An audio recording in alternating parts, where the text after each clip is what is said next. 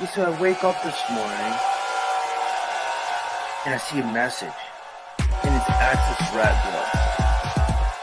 Are you here, Rattblood?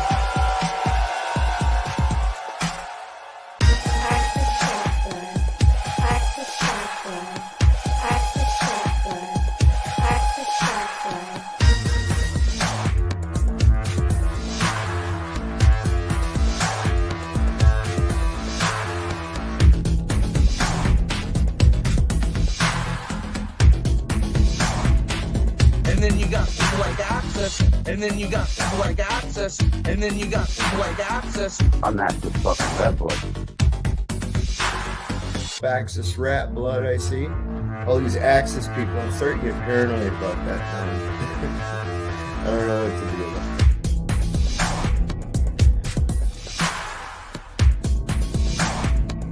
it. And then you got people like Access, and then you got people like Access, and then you got people like Access. Are you here, Rattblood? I'm Access fucking Rattblood.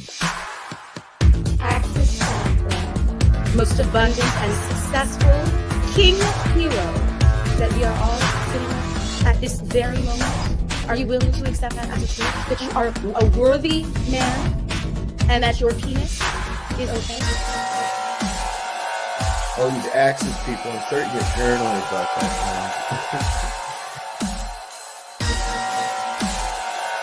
now. All these Access people, I'm starting to get paranoid about that now.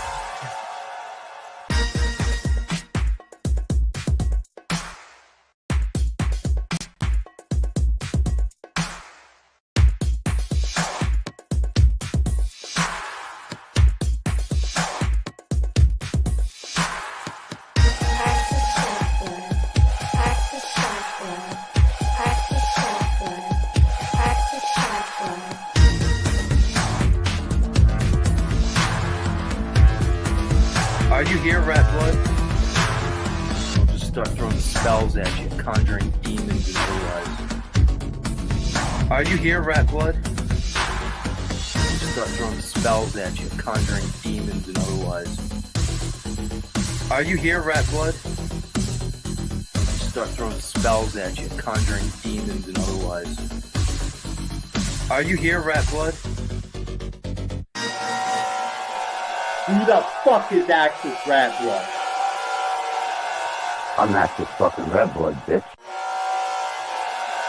All these Access people, I'm starting to get paranoid about that now. I don't know what to do about it. I'm Access fucking Rattblood. Hello, friends and enemies of YouTube, children of the metaverse. Once again, it is I, the Access. And out of a sense of respect for the plight of someone who I call friend, I refused to broadcast during the Christmas hours anew and chose to wait until after that horrific onslaught of false platitudes and superficial presentations of each other subside into the wasteland, and I have come to piss on what's left of the Christmas spirit, because I travel both in light and dark, and I also deal in both light and dark, and I have had entirely enough of the false light that glistens off of people who shower you with love only to bastardize, browbeat, and condemn you with the same mouth, arms, and looks. That is to say, it's been a less than festive day, except for the sharing of familiarity. You know, not everybody has that polished YouTube presence to them that will send you on a high swinging vibe into your false sense of, I don't know, affirmation. The fact is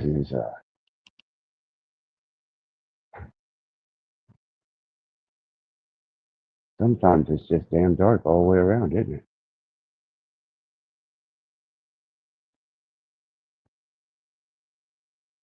Anyhow, on that note of silence, it's getting creepy out there. It's really getting creepy.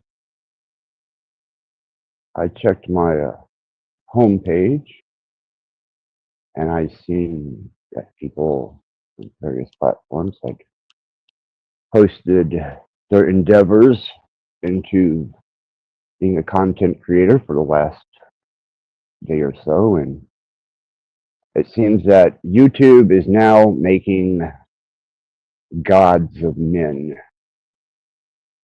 And not only have they gone past the point of what I consider to be acceptable cultic behavior, not that there is a defining level to it that I'm going to ascribe, but it was amazing to see that some of the people who operate these platforms have broken the bounds of what I consider to be personal endeavors and narcissistic behavior, declaring a godhood because of YouTube.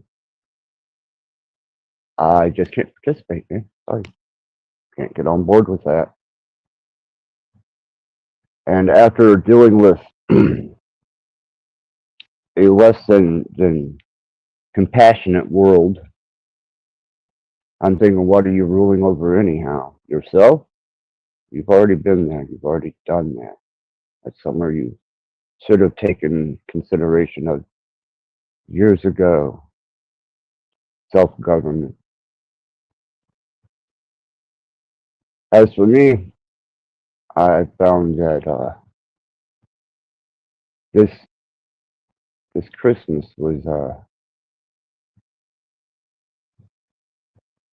kind of dreary and dark in a lot of ways,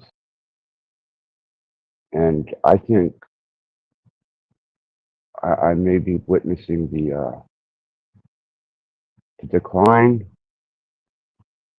of any type of true delivery to be slipping through the hands of these certain content creators, and it's a shame. They're the same ones that that aspire you to tune into their channels and participate in their myriad dance of this reality. And more power to them, I guess. You know, whatever makes them comfortable and happy, whatever gets them through the moment, brings some type of relevancy to themselves. And if they have that need to put themselves on such a pedestal, I don't have to participate, nor do I have to be a part of what they're doing as far as content creators. Which leads me to identify where I'm at this point in time. And obviously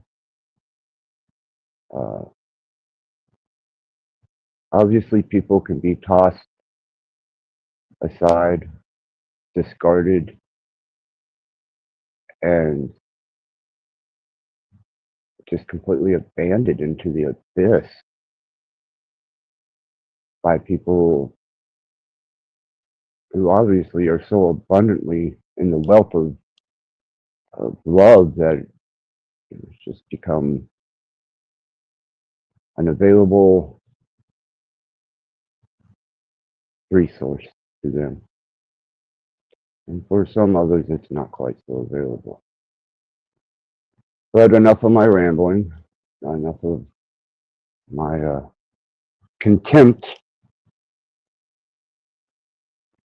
and we'll figure out some interesting new approach to our existence and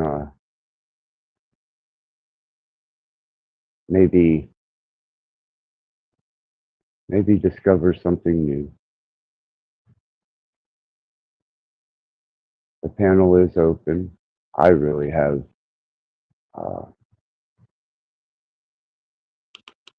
nothing to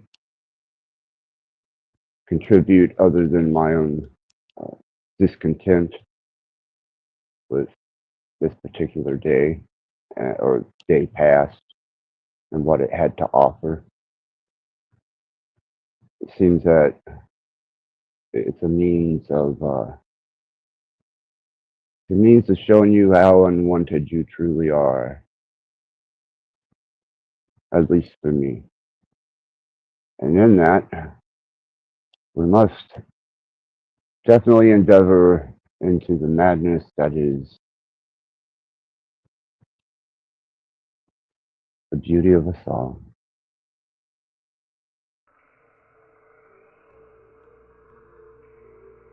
A lot of these elders need to hear the truth, man.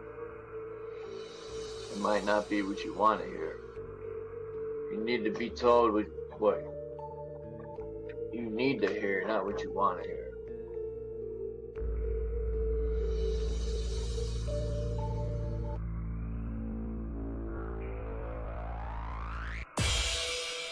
But necessarily my truth might not be everyone else's truth.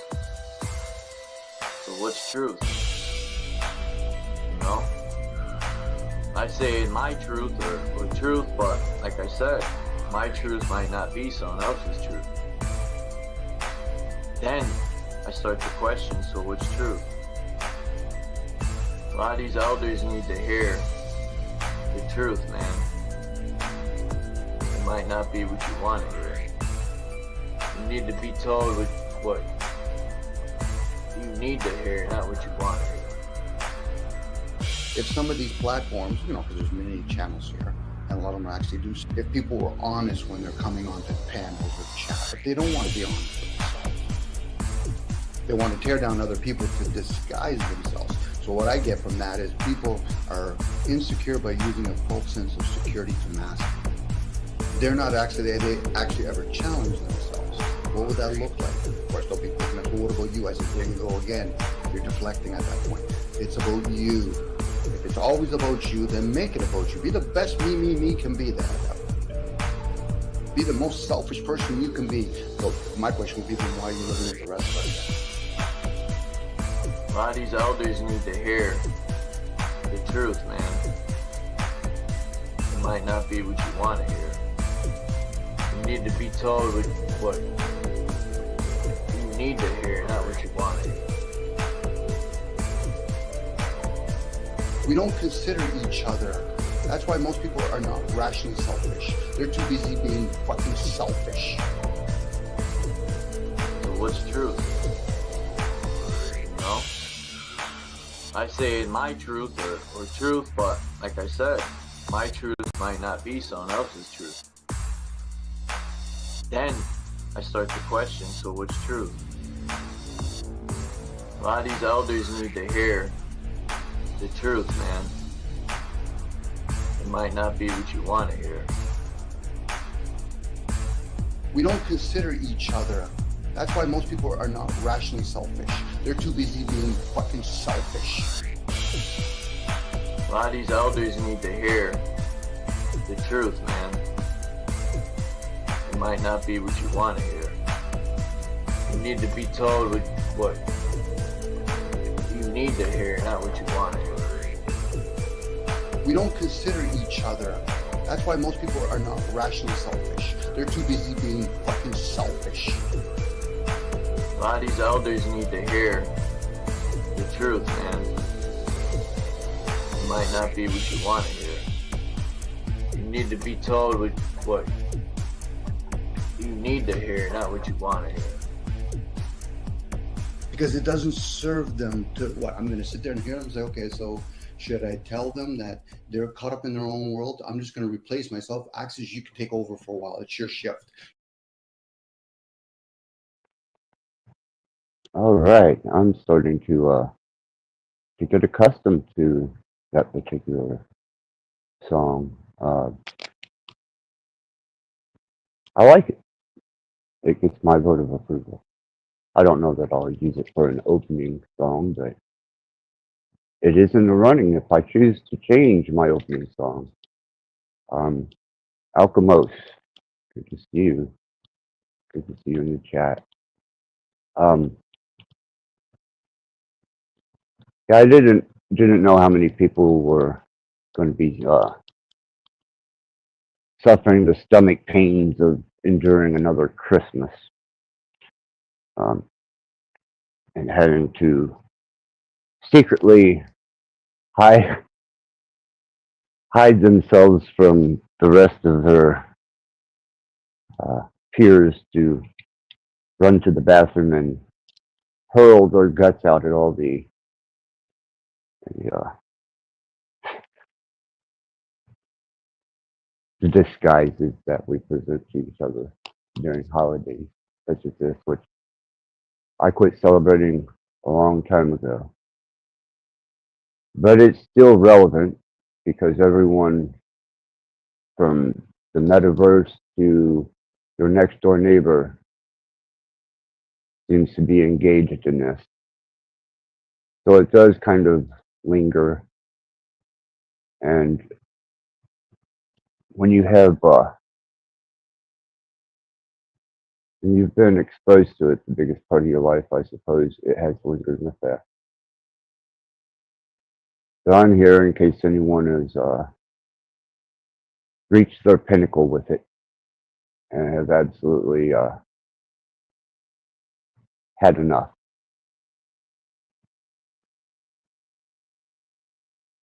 I was able to do a really enjoyable live stream yesterday. I got to see and experience so many people, and it was one of the beautiful people now. How's it going, Cage? How's your Saturnalia going, Axis? Oh, miserable as usual. I was got up this afternoon and was greeted by a wonderful phone call from an individual that reached out, and now that that day has gone and we're no longer under the effects of its spell, that was the only person that reached out to me on Christmas. I thought that was interesting. That really set them apart from most others. And I got a couple of messages wishing me a good day, and those are cherished. But as far as any family involvement, nope.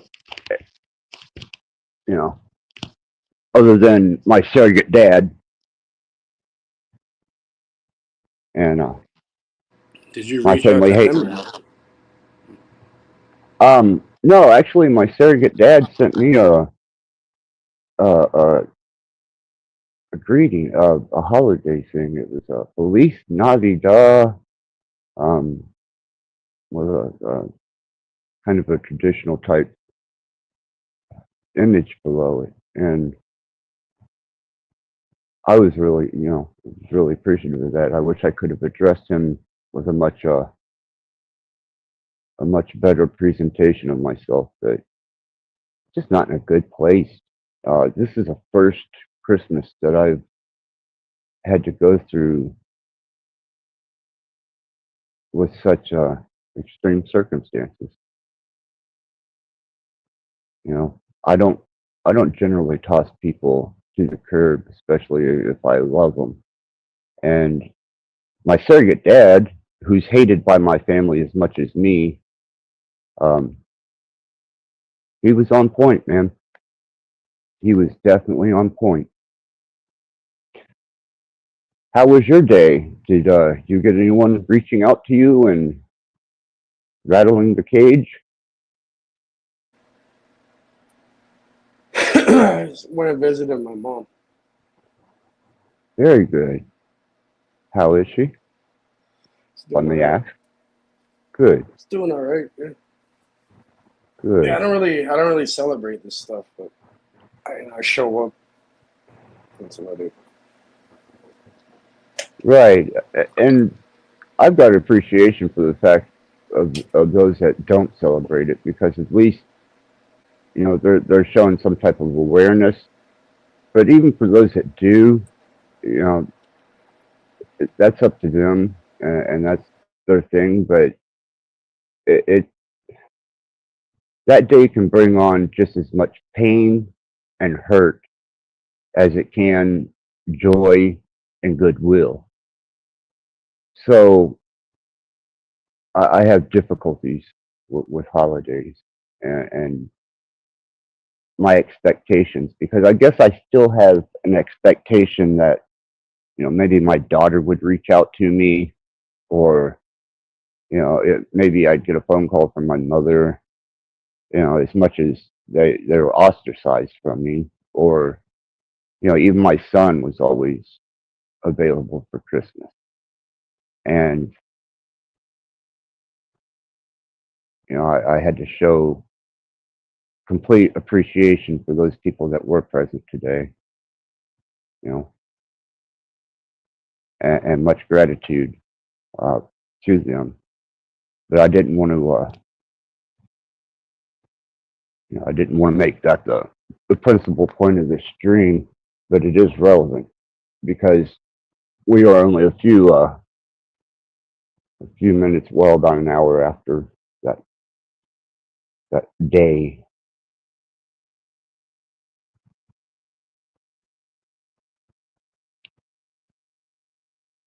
Been Yeah, I kind of hear you. strange. So I had a really good time last night. Now I wish you hadn't left the stream. You know, I guess religion though, it's kind of not your Christianity, not your forte. Yeah, I don't really celebrate holidays, but it's like any other day for me. Right, Every right, day and is a I holiday access. Every day is fucking Christmas, bro. Come on. it should be Yeah. really, yeah, it should be. You know, you would think that we would have known better by now than to divide and conquer ourselves with days. You know, but humans do as humans do. What is your take on? I mean, obviously, it wasn't the Christ one's birthday, um, and somehow throughout pagan tradition or whatever applied itself, because I'm not sure whether possibly the adversary was, whether there was great profound evil born that day, or was introduced into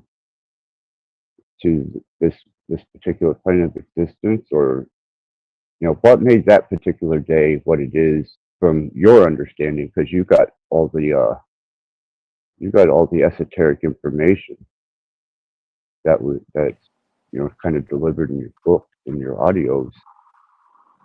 Yeah, well, it's based off Saturnalia. You know, you looked into Saturnalia, right? Right, right. The black cube, the masculine, the feminine, the three-dimensional representation on two dimensions of influence into our reality. I did some research on the rings of Saturn, um, the different variables that the rings take in size, um, some of the effects that it's claimed to have, and the geometry of the black cube at the top. It's steeped a lot in Satanism. I do know that. Yeah, I'm not talking your run-of-the-mill Satanists. I'm talking people who study this shit and live their entire lives by a dedicated endeavor of it.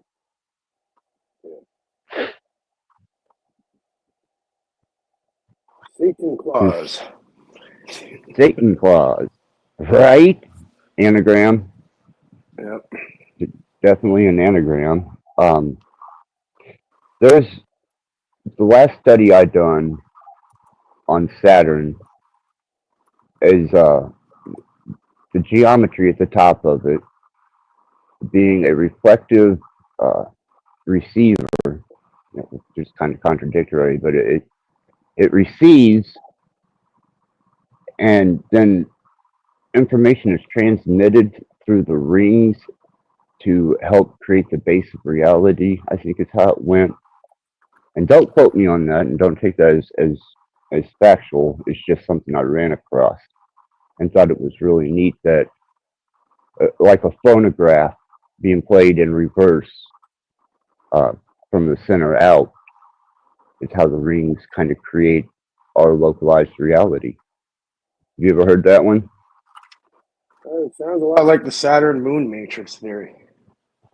Maybe that's what you're referring to. Yeah, so apparently some of the elite or some of the social media, or not social media, but entertainment stars are supposed to be worshiping or dedicated to, and they start I don't know, I guess suggesting the reality into this thing, or I'm not sure how they function and interact with it. But apparently there's a lot of people online who have demonized it. Demons. There's another one. Demons.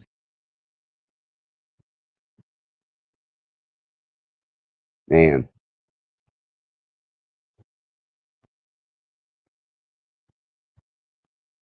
So, what's your interpretation on that case as far as how it's affected the upper echelon and the elites of our species? Oh, what the Saturn thing? Yeah, it's obviously pretty prevalent in our society. It's just not spoke about as openly as Christianity. Oh, I have a real interesting video. I haven't seen it yet. I think we really watched the first minute yesterday, and then we had other people hop up. If you want, I could play it. It's about the roots of Christmas. It's relatively short. It's from Agrippa's diary, and they do real good work. You know, they're a lot better at explaining things than I am.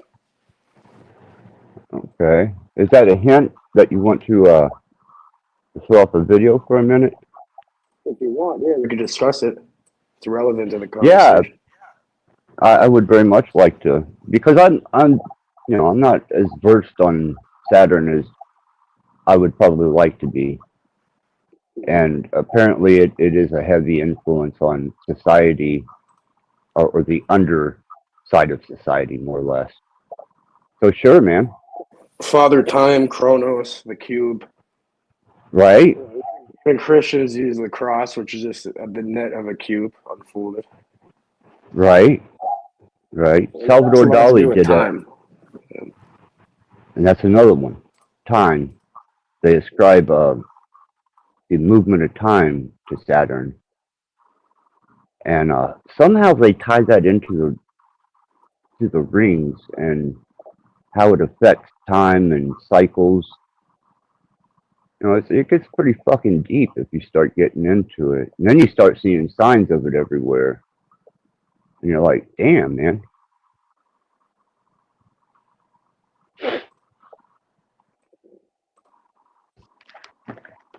And I hope everybody... What's that? Well, I'm going to share. I'm in my other Okay, gotcha. in the back. I'm gonna just share the screen. You can leave the other one in the back. Gotcha. It's up to you. It doesn't matter. But, yeah, this is a new video that just came out a few days ago.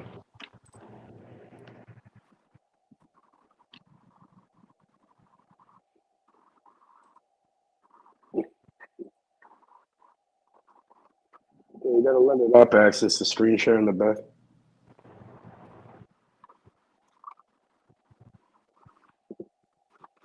There we have it. Christmas is dead, and we have killed it. You like that intro, don't you? Did you say you're here to fucking destroy the Christmas spirit, you fucking rich access? Yeah, I've come to piss out the rest of the Christmas spirit for people, you know? It's got to be extinguished. Priceless. Christmas is dead and we have killed it. Okay, what else is here? But not in the way you think. Beneath the glittering lights, cheerful carols, and festive traditions lies a hidden story, one that predates Christianity itself, a story that most of us have sadly forgotten. What if I told you that the traditions we cherish, such as gathering around trees, exchanging gifts, and celebrating December 25th, aren't just random customs, but echoes of ancient rituals stretching back to the dawn of civilization?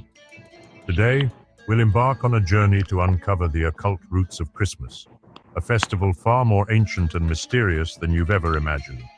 We'll trace its origins from the temples of Babylon to the mythic cycles of Egypt and the feasts of Rome, revealing a syncretic ritual woven from pagan myth, solar worship, and esoteric wisdom.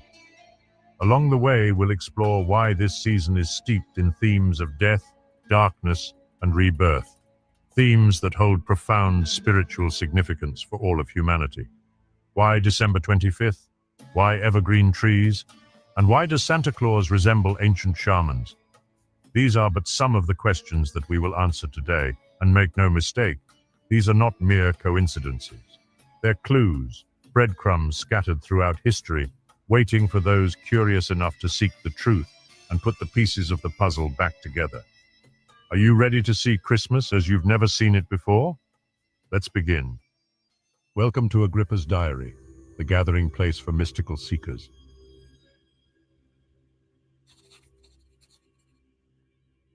In the ancient world of Mesopotamia, the Babylonians celebrated a sacred festival known as Akitu. This was no ordinary celebration, for it marked the victory of order over chaos, life over death, and light over darkness. The Akitu festival was held in honor of Marduk, the supreme god of Babylon, who conquered the primordial dragon of chaos, Tiamat. This epic battle, as told in the Enuma Elish, symbolized the eternal struggle between light and darkness. At the heart of the celebration was the theme of rebirth, the renewal of the cosmic order, and the assurance that life would flourish once more. The festival lasted 12 days, a sacred number that we will encounter again and again in this journey. During these 12 days, a mock king was crowned, a criminal who symbolized the chaos of the old year. At the end of the festival, he was sacrificed to spare the real king, ensuring balance was restored to the cosmos. Also in Babylon, we encounter the myth of Nimrod, a king who, after his death, was said to live on. According to legend, a fully grown evergreen tree sprang forth from a dead tree stump, symbolizing eternal life and the promise of rebirth. Gifts were laid at its base, offerings to honor the king's immortal spirit. The evergreen stood as a sacred sign, a defiant symbol of life's triumph over death. Yeah, access. If you want to talk, let me know and I'll pause it if you want to say something. Yeah. No, I want to get a good foundation of this started so that, you know, that way everybody's clued in onto where we're at. Oh, yeah, this is a well-made one for sure. I've heard about the Marduk connection before. We'll see. Right. That also goes to the Bohemian Grove gathering that they have. Well, that ritual, it's like a Yeah, Moloch. Yeah. Yeah. Then there's some type of association between Moloch and Marduk and that whole Babylonian Sumerian uh, pantheon. Well, actually, it's not. It's not even a pantheon. After it leaves Sumeria, it kind of boils down to a mono uh, mono deity. Sorry, I distracted there for a second. Continue. The echoes of these stories, of a victorious God, of sacrifices for renewal, and of eternal life embodied by trees, would spread across the ancient world. From Babylon, these themes traveled to the sacred Nile, where the myths of Osiris and Horus would carry the light of rebirth forward.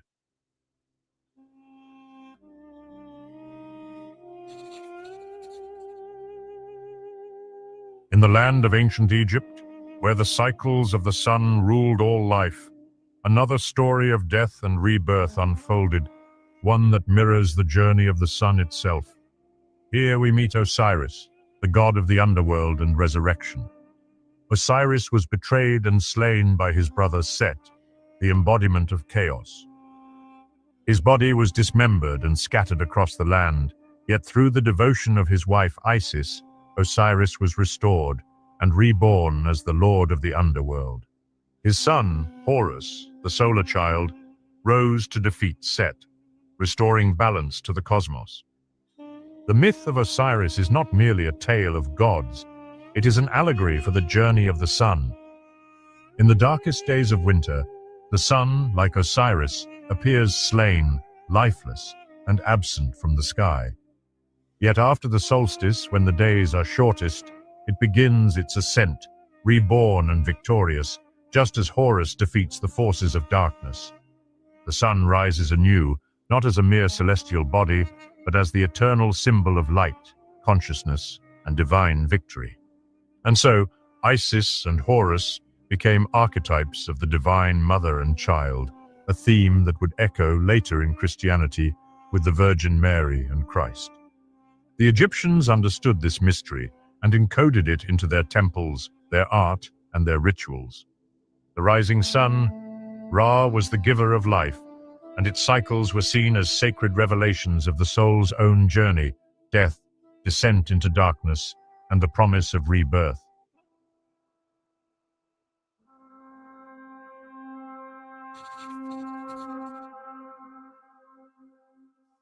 As the sun sets on Egypt's sacred myths, we arrive at the heart of the Roman Empire, where the themes of death, rebirth, and solar worship find new expression. In mid-December, the Romans celebrated Saturnalia, a festival honoring Saturn, the god of time, cycles, and renewal. Saturn was a god of duality, both a bringer of abundance and a reminder of life's impermanence. During Saturnalia, the natural order was inverted. Slaves became masters, masters served slaves, and the rigid hierarchy of Roman society dissolved for a brief moment. By embracing chaos, the Romans believed, the order would be restored anew, reflecting Saturn as the god of cycles and rebirth. Much like modern Christmas, feasts were held, and gifts were exchanged as symbols of goodwill and abundance. These small tokens echoed older rituals of sacrifice meant to secure blessings for the new year. But Saturnalia was not the only Roman festival marking the season.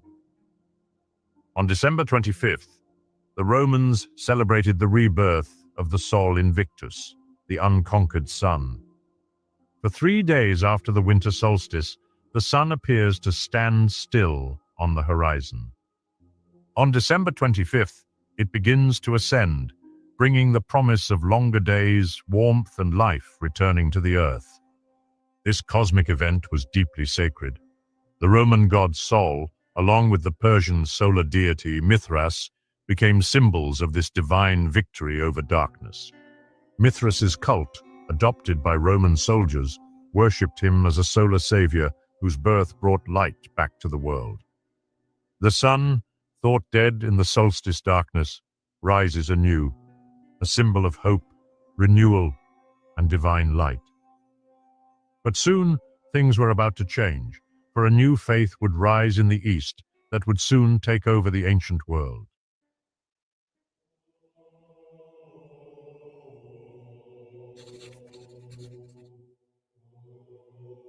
When Christianity took root in Rome, the Church deliberately chose December 25th as the day to celebrate Christ's birth.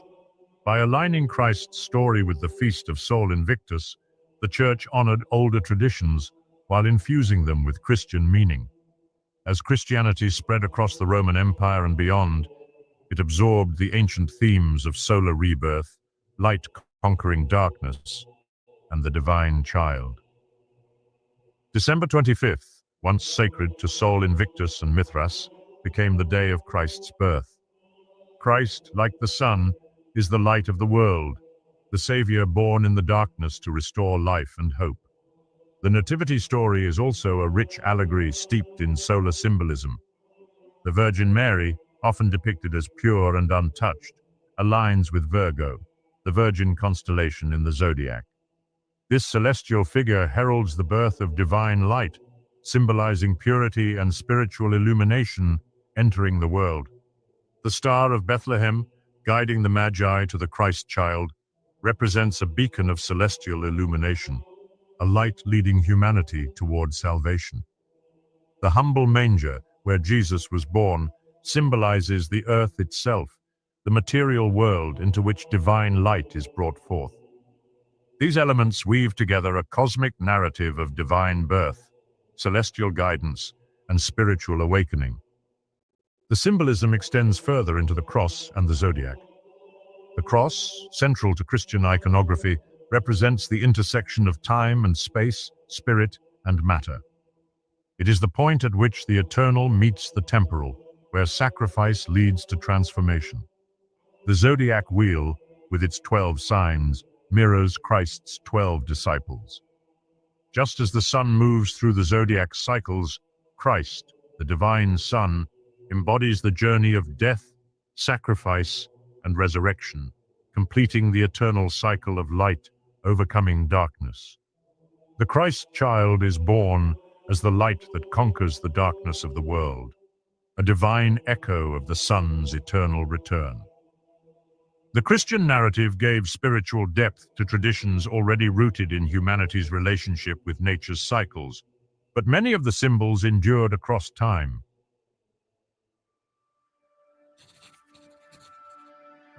Hey, Cage, I got a question for you, man. Is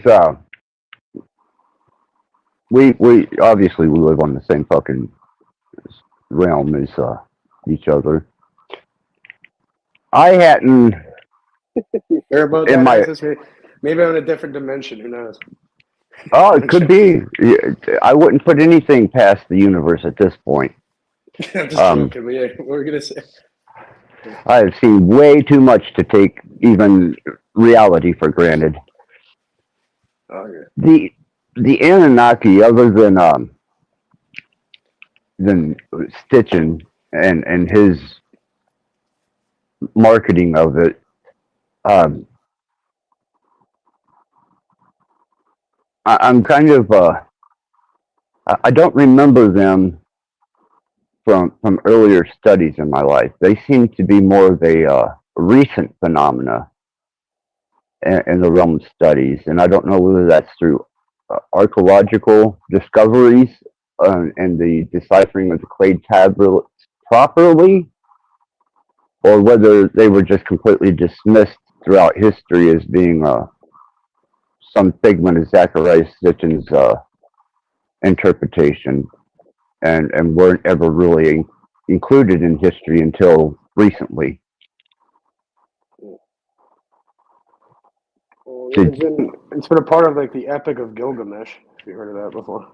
Right, and I'm familiar with the Epic of Gilgamesh and the trials that he went through and the search for, eternal life, and his little buddy dying. But I had never heard of the Anunnaki or Samaria in such a way that it was kind of defined as accepted history until, the past maybe 15, 20 years.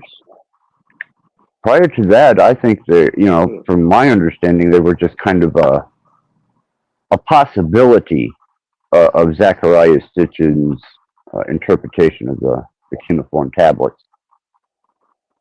Yeah, he had a book, I think, called 12th Planet. Right. In the mid 70s, around there, that time. And then that really Right. popularized the idea. Because that seems to be something that is now accepted as accepted history. But when I was even in my earlier studies, in my Semitic studies, they weren't identified as identifiable history that was accepted, that I remember, unless I'm suffering from some transdimensional state where the Mandela effect has grabbed hold of me and suddenly I'm in a universe where the Anunnaki and Samaria were much more than what they were in the universe I came from. That's just a joke. Don't take that serious. I just I don't know. Maybe in the chat, do you remember them from earlier studies?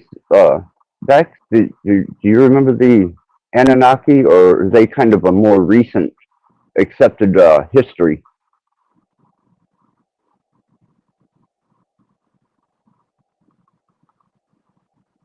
The title of this video is Total Clickbait. My life's not changed one iota.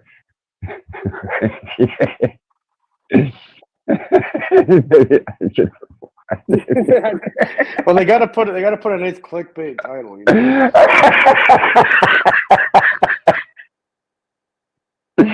Oh shit! Right?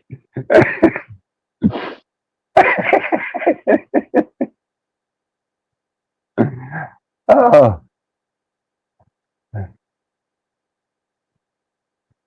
A friend that learned of the Anunnaki in high school, or around then. Okay, see, that's even earlier than I thought. Because apparently all these traditions and all this idealism that carried from Samaria over to Babylon had roots in Babylon because of Samaria. And apparently it was because of the Anunnaki, or the Anunnaki being gods, and certain dates that they had set aside for their worship, different events that took place. And what was it, Nebuchadnezzar, who he was the one that decided to give the high feasts and the celebration dates, and obviously this is going through that history.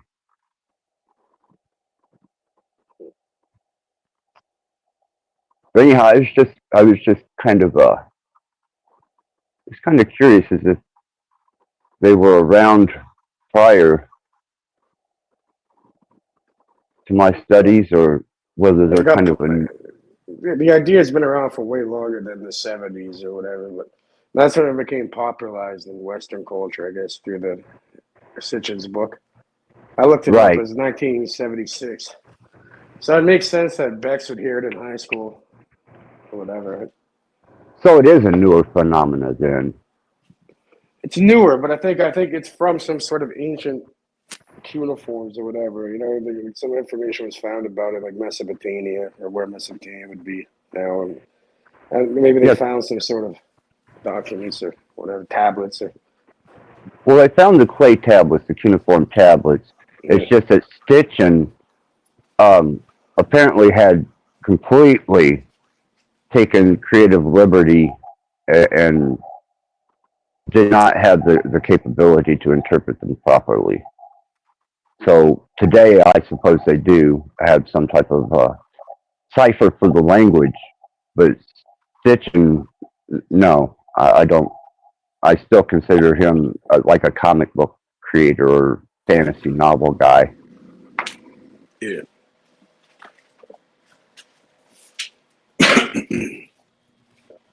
Yeah. Well, that clarifies that. Yeah, they're kind of a newer phenomenon.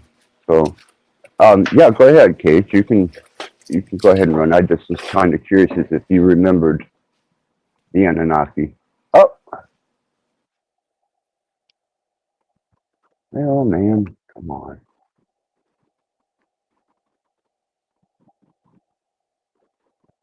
Oh, that's last speech. Yeah. I'm trying to get there. It's just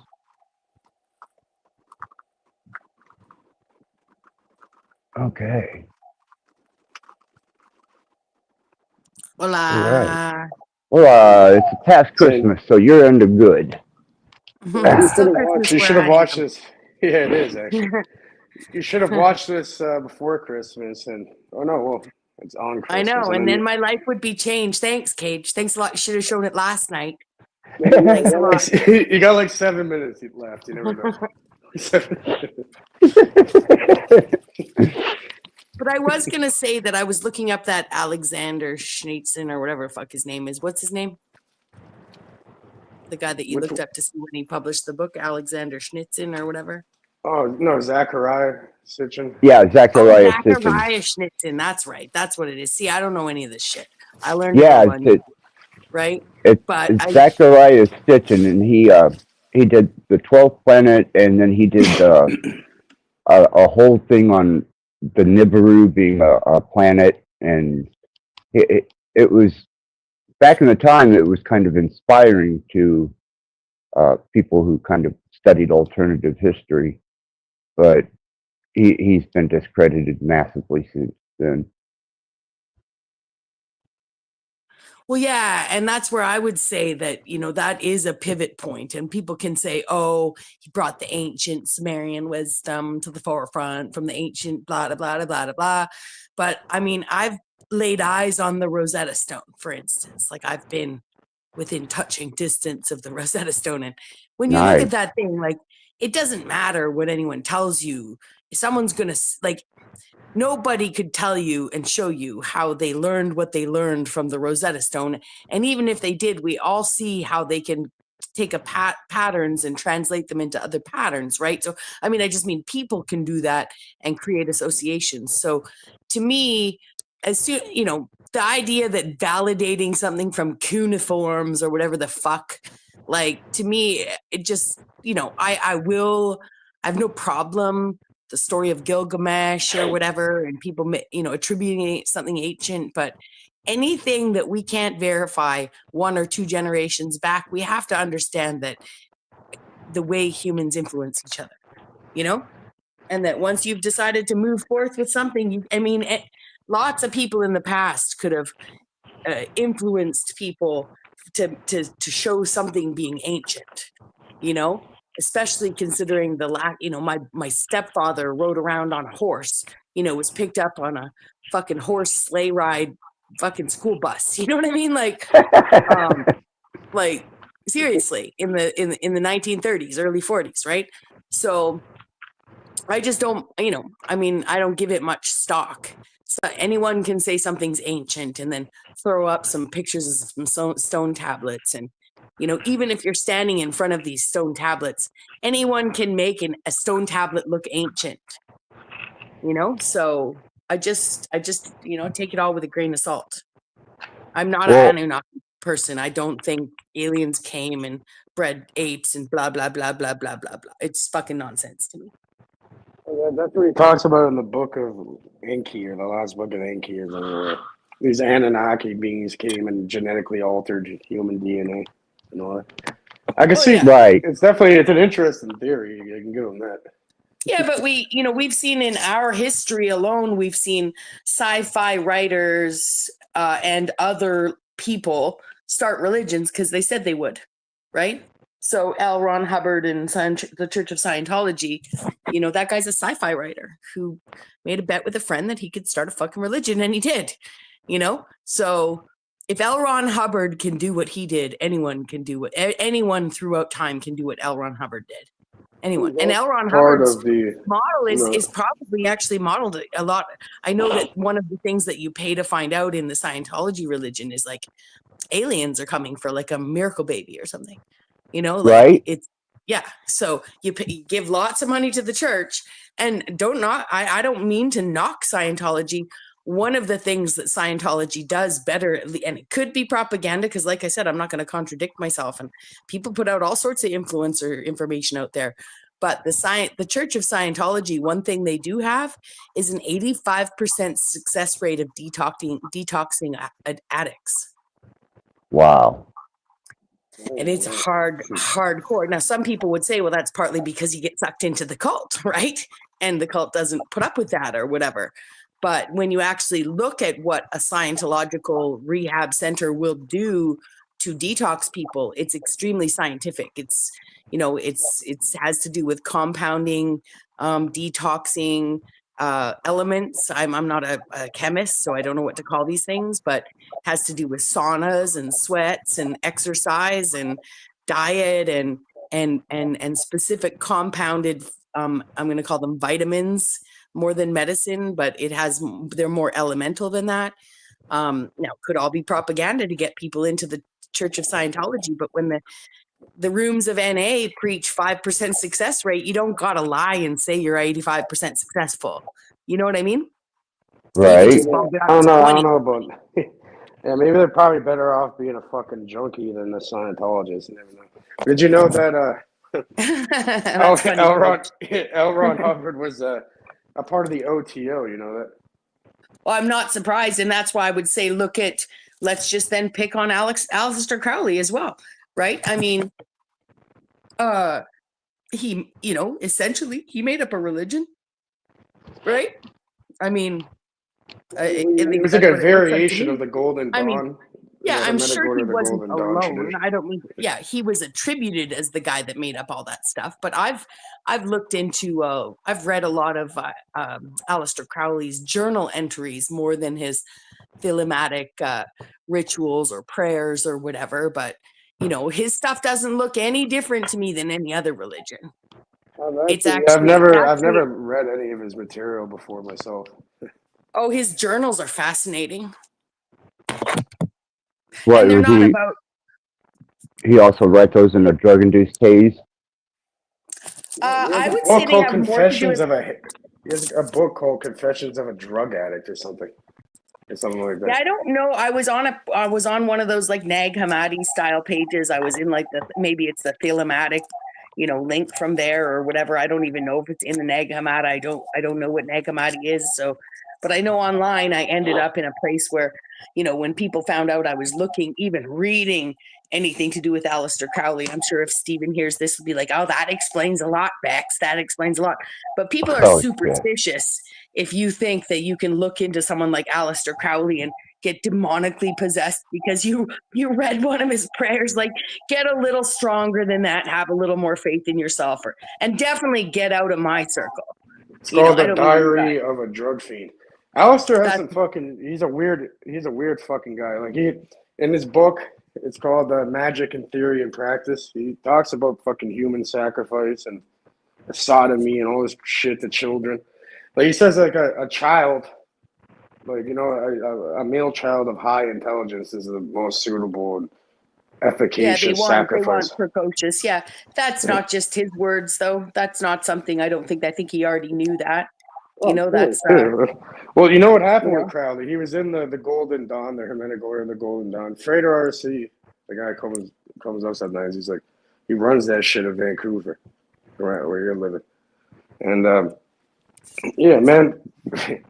So, what was I saying before that? I don't know. I'm high as fuck. My bad. You were saying something about Aleister Crowley. You were gonna say, you know. Oh yeah. He was a part of the Hermetic Order of the Golden Dawn, and he was like an adept at it. You know, he was like, they really, like, But he ended up like taking it over in a way, and something happened with them, and he published all of their secret material that you can still find. And then they got really pissed off at him, and he's like, fuck you guys, I'm gonna make the OTO, Thelema, the AA, and all that. And, it still has a huge influence in the world today. The people. That's what runs Hollywood, and a lot of people in tech and stuff are involved in it.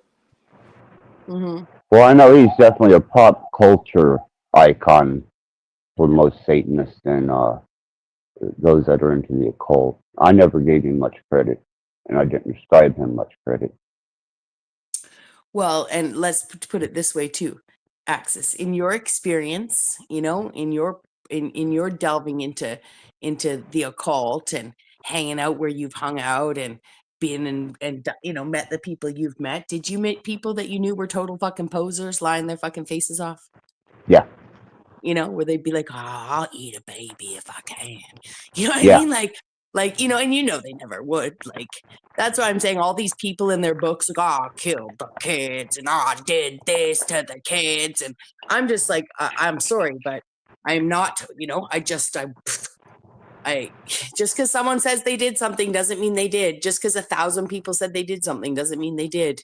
I'm not saying that he did or didn't. I'm just saying people are so quick to believe something just because somebody wrote it down and a bunch of people said they saw it happen. Yeah, One thing I've and learned on YouTube is it's way easier to sow lies amongst humans than it is to actually see anyone see the truth.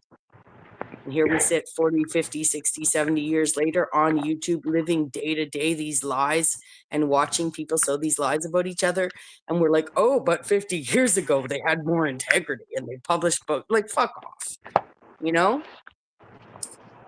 and since the advent of shock rock, and that goes all the way back to even Elvis, he was considered to be taboo, as mild as he is. And how that evolved is you have to stick to that persona, and that's the image that you have to project once you become a marketable item. Yeah. Well, yeah, and then even on the opposite end of that spectrum, who was it? Ozzy Osbourne, that was, people thought he like ate the head off cats or whatever, or bit the head off cat. He did bite the head off a of bat that. on stage. Yeah. A bat, Yeah. right? So it was a bat, but the rumor heads out into the world like it's a kitten or whatever, and then you kind of find out later, But and honestly, I don't care, kitten or bat. People don't think that couldn't have been a prop. That particular incident it fucked him up because he had to go get rabies treatments for that. Well, but still, I'm just saying, in theory, right? Oh yeah, but yeah, well, there was easily stuff have been a prop, and it was even movable, and even bleedable, and even the propaganda about the rabies shots. And he could easily have bitten I don't care, right? I actually don't care if it was a kitten or a bat. I don't care, Anything. I just don't for care. For all you know, I'm AI right now in the mind. I'm just like, well, yeah, observing it. Yeah. And so again, I'm not trying to what do they call it? Steamroll the conversation or gaslight everything we've ever heard. I just think it's important that, oh my goodness, ooh la la. They also said Aleister Crowley, I think, gave birth to some sort of butt baby demon. And you know what I mean? Like, shut the fuck up. Right. And shock sells. Kudos to them all, the bored rich oligarchs. I mean, one guy, Adam Smith had to sit around writing, what was it called? The Wealth of Nations. Somebody else sat around writing The Art of War, and what did Aleister Crowley get to do? Sit around writing in his journal and coming up with thematic fucking principles and stuff. Like, these guys they're like, they're on like a constant sabbatical with no real job. They're rich motherfuckers, who have the money to publish their own stuff. And I'm not even saying like Wealth of Nations, Art of War, all that stuff. Like, there's some good stuff in there. You know what I mean? Like I'm not trying to knock these books, but it's a known fact that Adam Smith had years at home as a grown adult to write that book. They're bored, rich motherfuckers. That's all they are. Some of them are academic. Some of them are, let's call them YouTube influencers. And I think Aleister Crowley was one of them. in the time, yeah, that's what they were, is influencers. Well, yeah, and they were. I'm not saying he wasn't a guru, like running around as some say, like a cult guru. Like all of that stuff can be real. I mean, people do it all the time. Look at the cult, whatever his name is, John of God, or all these other Abramovich. people. I mean, there's millions of fucking self-proclaimed gurus, or even that end up with enough people following them and enough of a legend behind them that we hear about them. Yeah, and And in that's fact, the John of God one's is a funny case because he's like friends with all these celebrities and people in government. Yet this guy had a fucking human form where he's making children to sacrifice and fucking put into the sex trade and all this shit. So this shit, well, and even if they're what- just crazy, even if they're just people that are coming up with their own ideology, it's still real. And even if it's complete nonsense, they believe it, and other people believe it, and therefore it has an effect on society and reality. So. Yeah. But there's, influencers out here who claim to have dated a 17-year-old or shot their dog in the head or whatever. And, and legitimately, they might have done that, but they also might just be sewing a story. So same goes for Aleister Crowley. He's no different than Illuminati is what I'm saying. Same. Yeah, I had a hard time getting along with some of the industry personalities because I was endeavoring into crazy ass shit. Once they left the stage or they left their presentation, they went back to being who they were. But I was bringing who I was into the realm of entertainment, and there was conflicts, great conflicts there. Especially at the sex in the S&M shows, man. Oh, yeah. And the difference between people on YouTube and Aleister Crowley is a recognizable name. That's he's like he became immortalized in a sense because everyone knows who fucking Crowley is pretty much. Yeah, but if Crowley existed today, he'd have way more competition with the internet. So somebody uplifted him. It's not because he was so powerful and influential and had demons around him making sure they did his fucking bidding. It's because he was a rich, spoiled fucking oligarch, just like Elon Musk, just like all these people, and he decided to be the fucking rebel. So, all of these stories, I'm sorry, but just because someone says somebody sacrificed children, again, I'm not going to, even someone themselves said that they sacrificed children. The people seek attention, right? Bad attention. Well, and when that's you're a fucking fair untouchable point. and rich, you'll say shit just to shock people. Because then you Well, can I know go what back you're to your saying. fucking, But you're saying this stuff does happen though. So. Yeah, but I mean, on YouTube, people seem to think that it's like a huge chunk of the world, right? And I'm not trying to minimize one child. One child being harmed is enough for us to be in alarm. One child, But this mass fucking satanic panic that's evolved in the last 4 or 5 years to the point where people think you can't even read a book by somebody without becoming demonically possessed or something. Like, again, maybe I just don't understand. I don't have the strongest mind. There's lots of people out here have influenced me. I get it. I'm not immune to people's influence, but I also know that I think for myself, and, I'm not superstitious. I'm not, that's child's play, so this concept of these people and the sacrifice, do people even understand that sacrificing a child in Tyre, for instance, Tyre, and I don't know, I'm going to tell you, this comes hearsay from a conversation that I witnessed between Shem Jacobs and Dr. Longo over on Shem Jacobs' channel way back when. So I'm only giving them credit because I know they're actually fairly well-read guys, right?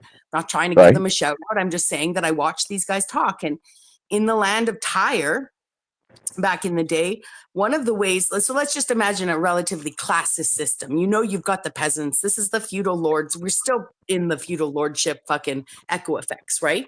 So back in the day, when there was, you definitely had these delineated classes. One way that you could uplift your family in Tyre was to sacrifice your first child to the government. and or the church or any other authority. So you actually, it doesn't even have to be the first child, but oftentimes you did it with your first child because you're starting out your life and you need a business. So you could turn over your child to the monastery, and through the government, through the church, they would help you get a business. Right? So everybody thinks that sacrifice means blood sacrifice. I mean, that's still shitty for the child, right? You get turned over to the government, made a ward of the state. For all you know, they're adopting you out to one of their colonies or whatever. I don't know enough about Tyre to know if they were imperialists or whatever. But sacrificing a child in the land of Tyre had nothing to do with bloodshed. Nothing. And just like people, you want to look up ancient definitions of prostitution so people don't all think it's about spreading your fucking legs, right? That prostitution, if you look at transanimation, was the actually voluntarily allowing, and again, this could all be just lore, just to support this occult fear now or whatever, this mysticism around the occult. Essentially prostitution, if you actually look it up in old dictionaries and keep following down the word rabbit hole, you'll find that it leads to transanimation and the idea of actually voluntarily allowing another spirit to inhabit your body, right? It's not about sex. Right. And it's about doing that for a cause. So whether it's the church cause, the government cause, I don't know. I didn't live. And I'm not saying that was entire. I'm just saying prostitution had to do with doing something spiritual for the church, like actually forsaking your own existence to give the church a leg up by allowing some sort of transanimation. I haven't looked enough into it. But everybody sits on these words and looks up the definition of these words in 2024 and doesn't try hard to go back. They all get all confused and say, oh, well, it's because it was translated 17 times in different... Oh, shut the fuck up. Words change definitions, so... Doesn't it seem kind of plausible that on both ends, shock is working for the church as well as those that are performing the shock? I mean, aren't they kind of trying to shock their congregation with somebody being shocking? Yes. Well, and if you go back far enough, I think you'd find that the church was the government or vice versa.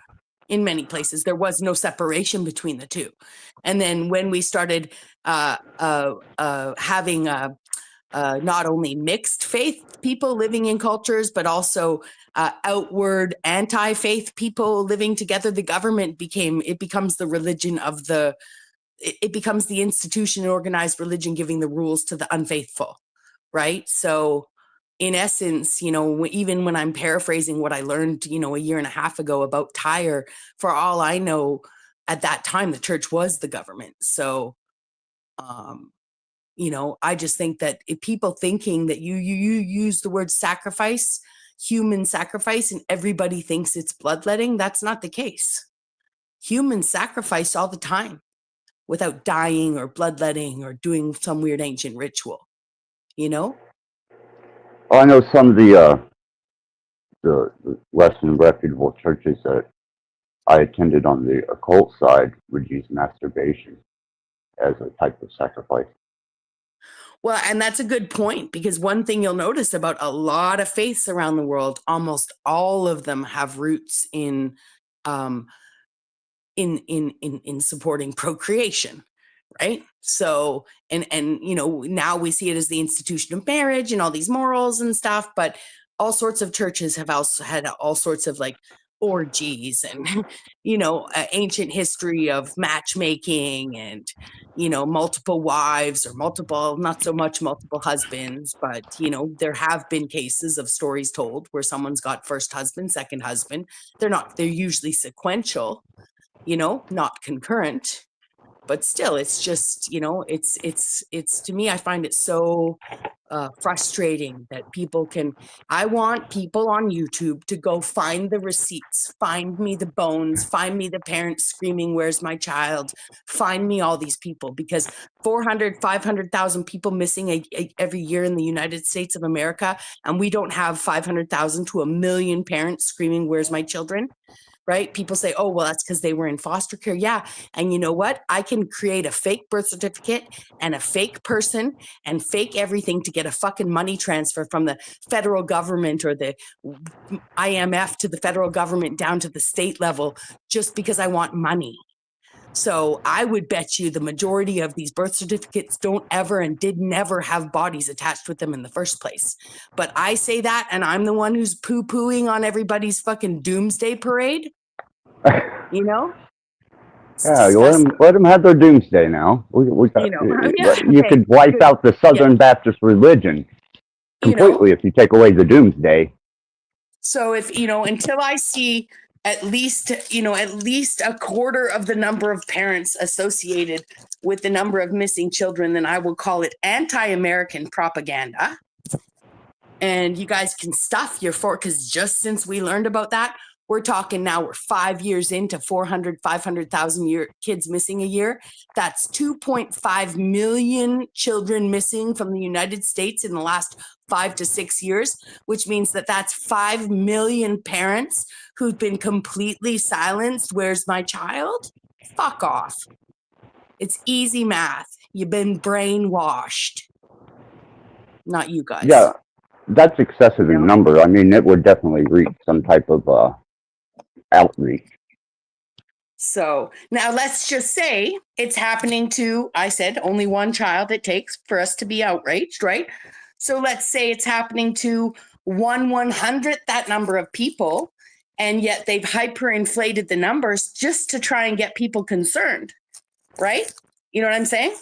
Like that the numbers are false because you know what? When it's only 100 kids, nobody cares, and 1,000 kids, nobody cares, and 10,000, nope, 100,000, nope. But for some reason, the magic number is 400, 500,000. You know, So I'm going to you tell kind you. you kind of ascribing that to what I was saying there is the church using those who are shocking people as shock value, kind of the media Exactly. selling the idea of there's a baby eater around every corner. Yeah, exactly. Old-fashioned clickbait. And then we think because we have these videos now and this, you know, and this internet that allows us to share information, and we have what we think are reputable sources, and, you know, and we can go and find this information that we, you know, and we have a history of this clickbait stuff being, you know, we think that, well, oh, look at Beck. She's being heartless. You know, she's in denial. She can't face what's going on. No, it's the same thing I would say to people that think that the needle hurt everybody and caused harm to everybody that took it. You don't even know how the body works. You know, we're not all the same. No, you know, metabolism is different. Yeah, people love to talk, and you know, I'm guilty of it myself. You know, even in retaliation to this information set, which I'm so passionate about because I was fully brainwashed. But here we sit 4 years later, and you got people on YouTube thinking they're doing something, running around screaming about the babies in the tunnels. It's like, you know what you're doing? You're making yourself fucking miserable. You know, go find a tunnel and save a fucking baby, for fuck's sakes. You know, do something about it. Picket your fucking town hall. You know, go do whatever it is that you need to do. But sitting around on YouTube talking about it like it's fact only makes a bunch of people 4 years later, you know, it's basically like going to church for that shock value, you know? Yeah, I kind of attribute those people who are running around doing this is to those who were in the Salem witch trials, condemning everybody as a witch. Yeah. And good point. Yeah. It's a small community of fringe thinkers, and what do they got to play with? Oh, look, this is a shiny new shock value. Let's abuse each other with it. Mm-hmm. Yeah. You know, I was looking up some information the other day about, you know, I guess on Jeff's channel, they had talked about kosher being, someone had brought up that there were kosher labels on fucking everything in the world, even beyond, you know, right down to the aluminum foil and styrofoam cups and stuff. So I Googled why is aluminum foil kosher and why does it need to be, and ended up on this Jewish scientific site, let's say. And, they were explaining that because they use different products so that in mass production of things like the aluminum tray doesn't stick to the conveyor belt, that it's these lubricants and stuff that you use in processing that they have to make sure is either baked off in the processing, or that they're kosher, or else you can't use them, right? Now, right, bound to two different diverse threadings or elements, or being now, kosher. Yeah. Now, that being said, if you actually look at Judaism on the planet, I would say that there's a lot of, and if you've followed any of archaic stuff, not that most people in YouTube do, but, he's got this Hats Off series he's doing about sort of like undercover Judaism, Jews that took their is it called a yarmulke? Yarmulke. Yarmulke. Stuff, hats off. That's what it is.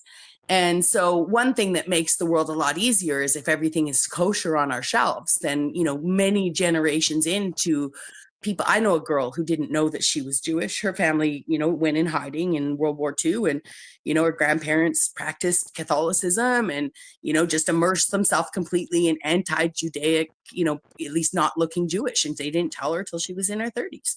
She was a comedian. She used to make a lot of jokes about it. But anyways, while I was looking there, I do have a point to this. While I was there, there was a link to is 3D printed food kosher? And do they have kosher 3D printed food? And I thought, I'll click on this and read about this. And they were talking about most of the 3D printing food being used in geriatric care. And yes, it was kosher and stuff like that. But I can't even remember why I brought up this. There was a link to what we were saying before. Well, it's about being shocked into the original thing was about how, being shocked and mistranslated, and how we're spoon-fed our history, and how some history becomes relevant where other history becomes bastardized by interpretation. Yes. And then also I think where I was going with that is that we've heard about meat glue, and I don't know if you've heard about it, but I've heard about meat glue, which is essentially an enzyme they've made that mimics what holds flesh together. And they take these meat ends and they put this meat glue in, and it's totally edible and everything. It's synthesized, whatever it is, but they can end up forming a steak that looks just like a steak with these meat ends and this meat glue, right? But I don't think people realize that we're already into old folks' homes, at least the Jews are feeding people in old folks' home kosher 3D printed food. That's where I'm going to say that, we live in an information age where and now that stuff could all be fake. Okay. Like could be fake. I don't even know if it was like a legitimate website. Seemed pretty legit, was pretty technical and stuff like that. I enjoyed it. I actually bookmarked it. But to me, if you just look at that one little bit of information that I found, and I wasn't even looking for it, and I'm sure if I Googled and I looked for it, all I'm saying is that back when we depended on just books or just radio and it all builds on each other, it was that much easier to create this lore. And humans love their mythology and their lore. They love to run forward with it. It makes them feel safe looking in the past and seeing the repetition. And these, we come from governments that think in 4-year terms. There are empires that think in 400-year terms, and so do their people. So I'm just saying, like, it's a long, it's a lot of this influence is a long game, same agenda, same people, same families, that have just like filtered out and petered off like a bunch of fucking tiny little YouTube channels. But the population of the world's gotten so great that they all have their followings. And now we think because all of these people follow this, it gives it some sort of validity. You saw what happened to Bill Cosby. And I don't mean to be a dick about it. I mean, I don't mean to act like I even know that case much, but like you see but we did see him let out later, and we saw some of this stuff was fucking bullshit. And, I'm not saying that Bill Cosby is an innocent man. I'm just saying you see how quickly someone can be torn down from the pedestal they were on. These people fear that shit, so they'll put everything in front of them. All this mythology, all this lore, fear us and our fucking demon butt babies, and we'll kill your children. The fuck is it here with demon butt babies? That's what I. That's the second time you mentioned that. I know, because that's what Aleister Crowley was trying to do. Was trying to fucking sodomize, trying to, through sodomy, fucking summon some fucking butt baby demon. You know? If he was even doing that, because it all could just be an L. Ron Hubbard, you know, that he just did what L. Ron Hubbard did and did it different. And everyone's like, oh no, Bex, you shouldn't have read those journals of Aleister Crowley. You sound like a fan. No, I don't. Grow up. You know, I know a lot about Scientology too, and I'm not like, you know what I mean? Like, all like hypnotized by L. Ron Hubbard. It's a fucking joke. Like I want to end up like fucking Tom Cruise or whatever. Like, come on. A bunch of losers. Anyways, shock value, yes.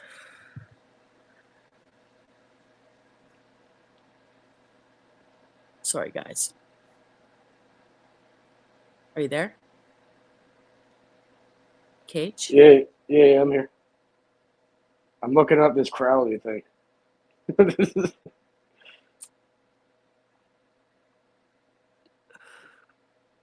Oh shit. Okay, there we go. Sorry about that. That's okay. What are you apologizing about? Oh, I guess I was on mute. Oh. I don't. Yeah. Mute. So to me, a lot of people on YouTube are some of the most superstitious people I've ever seen. And I got sucked in. I got sucked into it. But I'll tell you, you want to slander a rich person, you know? You think all these people, look what people do to each other on YouTube for nothing. These rich people will do anything to each other. Anything. Start rumors of the worst fucking magnitude to get to each other. You know? Set each other up, take pictures, all this jazz. And we all know now. You know, everybody got informed 4, 5, 6, 7, 10, 15, 20 years ago, however long back your research goes on the internet. And then suddenly we're now talking to AI. We're dealing with AI art. We understand, you know, how easy it is to make a picture. How much of what we've been fed is complete bullshit. Personally, I think Mother Goose was a fucking AI. You know? Well, I know that, you know, especially when we gave shows, we were told that every person that attends the show is a potential lawsuit. Sorry, say that again? It said that everyone that attended the shows were a potential lawsuit, and that we had to look at people who, especially that came to the bondage shows that we've done. Yeah. They were a potential lawsuit, and you know that was brought to my attention very early in the game. Well, and especially since there's a lot of people in the world that end up in the kink community and in these places because they can't, because that's I'm just saying there's a lot of people in this world that start their sexual experiences in these places because they haven't been able to find it anywhere else. So they end up at a kink party. Yeah, and I won't, you know, I'm not going to disclose the secrets behind our shows and how the bondage shows worked, but there was a bit of fabrication to it, you know. Mm-hmm. Things Yes. were not as extreme as they appeared to be. Of course, yeah. But I'm not gonna stand on that because that could take away from the image and the band itself. So I can't do that. Well, yes, and obviously it's hard to tie someone up without actually having them tied up. So clearly they're tied up, you know. Like, but I don't know. I just think, you know, and this is, I'm sorry. I know I'm always coming up here and, you know, denouncing whatever, you know, whatever's being presented, you know, but not whatever, but it's just like everybody thinks that, you know, child sacrifice has to do with bloodletting, you know, and anyone having to get their child. I'd say no one even brought up child sacrifice really though. We're looking into this Christmas thing. We did start talking about child sacrifice though. Yeah, it was in the shock arena and how people use the shock value of things. And that's prevalent in the entertainment industry. So, well, and that's where I would say, society, you know, there have been societies in the past and there still are societies today that don't push the boundaries and have morals around that. Now they get away with it because other societies are pushing the morals and stuff like that. So what I'm saying is, if we really cared, if we actually cared about humanity, I don't think we would ever have a CSI episode on TV at all, let alone one that deals with harm to children. It's just not drama. Even if it happens in the real world, it's not newsworthy. It's not fiction worthy, morally helpful to any of us to take the CSI episodes and base them around reality, or allow, whatever begets what, whatever mimics each other, art mimicking life or life mimicking art. We actually would have standards around that kind of thing not being produced at all. And there's lots of societies that claim they don't do that, and they don't because they let the other societies around them do it. So we're already in a world where that's never going to happen. And I'm not saying that we shouldn't let it happen, but there are cultures around the world, like the Eskimo people. They don't yell at their children. Why don't they yell at their children? Because they save it and they tell stories like monsters will catch you at the water, that you're looking for just children and stuff, to keep children away from the water. But one of the rules in Eskimo people is never, ever, ever, ever, ever, ever yelling at your children. Now, that being said, most parents can't imagine not yelling at their children. Now, you would if you yell towards your children if there's some danger or something, but that's why they don't. Right. Now, we don't live in a world that's, it sounds like a pipe dream, but yeah, we could live in a world where none of that was worthy of print, of pictures, of any of it. And not because we want to be in denial of it, but it normalizes it all. And no matter what research came out of Japan about violence, not desensitizing people to violence is bullshit. I know one of the one of the more appreciated advisors I had in entertainment told me, if you aren't keeping the parents up at night with what you're producing, then you're not going to succeed in what you're doing. And I always kept it as a side rule. Is this going to keep some kids' parents up at night concerned that maybe they're listening to our music, or that they're sneaking off to one of our shows or something, So we kind of played on that, or I did more so than anybody, because it was told directly to me. Keep the parents up at night. Makes money. Yeah. Yeah, and you weren't trying to, in essence, you didn't have like a nefarious angle. You weren't trying to cause the major torture to the parents. You might have been using a Tactic that worked. Yeah, middle of the moral ground tactic, but people, like lots of people, I mean, it's no different than the car, the car salesman or the salesperson. Oh my gosh, you look so good. And, this car suits you so much. And you know what I mean? Like, people bullshit each other all the time. So it's the parent that should be able to have the discernment to not get fearful,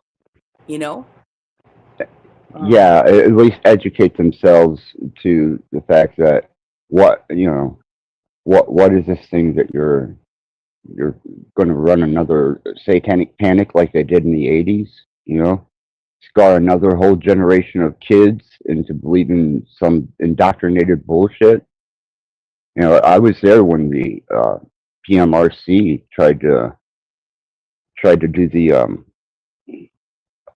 banning of record covers and lyrics, and it was Dee Snider, Bob Denver, Frank Zappa, and the opposing counsel was Tipper Gore, Gore himself, and a few others from the political realm that were concerned about children being subjected to the lyrics and imagery of the rock and roll and heavy metal genre. I was like, fuck you, man. This is great publicity.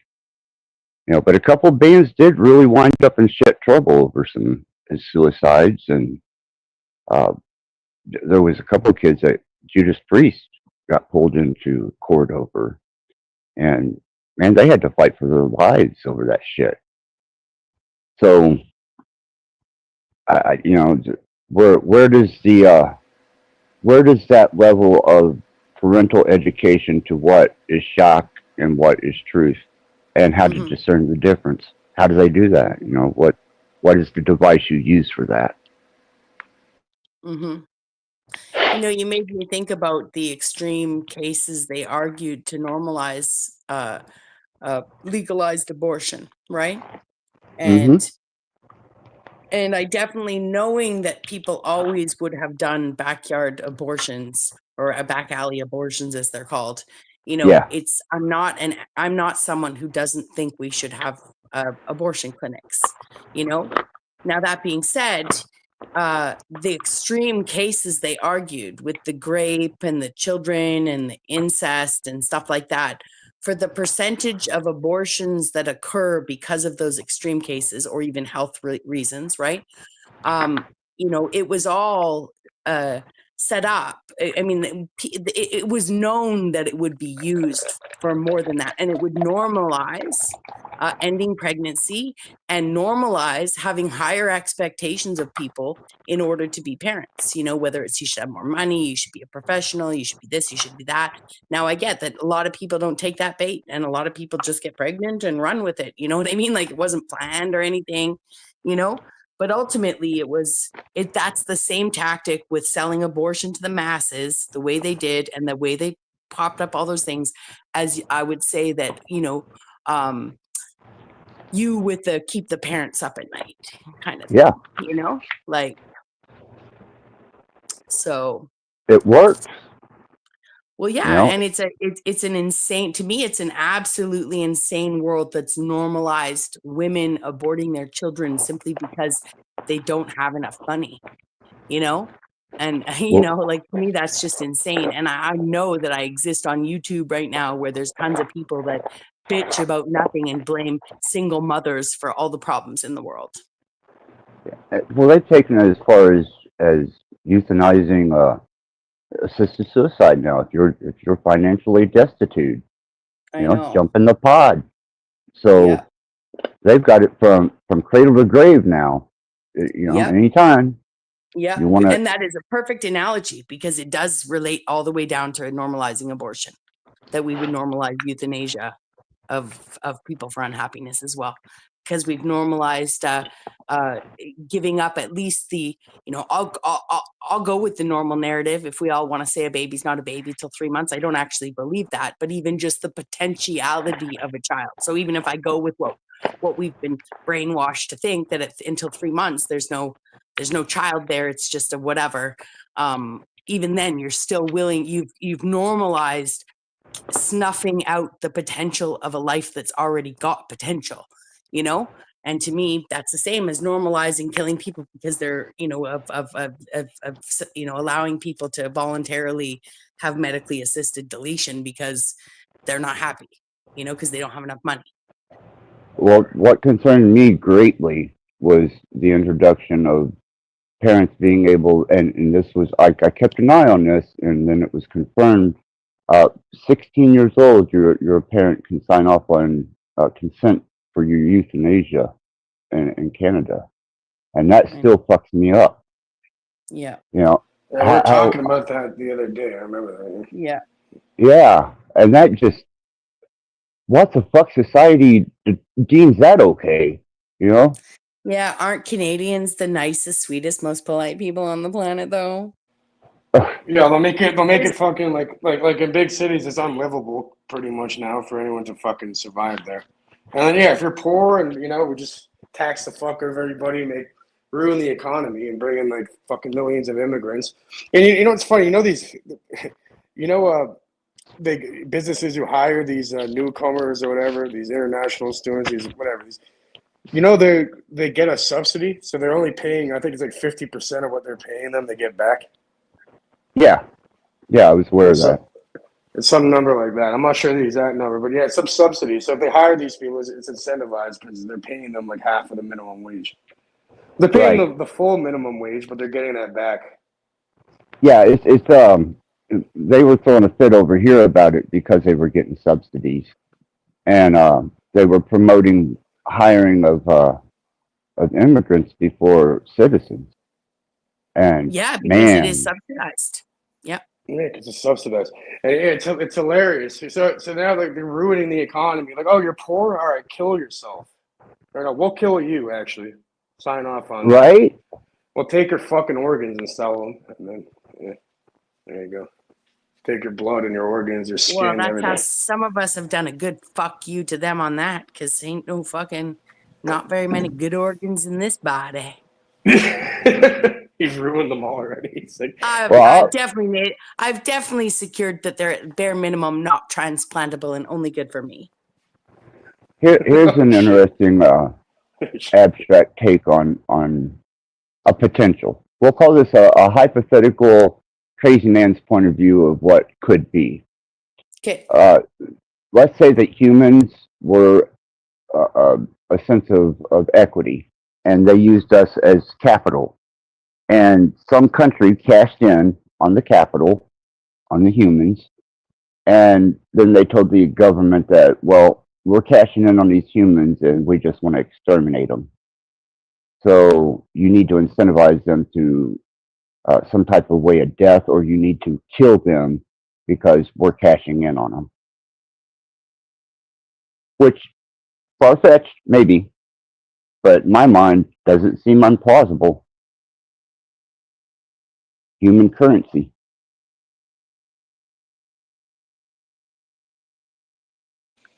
yeah, that maid thing just to me is completely insane. It's like, Well, I mean, and now they're changing it in this year. Well, in 2025 coming up. Yeah, the bill is going into effect where, yeah, they'll be able to deal with minors, but now it's not just like, you have like terminal illness or whatever, and you're gonna die already. But no, now it's like, you're depressed, you have anxiety, anything like that. Yeah, so how can someone with a mental illness make that decision to kill themselves? Obviously, isn't that the whole point of mental illness? Like, they don't know what's harming them. Yeah, you can't define, what's productive and what isn't, and what's right and what's wrong, and your perception of that is skewed. So therefore, you're deemed mentally ill. There are other cases of mental illness and identifying factors, but I don't take someone with Down syndrome and go, okay, they're 15 years old, they got Down syndrome. I'm tired of dealing with them. Let's just take them to the pod. What the fuck? Yeah. So at that point, could a parent kill their own child if it's over? Because how could someone like what if it's like an autistic, nonverbal person or something? They can't even speak or understand. Well, that's right. They can sign their life away. Is that? It would seem that in that policy, that's what they're representing. Is at 16, even I'm thinking that's more towards the angle of if the child's depressed and it makes the decision it wants to die instead of having it kill itself at home, we're going to offer a humane way of the child exiting. But still, that's all twisted, sick behavior to me. And to bring that into reality, kind of monsters are sitting on these political cabinets that make laws that are lax. 16, you get your The same monsters that have regulated that, lopping your genitals off and turning them inside out and taking your tits off and stuff like that is somehow helping people with mental illness. And I'm not trying just to qualify that, I'm not even saying that to be a trans person is to be mentally unwell. What I'm saying, any level of body dysmorphia that has you making those kind of extreme modifications to your body means something's disordered inside you. And you think the medical practice has given you a textbook answer because you can't find the answer yourself. Yeah, there's people out there split their fucking dicks in half too, right? So I'm just saying that, and now you can't get that done in a hospital though, but still people go and get it done, right? So I'm just saying, to me, I'm likening the decision to make those changes is the same as somebody who splits their dick in half. And one is regulated and paid for, and one is not. So if we're actually at the point where people are allowed to voluntarily and have it paid for, have a mastectomy, if they identify as trans, whereas if I went in tomorrow and wanted to have a mastectomy, if I didn't identify as trans, I have to pay for it. And in fact, you would only be allowed to get a mastectomy. Now in the States you could, but up in Canada, you'd have to travel to the States to get a mastectomy if you weren't trans. Most plastic surgeons up here would not do that kind of elective surgery on a straight woman. They are not plastic surgeons like you have plastic surgeon clinics in the States. They all work for the state, right? They all work for the government. So interestingly enough, only if you actually acknowledge that you're mentally unwell can you actually have these things paid for. If a woman just has big tits, she can get a breast reduction, but the likelihood of her having those breasts reduced to nothing is not likely to happen.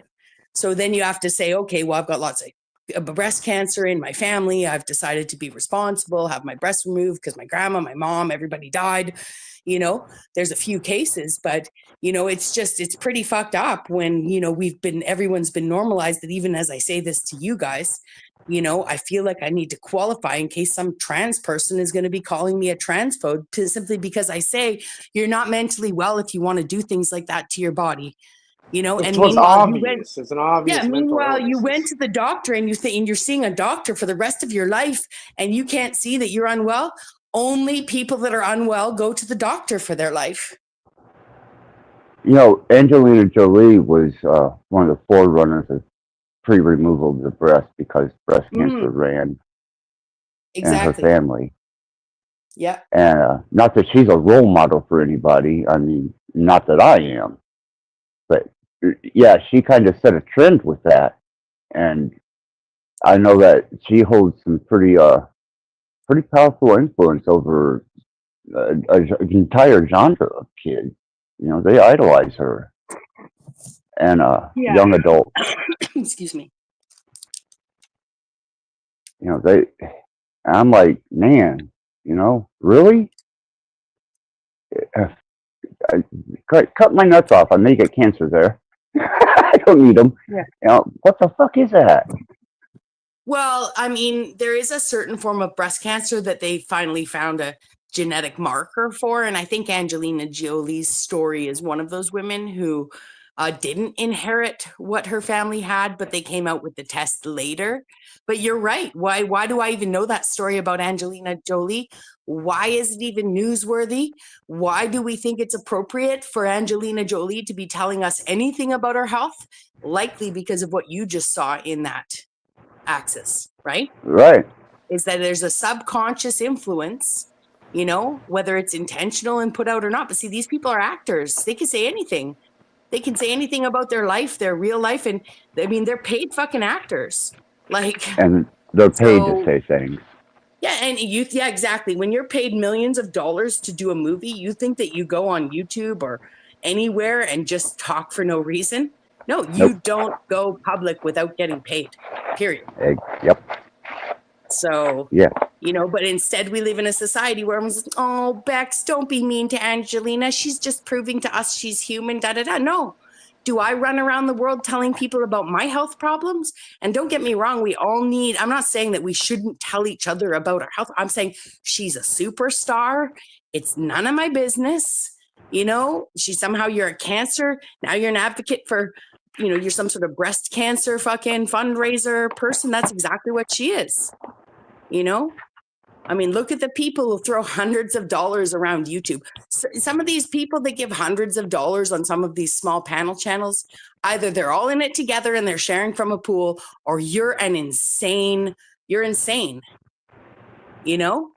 And don't get me wrong, people can pay whoever they want, but you just look at some of these people, some of the characters out here throw $100 here, $20 here, $40 there, $80 there. So again, spend your money where you want to, but look how people can be influenced to give money. So did Angelina's story raise tons of money for breast cancer awareness? Guaranteed. You know? Oh, yeah. Yeah, and what we've got here at our, you know, what we're involved in is just a micro reflection of society in a whole. Yeah. You know, and I think some people get get I don't know, it's almost like their own private little world, and they're able to uh, take that small community of platforms, and suddenly that becomes their investment. Financially, it's just beyond me. I don't no, no. And that's where I would say on YouTube versus at least Angelina Jolie's story making money for breast cancer or whatever companies, which again is, are they really, like, how long are we going to realize that you can only throw so much money at a problem before they're not going to solve it? Or as we know, they shelve the solutions anyway, if there were some, because there's no profit in cure, only in treatment. So I was just going to say that with online, that's where I would be super cautious, and that's one of the reasons why, I'm not on here to make money. I don't intend to become monetized. I don't have any ambitions to grow to the point of monetization, because I don't need because I don't think people realize that not just poor naive people thinking they're do-gooders. There's also super rich people that want to puppet people, they want to puppet Yeah. people. And so they'll throw money at somebody. I'm not saying somebody's going to want to puppet me. I'm going to even be on anyone's radar. I'm just saying, like, I definitely, had I put up a Cash App a year ago, my journey on YouTube would have been totally different, because I would have been influenced by the people giving me money, for sure. Well, yeah. Luckily we don't have a Cash App in Canada.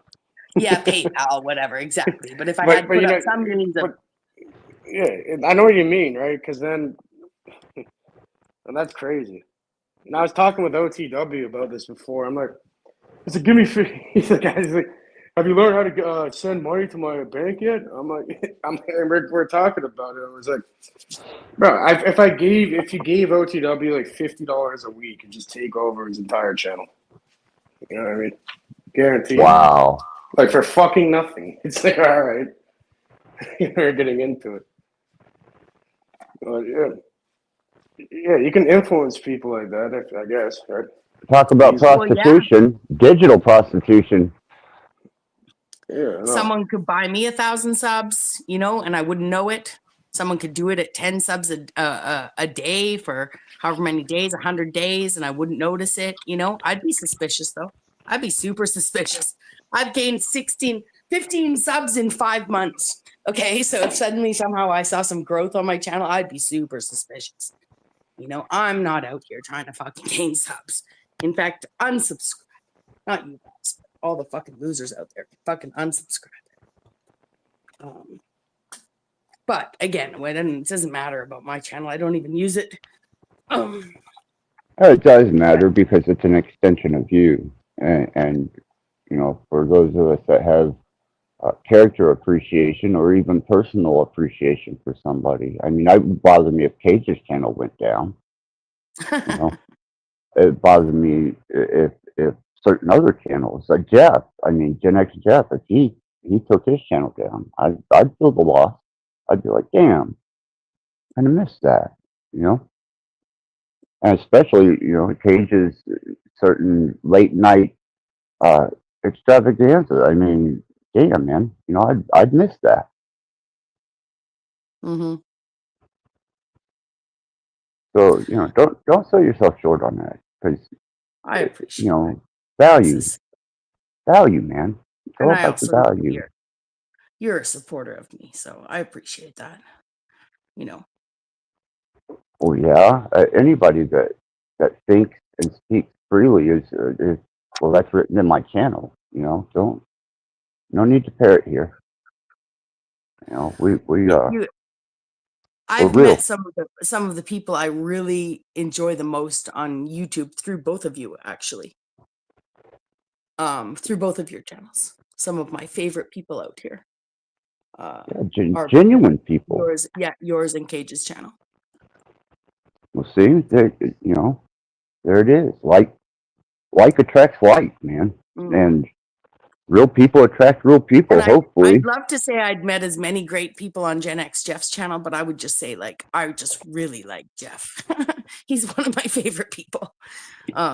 So yeah, he attracts some cool characters. He also has he lets anyone, I'm just saying, but in general, I would say like that I'm over there if I'm over at Jeff's because I like what he has to say. When I come to Yeah. your guys' room, I like the people that gather around you. I like what they have to say. Oh, the chat here, I will say, the people that come to chat here are they're incredible. They're so just genuine and respectful in their mannerism and their presence. And Jeff is, I give him appreciation because he doesn't hide the fact that he's trying to make a living off of his channel with whatever, would work and whatever he's kind of going through that test phase, but he's still able to be there and offer what Jeff has to offer.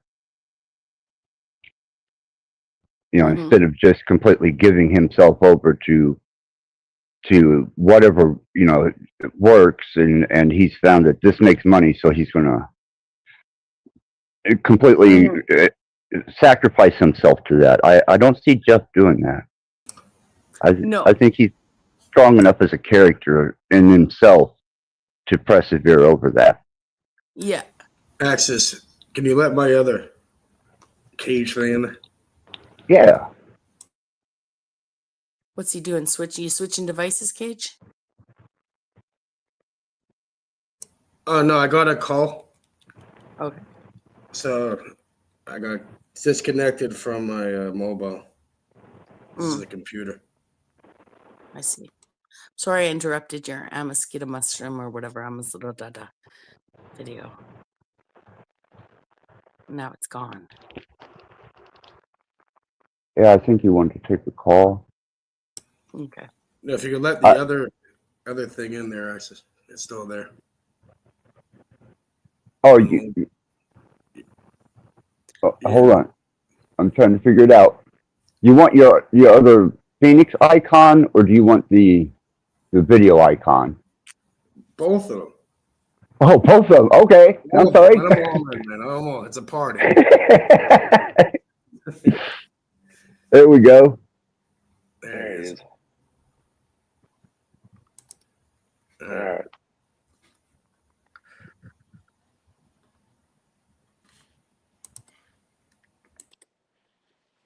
There, all I right. can be mobile again.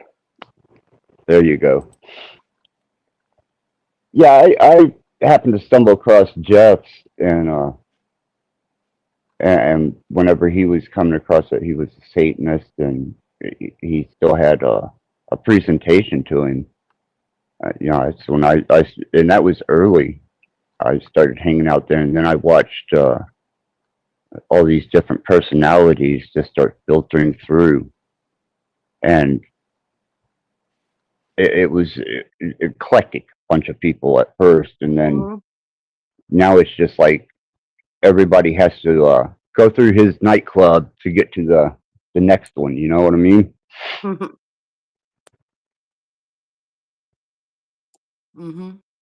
But I love what Jeff has to his genuine. What he I love genuinely it has how, to as a offer. Satanist, when he does his, I don't know if he was just doing it once a week when he did his fireside chats in hell or whatever is an evening vertical stream he does. But there was a while there where he was making a tradition where he'd find a Bible verse and discuss it. Oh, yeah?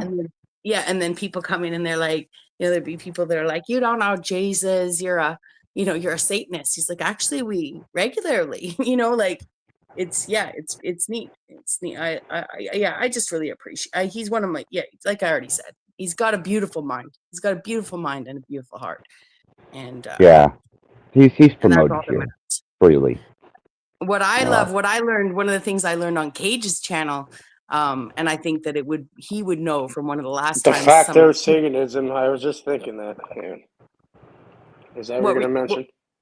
No, I was going to say one of my favorite things I learned on your channel was, these characters that come in character, LARPing or, or kind of trolling. Like one of the last times some strangers came in that you might know, but they came in to talk to me, that one of the girls kept telling me how she's seen my abortion on film or something like that. Like, you know, like just like total LARP. It's a total LARP. I've never met this person in my life, but it's fun. It's been fun to learn how people will swing in character and play a part for 10 minutes and leave.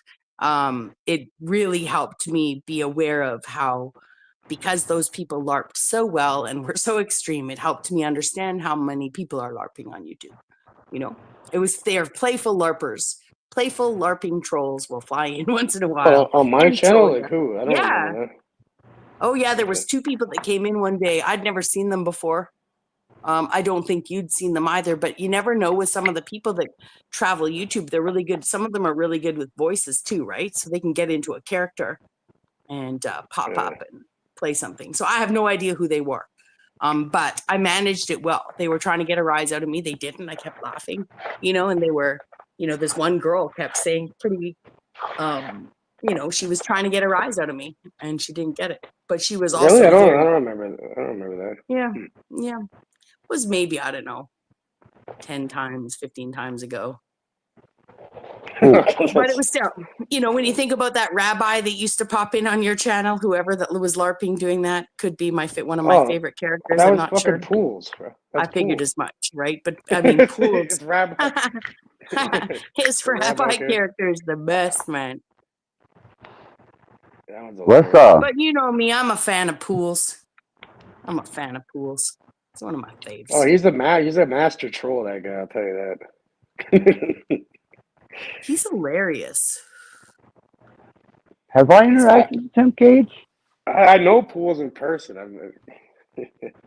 Yeah. I think you talked to him. I think he was fucking trolling you. I think you like freaked out on him. He just trolls everyone. Guaranteed, guaranteed you've met Pools over there. Okay. It's probably one of the... Not recently. Not recently. He's busy. He's a daddy now. Oh. Yeah, his time is definitely going to be taken up with that one. A very uncomfortable observation. How about the deification of oneself using YouTube now? Oh, like everything went silent. Oh yeah, that like taboo people's thing. messianic complex that they get. Yeah, I've noticed that's amping up a bit. Mm-hmm.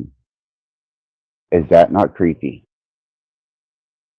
I mean, when we're going to levels of creepy, which is the title of this particular stream, because I find Christmas to be creepy. I also find people who deify themselves using a YouTube channel creepy. Mm-hmm. What do you mean by that? Like deifying themselves? Falling into the state of where they project themselves as having a God conscience, or going into a godlike state of presentation. Well, the sanity machine would be a good example. I'm going to seal all you demons in here. He's the decider. He's the decider of who's a demon and who's not, you know. He's going to, you know, when he exits this place, he's going to seal us all in here. That's a God complex, you know. Tommy on a lesser level, right? Because I know Tommy's a Christian, but, you know, Tommy has out and out told me that I'm not, and I know part of it's just trolling, but if you're, you know, running around, and I think Tommy knows Bible well, right? I think he's one of my favorite people to listen to when he gets on fucking talking Bible. That being said, though, when you're running around telling people that they're beyond salvation, you have a messianic complex. No, but Gen X guy is a guy with the. I think I've never really talked to him. I think I've seen him a couple times, and it's a guy that wears the little fucking antlers, right? His antlers broke, and I hooked him up with a surplus and a supplier of different types of, because he wanted some horns. So it's a professional costume shop that deals in stage props and all that shit. I gave him the information, but I don't know if he's got any new horns yet. But yeah, he's the one that wears the antlers. At least he's self-aware, because that one thing, I don't know if you guys saw it. I think we played a bit of it last time, Axis. Like, who's this guy? It's the Passio thing. It's a whole lecture about de facto Satanism, which is pretty much egoism, and how the majority of people are technically a de facto Satanist. If you go and read Mm-hmm. if you go read Anton LaVey's Satanic Bible, pretty much describes Mm-hmm. fucking society to a T. Mm-hmm.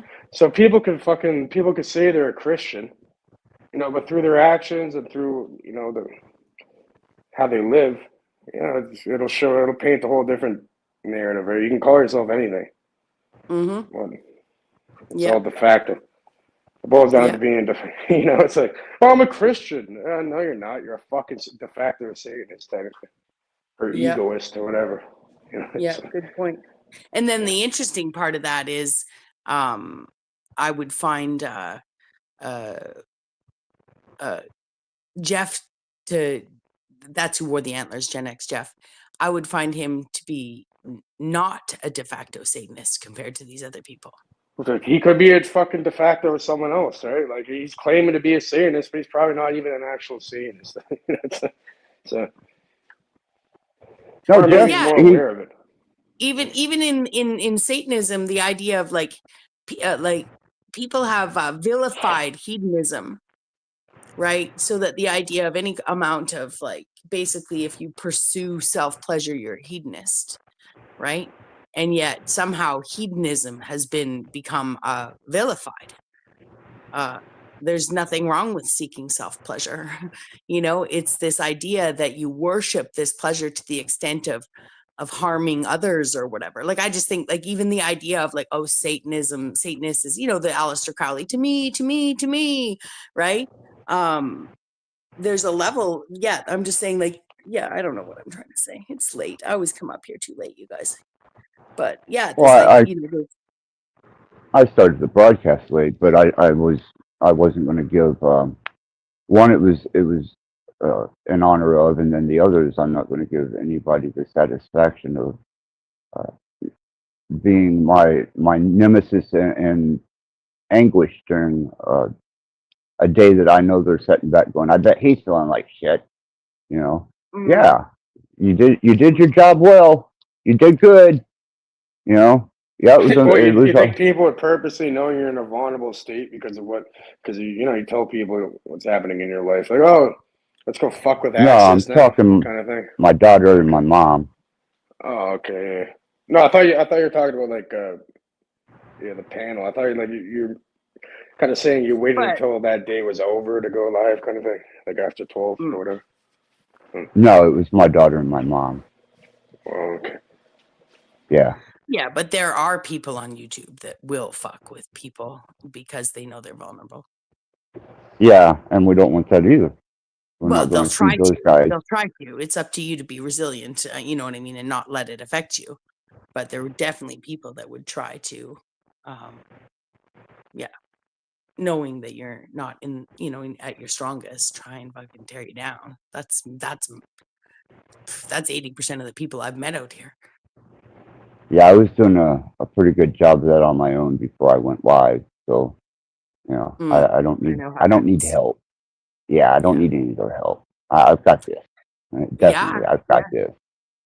And you're not going to do any more than what my daughter and my mom can do. So, if you want to come in last, you're going to be successful with that.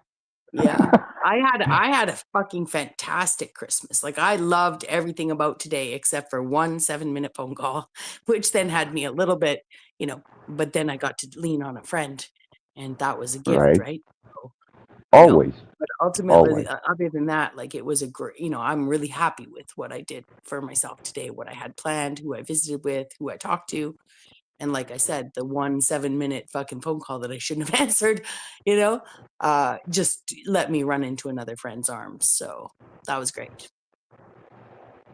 Yeah, if it wasn't for my interactions here, I don't think anybody except my surrogate dad would have recognized that I was even existing. And that to me means the world. Just somebody to reach out in any way is, and to be brought to mind is a blessing to me, and appreciated now, because the people that I thought were supposed to be there as you're indoctrinated as a young child to believe, and you grow up thinking your family will be there in some type of supportive way, and you find out that you're just as expendable as somebody they moved in next door to. That kind of pulls you into a nasty view of reality, and that was amplified extremely well yesterday. That's why I gotta shake that goo off. My cat just showed up here, and she has put her tail into something somewhere that is fucking straight up fucking grease. I might have to go look and see what's. What the fuck did she do? I have no idea, but it's food grease, right? Be careful, Oh, be no. careful. Because I remember back in the past, you've had food-related injuries, right? Remember the mayonnaise? Yes, thank you for that. Yes, mayonnaise. Yeah. But I If you think don't slip on it. I'm just trying to imagine, like, do I have like a bake sheet shoved under a bureau somewhere? Or like, I don't know where she'd be getting food grease on her tail. Now there's some good fucking great. All right. Clip it. Fucking. She's dipping her cat in food grease. Write that down. Hurry up. Oh shit! She's gonna eat the cat.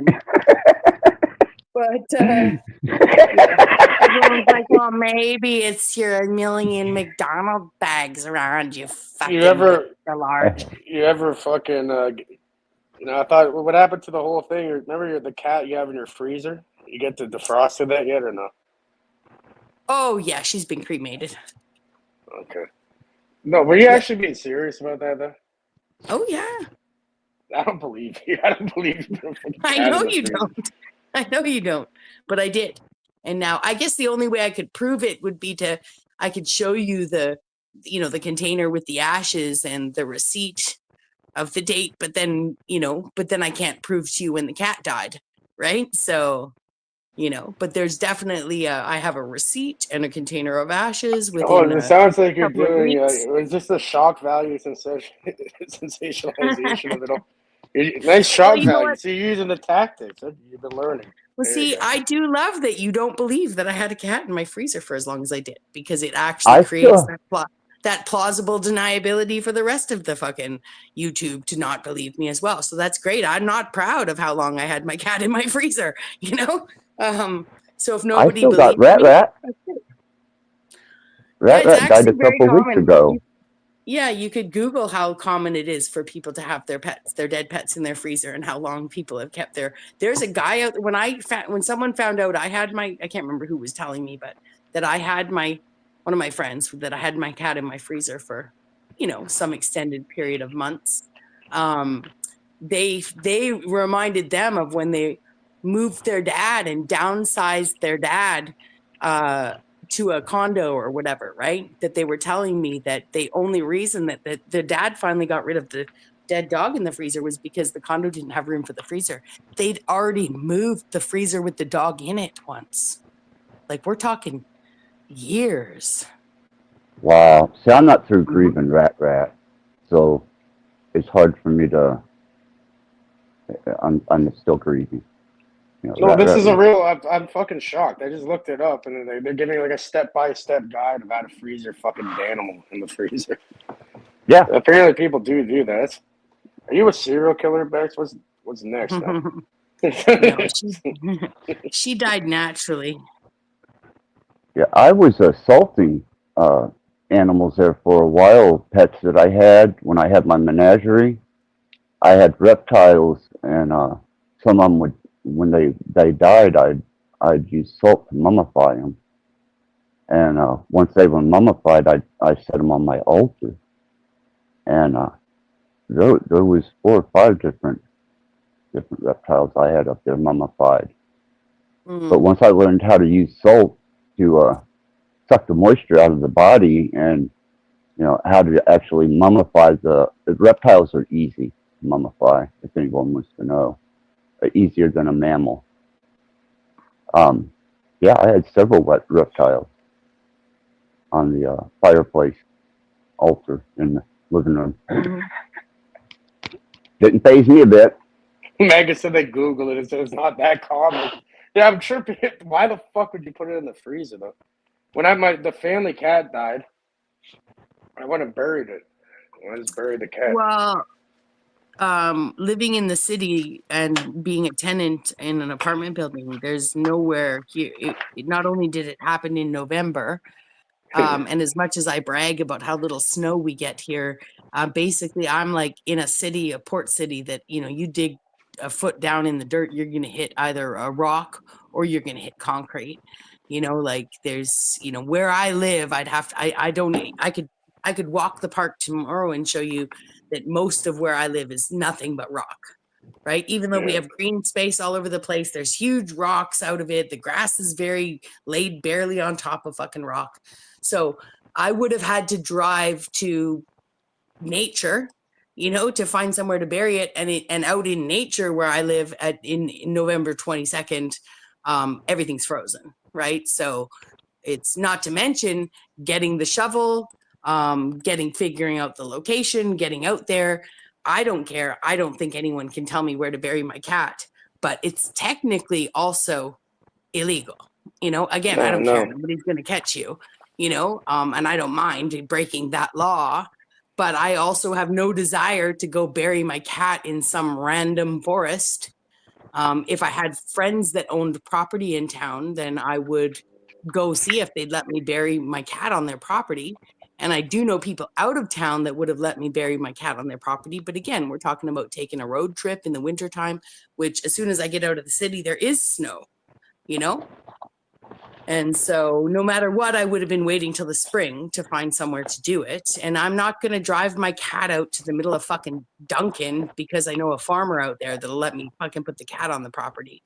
It's just, I'm not going to just bury my cat in the ground in some willy-nilly place because the world tells me I can't bury it anywhere else. I'd rather cremate the cat.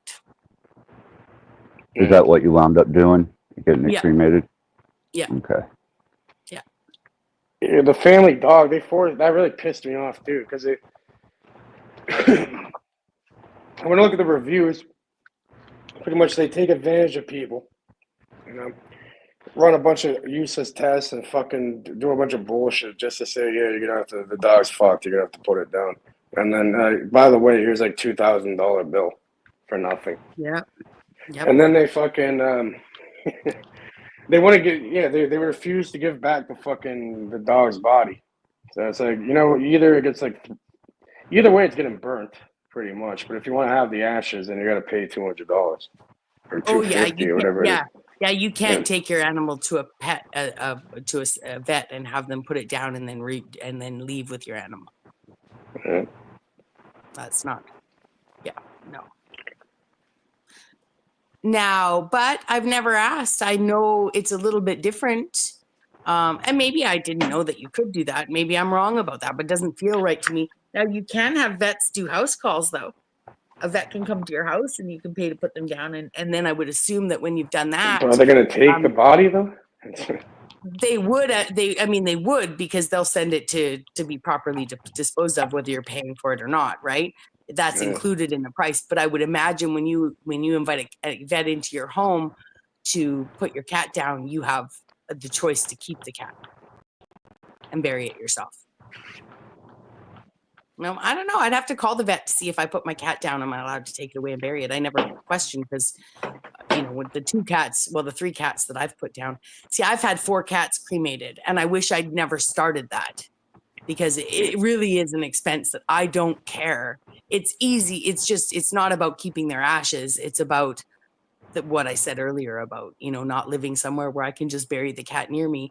And even though right below my balcony, there's definitely green space where I could probably have dug deep enough and found enough rocks to put the cats there, the one dead cat and all. If I did, I'd bury the rest of the ashes with her too. But I also know that it's a huge rock. Like I'm just saying that I'm not going to be able to dig very deep. Everywhere around me, they blast for weeks. They blast for weeks when they're building something. They blast for months as this is all the rock needs to be blasted away. So Damn. just because there's a little alley between me and two buildings, I can see, that's covered in blackberries, because that's what ends up growing over everything here. Wild blackberries grow everywhere in the city, and they cover up the rock. So everyone's like, "Oh, look at the beautiful green space down there." Yeah, it's blackberry brambles over top of fucking nothing but rock.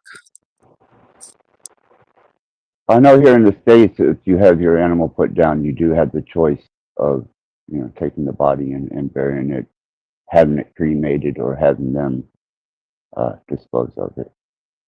So, Well, and I am guilty of No, but I assuming because guarantee they're not taking the one fucking animal and they're probably like fucking burying like 50 animals at once and they're giving you some ashes from that. It's probably not even. You think they're gonna well, fucking you're do right. one You're at a right. time? They do No offer way. multiple. They offer multiple services, right? So if you want to just get, like, if you just send the cat away with the vet, it will be cremated in a mass cremation, and you'll get nothing, right? But some But of I'm these saying even pigs, if you pay for it, how do you know that that's just from that one animal? well, there's two levels to the cremation process, and one of them is mass cremation, and you can pay for a sample of the ashes that includes your animal and others, right? Or you can pay for the service to have just your animal ashes. Now, you're right. How do we know they did that? I don't know. But when I was They there and I probably asked, don't. It doesn't make sense. when I was there and I asked them, how do I know and what's your process of keeping these, all separate and stuff? I mean, trust me, cremating a 10-pound cat or whatever, or an 8-pound cat, it's pretty fast, right? Yeah. And these ovens are commercial. They're not just like, so they're designed to not only cremate the animal, but also drop the ashes down below and cool quickly, or give you the ability to pull the drawer out and put another drawer in. You know what I mean? Like, it's not like you're Look, here's the waiting fucking hours. ashes. Look, there's one Pardon? got him here. Here's the hold on a ashes of the second. dog right here. Oh, nice. Hold on a second. We're gonna put you. Look, it even Let's see has if I like a little name engraved on it, everything. Nice. There we go. That should be a photo of that. Hold on, There you Cage. go. I've got you. There we go. Here, let's see the fucking ashes. Hold on. I put some in a weed plant once. Hold on. Kind of like, You put some in what? A weed plant once? yeah. So that's where they give it to you in this little bag. See, I've got Oh, my nice. brother's ashes in a bullet necklace, and I sometimes wonder, is that actually my brother's ashes in there?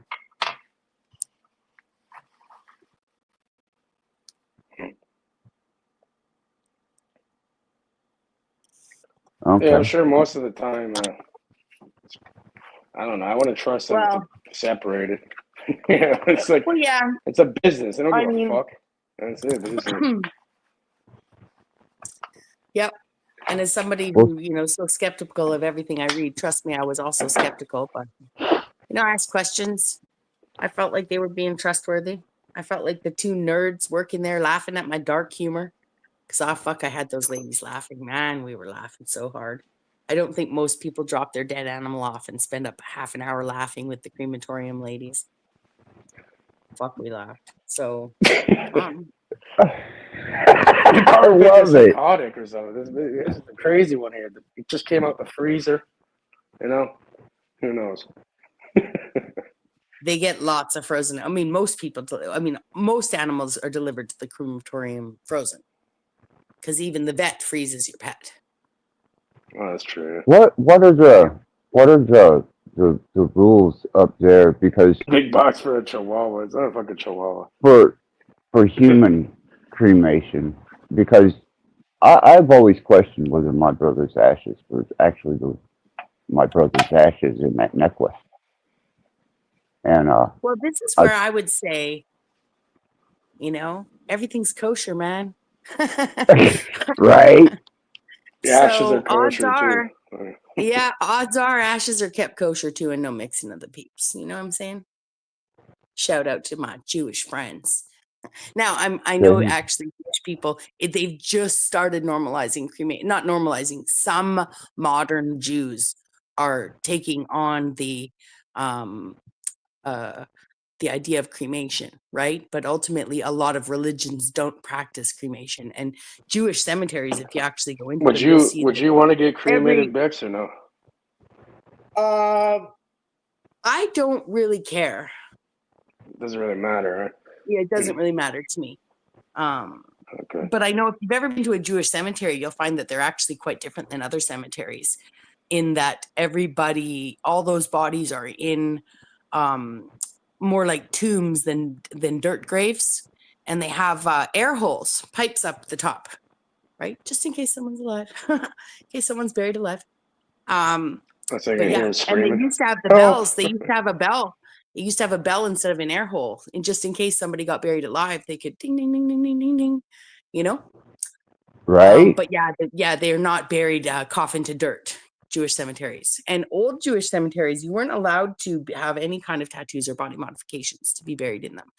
World War II changed that because of the Yeah. markings. Yeah, the markings on the bodies, the numbers and stuff.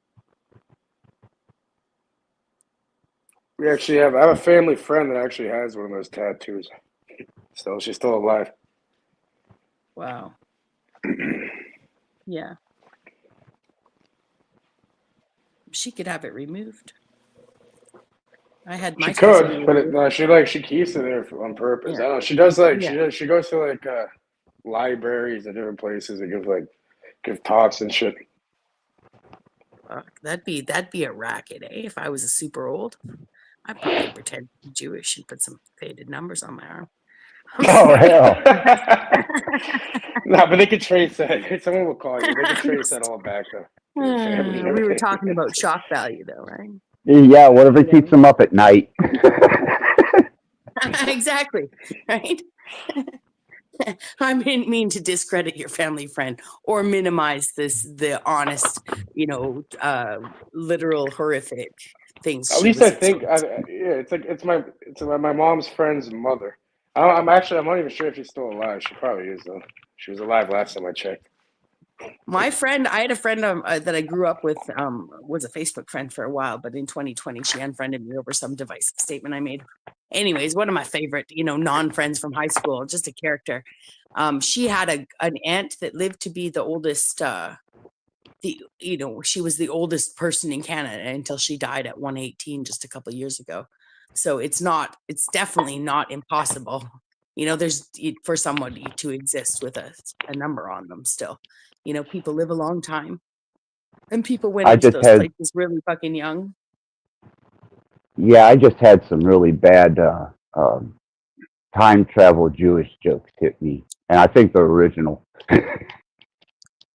Oh yeah. Yeah. Let's say you were tattooed with the numbers, and you time traveled back before Nazi Germany. Did the numbers disappear, or do you tell everybody you'll see? Wait around, you'll know why I have that tattoo. It's a bunch of fucking Jewish jokes. I remember. Yeah. Yeah, I have to throw the quantum physics effect into it, or otherwise it's just not me. I think it's absolutely. I mean, I get that they got, given a country after World War II and all, and the Holy Land back, so to speak, and it's caused a lot of strife. But you look at the world of vilified religious people. And I'll just say, shout out to the Jews. I don't know if people know, but that if you ignore a debt for 7 years and it disappears, that's a Jewish law. You know what I mean? Yeah. Like, there are some benefits to some of the business they set up, and they're excellent merchants. But, they've been vilified. And, sure, we've seen some vilification of the Catholic Church, but where, and I get that, there are rich people in Israel, and maybe I'm just super naive because everyone's like, well, Trump is fucking Jewish or whatever. But ultimately, that Catholic Church has fucking pretty stronghold on this earth, right?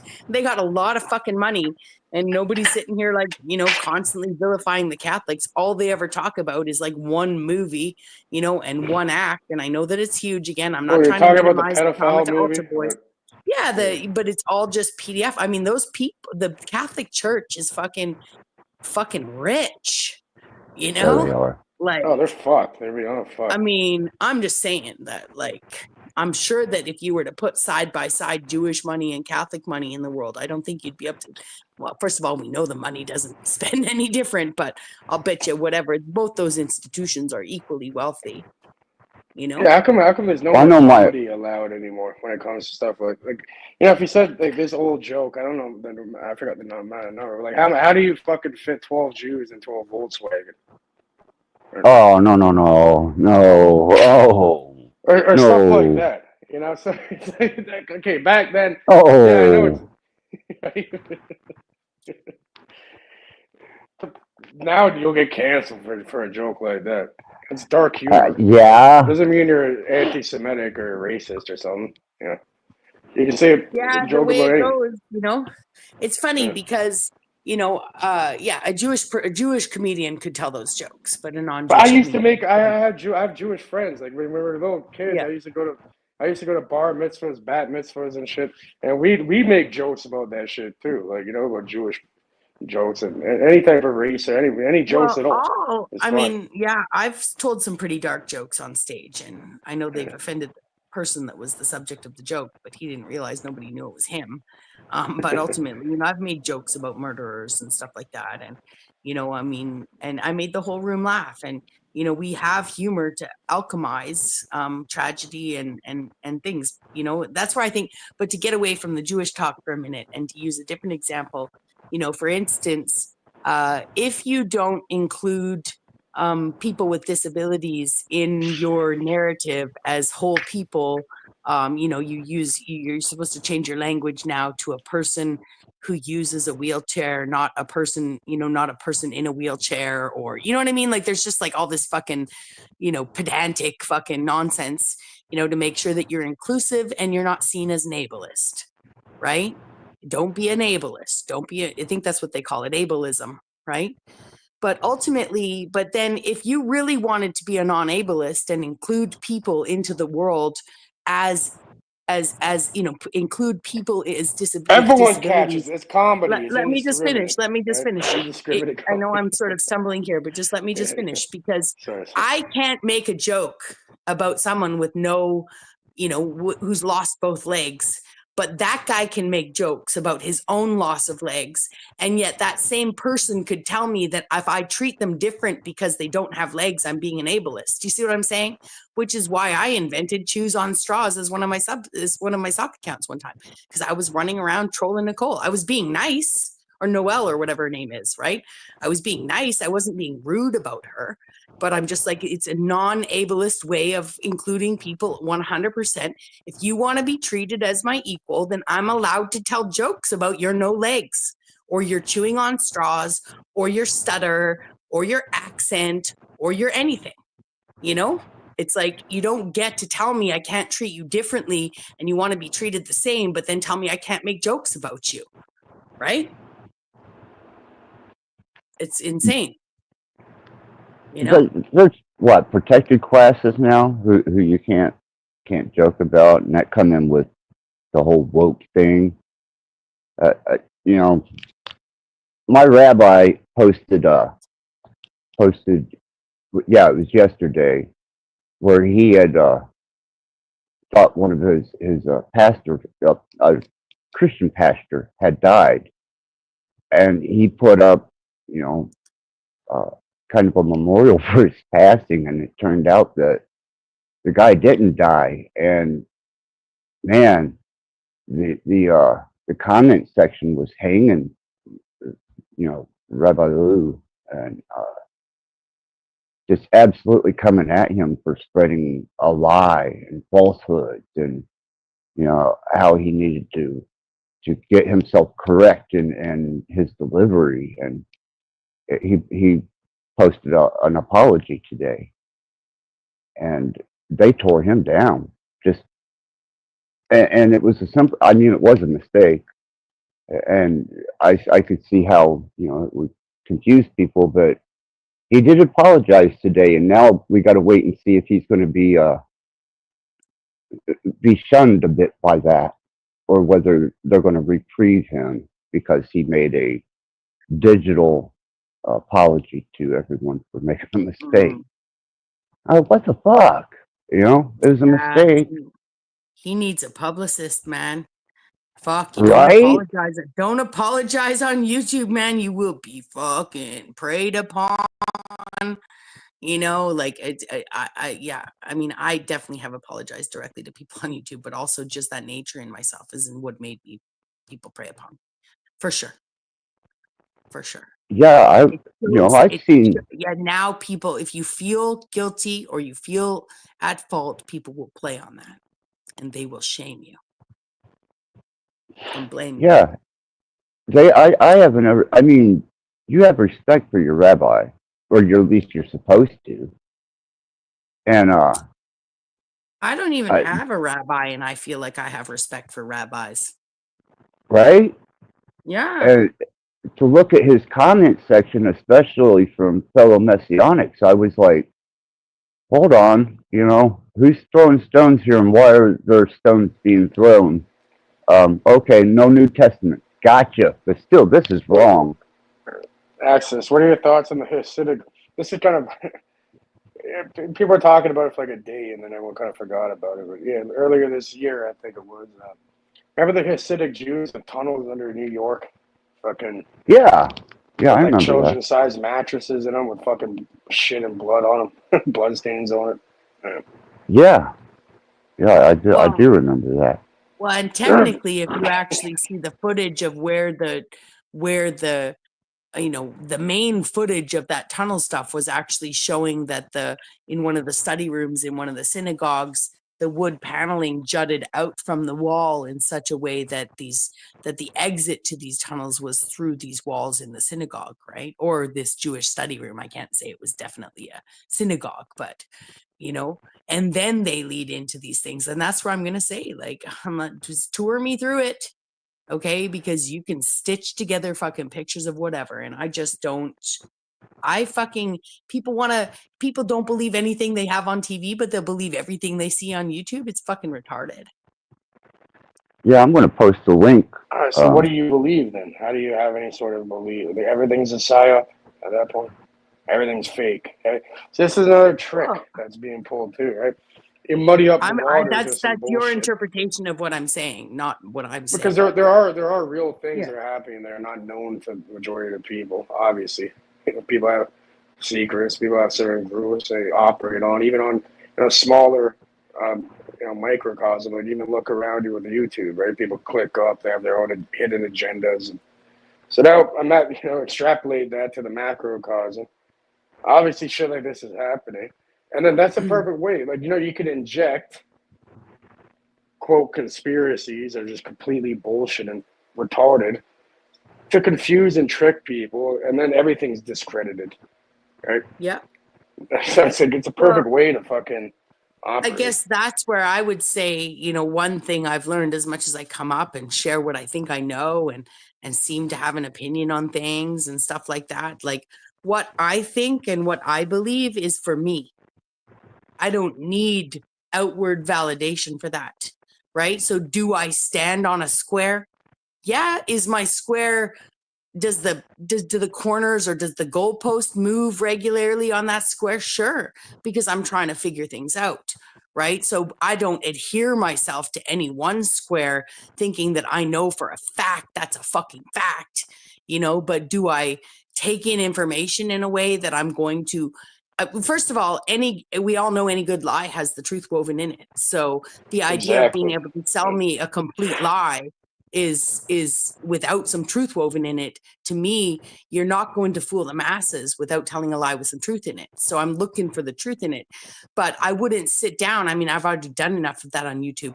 I've listened to people instead of told people my opinions, because my beliefs now from a year and a half ago have completely flipped. And a year and a half, 2-3 years before that, my views on things, I guess I should say my views on things have changed sides, right? Now, that's a part of the information set more than, me having good discernment, obviously, but it's about sharpening how to discern things.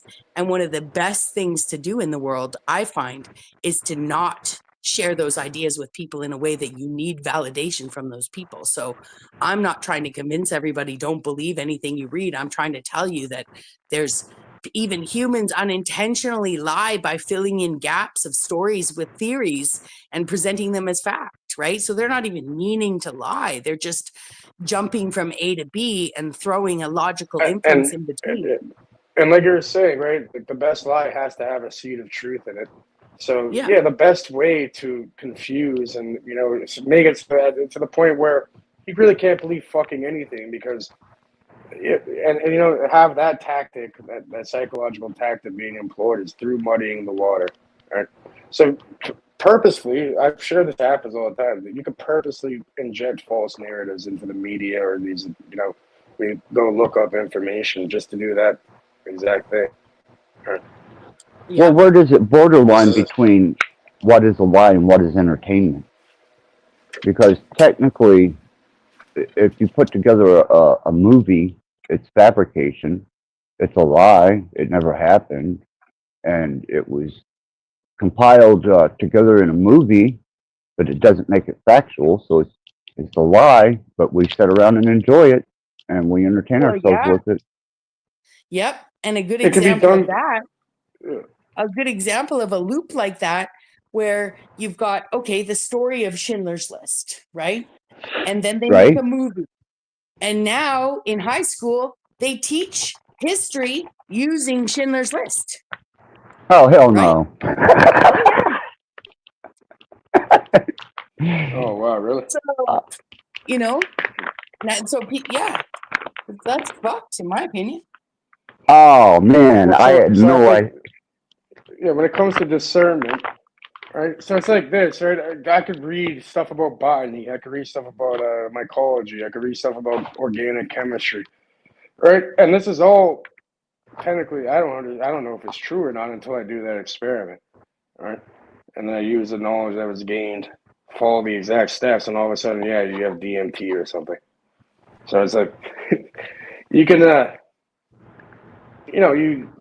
is stuff out there that's true or that works. If you go beyond true or false, but stuff that you can see a result from and repeat it if you use a specific formula. Yep. Well, So there's that. there So was you a really don't know anything unless you can go and through experience or then through doing the experiment and testing it. And technically, anything you've learned is not substantiated.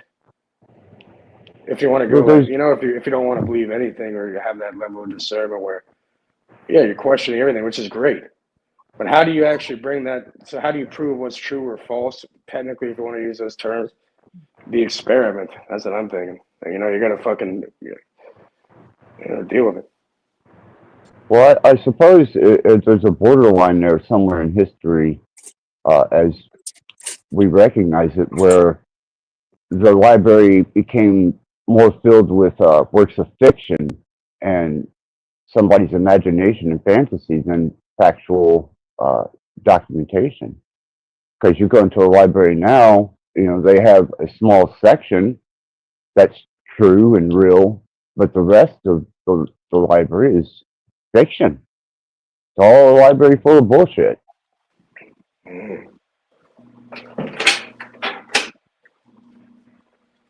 I said library. Do people still go to a library? Yeah. Some people, yeah. Maybe a bookstore would probably be the better analogy for that. Yeah, they still have them. They're kind of rare now, but fucking yeah, people are still going to the library. Some libraries here they have 3D printers you can use and shit. Ah, did not know that. Did not know In that. my town, homeless people live their days in the library. And a lot of people that are homeless will probably go there to stay warm and shit. Yeah. But there had to be a transition somewhere in time throughout our history where the need to store factual information gave way to the dominancy of fiction. Well, and if you actually look at what a fact is, there's it is relatively subjective, and it is an agreed upon truth that's been come to by what do they call it? Intellectual honesty, intellectual. where you actually end up as a group deleting falsities to come to a truth most of the time. And it is peer reviewed. So what's presented to us as fact, and that what we stand on, it isn't it. Yeah. One of my favorite university experiences was when I first started English. When I moved here to Victoria, there was an English teacher that started her lecture with the word fact on the wall and tried to get us to define what a fact was, like to give us real solid I mean, there's the dictionary, yeah, but really, what's fact?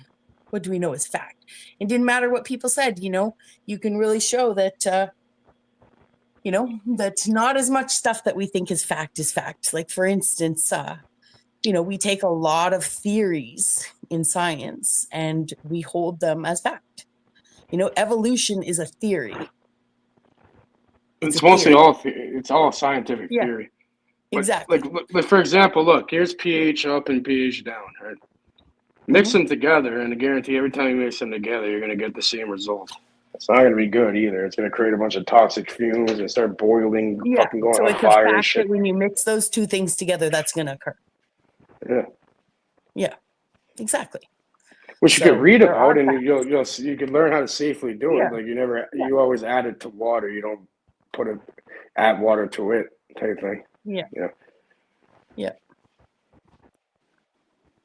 So certain things are repeatable facts in life, if you want to call them that. But then other things, a lot of things are speculative, which then that's up to like the observation of that individual to conclude. Well, more people read the Iliad and take it as fact than people do Euclid II and study that mathematics as fact. They're taking this I guess it'd be based in mythology as opposed to scientific equation. But they'll read the Iliad. They won't read Euclid II. Yeah. People are kind of drawn towards that. I guess, I hate to say it, but lies are more colorful, maybe? Yeah. If you apply color to thought, I mean, creative, I hate to even give it that kind of terminology.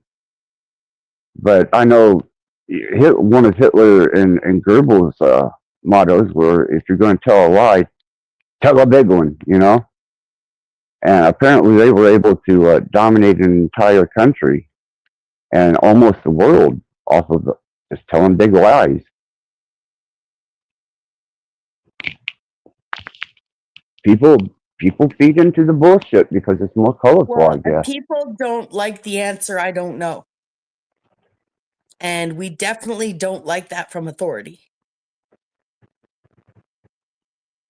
Not unless we're locked up or standing in front of a judge. And then when a judge says, I don't know, you're kind of going, yeah, I got a chance.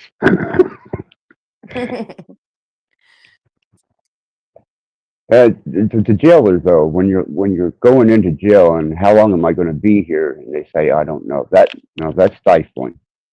So I guess, it's a perspective thing. There's no definite there. Mm-hmm.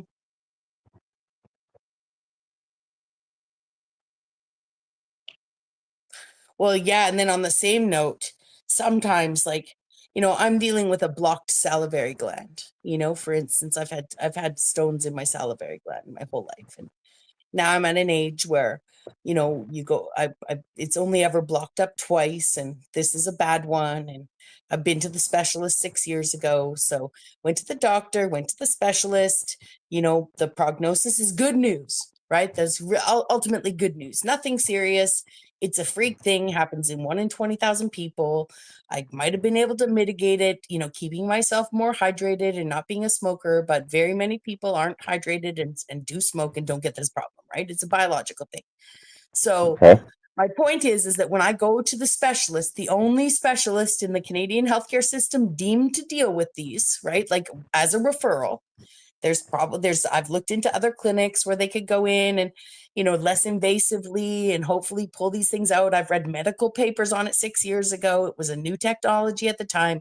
And the outcomes were of doing something less invasive than actually taking the gland out was like nil, almost nil, right? And not for someone with my problem. So that being said, I waited the appropriate time, got the good news. Nothing was serious. It will either at this stage, it will either essentially block itself and eventually the body will absorb it, and in 3-4 years, you take an ultrasound of the gland and it'll be like somebody surgically removed it. Or it won't. It'll become more and more infected. They'll have to remove it surgically. And but either way, you end up without the gland. You see, same outcomes. And the surgery has a few small risks, right? They're bigger than I want them to be, but ultimately it's not grave. You know what I mean? It's not life and death. But I've sat here, massaging the gland. I know where the stones are. I know why they can't offer me certain things. And I was just, my brain wants to seek other solutions. My doctor, the specialist that I saw, has only been given, he's an ear, nose, and throat doctor, not an oral surgeon, right? So he has to go through the ear, nose, or throat, not the mouth. He's not an oral surgeon, right? So I was thinking to myself today, I think I want to go see an oral surgeon about this, because I think even the doctor, when he does what he'll do, he's going to miss some, because this is a problem up that whole side of my mouth. And my point to all of this is explaining that, the doctor gave me an answer. The answer was good, right? It's his answer. It's the only answer he has. But I can't go to my GP and ask him to refer me to an oral surgeon, for this problem, because the GP is obligated to send me to an whatever otorhinologist, whatever, ear, nose, and throat guy, And so even trying to get to see an oral surgeon to see if there's anything they could do is not actually an option for me. And that frustrates me, because I have a mind that wants to seek other answers before, if I'm just going to wait this out anyway, I have the time to seek answers from other people. Go to a Chinese herbalist. Maybe they have some sort of dissolving alchemy. You know what I mean? Like I'm willing to do it all, because at least I have the time to wait, and it's not that grave. But yeah, you should check the holistic approaches. Yeah, well, check exactly. that. And I'm going to do all of those things, but my point was, nobody's giving me the answer I don't know. And yet the answer that I'm being given is very narrow. You see what I'm saying? I can reach in my mouth and I can feel at the back of my, the beginning of this one gland, because I'm aware of all these glands and where they are. We have 3 main on each side, blah, blah, blah. I've done all the fucking scientific study. My doctor was impressed how much I knew, right? How I'd gone away 6 years ago and done all this reading, and even shown him why, studies are skewed for this other, where they say they can do it less invasively. If you actually read the subprint on these publications, the reason that looks like they have such good outcomes is because the people that don't respond to the non-invasive surgery, while they're out, get surgically operated, and the ear, nose, and throat guy comes in and takes their gland out. So they get taken right out of the study, right? So while you're there, there's a doctor on, waiting on the side, or essentially the doctor's licensed to do both. And if he can't do it through non-invasively, he'll do it invasively. And then as soon as he's done that, you come out of the study, because it skews the results to make this look better. But my point is, wasn't trying to make this about me and my health problems. They're not serious. I was trying to say that nobody wants to give you people have been instructed to give you an answer that they know, right? And nobody, especially not in Canadian healthcare, not in the free healthcare I go to. I'm assuming when you have lots of money, you can probably pay for private clinics, even here in Canada, but I want to look at it differently. And the doctors that's not the way the system's set up. They got the answer. This is A or B. That's it, and but nobody's saying I don't know. Nobody's saying I don't know, I know in the States we used to talk about, well, Canada's got free health care. And then once I started talking to people from Canada and found out what that ascribes to, I was like, man, we had the wrong idea about free healthcare. Yeah, free healthcare does not allow for competition in healthcare. It also, especially when you're providing it for your entire population, It's not free either. well, yeah, it's not free. It's included in our taxes. In some We were provinces, getting fucking. It's not free. You're yeah. probably better off paying a fucking insurance company that can deny you after. Well, Which and the competition that employers are, for the competition for health plans before Obamacare, I understand, was more highly competitive. Now they have a low bar, right? Now they have a low bar to achieve with Obamacare. And that's where I would say, yeah, we may have people may see socialized healthcare as a good thing, but it's substandard care. It's not the top of the line. It's median. It's the median, and then on top of it, since, with all the different regulation changes, no GPs and walk-in clinics and whatever's happened in the healthcare industry, there aren't enough doctors. So everybody's waiting 3 months, 6 months to get things done. I had a friend who had serious mouth cancer, right? His tongue had a problem. Oh man. and he went to the doctor, and just the delay from the time of diagnosis to when they could next get him in, right? I mean, no matter what, he was going to have part of his tongue taken off. But they gave him OxyContin for the pain. And by the time he got into surgery 6 or 7 months later, he had to lose half his tongue. And they had to go down into his neck and take out all sorts of other cancer, which might have been there. They would have done the exploratory surgery at the time anyway.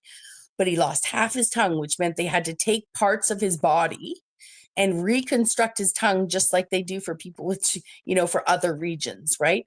And luckily, my friend, and then when they went into his neck while they were, checking this all out, they did more and they saw and they took out all this other stuff. And my friend now is very healthy. But when he got out of that hospital, he was totally fucking messed up, like he couldn't talk, because they'd taken a piece of his arm, they'd taken a piece of his leg, they'd taken all these things to make this fucking tongue, and then he had to do speech therapy too. Now, that being said, he has his life, right? He's not dead, he didn't lose his whole tongue, but if they'd been able to excise that bit of his tongue off when they first came into it, definitely everything would have been worse off, and there's nothing he could do about it.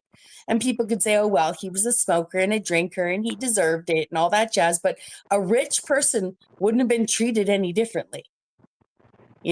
Like a non-smoker with the same problem and drinking and stuff, they wouldn't have been expedited. They'd be waiting 6 and 7 months too. That was my understanding. Is there was according to, well, what I thought was according to severity, but obviously with that case, it wasn't. It was kind of what your waiting period was to get into a Canadian doctor. Well, and cancer gets a priority. The cancer wing of the hospital is fucking amazing. My landlady got diagnosed with cancer. My ex-landlady, my good friend, she died. That was 2020. She was diagnosed with cancer. And she had stage 4 cancer, right? Like, it was bad. It was really bad. But when you go into that wing of the hospital and you sit with your friend and you learn about the portacath and you're her cancer helper, you should go to you're offered counseling. I had free counseling if I wanted it, just for accompanying her. All the picture machines, all the machines that are better than the other picture machines, I just don't know the medical terminology, all in the cancer wing, all saved for the cancer patients, and it was like walking into a totally different medical world. It was like a fucking mall, they had bookstores and, all sorts of stuff. And I get that a lot of people spend a long time in cancer treatment. You want everyone to have the treatment that they need, but and the people to have support while they're our hospitals are like that too. They have fucking bookstores. They have entire fucking like food courts and everything. Yeah, Tim Hortons and everything. Fucking everything, in the mall, in the hospital. But yeah, it looks like a mall. Some of it looks like it does. Mall. It looks like a mall. Wow. But my point is my friend got fucking top of the line treatment, his stage 4 cancer, Mostly, and I'll tell you that, you know, the neat thing about it is you definitely want a doctor who's passionate about his job, right? So as impossible as it may be, you want a doctor that's like, I'll fucking take it on. You know, my friend's son got stabbed on New Year's Eve once.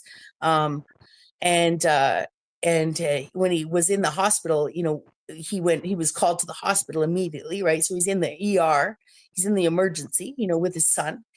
And the doctor comes in, the surgeon comes in, he's rubbing his hands. He's like, oh, I love stab wounds, right? Like that's the surgeon you want, right? That's actually as sadistic as it sounds. You want the surgeon walking in at 2:00 in the morning being like, fuck, game on, man, I'll fix this up, right? Like, Right. you know? So my friend got top of the line treatment and she was on death's door. She did die, you know, but she got boom, boom, boom, boom, all treatment right off the bat. My friend with his tongue, who had the prognosis of life, you know what I mean, doesn't get prioritized. It's the stage 4 that gets prioritized. You see what I'm saying? You know, Right. and yet these things can grow super fast. So, you know, it's kind of, you know, to me, it's a little bit fucking ass backwards, but Yeah, from you stage know? 1 to stage 4 it can happen real rapid. Exactly. And the stage 4 gets prioritized, right? Totally prioritized. Right. Understandably so on some front, but why wouldn't you be? Why does it work that way? Like, because the stage 1 has the better prognosis. You want to know why? The doctor, right, has papers to write, has sabbatical to do. The doctor has groundbreaking. If he could save her life, stage 4 Yeah, cancer. they're trying to that would start research. the They're war. trying to use alternative methods to research Exactly. and experiment on these people in later stage Exactly. development. Exactly. Yeah, and they don't give any false hope, you know. They didn't give her any kind of false hope, you know. They were realistic about it, but what I found, like I said, the most impressive was their enthusiasm, you know. And I knew someone. We have a family friend too. Well, he's like the husband of a family friend, and he went through stage 4 colon cancer, which is like almost like you have like the mortality rate at that point. It's like crazy. Stage 3 or yeah, 4, I forget what it was. But yeah, so they gave him some experimental fucking thing. But you know what he was doing? He was taking huge amounts of fucking RSO oil. You know, the Rick Sissetal, Phoenix Tears, and the cannabis stuff, I'm right? not. The full plant Okay. RSO Okay. oil. I'm not sure if you heard of it. But he wasn't telling Yeah, them that, you know, because he thought he probably knew though after looking at his blood. But yeah, somehow he went to full remission and like miraculously was cured. But the whole time he said like he knew he wouldn't die, you know. So I think it yeah, was like more of like his mind, you know. yeah. Just like I knew while I was waiting 3 months, it's not as serious by any means. I didn't have any kind of prognosis, but I knew from the moment I talked to my doctor about what was happening with my salivary gland, even though it's been extremely swollen, right? It is extreme. It's visible. You know, like you would see it if you sat beside me, you would know that something's wrong with my neck, you know? And so, but I knew that this isn't a tumor. It's not cancer. You know what I mean? Like I had to wait 3 months and that sucks. You know, it does suck because it takes up your time. You know, but I've been doing things, you know, I've been doing all that I can. And I guess I could have done more. You know, I could have seen the natural, you know, a naturopath sooner or whatever, but I decided to go this route and I hadn't really thought about it any differently. And now I am, so now I will. But Yeah, they you put him know, on some trial, some experimental thing. But he wasn't telling them that he was doing the RSO. So I don't know. After he like magically healed, they were like tripping out. They're like, "What the fuck? We gotta study you." they're like making him go back in to get studied on and shit to figure out how it's well, happening. and it could have been a combination of what he was doing on his own and what they were doing for him. It could have been the perfect concoction for him, right? I guess I don't know, but Yeah. he had like less than. I think it was like less than or more, probably less than 5% chance of fucking surviving. Yeah. And apparently he did.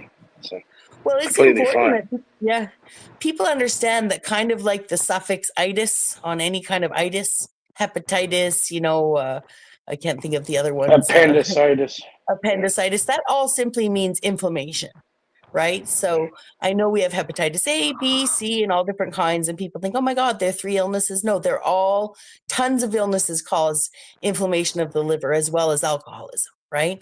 But hepatitis itself has been separated out A, B, and C because there's specific ailments that, specific whatever bacterias or whatever. I'm What's not another a one? medical doctor, right? Pancreatitis is known. Exactly. So Tonsillitis. canker, you need to understand the word cancer comes from the word canker, which is a festering wound. That's what cancer is, a festering wound. Sometimes the body encapsulates it and puts it in what's called a tumor, right? Sometimes that tumor is benign, i.e., foreign body lodged, something weird happened, body encapsulated it, killed everything inside, and now you've just got this nothing inside you that might be growing, but ultimately is cancerous, but sometimes they still grow, and that can cause problems in your body. The rest but of tumors the time, are not necessarily cancerous, right? There's exactly, malignant and benign, right? As I call exactly. it. But when it comes to the other kinds of cancers in our body, it's a catch-all term for festering wound, right? That's really what it is. And if people remember getting canker sores in their mouth, it only happened to me as a kid. I don't get cankers as an adult. I haven't had a canker sore in my mouth since I was about, 12 years old. And that, I don't know if you've ever had one, but you look in your mouth at 12 years old and you got a gaping hole in your cheek. It's fucking scary, man. Right? Like it's a hole in your mouth, that just appeared.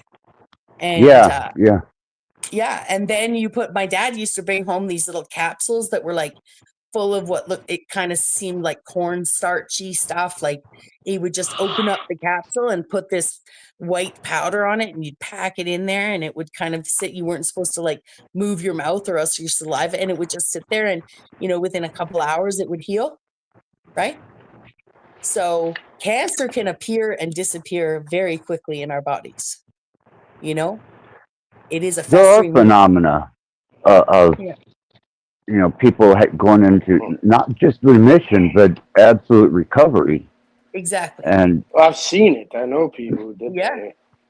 And that's where you look at the inside of your mouth and you understand what a mucous membrane is. And you think of any time you've cut your mouth and burned your tongue or burned the roof of your mouth, how quickly it fucking heals. That's most of your body on the inside. Right? Yeah, if you have a healthy immune system. Yeah. Yeah. And that's where mucous membranes are designed to heal very quickly. You seem to know a lot about this kind of stuff. So I thought like when it comes to a tumor or a cancerous tumor, it has something to do with like cell division. Yes. Right. Where it's mutated cells. It can't divide and whatever. It can't. I'm not sure exactly how it works, but it's not functioning in the correct manner. And then something starts growing, and it can't reduce itself or something. I don't know. Yeah. Cell division and growth. Yeah, for sure. I was just thinking about my best friend when I was 12 years old. And for me, just as a sensitive person, I wasn't there for this. I had moved away and I lived in a different town. But my best friend from elementary school, shortly after I moved away, woke up one morning with stroke-like symptoms. She couldn't use the left side of her body. And when they did their brain scans and stuff, they discovered a tumor in her brain. And this was back in the 80s, right? This is like 1984. And so she ended up, still going to school and using a cane and, having these, like, I'm going to call them old lady problems, right? As a 12-year-old. But they also were doing her cancer treatment at the Children's Hospital in Vancouver. And not cancer treatment, sorry, tumor treatment. Because her tumor was benign, right? Her brain tumor was benign, not malignant. So I don't know if a benign tumor can just keep growing, and it doesn't mean that just because you have a benign tumor that isn't cancerous, it can't do you harm. Or if they were just trying to shrink a benign tumor with irradiation, because she had this like mold of her face that was up on. I remember going to visit her and she was dying. You knew it. She was on this little chair and she had her fucking blanket across her, and She was dying. But on the mantle at the house was this like clear plastic, mold of her face with 4 bolt holes, 2 on each side, so that when she went to the hospital, they carried it back and forth to the hospital because they used it to keep her head from moving when they irradiated this tumor in her brain. So I never asked and still don't know if the radiation killed her or if they were irradiating something that, even though it was not malignant, it was benign, it was growing and just not cancerous. I But she know, died. and, Yeah, she died. and a lot of the less privileged countries, man, full body tumors. They're not malignant; they're just deformative, and they Yeah. continue growing. Yeah. So when you have a good point, like these things on the outsides of Yeah, people's because bodies they and don't stuff. have the medical care to have them removed. So they continuously grow, right? So, Well, Yeah. yeah. And, nowadays I would assume that part of it was just what they were learning to do, because I had a girlfriend at work. I worked the same job off and on for like 10 or 12 years. And there was a part-time waitress that would come in and in the peak season in the catering company. And she was such a character, but she ended up having a benign tumor in her brain as an adult. And they went in and surgically removed it. And it was, maybe if Shanda, maybe that's advancement in technology, or it just depends on what kind of tumor it is and where it is, obviously, in the brain, whether they can go in and cut it out or whether they need to try and zap it out. I don't know if it's advancement, but I do know that, benign tumors and the treatment thereof can kill someone still. That's what I do know. Yeah, it can put pressure against not only the brain but the respiratory system in third world countries. Well, yeah, and You get, especially in the brain. Yeah, that's where the pressure could be put on the part of the brain that operates those systems, right? right. Yeah, that's crazy. Yeah. Yeah, they say that a lot of I guess it's freestyle learning on benign tumors in third world countries. Yeah. And then there's stuff like fucking leukemia, which affects like the white blood cells, apparently. Like Yeah. that story reminded me growing up. We had a friend named Arlen, right? I think Arlen ended up passing away. He was like probably like 8 or 9 years old, or little kids, Mhm. and you know what I mean. He was going through the chemo and all that. That kid was like, he didn't even know he was sick, kind of thing. Like he kind of knew, but he didn't act like it. You know what I mean? He just. Well, that's Wow, one of that's young. that's one of the things that people can learn from sick children is that, I don't know of many people. Like, would Shanda have rather lived for 12 years and died at 12 years old than not to have lived at all? Like I don't know. I just think some kids, they're not putting on a brave face. They're enjoying life while they're here and they're doing I mean, sure, of course they're scared and stuff, but, and it No, like sucked at we the end. would hang out with him. Like, yeah, I don't think Yeah. he was scared at all. He wasn't. He had no fear of death because I guess his Yeah. parents. When at that age, you just like, Santa Claus is fucking real and shit. And talk about Christmas at that around that Well, age. So it's like, yeah, you yeah. don't believe like in death or any of that nonsense. So you just figure this is like normal. But yeah, the kid And never. for me, I remember he did end up passing away. I still remember my mom. My mom went and did like the original GoFundMe at the school. She just went around and collected, people donated like something like over 20 grand yeah, to help to out the help the family and family. that. Mm. And back then, that was a lot of money compared to Yeah, it nowadays. sure is. So. Yeah, I wanted to say that interesting you would bring up Santa and the belief in that, because when I was I went and saw my friend twice when she was sick. I mean, I used to only go home, on weekends, every other weekend or one weekend a month. I can't even remember how often we did the back and forth, but it was 12 months or so after her diagnosis that, she died, and I only saw her a couple times during that time. And I know the first time I saw her, I was too uncomfortable. When I went back to visit her later, I mean, at least I don't even know if I saw her the first time. I mean, sometimes your child memory makes up these things. When I saw my friend the last time I saw her, this is the only point of the story. When I saw my friend the last time I saw her, she was sitting on like I said, in an armchair like an old lady. And we just wanted to go hang out on her bed like we used to. She couldn't, because she was, all the adults around it wanted every last second of her life, and understandably so. But my point is, for the entire year that my best friend was in treatment, who, it's hard loosely said now because I obviously wasn't there for it, but the entire year they told us it was benign and she'd be fine. Right? It's benign. It's benign. And so when she was actually still sitting there, and I knew this was the last time I was going to see her, and all the adults were protecting her like an 80-year-old woman, it's that at that point I thought, you fucking liars. I didn't realize that adults couldn't handle the idea of a child dying, and I could handle it. We could handle it. We just wanted to play with our dolls one last time, but they wouldn't let her up in the fucking chair, And I was so mad at them because I was like, first Santa, first the Easter Bunny, the Tooth Fairy, Santa. Now this is way more serious, right? I thought they were lying to me. I thought they were not telling me she was going to die, but they couldn't tell themselves she was going to die. We knew it. Right, and kids can hone in on that shit, man. Yeah, we knew it was the last time we'd ever see each other. Yeah, I saw kids got a that sense for that that. Arlen, the Arlen one with the leukemia, where kids. Yeah, I remember. I always remember certain things. Like, I'm like, now that I look back, like everything was trying to kill this fucking kid. Like, we were hanging out. It was his brother, my brother, him, and the man started choking on a fucking orange, and I had to give him the Heimlich maneuver. I'm like, even the orange is trying to kill this kid. What the fuck is going on? Now that I look back, Right?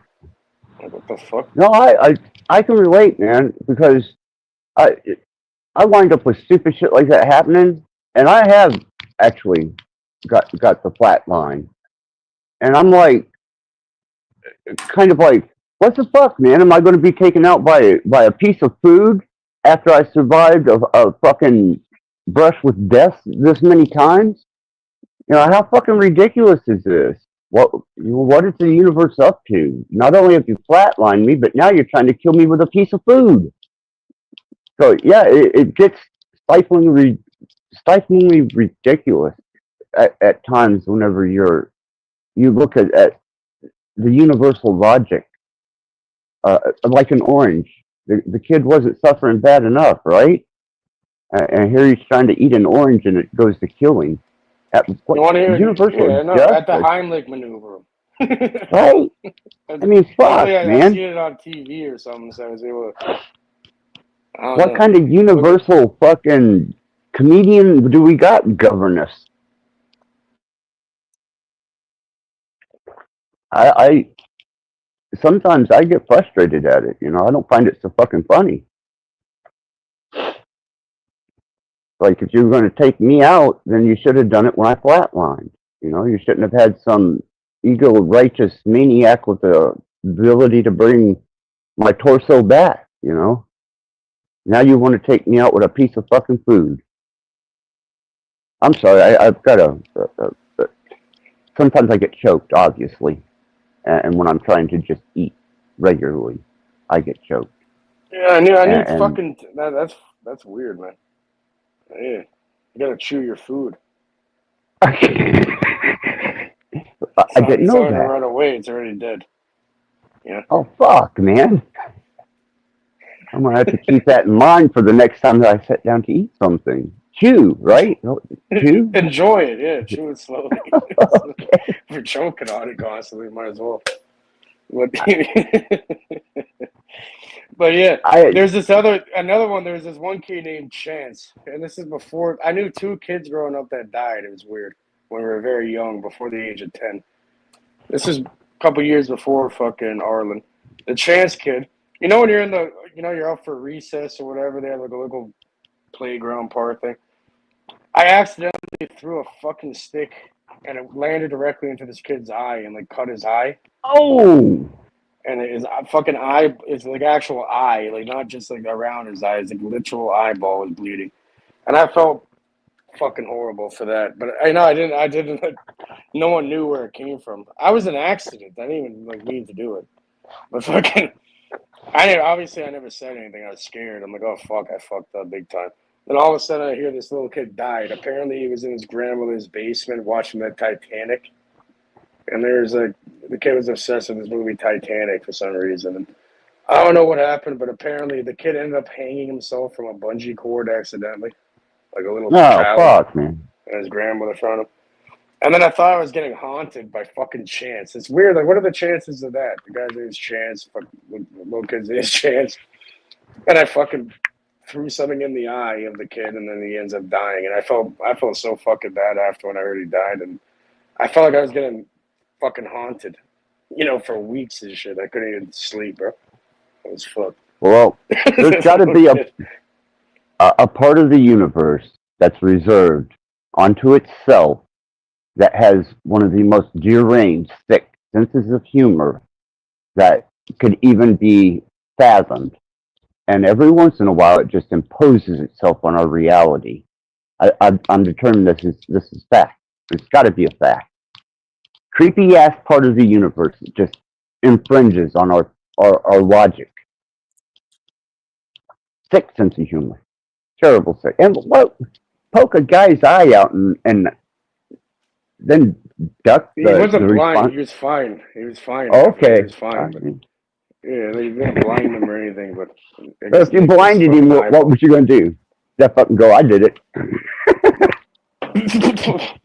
It was an accident. I'm like, was that me? I'm like, I'm pretty sure it was because. Hey, Cage is like waiting you're running around. across the fucking jungle gym, like walking on top of the mug. People like chase each other and shit, and like attack. People are fighting and like throwing each other off. It's like I had a stick, and yeah, somehow I don't know, it went out of my hand and somehow hit him in the eye. It was an accident. It was, and then the kid somehow hung himself with a bungee cord. I'm like, what the fuck is going on here? With a name like Chance. What the fuck He names was a kid born Chance? to impact your life. That's for sure. Very weird. I mean, I felt like, I swear I seen shit when I was, when you're a little kid. I was probably like 6, 7 years old at this point. When you're a little kid, yeah, your imagination plays tricks on you and all. I felt like I was being haunted by the fucking, by the kid's spirit for a while. But it was an accident. Like, I never meant to. Regressive guilt. And if I was guilty. Yeah, guilt. So when I had my best friend committed suicide when he was 14. We just turned from 14 to 15, and I had been on summer vacation. And when I came back off of summer vacation, I tried to call his house and nobody answered. And I thought, well, that's strange. So I went uptown to hang out with the neighborhood kids, and they told me he killed himself during the summer. And that was pretty intense, but I didn't get haunted. I just got fucked with. He was Catholic, so they were trying to hide the fact that he committed suicide. Apparently, there is no redemption in Catholicism for anyone who takes their own life, and they were going out of their way to hide that fact, but it finally come out, So don't feel bad, Cage. I blame myself kind of for that for a long time. No, like I was never cruel or like said. I didn't even know who this fucking kid was. But when something like that happens, the whole school, the whole community hears about it. It was weird. Yeah. He said there's some. I don't know. I've never seen the Titanic, but that's what I heard as a kid. I still always remember this. Apparently, there's some scene where, like I don't know, like I don't know if it was tight. It was like, one of those scenes where like they're swinging across from something, like a rope or whatever to like save somebody, kind of thing. So he was trying to like reenact this shit apparently with a bungee cord, and there's like unfinished basements, that, like the pipes and the other stuff's exposed, the rafters and whatever. And Wow. somehow he like tried like swinging off of it, but it got caught around his neck, and he fucking hung himself. And his grandma found him. Like, imagine you go downstairs and you see like a child fucking hanging by the fucking ceiling with a bungee cord. I'm like, how the fuck is this? Oh, It sounds like someone out of a fucking movie. I'm like, what the fuck? I just felt like an asshole because even before the kid died, you know what I mean? I felt bad about it. Like, I'm like, oh fuck. Because it was crazy. I seen the kid, the kid just obviously dropped down. Where little kids started crying. And then, like people man. got attention and like everyone was stopped and like, what the fuck? The kid's eyes bleeding. It's like, holy fuck. Yeah, we were in the little community, that little backwoods hick town that I was born into. Um, they always announced over the school PA when one of the students was dead, and I always thought that was pretty fucked up. Instead of it being personal or being addressed on a personal level, it was announced over the intercom, and they always had a moment of silence or some type of Because I think people do this shit for themselves, not even for the person, for some sort of weird moral obligation that's self-serving. Like, for example, I had a family friend's, some Mark, right? This guy's like, oh, yeah, you're going to come over, whatever, on Thursday. All of a sudden, it's Tuesday or whatever, and the man's fucking dead. I'm like, oh, what happened? Okay, he killed himself. All right. He's like, oh, he thought nobody cared. He go to the fucking funeral. And, there's lines outside the door with all these fucking people. Everyone's commenting, da-da-da-da, after. Where the fuck were one of it? Not even like 0.001% of any of these people when the guy was alive. You can see the same thing.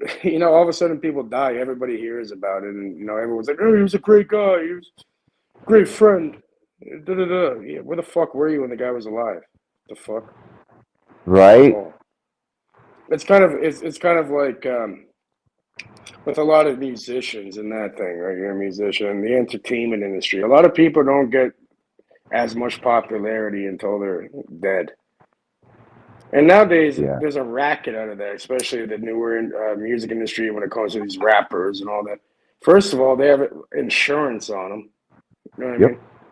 So they use them up for a while, and then there's the next person to do put a hit on them, kill them, take the fucking. There's probably a clause in there. Now there's a huge spike when that person dies, and now everyone's like the biggest fan. You milk that, and then you milk the residuals off of it, and you no longer have to pay this person and their family a bunch of money. Now, plus they're making the insurance money off fucking whacking them.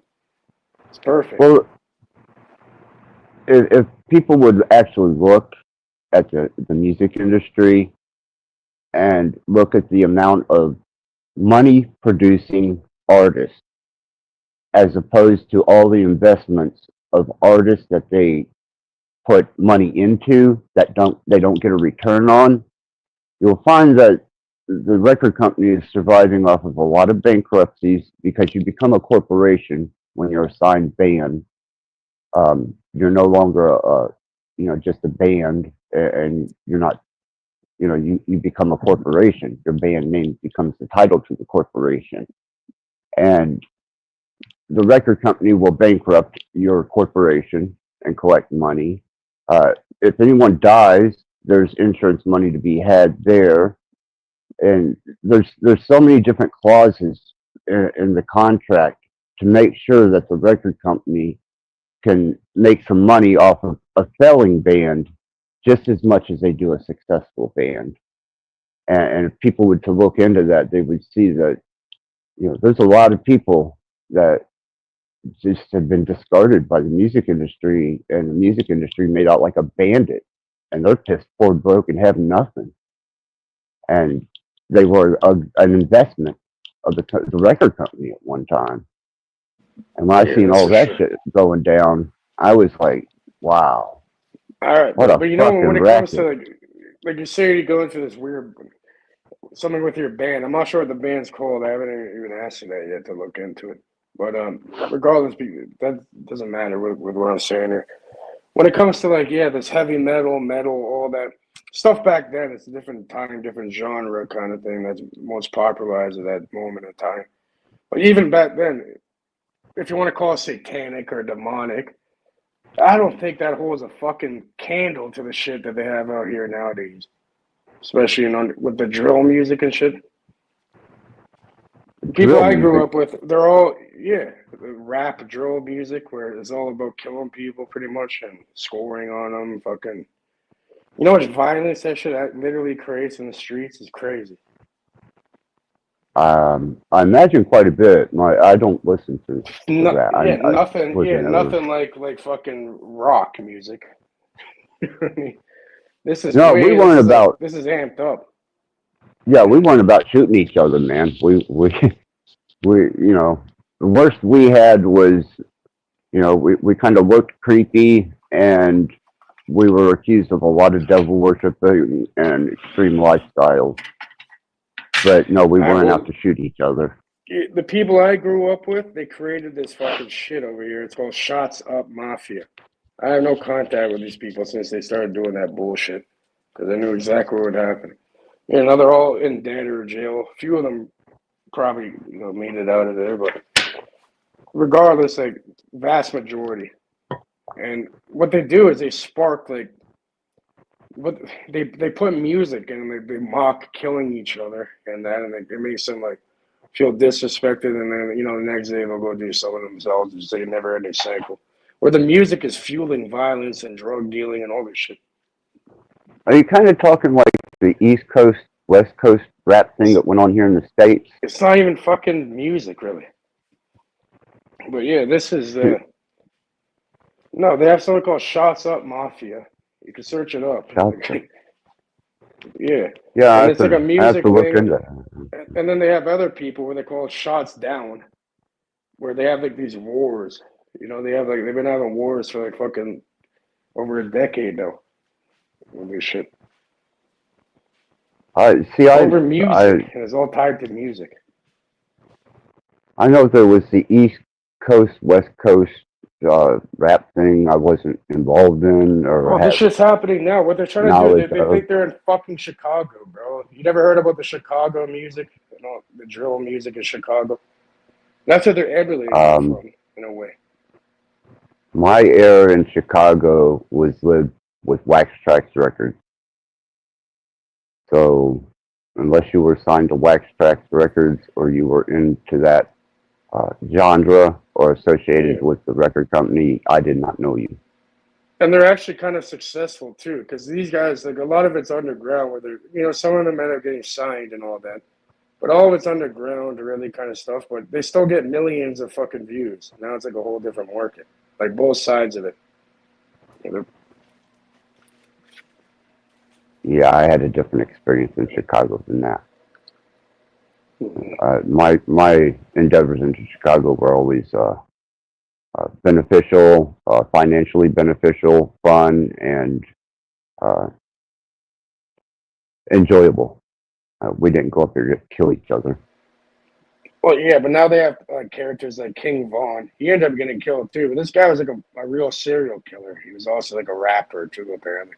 But technically, the man's a serial killer.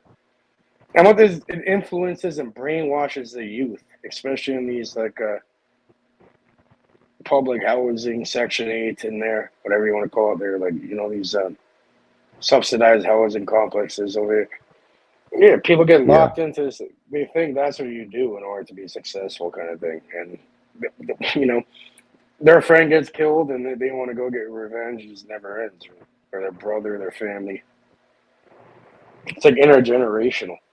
But the music is a giant catalyst for it because it's used to, say certain subliminal messages that you probably won't understand what the fuck they're talking about unless you're from that area, kind of thing.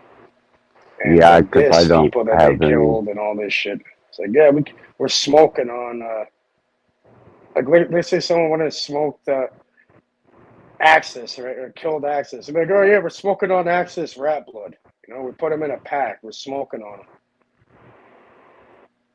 That's shit like that. It's got to be a rap thing because I'm lost completely. You listen to rap, Beck? I know you've got a broad spectrum of music that you listen to. I kind of have always listened to the music that people around me listen to, and so I have been exposed to a lot of rap through friends more than it being my choice of, like, I don't own any rap CDs. Um, but I do, I enjoy it. It's there because of different relationships I've had in my life than certain rap artists or, people that make me think of that person or whatever. But it's not my go-to. Wow, I just that's kind of interesting. I didn't know if you listened to rap or not, because I don't. I wasn't ever a part of the culture, ever listened to the music, didn't identify with it, and wasn't exposed to it secondhand. And I feel that I'm better off for that. Of course, but that's what's popular now today, as for the vast majority of people. For the younger generation. So listen to it. So what I'm saying is that you're using it as a weapon, kind of thing. Right. It's a perfect social conditioning tool to employ on the masses, especially people that are easily influenced, coming from. This is beyond music. At that point, it's more like a fucking declaration of war type thing, and rub it in like some other. I don't know. These people are fucked. I guess I was fucking fortunate. kill people and then rap about it after. No, I was fortunate enough to come out of the aftermath of the Laurel Canyon and the CIA love peace generation type people. That was kind of my exposure to music in the early days, was the hippie. What was it? What's funny? Remember how you talking about demon people who claim to slay demons and all this shit on YouTube? Right. The Leslie character brought it up. Over here, when it comes to these types of people, that's like something to strive for, to be a demon, not a demon slayer. That's like a fucking compliment. So yeah, my guys, we got demons on deck, and they're actual people, and they go actually do shit. Yeah. Really? Well, yeah, they calling themselves a demon is actually like boosting themselves up in their mind and shit. So yeah, I'm a demon on demon time. You know what I mean? Well, fuck. Steven's got his work cut out for him. He's got dual citizenship. To hear him tell it, he's looking to contain some demons. I mean, fuck, if they're advertising. You don't want them fucking. You just want SUN or SD. He doesn't want these fucking demons around him. I guarantee no one does. I guarantee you, these people are fucked. You know what they do? They kidnap people. Bro, you know what one of them did? Now he made it out of it, kind of. It's hilarious. They got acquitted on it all.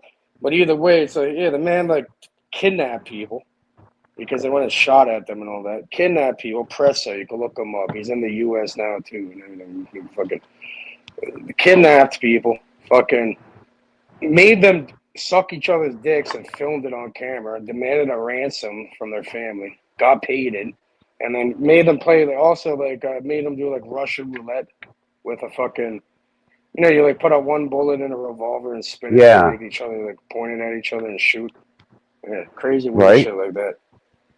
You don't want those fucking, and those people are claiming, those types of people, they think being a demon is a great thing and they want to.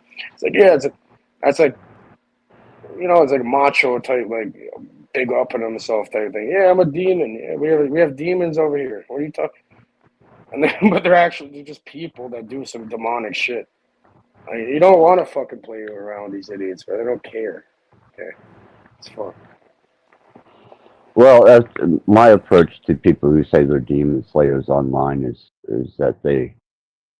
You can't even handle a few guys from from these certain ends over here. Never mind a fucking actual demon.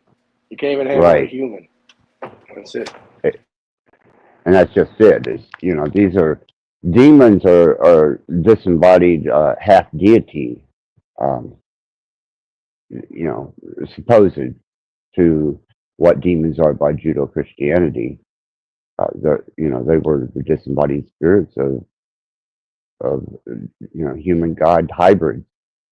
And I'm thinking, from my interactions and what I've experienced, I even say it on one of my lives. You better learn some respect, because when it comes down to it, that's not a game, man. And you're embrazened and bold to be saying that you kick demons in the ass, because I beg to differ.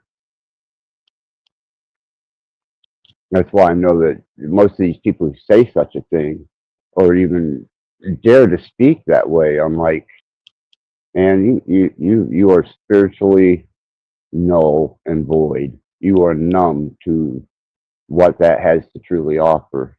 And whether you look at it as an energy, as a disembodied spirit, or whether a mental illness, there's a lot of intense effects, and especially those that, not the theatrical possession, but people who are actually inherently possessed to do evil, and that it's not in their nature to do such. It's almost as if it's a cop out. I'm sorry, it's a cop out. You look at, I think so. I used to read on my channel regularly from Lewis Thomas's Medusa and the Snail, which is a retired doctor's ponderings on philosophy and medicine. Illnesses, viruses, bacteria, illnesses all used to be called demons. They used to cup, bleed, leech, all that kind of jazz, right? Right. So there are illnesses that cause people to be out of character. There is not just biological things that cause people to be out of character, but bad thinking, unbalanced brain chemistry, whatever you want to call it. Some of it can be completely what you've subjected yourselves to. So, i.e., you join a cult, right? People who leave a cult could say that they were demonically possessed with thoughts, you know what I mean? With something was wrong with the way their brain was thinking when they were in the cult. So people love to blame the bad behavior of other people on things outside those people. And sometimes you will find that there is a reason for that. But this idea that a demon made me do it, is like, it's cop out. It's part of the reason why people will even believe that at all, is because the people who can be convinced that demons made somebody do something out of character are often people who would never do something out of character. All right. Sorry, Bex. I want to. So what about the people over here, like I'm referring to, who claim to literally be a demon, but it's not like an actual demon, right? It's more of like a metaphor kind of thing. Where they don't go and force people to do certain things, or just take people's fucking life with no fucking thought. They're evil motherfucking people. Yeah, that's evil.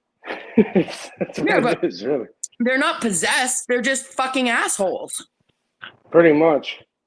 Because then if you can excuse somebody's deletion of someone else because of their demonic possession, then you have to go all the way down and be like, oh, that bullied me because they're demonically possessed. Do you see what I'm saying? No, they'll smoke you, and they'll make a fucking point of it and brag about it, and probably even surface a video of that happening to you. So it's like I've been touched by such evil. Firsthand was through my son claimed when he was caught that he did what the voices in his head, and it's in the newspaper.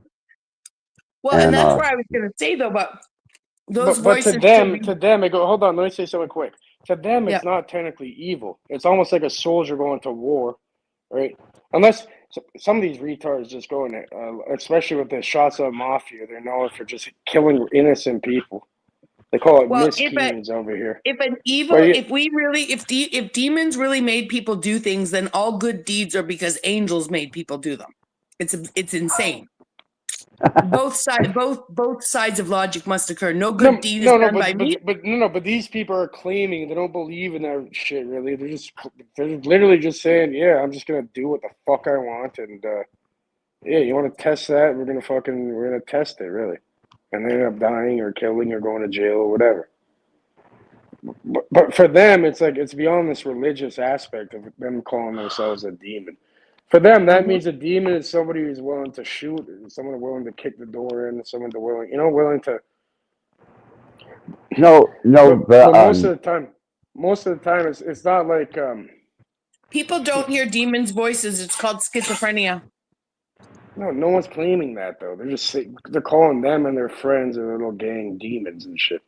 Mm-hmm. no, my son claimed, as you know, fact, my son, when he was caught in his first interrogation, said that the voices in his head made him do it, and he'd been up for 3 days on meth. So I'm thinking it had to have been brain induced. You know, Yeah, it well, wasn't. yeah, drug-induced psychosis is very real. Yeah, Right? yeah, So, and drug-induced exactly. psychosis, once you've actually hit a psychotic, I can't remember if it's called a ceiling or a floor, right? But we're going to call it a ceiling. Once you've hit that psychotic ceiling and broken through it, right, because of drug use or whatever, now you've created a neural pathway where, in fact, you may have drug-induced schizoaffective disorder forever, or you may have had some sort of schizoaffective disorder that allowed you to create that pathway in your brain in the first place, right?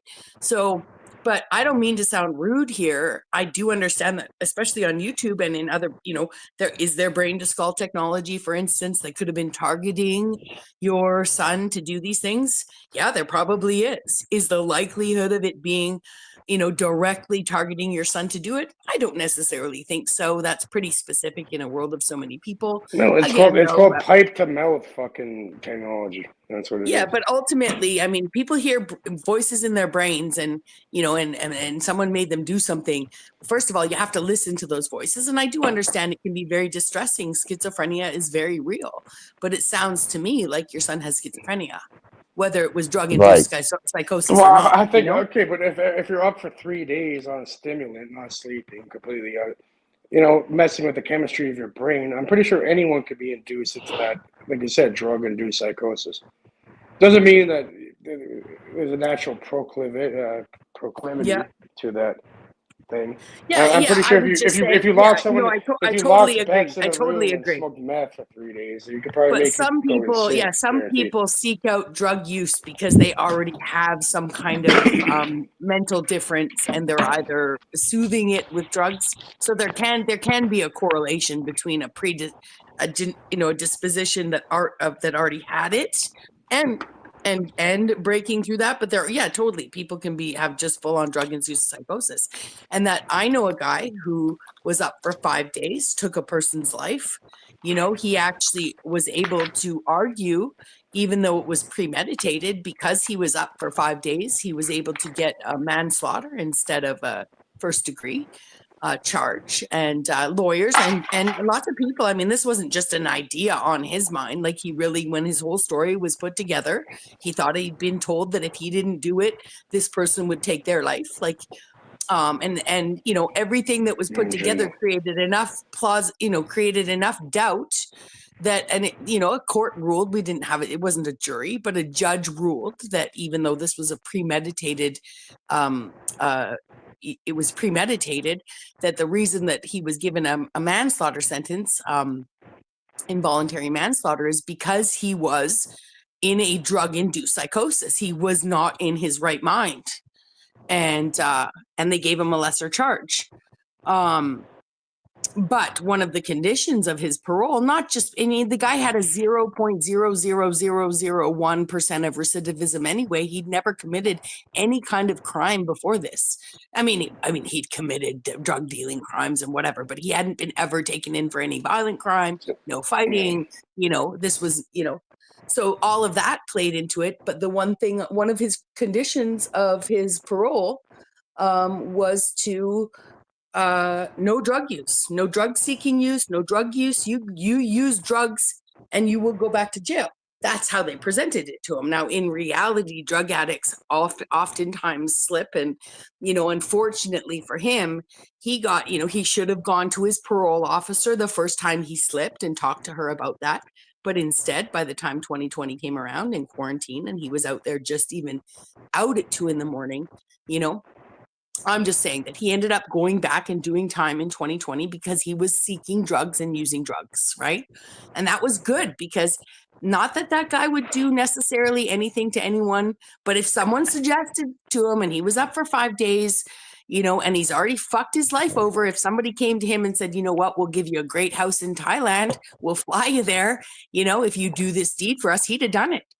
You know, because he was trapped now and can't. I'm just, you know, I'm not saying he was for hire or anything. I'm just saying there are certain situations that someone might have decided to try and ramp him up and weaponize him. And it doesn't matter. He's hit a psychotic ceiling. And if he does crack cocaine anymore, he might hit it again. And because of that alone, he used crack, he goes to fucking jail. He used drugs, he goes to fucking jail. That's it. You're back in, you know? But part of that is to keep him safe, you know, to keep the world safe, right?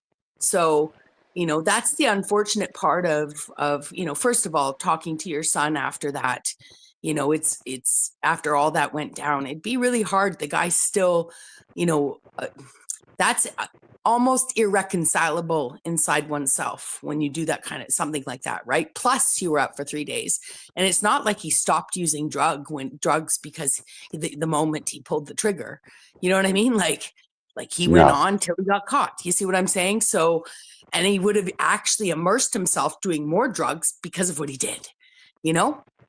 Yeah. He's fucked. Yeah, I believe that. Right? So, yeah. So, in essence, sitting him down and taking anything he says as valid, right? When his brain. No, seeing the hard truth is he's probably the most safe where he is right now for himself and others, you know, at this time at least. Well, and that's what I would say. My friend took the life of somebody, you know, but that life that he took, and I don't mean to discredit it, jail saved his fucking life. It saved his life. And I know people say he doesn't deserve a life. Well, if he doesn't deserve a life, then we're in a capital punishment. Take that up with your politicians, right? Well, we take it up. We'll take fuck your law. Well, you know, first of all, if somebody murdered my family members walking around, trust me, they're not gonna have a good time. So either way, yeah. Like if I have to look at the other shoes, like with Access. I love Access. It has nothing to do with you because you're not that man who went and did that act, right? That's for your son. Yeah. But let's say I was on the opposite end of that, and let's say, you know, you're talking to me and you happen to kill my father, or your son killed my father type thing. Right. Trust me, we're going to make sure he gets fucking dealt with either way, one way or the other. So, I don't know, man. You know, it's a sticky situation there. Yeah. And, well, that's why Adam, the friend that you know, his brother was murdered in a heinous, cold-blooded way, the same as what my son had done. And his brother's killer was just put to death here in Indiana by lethal injection. And that made all that real fresh and new for Adam. And me to come to him and him to come to me, he was a victim, and I was victimized by my son, but still my son made someone a victim, which is where Adam is at. His brother was taken from him by this guy who so it's almost like suicide, right? When someone, like for example, I told you when that Mark character committed suicide, I've seen how he victimized his entire family and everybody who actually really did try. You don't care about him. It's kind of like what your son did. He killed himself at the same time of killing that other person and getting caught. So at that point, you're he killed a part of me. Too. Yeah, you're his sister, all the family is a victim of your own son, technically. You know, because of his actions. So he better fucking man up and hold that. That's it. But would killing Axis's son alleviate anything, or would it cause more? It's going to cause more. It's like what Gandhi was saying: an eye for an eye makes the whole world blind, right? So at that point, just you break the cycle, because that's not going to do shit for anybody. That's not how you learn, or that's not how you not really. Yeah, you learn and you progress forward. So, yeah, that's not going to do anything really. And actually, some would say it's actually worse to let them sit there. I mean, if we broke it down by just if you broke it down by just economic investment, right, then one could say, well, the cost of incarceration for 88 years and all of that manpower could be better spent on a sick child or this or that or whatever, right? You know, but that's not what's happening. You know, we have the prison's going to have an inmate in it. If it's not Axis Sun, it's someone else. And even if we abolished, nobody ever killed someone ever again, there's going to be something criminalized to fill those institutions. Because they're equitable. Yeah, and because there's part of the economic structure, right? They do jobs, right? The prison that your son's in, it's not like it's not like TV Oz or whatever, right? Like he's gonna be working eventually. He's gonna be producing. No, they have something. access to tablets. They can read. I knew someone Red Pill went to fucking jail, came back for like 6 months only, whatever. But yeah, I don't know. Over there, he had access to fucking tablets. He said he read the Kybalion in jail off the fucking tablet. Maybe I've got jail and prison confused, but Yeah, I know those are two different things. But I know that in America they have a for-profit prison system, right? Yeah. So apparently you have more rights in federal jail. It's actually easier in federal jail than it is in state He's jail. not in federal. He is in state maximum security. Oh, I just thought that most jails have an industry like uniform it's not a federal offense. sewing or whatever. You know what I mean? Like I thought that most jails have an industry that they sell a product. Yeah, it used to be owned by Bob Barker from Price is Right. Mm-hmm. And oh yeah, we used to, when I was locked up, man, we all threw a fit about Bob Barker and the Price is Right. Nobody watched the Price is fucking Right. You know, because we saw the price of commissary. No, you weren't allowed to work. See, you just sat and did your fucking time. Yeah, I thought in some cases that there was like the prison produced a good and the inmates worked producing that good. They only make whatever, a penny on the dollar or whatever for the commissary. Yeah, some of the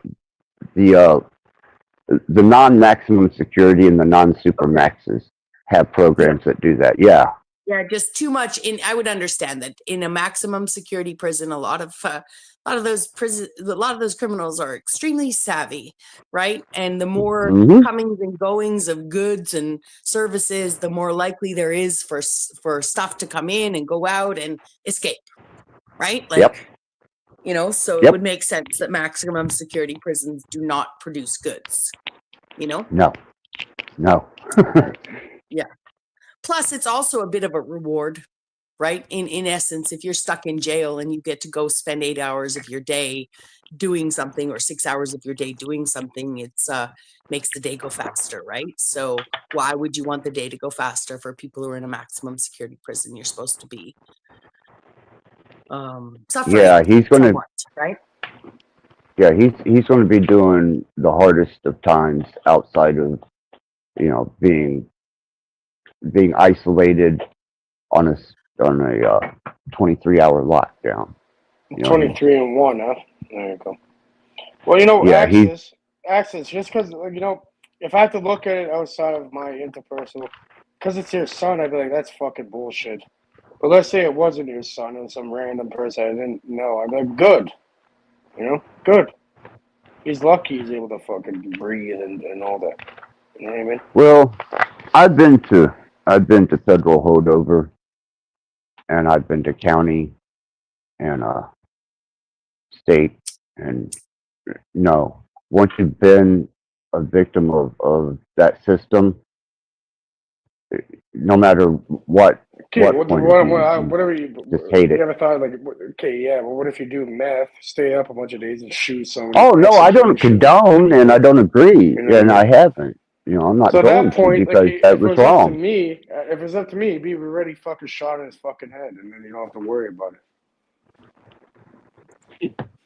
You know, no offense. I'm not saying nothing, but look, at that point, the law is blind, right? The law is supposed to be blind, right?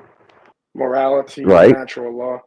So just because it's somebody I have an affinity to, and you know, it's access, and I want the best for everybody. But at the same time, what if that you're in the other people's shoes, or Whatever. At Well, that point, what if someone went and fucking it was the other way around and they shot your son? Cage. You'd be happy that they'd be in jail. You'd be like, oh, watch what I'm gonna do to him. Watch what I'm gonna. Who knows what you'd be doing, bro? You'd be trying to do whatever you Cage. can. Fuck them. Yes. The problem I have with it is that I'm being blamed. You understand me? That's okay. People go through different stages of grief, right? Right now, Not my own fucking family.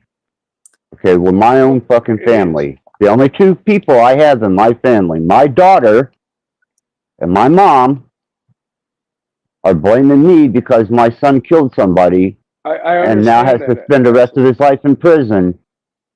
That was not. I'm not responsible for that. Give him some time, access, and I promise you, your family will always be there for you either way. Just give us some time, give us some space. Right now, they don't know how to fucking react.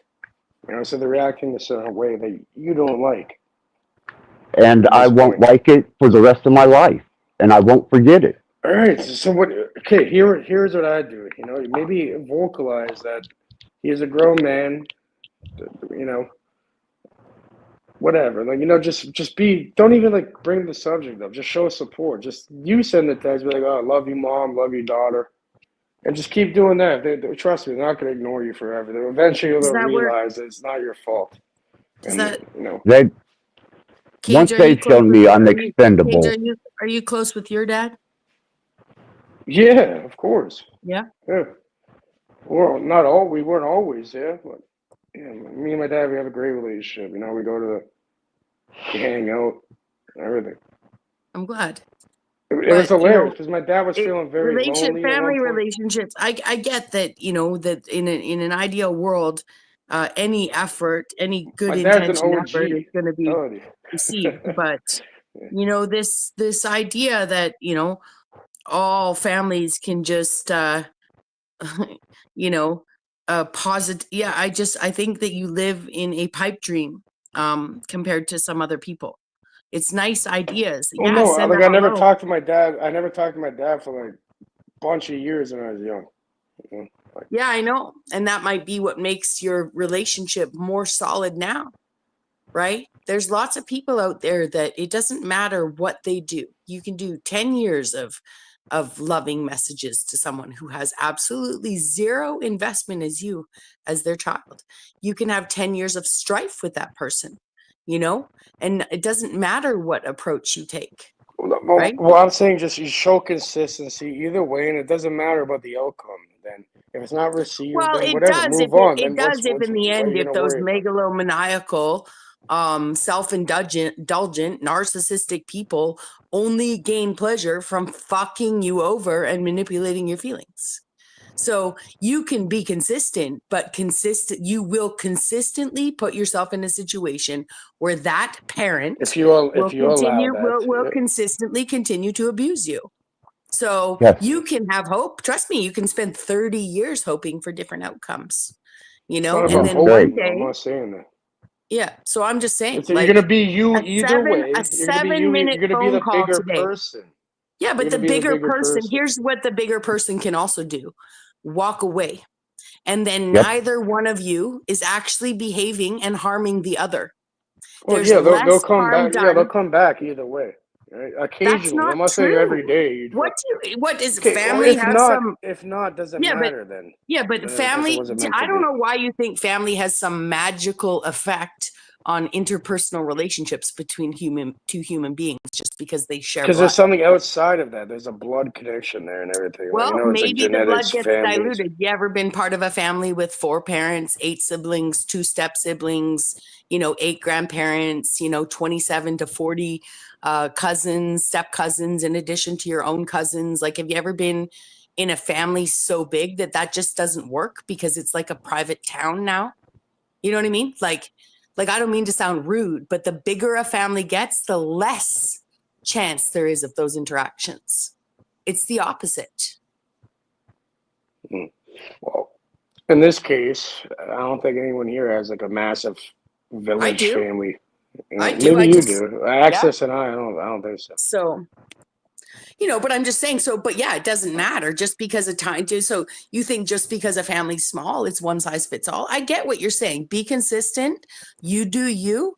don't have expectations of others. Yes, And exactly. hopefully eventually someone will come around. But some people can do that for 20 years and nothing changes. And eventually you got to walk away. Would you stay in an abusive relationship with a girlfriend if she behaved that way to you? Would you stay in an abusive relationship? You know, like no, it's insane. You would never put in all the work and do the one who's sending A all the messages girlfriend, to your that's girlfriend. different than a family. A family is different than having a girlfriend But or you whatever. seem to It's a think bit family different. means something magical, and I'm No, grateful. I'm not to saying it's hear it. magical, but there's something Yeah, there. you do. It's like from, well, maybe something, you know, it should be Talk like to me that. again when you're 50. Talk to me again when you're 50. Family Right? can get Because away you with had a lot another more 22 than years of a specific kind of interactions with people. And I'm not trying to be the victim of anyone. I'm the villain in their story. They're the villain in mine. You see what I'm saying? I acknowledge that. Right? Like, I have no problem acknowledging that I'm 50% of an equation that didn't fucking work between two people. You know, I have no well, that's problem your acknowledging culture, it. right? Maybe with You your know? certain cultures are more family oriented. Unfortunately, Well, no, yeah, like, and you some know, cultures aren't. So to have yeah. this, you know, it's great advice, but it's also not, it doesn't actually work, you know? So yeah, you're right. You know, anyone could spend the time doing all the legwork and do all the heavy lifting in a relationship and turn up and not have any Well, it expectations works of for somebody me. else Like, themselves. hold on. Yeah. Like for me, like I don't get emotionally invested into anything, even when it comes with family. You know, so for me, really, or like, you know, from some people's observation, how you can see it as like it doesn't really matter how the other person is going to react to it, but you're there regardless. They're always there either way. You know, it's up to them to receive that or like want to par with it. If not, that's not the onus is not on you. You're just you, and you know you're there, and it works. It works out for me. For example, like I've had family members and all, whatever. Like you know, like someone you know mental illness, one of them, and yeah, Yeah. they say some horrible things, but you know I know they don't actually mean that, and like they're just in a certain thing, and either way, I keep consistent. I'm there, and it doesn't mean I have to be in some abusive relationship. You know, I said you set the parameters and boundaries, so you don't have to like fall into, you know, like putting something out and getting nothing in return, kind of ideal. Right? When it comes to Yeah. energy and thoughts. I get that. So, But I also know that, you know, in practice, my experience, right? Like, is, you know, there isn't a tactic available that doesn't involve, you know, 90% of the effort being made from me. So, and I'm just, and some people are just crazy because yeah. I've seen this, like So, you know, just dealing with the public in a business, right? Like you'll have like wide range of scope of individuals, but on a really rare account, you'll have people that are like that, where they'll be like, you know, they'll complain for no reason. They'll be like, "This is horrible. I'm never coming back. This is," and then like 2 weeks later, they'll come crawling back, being like, "Oh, you know what? This is really great stuff. Fair pricing." You know, it's like, all right, you want to go and fucking stray? Go figure it out, and you know, we'll see if you come back or not. If you're lucky enough, that's it. Well, People the are just things that fucked a lot of the time. and this things is that where sorry, go ahead, please, Access. the things that I experienced was I was thrown away. Why would I ever allow myself to be put in that position with them again? I mean, they made their decision. They threw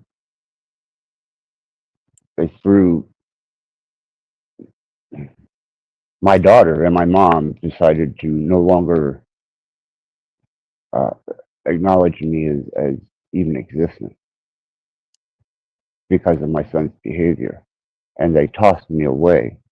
Did it have Why would I anything ever to want do? that? Yeah. Why That would I has ever no want that? logical fucking consistency. All right, Well, so yeah. all right, because okay, so what about so shouldn't your mother and then your father be blamed because they birthed you That's and what then you know? that's exactly. So If shit rolls like uphill, it keeps fucking rolling. so yeah, the shit apple doesn't fall far from the shit tree apparently, as Ricky would say, Yeah, or if your Ray. mom can blame you for what your son did, then you can blame her for what her grandson did. my mom and my Because daughter. yeah, yeah. So, and that's where I would That's say ridiculous. So I'm saying you have to be a bigger man. Listen, I guarantee they still love you, Access. They have love in their heart for you. 100%. Why would I want them back in my life after they discarded me? So Why? then That's the thing you're not casting. All right, because guess what, Access? Shit happens in life that's traumatic. It's a crazy, life-changing paradigm, and people react a certain way. Okay, and sometimes people want the scapegoat. They want to take it on somebody, and who knows what you've done in the past to make them come to that conclusion. I'm sure it's not just, there's always two sides to a story. The truth usually lies in the middle somewhere. So, they're probably just correlating your bullshit behavior, which you've had throughout your life, to this moment. And they're like, they're done with you at this point. Doesn't mean they're actually done with you. They're trying to teach you something, maybe get you to change your ways. And I don't, in their mind, they're probably doing it to help you or something. Because I guarantee there's a familial bond that goes beyond anything else. I guarantee you, Cage, that not for all people. And that's why we have foster services. That's why we have churches with holes in the walls and a drop slot. All right, but he was. You still have your mother. You still have your mother there. For all but it doesn't mean that they were any more effective at parenting Access. Not that I'm trying to blame Access's mom for Access. What do you mean? You have to be I'm saying just because people have children and engage with them doesn't mean they have the skills to do it well. And we're all just humans muscling through this stuff. But to say that there's a bond and a family and a this and a that, no. All over the world, there are people sell their fucking babies, right? I'm just saying, no. That's not the case. That's not a natural occurrence, though. That's but but also there's the natural occurrence. Just because you have the biological imperative to breed, just like men out there sleeping around and not caring if there's having children or women out there that's societal bullshit, though, Bex. Think about it. Even animals. Not everybody. I just want to share with you. Not everybody has the natural instinct to be a parent. No, they don't. Some people are not wired to be parents. Some people will not love their child anywhere near as much as they love themselves, and they'll do nothing but harm to that child from the moment they're around them. That's the way they are. And you can blame society for it, but you may as well be blaming a fucking demon. All right. Well, you know what? That's great. Hold on. At that point, some people would say, okay, some cultures would say, some ideology would say that some daddies are assholes, even if your parents are not, hold on, even if your parents are not capable of having children, should have been parents in the first place. Guess what? You're in this reality, and you got the gift, if you want to call it that. You got the opportunity to be. What I'm challenging in you is the magical fucking blood bond that you're saying somehow surpasses everything. Sometimes that magical blood bond is a fucking ball and chain. Remember the orangutan talk and shit before, and the genetic memory and all this stuff. The laboratory specially fucking bred and husbanded intelligent orangutan in a laboratory. Yes, has nothing to do with orangutans outside of the laboratory. About. Remember when you get into genetic memory, how is that carried? It could be carried through the blood. Yeah, but it doesn't mean that all genetic memory is bliss and there's this fucking bond and all this stuff. That's the whole point of fucking looking for the psychopath gene, for crying out loud. Yeah, to me, that whole scenario in my genetics is parental abandonment throughout my entire life. Well, yeah, the concept of nature versus nurture is insane to me. It's nature to nurture. There's no way. There's no way you can say. Hold on, but look what Axis is saying. So the constant is throughout his life is parental abandonment. All right, so what does that say? So if there's a dysfunction or something not running as smoothly as it could, what it says to me. What does that say? That means you're going against natural law and you're being perverted by outside influences. You cannot say that it's simply perverted. No, we didn't grow up we didn't come from communities of nuclear families. We came from communities of cousins, aunts, uncles, entire villages that raised children. So if that person was a shitty fucking parent, there was an entire village of people to fucking make sure that they could help parent the child, not correct the fucking parent. if they wouldn't be able to, yeah, they're held to a standard, right? Not That's the not gonna parent. fly. The society is. So trust me, we'd all be walking around like fucking zombie robots if your fucking pipe dream, a natural fucking non-banker world made everybody the perfect fucking parent. They don't have the bond. Some people don't have It's it. not That's about why we have being. I adoption. never said it. I never once said a perfect parent. Yeah, but you're I didn't acting say- like it's natural, and any reason a person would not be naturally fucking drawn to their child is because of some sort of environmental source. No, some people are born psychopaths. Some people are fucking straight up. You know how don't rare care that about is. anyone but themselves, and having a baby don't change Hold that on, for hold them. on, hold on. How I respond is that's very, very rare. But I'm No. saying there's no proclivity happening, due to the deduction of social engineering. A baby does not care if it's raised by its biological family or not. A baby wants to be loved. Tons of babies in this world have been raised by people that were not biologically related to them, and they were nurtured and reared into a beautiful, and trust me, epigenetic memory didn't need blood there. Every 7 But years, how your cells change. rare? Every 7 years. That's a rarity. It's not. No, it's not. No, it's not. All over the world. All over the world. There are orphanages and stuff everywhere, all over the fucking world still. And the further you go back in the past, the more of them there were. And Especially in my family. Okay, usually if somebody's has a proper structure, if someone has a proper structure, they're not in poverty, they're not on drugs, they're not doing all this and that. It still doesn't mean I don't think there would be many orphans, would there? Daddy. You look at I'm all, saying okay, if you remove the environmental factors and everything was la-di-la, you wouldn't have a bunch of fucking people having giving up children into adoption. But you also wouldn't necessarily just suddenly instantly have every woman who has a baby and every man who knocks her up living in bliss. You'd still have women running to their sister and saying, please parent my child. I have too many. Please parent my child. I want to spend 5 years in Thailand. Please parent my child. I want to stick a fucking needle in my arm. Right. Even in a perfectly fucking balanced world with unlimited money in the bank account, you're going to have people choosing to fucking sit in an opium den instead of take care of their child. It's not. But listen, I understand what you're saying, right? I didn't come up from like this TV sitcom kind of fucking family that they portray. So I understand, and even being in that position, this is normalized, and it's happening so often because of the, it goes back to the nature versus nurture thing. Yeah, but I just want to. It's more of the nurturing of society than the nature of a and man trust me, or a I'm woman. on the same page. I definitely. Hold on, because even animals have that proclivity to protect. Not their all young. animals. Not all animals. Well, some of them eat their young. Some of them eat their fucking. Well, yeah, and sometimes that eat fucking litter of kittens ends up with another mom. Sometimes that litter of squirrel babies ends up with another mom, and not because the mom died. No, because that's about providing, or they got removed either way. Exile. No, she took the fuck off. She took the fuck off, even a fucking squirrel.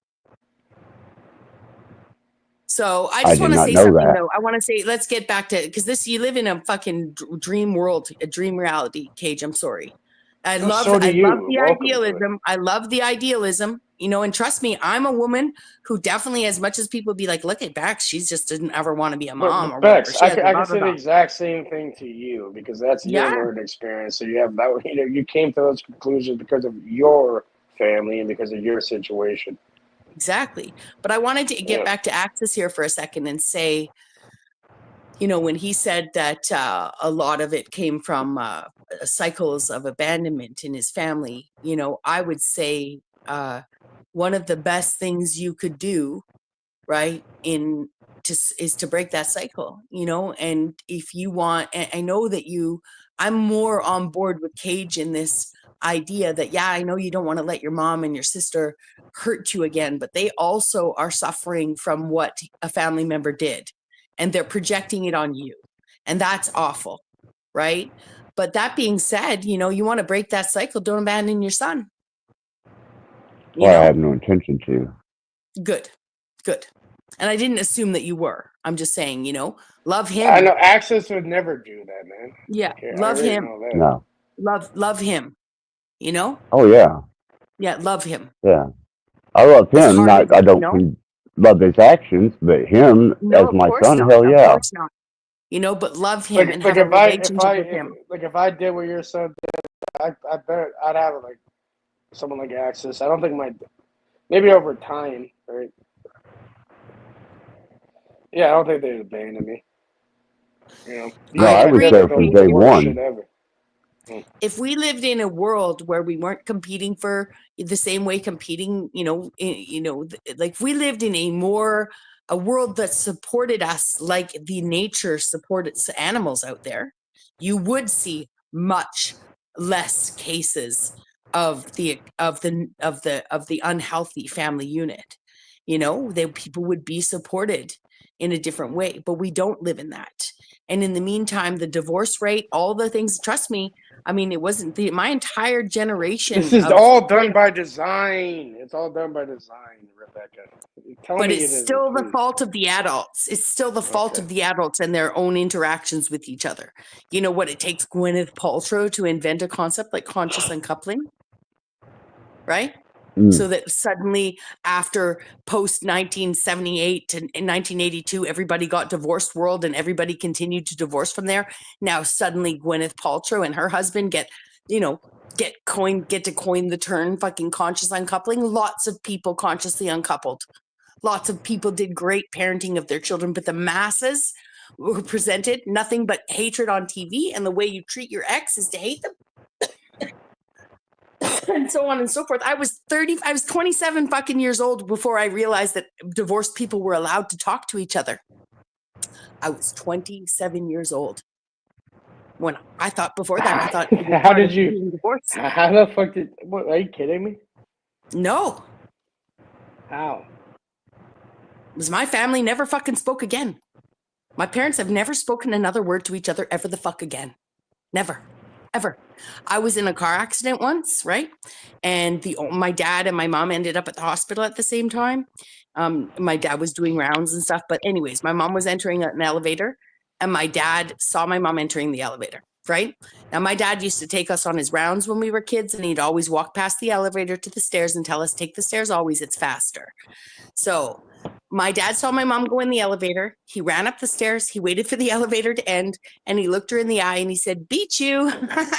And he ran on. Okay. That's hilarious. You know what's I know, funny it's about fucking that? hilarious. It is fucking hilarious. You know what's funny? Rebecca, I got stabbed. Like Axis got stabbed. It's funny. But yeah, it was on my birthday. And that was the first time I ever seen my parents in the same room since before I could remember, pretty much. Yeah. Mm-hmm. So stuff like that usually brings people together. And from there, yeah. That's when I started talking to my dad again from there. My dad sat at the back of the room for every graduation. My brother's wedding had to be big enough so that the room was stretched out in such a way that it was divided into zones. At my wedding, they stood in the same aisle. They were 4 people apart from each other.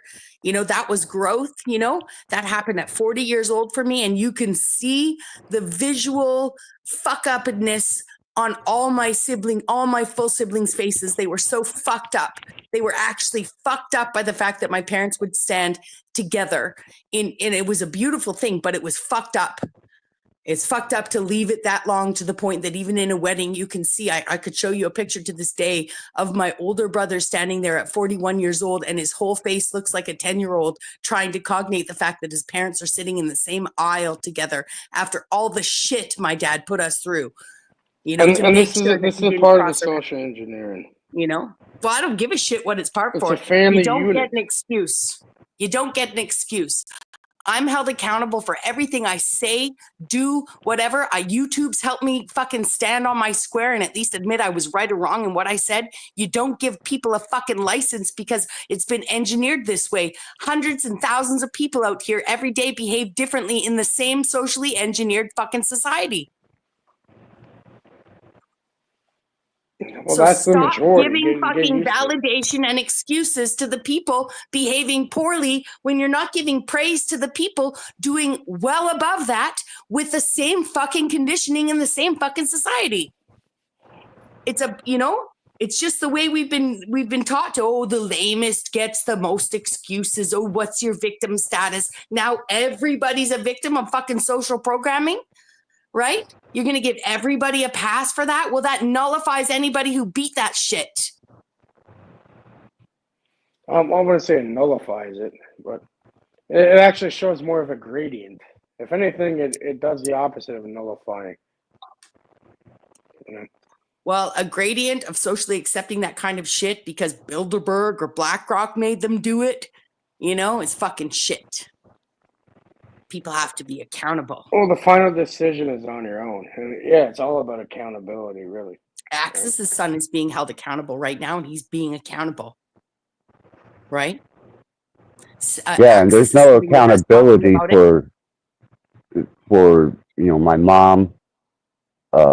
Exactly. And her childhood behavior that led to my birth, that led to her giving me up to my grandmother because her neglect. I lost a lung, from my grandmother adopting me for money to the abandonment of my grandpa by my grandmother and him removed from my life immediately and never seen again, to my dad never being there ever.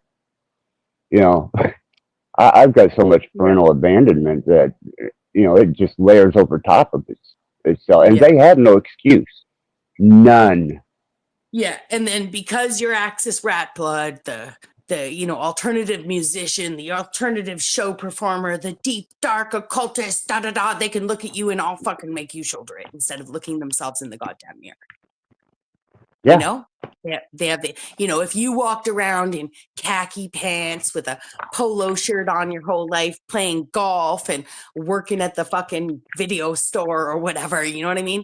I'm gonna start calling this BSS, black sheep syndrome. There you go. Is that what it is? You guys are the black sheep in the family?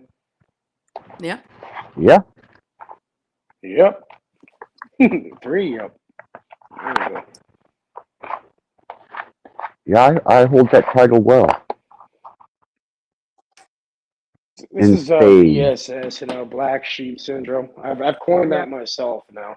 I don't know if it exists already, but it's documented now. Either way, because I'll tell you the opposite side of the equation. The people that see you as and treat you like that role in your family, they would love the fact that it starts with BS because they'll just use that as another reason to gaslight you. And I didn't even like the term gaslight because in a toxic family system, right? Nobody wins. Nobody's winning. The golden child isn't winning. The golden child isn't, the golden child's scared of being shoved into the black sheep role. So they stand in, at attention and they achieve and they want accolades they'll never get, just like the black sheep doesn't get. So I know the black sheep can look at the golden child and think, oh, they've got the perfect, like the golden child's more fucked than the black sheep. The golden child can't say fucking shit or step out of line, So they're just as trapped in some weird dance they're doing with their parents where they don't get to grow up and get out of it. And I get that I sound like someone who's got fucking issues and hasn't grown up and got out of stuff. Even as Axis said the stuff and showed all his trauma, people can see like, oh, you're stuck in your child. No, this is Freudian stuff. This is what Freud taught us to look at and don't, put all the fucking sex shit aside. It was all had to do with the formative years, formative years. So that's why I think it's absolutely insane that if your mom, to blame you, she actually I think she's just used to the fucking toxic family dynamics, right? And the fact that you've shouldered all of that as the black sheep, and she's actually using you as a mirror. She feels guilty. Deep down, she does feel guilty. That's what it is. And really, it's not crazy or like this should be fucking expected. This is basic human psychology and behavior. From my daughter too. Yes. Really? Yeah. Daughters. That most family people will try, like in most family arguments, somebody picks a side. You know what I mean? Like it's rare that if your daughter could have remained neutral, right? But she also... Bro, this is textbook psychology. This is fucking easily predicted, right? So knowing that, if you are into the occult and all this, you should understand how people operate and realize people are going to be people. Okay, I don't care if It's it's not that I humans don't or comprehend it, Cage. It's not that I don't understand the psychology so why let behind it it. affect you and not just whatever wherever you want to move with it, Well, then you can implicate that and deal with it. unfortunately, I have this thing called a human, I don't think I whatever. have that. I think that you can call me a fucking sociopath. Even Dominic has said it before in a way. Yeah, I don't. Yeah, because For me, I'm it's human. more like we're playing. I'm not a fucking human, buddy. I Yeah, am, because but I'm not. the loss of a son I'm definitely a human. Though. in that manner was hard enough, and then to have my daughter no longer involved in my life by choice of my mother, by her toxic persuasion. All right, how Yeah, long has that I been? had a bond with It's been. my How long kids. has it been? How long has it been since quote your Less than a daughter is month. not in your life? Less than a month. Okay, now we're getting somewhere. But I have to look at her actions. Give us some time, and time. I have to look at her actions. If she's willing to discard me as a human once, she would do it again. So would Bro, my they're mother. confused. They're confused. I don't Okay? care what they are Her brother, because they don't and care what they're doing to me. So But fuck that's probably them. the only strong. Hold on, your mother, her grandmother, is probably the only strong female influence, matriarch kind of energy she has, right? So she's going to be easily influenced by that. You know what I mean? Because it's like Fuck onto others as they every fuck onto woman you. needs like a proper female, to guide them, and same with a male, like the father figure, motherly figure, whatever. So that's just like a natural way for them to quote pick sides. Right? It goes back to the principle of gender, specific energies that are being put out there. I'm saying, man, it's been less than a month. Okay, your family are there. They're not going anywhere, and I guarantee you'll have a reconciliation with them. Just be consistent, keep being you, and trust me, they're smart enough, and they'll probably apologize to you, bro. And like, I'm sorry. And then you can move forward. You gotta be fucking kidding me, man. Yeah, just don't burn the bridge, right? Like, don't start saying crazy shit or doing just let it be. Just keep doing what you do.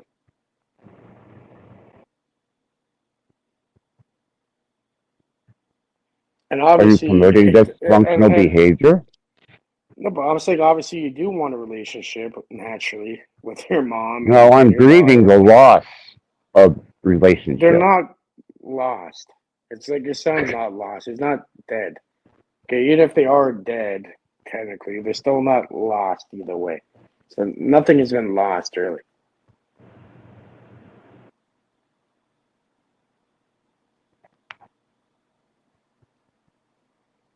How easy is it for you, Bex, to forgive 30 years worth of abusive behavior? I did a good job of forgiveness most of my life. But I know, considering where I sit now, I would say it doesn't look like I did. So I don't know. I don't know how to. I don't know how to answer it because Right. I get you. it's like I don't have. Generally speaking, when it comes to my family, I have no animosity towards the majority of the people, even the ones that, like say my dad, for instance, who I haven't talked to in a few years. I don't have animosity towards my mom, but I miss her. We had a falling out a year and a half ago, but I know that I needed this time, when you've been a kid to parents like mine for as long as you have, in that kind of family dynamic, when they paired up with their other partners and stuff, it's been for the first time in my life, I'm not taking care of my mom's feelings. You know what I mean? Like, I'm not worried. And that started really young at 12 years old, or 9 years old or whatever, when you're going back and forth between these people who are behaving like, I mean, it goes deep. Like my my dad referred to my mom as the plaintiff my entire after the divorce and on. Like there wasn't even a name. You know, every time my When mom did came to pick us your up, parents split up, and how was the custody arranged? Was every other weekend with dad, or what was I can going on? tell you that my parents split up in the late 70s, and by the early 80s their No, divorce was how old finalized. were Let me you finish. though? Let me finish. Yeah, I yeah. was not. I was late 70s. I was about 7, 8 years old when they split up, and 9, 10 years old when they actually got divorced. But they didn't actually. So the custody arrangement until my mom decided to leave the family house where my dad bought her half out and moved back in was you know, every other weekend we lived in the same town. But when I was 12 years old, basically in the divorce, here's how the settlement went. The kids could pick whichever parent they wanted to live with, but it had to be done in the summer or at Christmas. And yet my dad lived in an apartment, so that choice wasn't on the table for any of us until we actually my mom moved and my dad was back in the house where we could live. So we didn't really know that. So So your let me mom finish. had Let that. me just Okay, finish. well, Let me just finish, because the custody your would have dad been took back and over. forth weekends, whatever, and we all crammed into a second bedroom in my dad's apartment, you know, instead of staying in our house where we all had our own rooms. And then my dad took the house back. But whatever, when, you know, my parents couldn't decide what to do with their children, so they let a court mandate that it was up to the children. Right. So my parents Well, that's never made pretty. a decision. That's kind of retarded, but in a It's way, fucked that's up. yeah. My Well, sister, I know people. I know people who dealt. when the decision was put on us, you know, in 1983, when the decision was actually like, do you going to pick mom or dad? Because mom's moving towns and dad finally has a home that he can house us in. My sister wasn't even 6 years old when she had to pick a parent. All right. Well, here, let me just. I guarantee it from your disposition, from how you talk, from the way your mind is structured.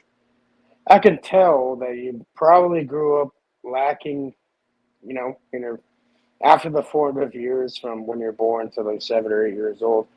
There, moving forward, yeah, it was definitely you lived with your father, 100%. I can already tell. Just the way you It was think, and definitely, what did you say? you lived mostly with your father. No, Well, I lived with my father and my mother. no, after the split up and divorce. I mean, No, I didn't. whoever instilled you, I instilled lived with your. my mother till I was 12 years old.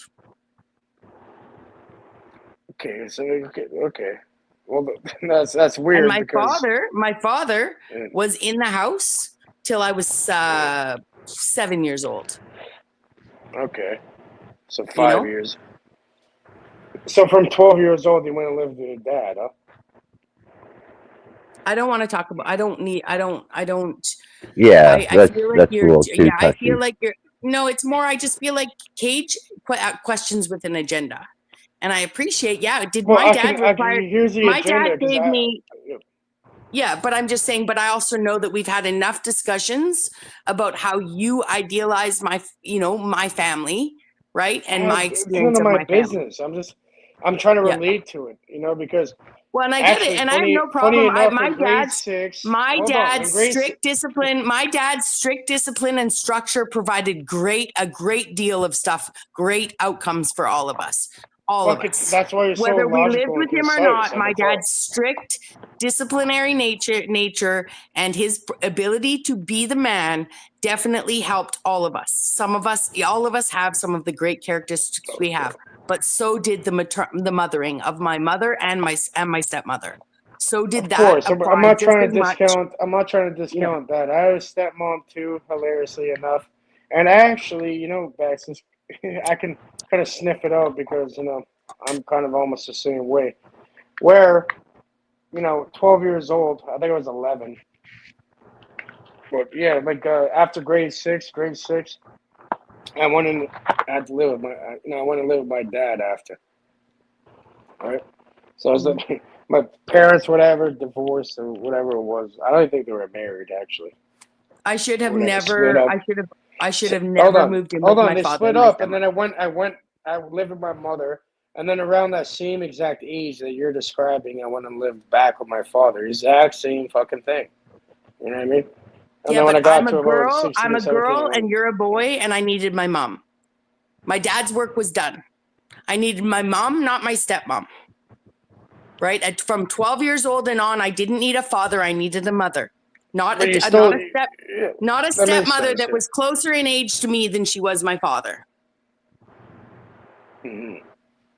So one thing I will say, both my parents paired up with their significant other within a year or two of my mom almost immediately. My dad had a different girlfriend before he met my stepmother, but other than that girlfriend and my stepmom, that's all. Those are the only women we knew my dad. And my A year dad, or two. Nowadays, it'll be a day or two, or probably like, probably even before that. well, I'm So just saying that's my not that parents bad. didn't play the field, and I never had, I always had a 2-parent home. At either house I went to was always a 2-parent home. Well, yeah, stepdad, stepmom, or whatever. Exactly. I never had my Yeah, dad. it was My the same dad. shit Yeah, over here. Yeah. I always had a 2-parent home.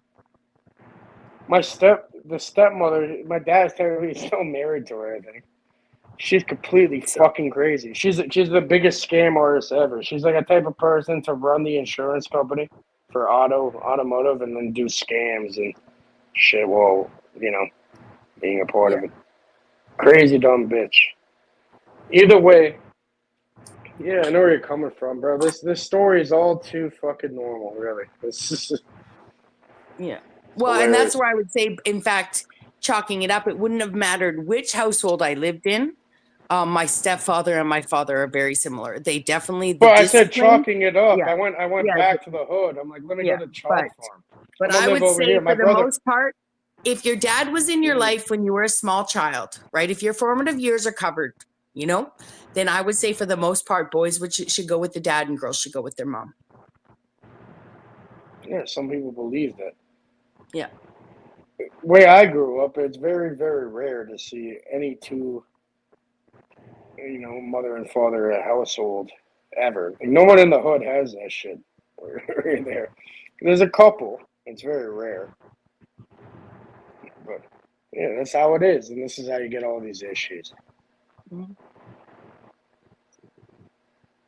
And the interesting part is, my dad, as educated as he is, my stepfather dropped out of school in grade 3 to help his mom provide for him and his mom. So it's not education. It's not class. It's a certain, disciplinary nature, a certain level of, I'll say masculine care. Like there's only the world filled me with ideas that my dad needed to, be more of a snowflake or whatever, right? Like when I look back on what the consistent character that is my dad, when it comes to parenting and being raised and having good structure, my dad filled all those boots and then some. Well, that's because you're holding up to a standard where the standard would be that the conflation between. I'm just saying people expect formal too much education,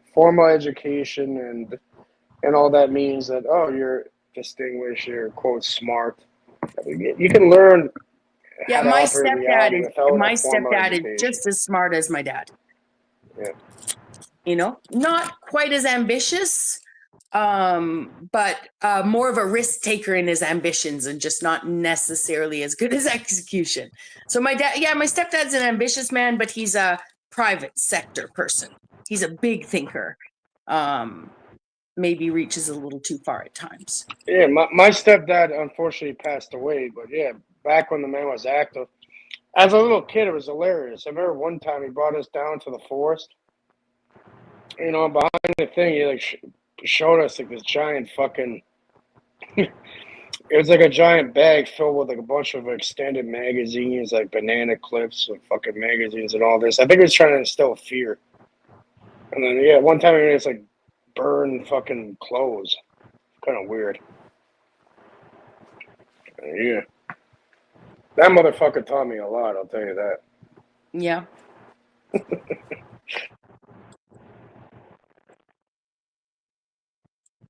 I got something profound here in just a second. My surrogate dad just sent me something. Oh, neat.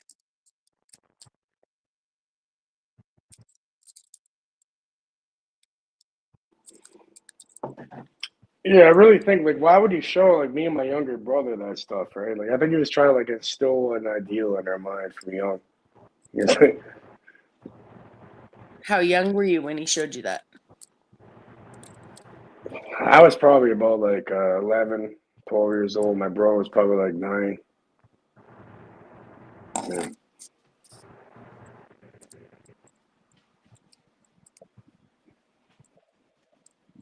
Let's see how this rings.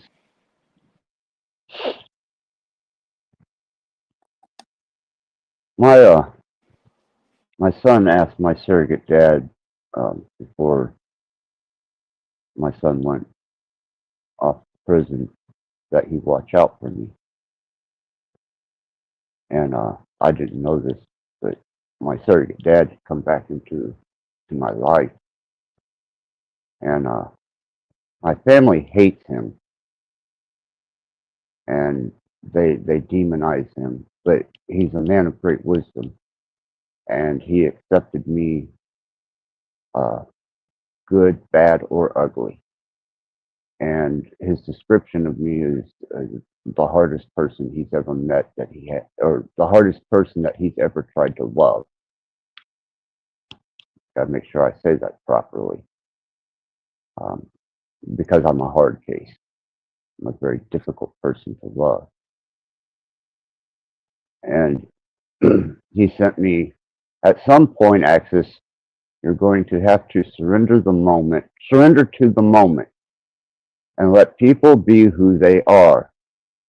I know this because you want people to let you be who you are. If you're going to be loved, then be loved. But if hated, then be hated. Because it's really all we got is one another. That's all we got is one or the other. Hate is not as strong as love, but you can have both. You have you have to choose, actress, will you be loved or hated? You can't be both, and it's your choice, and you will alone have to choose. Remember, a man who tells the truth is always hated. And I know that to be true because if I was to speak the truth, Well, that's obvious. not only would I be hated, I would be scorned as the Antichrist himself.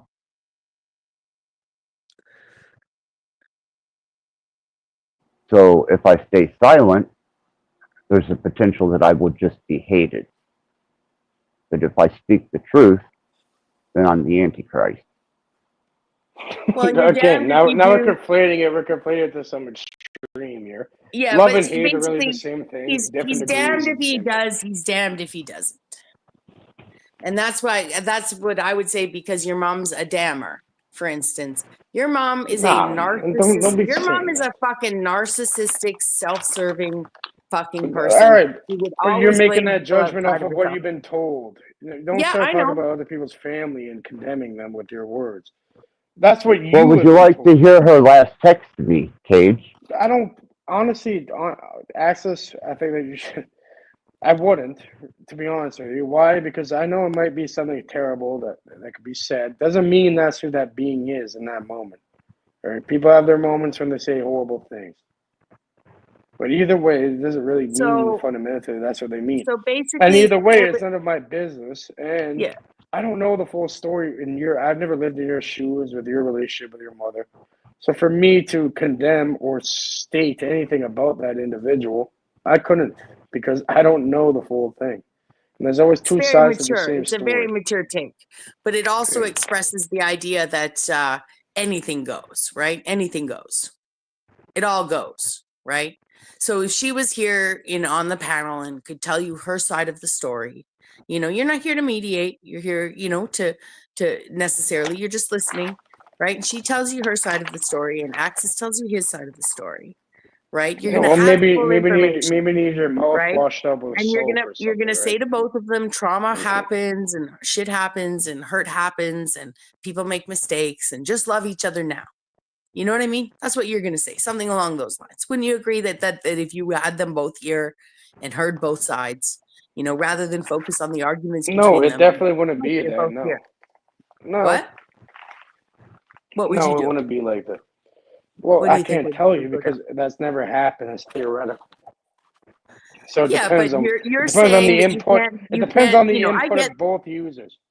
yeah, Anywhere I want to go I with. get that obviously I have more input than you do, right? Now you could say, or maybe I'm just a judgmental bitch who stands in loyally to a friend who's only told me the same things he's told you online, right? Like, but I have had, and we have had conversations online and offline that you weren't there for, where some of these things have been discussed, right? So I'm not just blindly saying this, oh, your mom said this to you a month ago, you know, and that's why I'm saying this. And then you're right. I don't have any right publicly or privately to condemn his mother. You're right. I don't have her side of the story. And it's just not good form of a human being at all. So I appreciate that correction. And I mean it, you know, but I also know that it's, you know, and it can be a social cop out to be like, I don't have both sides of the story and it's none of my business, and say all the things so that the conversation doesn't go on, because you yourself wouldn't express an opinion of either of their behaviors to themselves that wasn't productive in Why some is way to you? help them, My whole right? point is, why is it your business in the first place? Because It's a like friend's me trying asking for, to. because a All friend's right, so asking so for you're support. gonna tell me some anecdotal fucking, you know, a bunch No, of I'm these not going to stories. I'm try like, and convince you. No, I agree I with Bex's father instead of Well, no, Bex. no, and that's why I said I totally agree with Like, what you said. You the know, fuck? you corrected me well. I'm not here to convince you of anything, nor is it good form for me to sit here publicly or privately, even if the three of us were in a private discussion and you said the same thing, I would still be saying to you that you're right. You're right. It's not your business. It's not my business. It's not good form to condemn his mom. You know, it's not. But it's also not good form to just sit in a All bubble right, so and how be does like, that love her. conclusion and that word? How do those words and that conclusion come out of your mouth? Then, if you wholeheartedly believe it's not a great thing to do, why do you do it either way? That's what I'm wondering. Well, because you just corrected me and I just learned. Okay. How could I have learned and thought of it that way if you hadn't just corrected me? Well, I'm saying before, it's not about correcting or any Well, of I'm that. just But I was saying saying, I've like, just learned. I what was just the learned. logical thought process leading up to I that? was just sharing that I know Axis well. And I think that he shoulders a lot of blame from a person who's been blaming him for a lot of things. You know, but again, that's my experience of only one side of the information, but I'm here to support my friend. And I do feel like I have enough information that, you know, but I don't have the same sentiment about family as you do. Well, let's Kate go said. honor that parents kind of Yeah, ideal. so I'm I just don't even saying, believe in but this you shit. asked me But specifically regardless, what, you know, I'm not, what's the point of the lot? What's the point of the process if the point of what I said was for you to correct me and me to learn? So if now you're asking what made you say that, what's the point if I've just learned the lesson? You know what I mean? Like, well, so if I'm you, saying, well, that you know, well, that's great, Bex. You know, you have an open mind. Like you're not stuck in one way of thinking. So if something, you know, comes to your attention where, oh, maybe I could think about it a bit differently, and you yeah. know, you're open to that. That's great. So I appreciate that.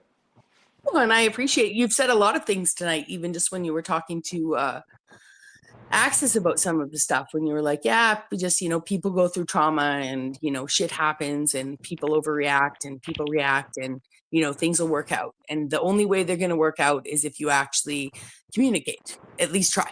You know what I mean? And take it from a place of peace or whatever. I'm paraphrasing, but that meant a lot to me considering how a certain 7 minutes of my day was spent and how it affected me, you know? So I'm just saying I already had learned something, you know. I wouldn't continue to engage with you if I didn't learn. So I appreciate that you would point out that, you know, I'm not just self-correcting because we're public or whatever. Lots of haters would paint it out that way, but you're Respect right. for that, Bex. You know, I've learned a lot from you too. You know, so. I'm glad.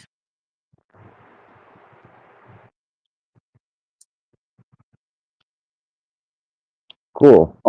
John asks a question: is being honest the same thing as truth? I said no.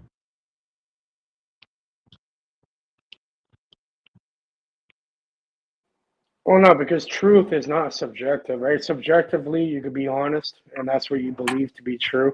Doesn't mean it's necessarily true, right? Some people have delusions. Everyone has a Well, yeah, delusion, and then technically. on top Where, of where that, it's like they truly believe that it's right. So they could be honest with you, even though the information's not true, right?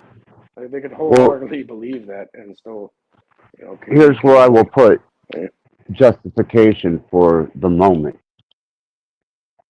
and why I present my personal factors to anyone.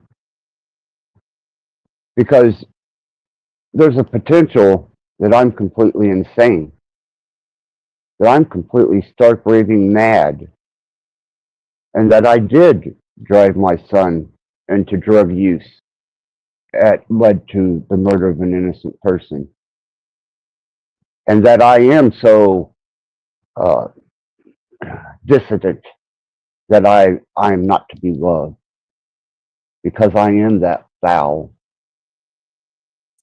So I have to test the waters with other people and get response for clarity on that situation because I can't answer it for myself. Chew on that. I can appreciate that you would take that as a possibility, but I think it's also says more about how you feel based on what your mom has said to you, so that her saying that she's disowning you or blaming you for what your son did takes you to that extreme of I'm crazy and unlovable. Am I crazy and unlovable? Am I so crazy and unlovable that I did that to my son and I'm unaware of it? You know? Um, Yeah. so, and that's a direct result of the trauma of losing your mom after losing your son. I think And my daughter. more than, yeah, You and your didn't daughter. lose And any of these. Again, now you're framing it. You can reframe this. You never lost anybody. Okay, your mom is still there. Your son is still there. Your daughter's still there. Okay, it's not lost. yeah, it's a good point, Gage. And then I would say to answer Dominic's question about is being honest the same as the truth.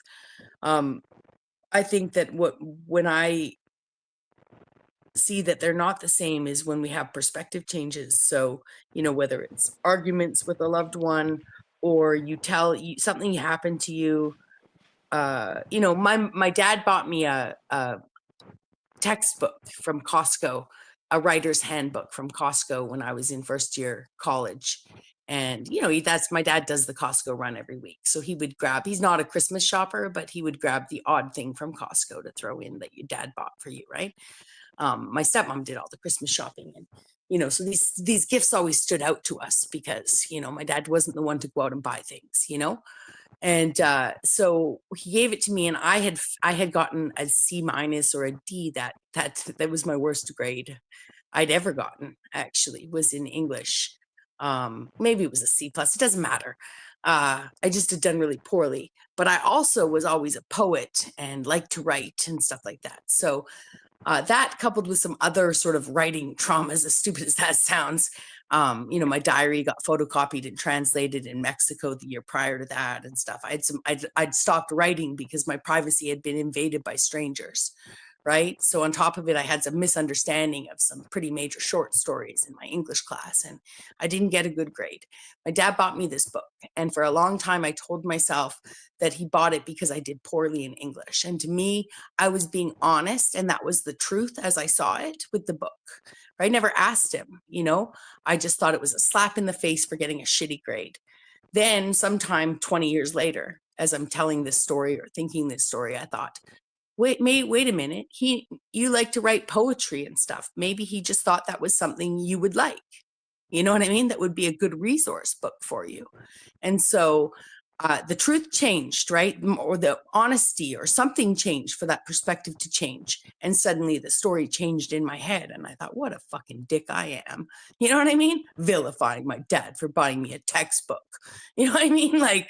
And so, am I being honest or truthful? What's the truth? The truth is my dad bought me a book. The truth is I never asked him why he bought it for me. What made him pick that, and I ran with something, and both times I thought I was being honest with myself, you know, and you know, but the perspective changed the truth for me, you know, and the truth is that the book was a nice gift from my dad, not a fucking slap in the face for getting a shit grade, you know. Could have been both, but I don't know what is honest and what is true. And maybe people are like, oh, that's subjective. That's too subjective for it to be either. But for my experience of having that textbook on my wall, the truth is when I had that perspective change, I looked at that book differently and my dad differently and me differently, you know? So I think honesty and truth are, you know, in many cases, a change, you know, ask a physicist. You know, what was true in physics 100 years ago still holds, some of it still holds true today, but they've also expanded on things and tossed some theories out, right? So, you know, and that was more fact, you know, in essence of theoretical, whatever, however physicists do their tests to come. I'm not a fucking physicist, but, you know, even some sciences can have something held as truth that later becomes false. And were they less honest because they said the earth was flat or round? Wrong thing to say on YouTube, but you know what I mean? Yeah, well, one thing that's relative in this that I can identify with is it would explain my my devotion and exploration of mathematics, because it's solid. It's not a potential floating as to whether you're going to wake up one day and something's going to be there or not. With mathematics, as long as you stay within the common bounds of general mathematics or general physics, when you go to bed and you wake up, you're going to know the Yeah, answer to that equation. Yeah, 2 + 2 is still 4, or Right. anything complicated.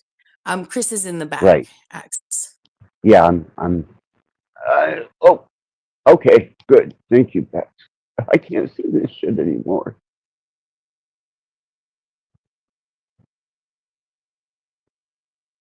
Okay, did we get him? Did I get you from the Chris? Matrix, Chris? Earth to Chris.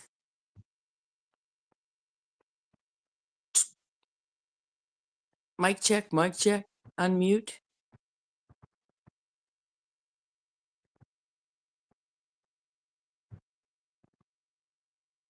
Technical difficulties. Right.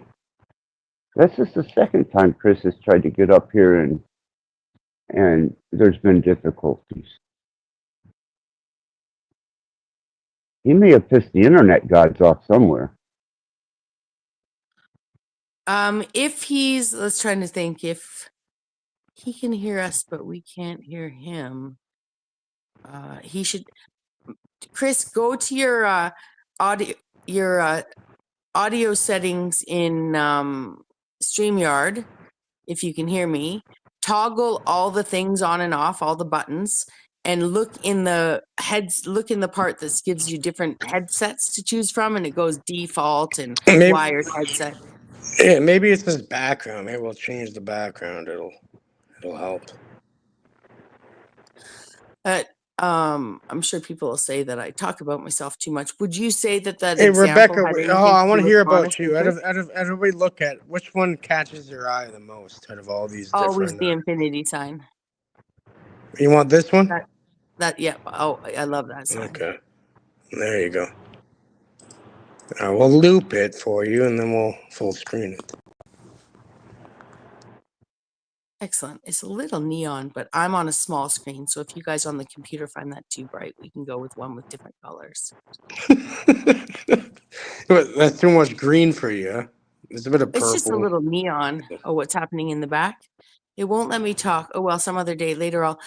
Chris, you should try exiting and coming back, or turning your device off and on, resetting that and coming back, or going in through Chrome, go in through, if you're coming in through Chrome, come in through just whatever the other Google browser is.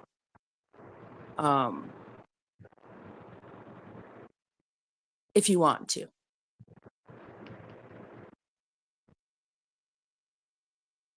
Where is he? He's still here saying, okay, he's going to try that. Thanks. Cool. And toggle your audio settings from default to wired headset or wireless headset or something, even if you don't have that, and then toggle back to whatever audio, whatever kind of headset you use or don't use. Because that stuff can get stuck too.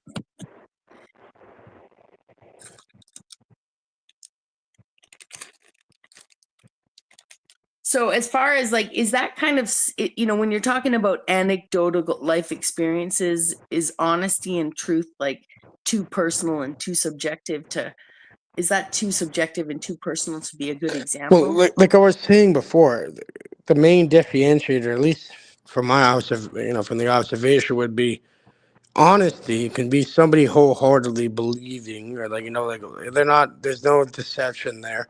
They're telling you, and they're being honest. They're telling you their experience and what they believe is true. You know, it might be even their program is even beyond just conscious belief, even subconscious belief through their program. Like Lonnie. Like Lonnie.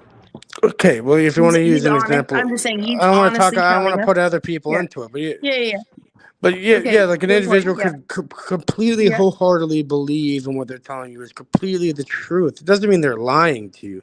Yeah. It's kind of like the AI. It's like saying the AI lies to you. No, it's programmed to believe a specific thing. You know, it's the information that's being fed. Well, AI can't have a belief. Exactly. So it even goes deeper. But what I mean is, you know what I'm talking about, right? So the difference between truth and honesty is that honesty it's more subjective to that individual user's experience. Yeah. So someone honestly and wholeheartedly tells you anything, right? You know, anything they've seen, right? And they believe they've seen it. You know, a good example would be someone with schizophrenia who honestly sees things. I knew a musician with schizoaffective disorder, and he was the first non-medicated diagnosed schizophrenic I'd ever met in my life.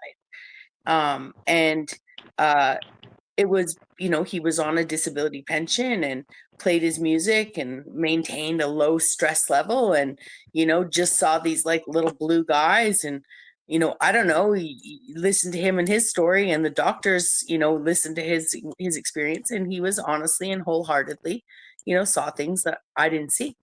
You know, is the truth now, where does the truth fit in that?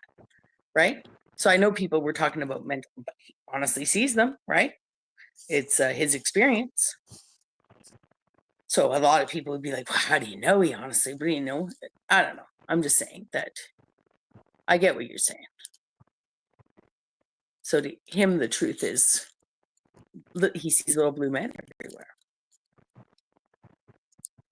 Well, now you can get into like the lowercase t, which would be truth, which is subjective to the individual's experience, and the capital T truth, you know, which is beyond the subjective, and it's more objective, where, like I was showing you before, you mix pH up and pH down, you're going to have a reaction. Doesn't matter if you add a drop or two to one or the other, or any variation. It's still going to have a reaction that's, you know, it's going to show a cause and an effect after. Right? So it boils back down to cause and effect.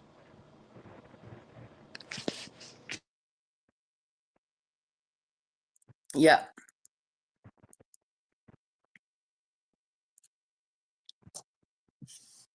We spin many stories, but is one self / program, I think that was two, know the difference?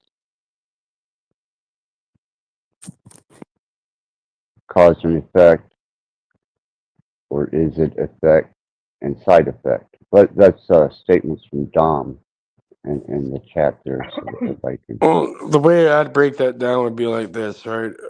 A cause and effect is if you know, create some sort of a spark and get a fire going. You know, it's going to create, you know, that's a cause and effect, right? You got heat and then you got the fire. You know, but besides that, right, you have like All the other effects are byproducts that are or side effects that are happening, right? That automatically produces tar, produces carbon dioxide, produces a whole bunch of different things as a side effect. But you're just observing the you know the fire. You know, there's a bunch of different side effects happening to create that. You know, oxygen, carbon, whatever, heat. Yeah, but if you get rid of one of these elements, for example, you get rid of oxygen, and the fire goes out. Most of the time, I'm sure there's some chemical fires that probably don't burn off oxygen; it's burning off something else. But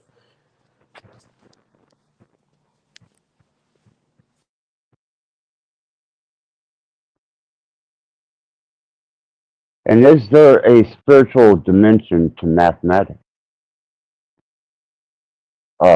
Spiritual being inside of you, and of course, there is, especially based off mathematics, as you're saying. For example, look at the fucking flower of life and all this sacred geometry that's been around us for before the Gregorian calendar and all that. Uh, of course, there's always been. It's a fingerprint of fucking the algorithm of reality.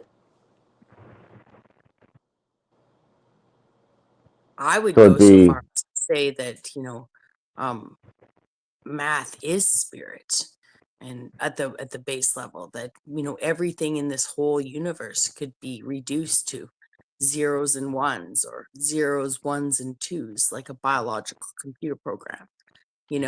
And its interaction with everything else in the universe is like a gigantic, huge system of matrix algebra, just like a computer. It's biological, but it's metaphysical. It's bigger, better. It's like a supercomputer. It's the most supercomputer of them all. you know so, and I go so far as to say, in the beginning there was the word, and the word was code. And the light carried the code, like the quintessence, right? Like, The fifth element, the observer. Okay, I yeah. like it. So I mean, I We just got know we that, got Chris in the background. Access, by the way. excellent, Sorry to interrupt, Rebecca. excellent. Yeah. Let's hope his sound works. We'll say, like, abracadabra, bring him on. Alakazam. What other word should we use? Hey, Axis, can you hear me? Amazing. There we go. It's Excellent. working. See, we said the magic words, yeah. and voila. Awesome. Ha. Voila. There you go. How are you this day, Chris? I'm doing all right. Just chilling out, Happy Boxing Day. Yeah, happy, huh? Was Yeah. it the day after Christmas, Rebecca? Yeah. So. Yeah. Well, it's like the background in this corner, weighing the exact same opposing force on the other. Measuring in at the Ouroboros older than time itself. Fighting out of Saturn. It's like the same thing, though. It's like the background. And why is Christmas and New Year's so close together? So you can get a second chance and a reprieve from Christmas regrets with New Year's, only to fail yourself 2 weeks later. Keep the suicide rate down. Say that again. I think from those statements, it made the infinity symbol speed up. Access Rattblood, surviving 135 pounds soaking wet, coming out of America with fangs and pentagrams. Who else we have on the other side? And then we have reality on the other side. It has no weight whatsoever. Completely fucking waffled. And it takes the form of a waffle pancake maker. Ooh. There you go. Who's winning? It's up to you. I don't know. We have parlays going. We have a whole betting system set up. Access Rattblood versus the waffle maker. Who's gonna win? I don't I know. put my money. We'll I put figure my it out. money on Axis. And I was going to mention earlier, since we're talking about healthcare problems and all this kind of stuff, what are your thoughts about the Luigi Mangione character and packing the United Healthcare guy? I'm He not. died or Oh, something. Luigi. Yeah, he was No, I'm talking about assassinated. Or he was fucking the Mario's assassin. bro and Big Mushrooms. Yeah. Pardon me. The Luigi Mangione guy, he killed remember he killed the guy in New York? The healthcare, which they make people You could. pay. Well, They I'll tell make you people this pay much. for You consider, decades and then deny like based half on of my their claims. questions, I don't think anything about it because I don't know anything about it. Right? I got Oh, he the killed the feed. guy and he wrote like deny, defend, and depose on the bullets and shot him 3 times. Or very symbolic. But apparently, this guy comes from some rich family. Like he's not like a regular character you expect to do something like this. It makes no sense really at all. The guy was like he was on point with everything. So it's weird. Yeah, I got the feed about him. Then I got the kind of the conspiracy headlines that come through, and then it was like he was off the radar again. I didn't get any more feeds from it, so I didn't follow up with it. My algorithm's being hit with that shit for some reason. Yeah, buddy, he was upset because you know how the cartel fucking healthcare industry in the U.S. especially. There's this one called United Healthcare, and they're the worst. Like they deny over 30% of all claims, so they're pretty much just robbing a third of the people. That they're making like like almost like $500 billion in their value. So I'm not of surprised. of just fucking people because of their health care. Because I was going to bring it up earlier because we were talking about the health care stuff earlier, the salivary gland and all that. There's 3 on each side, remember? And I have a good memory with it. So I was going to bring that up, and some young 26-year-old kid that was on point. He's not like an ugly fuck. Like, he can easily get pussy, like, do whatever he wants. Like, comes from a rich family.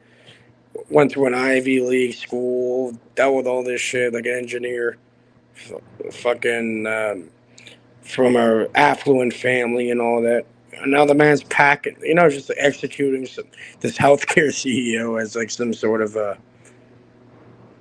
But think about the racket. Okay, so technically, this healthcare CEO, this is how real gangsters and real criminals get away with it. They never get their hands dirty, right? So you're gonna make other motherfuckers get their hand dirty, even though you probably killed like thousands, if not hundreds of thousands or millions of people through your direction. So man went and just fucking hit him in the back of the head, wrote some like defend, oppose type fucking shit on the bullets, and just killed him for no reason. But this is not some like crazed like random person doing it. It's a crazed, random rich person. Yeah, and then that makes it a bit better, right? Because you can understand more if somebody has nothing to lose and they're just fucked either way, going and doing something like that. Like why would it? But if somebody that has everything to lose, kind of thing, and has life on easy mode per se, like why the fuck do it? So that's why it's so intriguing. Like are they really trying to stand up to prove a point here? And it has been opening the conversation about this cartel they call the health insurance agency over there. Because they'll just, bro, what they do is they'll make people pay for their entire life, and they'll be like, fuck you. They'll use AI to deny you and just be like, fuck off. And a lot of people that are dying probably don't have like enough time to fight these people, get lawyers, learn, their rights and all that. So just kill people. It's like a human farming thing. And as soon as one little CEO dies, everybody cares. Yeah. You know how many people I know that I grew up with that died, and no one really gave a fuck. Yeah, they may have put it on the news, like a shooting here and there, and then after that, that was it. No one gives a fuck. But some CEO dies, and now it's like a massive thing that no one can shut the fuck up about. And you know what they're trying to say now? They upgraded the charges to terrorism. They're saying because the guy killed one guy because he's part of a CEO for health insurance that's killing everyone else. Like, oh yeah, now it's a terroristic charge. All right, trying to make an example of the guy there. Yeah. I haven't done enough research into it because there was No one such wants him in a jail access. The entire internet and like 99, like probably over 90% of fucking people, even the I the think brainwashed people don't want him in fucking jail, bro. You know. personally, I would think that it has more to do with having a lack of respect for your own life and the life of others based on having being too comfortable. Like he just, took it. Yeah, I don't know. I think that the idea that because somebody has it on easy, that they don't want to risk it. I would say more crimes from the rich get covered up, bought out, not publicized, than that they don't commit them because they have too much to lose. They have money to get away with it. So that he did something publicly, to me, I think the rich are Yeah. bored. I think they're No, but oligarchs. Rebecca, none of it. Like the guy wanted to get caught because Well, the exactly. man got caught in some random little town in Pennsylvania called Altoona. at Altoona is the way it is. McDonald's. Yeah, at the with the whole murder weapon and all this shit. Even though he dropped stuff off and planted certain things around, like this guy just it maybe. Yeah, some people they see it more of a value where people will be talking about them and remember them in history and hopefully make a change. It's kind of like a Yeah. martyrism type of Well, ideal that and people. can the rich buy their way out of jail in such that they get a sentence? They go in one door, out the other, and if they have a need to appear for public record or something, you know what I 100 mean? Then they fucking just come back, percent. Even if they say they don't, right? all of a sudden I visited Yeah, Cuba. I always make a yeah, joke when I visited Cuba, I seen fucking Tupac, Trudeau, and all of them hanging out playing golf. You know, yeah, yeah, they're all in Cuba. You're not allowed to go to Cuba if you're from the U.S. Right? So. yeah. That's So, do they already know that? Oh, it's fine. I'll just pay whatever 100 million to, whatever the fine is, right? They have an Go to jail. embargo, and I was lucky to visit a place that's one of the only places in the world that doesn't have Coca-Cola or fucking McDonald's or any of these big corporations. Isn't that a tragedy? Right? Your comforts are not met in a communist society.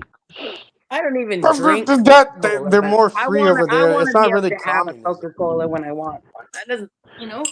They have their own brands. Trust me, they have their own brands, and Coca-Cola. Which Yeah, is probably still financed by the Coca-Cola company. probably Ironically. inadvertently, guaranteed. It's like they still own it one way or the other. Now the truth But comes out. regardless, it's a bit Yeah, different over there. it's And you know what's sold in. funny? Americans, people from North America and other countries, they always complain that the food is so horrible there. It's like, yeah, you're getting real food. It's not. It's so bad. You don't have those chemicals that hit your fucking stomach and your brain and all that. Different. It's not even just dopamine. What receptors are being hit when you consume a meal, especially when it comes to Many. artificial ingredients? Dopamine is definitely one of them, but I know there's other things going on, probably. I'd like to say on behalf of all of Mexico too that Mexicans are really glad they don't live in Cuba. They live on fucking Coca-Cola, man. Damn. I've been Viva over la there. It's a Mexico! proper country. I'm telling you, the people are proper. Everything's it's, Well, it's Mexico's a less proper retarded country than too, and Canada. I met a man that was 100 years old in Mexico, first centurion I ever met. And he basically ate beans, rice, tortillas, and drank Coca-Cola. Like, definitely did not have water. Definitely there was not water around to be drunk. Not out of the tap, not running to buy it. They I put mean, fucking cane sugar instead of the the well, and they artificial. boil. I mean, they do boil their water and make their, agua de, their juice waters. They call it. They call it juice, but it's super watered down with fresh juice, fresh fruit. But for the most part, almost they, definitely he drank way more Coca-Cola than water. It was self-admitted. That's interesting. I never thought about. I'm so glad I wasn't born 200 miles from here. What a concept. Okay, Joe, the Canadians nervous about Trump getting into office? Nobody gives a fucking shit. I really don't know how Canadians think about that. They have the fucking Trudeau to deal with over here. Apparently, That clown. Okay. they're all clowns, bro. Regardless, no, actually, yeah, you can call them clowns. They're not even the court gesture though. At that point, it's a part of the stage. No, Trump wants to take away the 100 billion in subsidies that Canada gets in trade from the United States. No, for some reason, Buddy's trying to strong arm people. Apparently, I don't really keep up with too much about this stuff, but yeah, the man's like, we're gonna put some giant tariffs on us, which will affect me in a way too. Technically, it will affect all businesses. And What happened to NAFTA? and what he's trying to say, yeah, he's wild. Like, we'll make him the 51st fucking whatever. I heard that. But he's like, we're The gonna put 51st tariffs. We're state. gonna put 25% tariffs on you, and then Ford over here, Mr. Ford. His brother was a crackhead who ran the city over here. It's hilarious to look into it. Yeah, Mr. Ford over here is like, yeah, you want to move like that? We're gonna shut your electricity off. You know what I mean? Yeah. Yeah. R.I.P. Rob Ford. Now they're gonna kill Rob Ford because he said he's gonna shut their electricity off. Wouldn't No, be it hard. didn't. Was it Doug then that died? It was Doug that died? No, What was Doug's his the name? brother. Rob is the crackhead that died. He was a great mayor, actually. I thought he died. He did pass away, yeah. Yeah. After he got exposed buying fucking crack from the guys at Dixon and that. Yeah, but now his brother Doug is the premier, which is like the governor of like a state, right? Be the equivalent. Yeah, Doug is saying, his bro is saying, is like, yeah, you guys want to put 25%. Well, just cut your fucking electricity off. Because a lot of your electricity on the East Coast, like New York and all these Maine, all these different places, majority of it comes from over here. Yeah, we'll just shut you guys off. What are you going to do, nuke us? It's like nuking yourself. Yeah, and what happens if you guys shut off your oil too? Oh boy, no, that would suck for us. We have massive amounts of oil in Canada, buddy. Yeah, a lot of it comes from Edmonton. They even have a fucking hockey team called the Oilers. Yeah.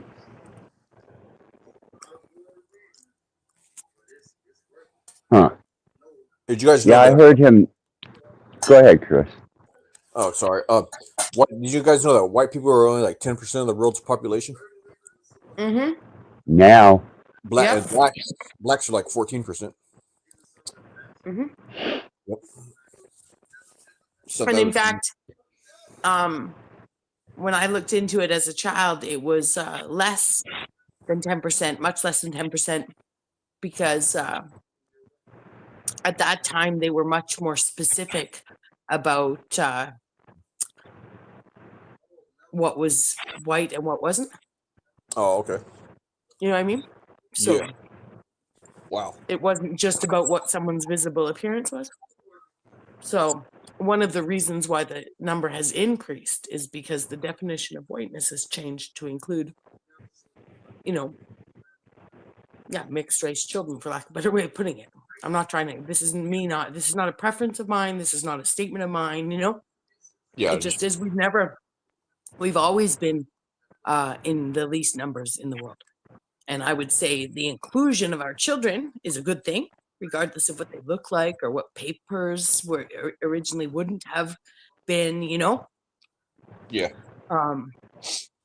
Yeah, you couldn't mark your child down as white at one point, if they weren't both parents white and so on backwards, right? And I know that some people would say, well, your child isn't white if they're both. I know that, that's why we have like different designations now. But we've always been, we've been not increasing in numbers because because we have some sort of proper replacement rate. We're not producing 2.5 children per white couple, for lack of a better way of putting it, if we had just specifically white couples, right? So, yeah, I'm just saying that the only reason the numbers getting any bigger is because that's not seen as a race. You're not defining whiteness by race, for lack of a better way of putting it. Yeah, there's more broad now. Interesting. Yeah. Yeah, because I always wondered how, people always like, white people oppress and white people rule the world and all this. And I was like in grade 4 or 5 when I went looking for the numbers, because in my understanding just of the population of Asia, the population of Africa, the population of China, now all those places do contain more white people than we think. It's not like they were void of whiteness, right? Yeah. But if you added up all those statistics, it showed that it was definitely just those 3 main regions would put you in a position where white people are a major minority on the planet. Yep. They try to gaslight us, make us think we're majority. Mm-hmm. Mm-hmm. Yeah, and if you were a small number of people could say, well, that's a classist thing because you're classist people and rulers don't breed, blah blah blah blah blah blah blah. But I would say it's more like, is there some sort of retaliatory behavior that occurred if white people were at the front ruling the world or something like that, if that's even real, which I don't see in reality. Well, no, it's actually something to that, Rebecca. Yeah, NATO, when they're going in they want to go into Russia and they want to wipe out the white populations first and then go head to the more colored ones. Specifically, NATO does, yeah. So, I wonder why. I know why, but it's just Are they doing the whole? Is it like when they ran around in the Bible killing all the boys under the age of 2 or something? Is it some sort of weird religious like? No, it's not that. It's because white people are the hardest to control out of all the races. That's why. They're most warlike, most organized, that kind of stuff. As a whole, Mm-hmm.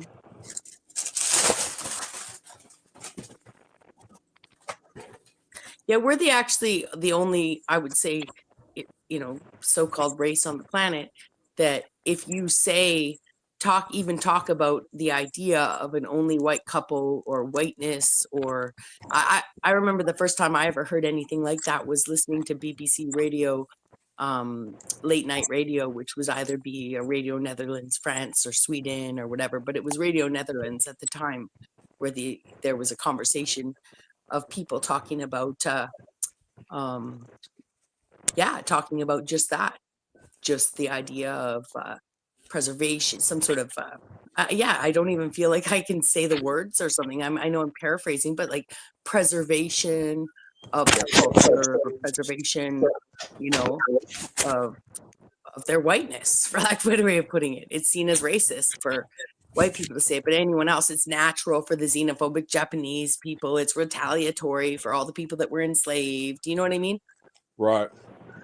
Yep. Like, but if we say we only want to date white, I only want to date white people, which is not something I would say, because I don't pick the people that I want to date based on, the color of their skin. That's super shallow. Now, I happen to live in a population that's, more Asian and white than anything else. So, if I was going to seek out a black boyfriend, that's also racist in my opinion. But, I'd have to go looking, it's just where I live. Right.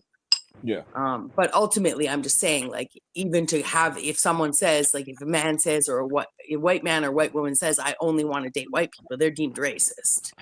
Yeah, It's not preference, you know? Not true, but that's what they're called. Mm-hmm. All the other races can do it, you know, except for white. I know. I was just waiting. I just looked down to see Dominic because I know Dominic's in the room. I was like just looking down for his comment because I knew there would be coming exactly this. Still looking for a human race. Meat suit looking either white or black. I knew he'd write it. What about gray, bronze, silver, gold? Well, What I'm about kind of a pinky copper. If we're gonna pick a color, like what you know, about gray? But a color is Yeah. not white and black is not a color though. Yeah. All right, so if you want a color, you know, why don't we pick I don't know, turquoise. There's turquoise, kind of like the you know, the thing we're looking at in the background there. The sign of infinity. Yeah. And it's a double Ouroboros. It's moving. There you go. Got every color. Yeah, white and black is not a color though. It's funny enough. Is brown No, and considered a color? No, brown is a mixture of colors. Yeah, it's a color. Yeah, It's three not a races. shade. A brown could be a shade technically. I guess there's shades of every color. And why are white and black not considered colors? Just because they're not made from the primary colors on the wheel? Roy G. Biv. Well, That's it's what one. we were taught to remember. Remember Roy G. Biv? Well, it's red, blue, yellow, right? Red, blue, yellow make all the Roy colors. G. The primary Biv. colors. Red, orange, yellow. Yeah. Continue. Yeah, but red and yellow make orange, so take that out, right? Well, there's Yellow primary colors. There's primary colors and yeah. and all that. Yeah. Well, and if you really were to stand back and look at a rainbow, most likely it's it's cylindrical, and it's just the three primary colors, a three striped thing with the color spectrums, mixing in between. So you've got red to orange to yellow to green to blue, and it's cylindrical. So the blue and red also touch to make the purple, and we just see a cross-sectional view of it. But Yeah, you got indigo. Violet. But black isn't black made from mixing those three colors? I mean, I know this is like grade 3 fucking art class here, but I obviously wasn't paying attention. You can mix all colors and have black if it's mixed in the wrong way. Right? It depends on how you mix them. And then white is taking the pigment out of color? White is also all the primary colors mixed together, but in a specific way where it becomes, quote, clearer white. Interesting. So why, when you mix all the colors together, do you make a not color? It depends on how you mix them, right? If you start. So it's obviously how a color is defined. Why are black and white not colors? Because they're shades. Black and white are not considered colors in a technical sense because they are not specific wavelengths or frequencies in the visible light spectrum. Black is the absence of light. In nature, black can exist without any light. White, a combination of all the wavelengths in the visible light spectrum. White is more of a color adjective describing a color that is very light in value. But Britannica says, are black and white colors? Let's see, is this very long?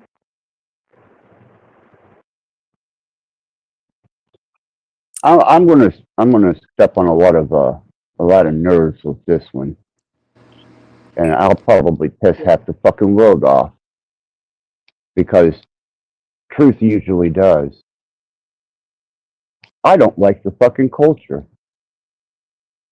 I don't like black culture. I don't like what it represents in a westernized nation. Now, Africa, I'm not so against. I actually appreciate a lot of the Well, culture I think that comes out of Africa. you know what, Access, just hearing that right away. Yeah, okay, like African, yeah, like you're saying, like different tribes and different indigenous. But as far as westernized representation of what black society or community is,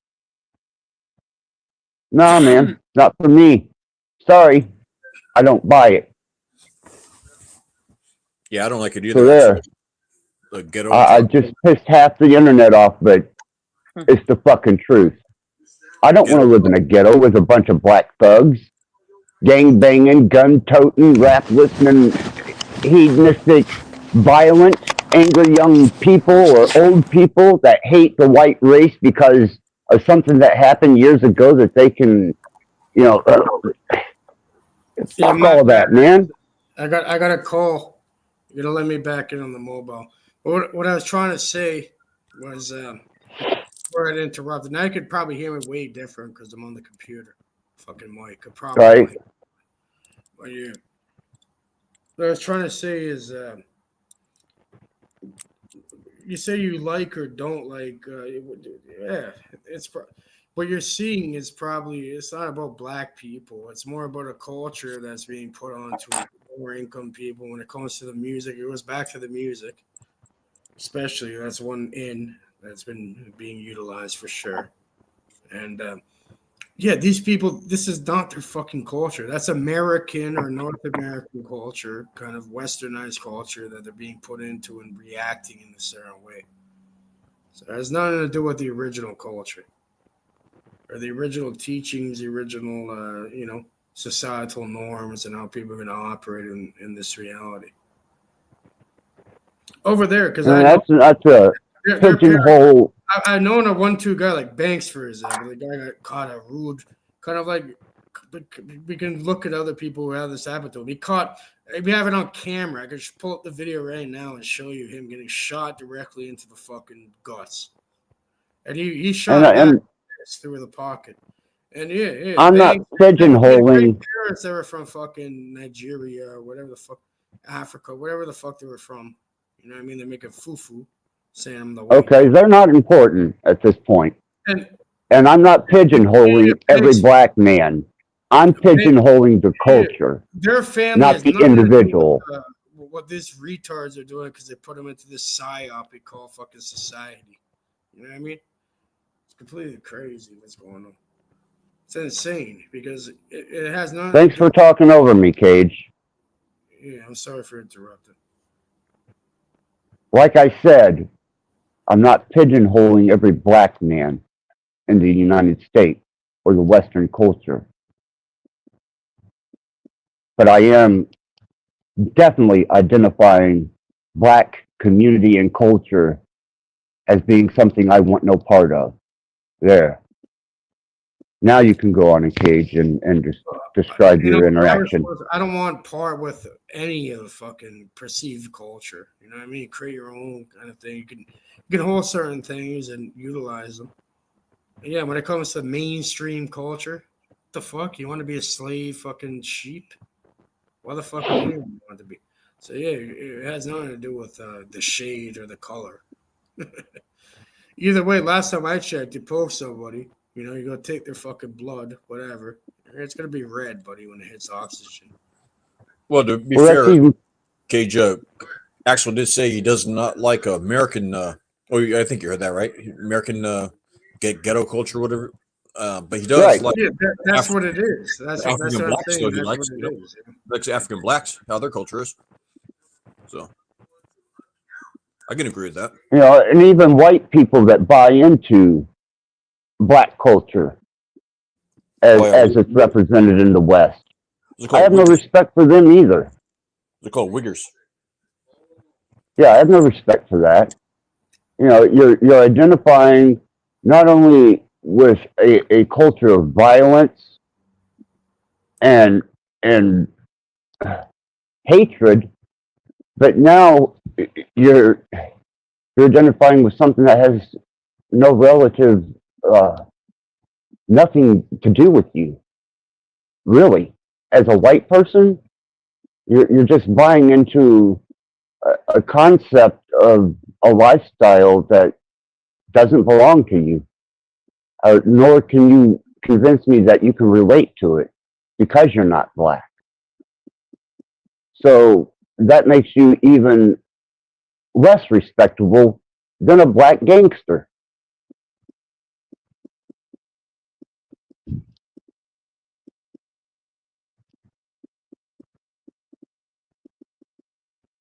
Dead silence.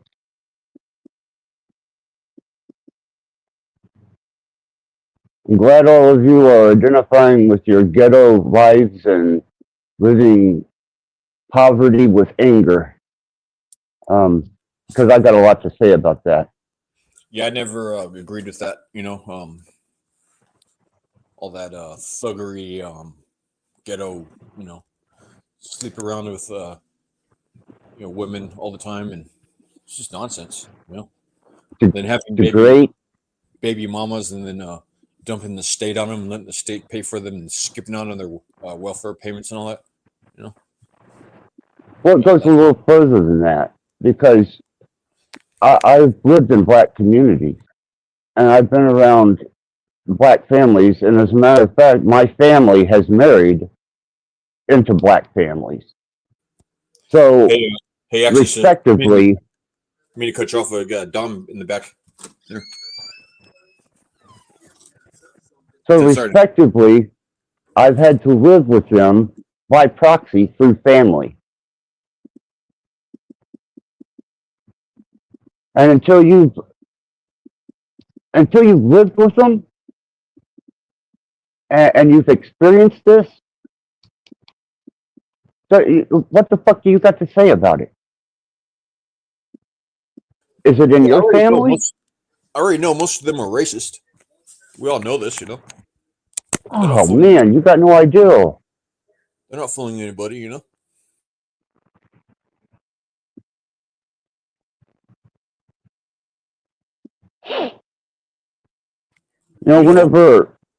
Whenever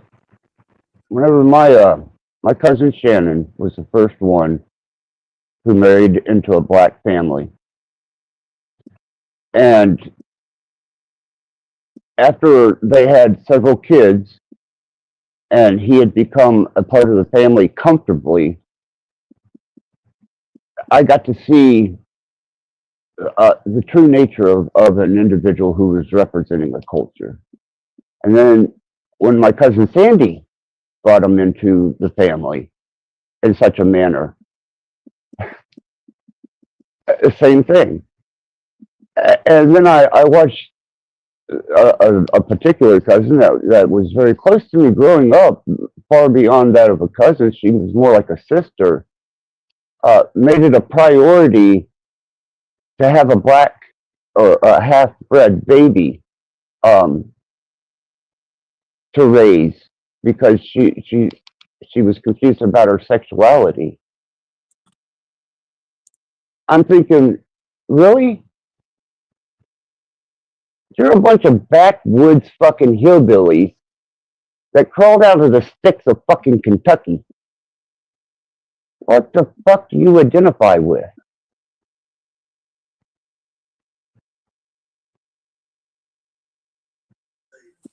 I think it was more rebellion. I think they were more rebelling against the family than anything.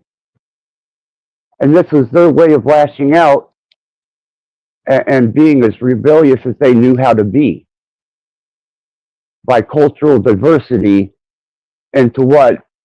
Something they never experienced growing up.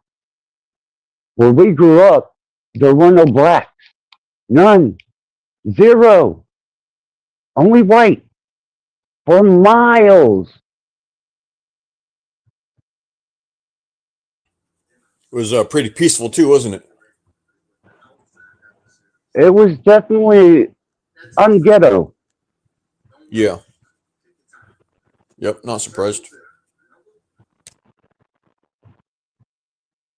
So, it's not about skin color, man. It's about culture. I agree. And I don't identify. And I think that any respectable black man would go, okay, at least that honky don't identify. He knows his fucking place.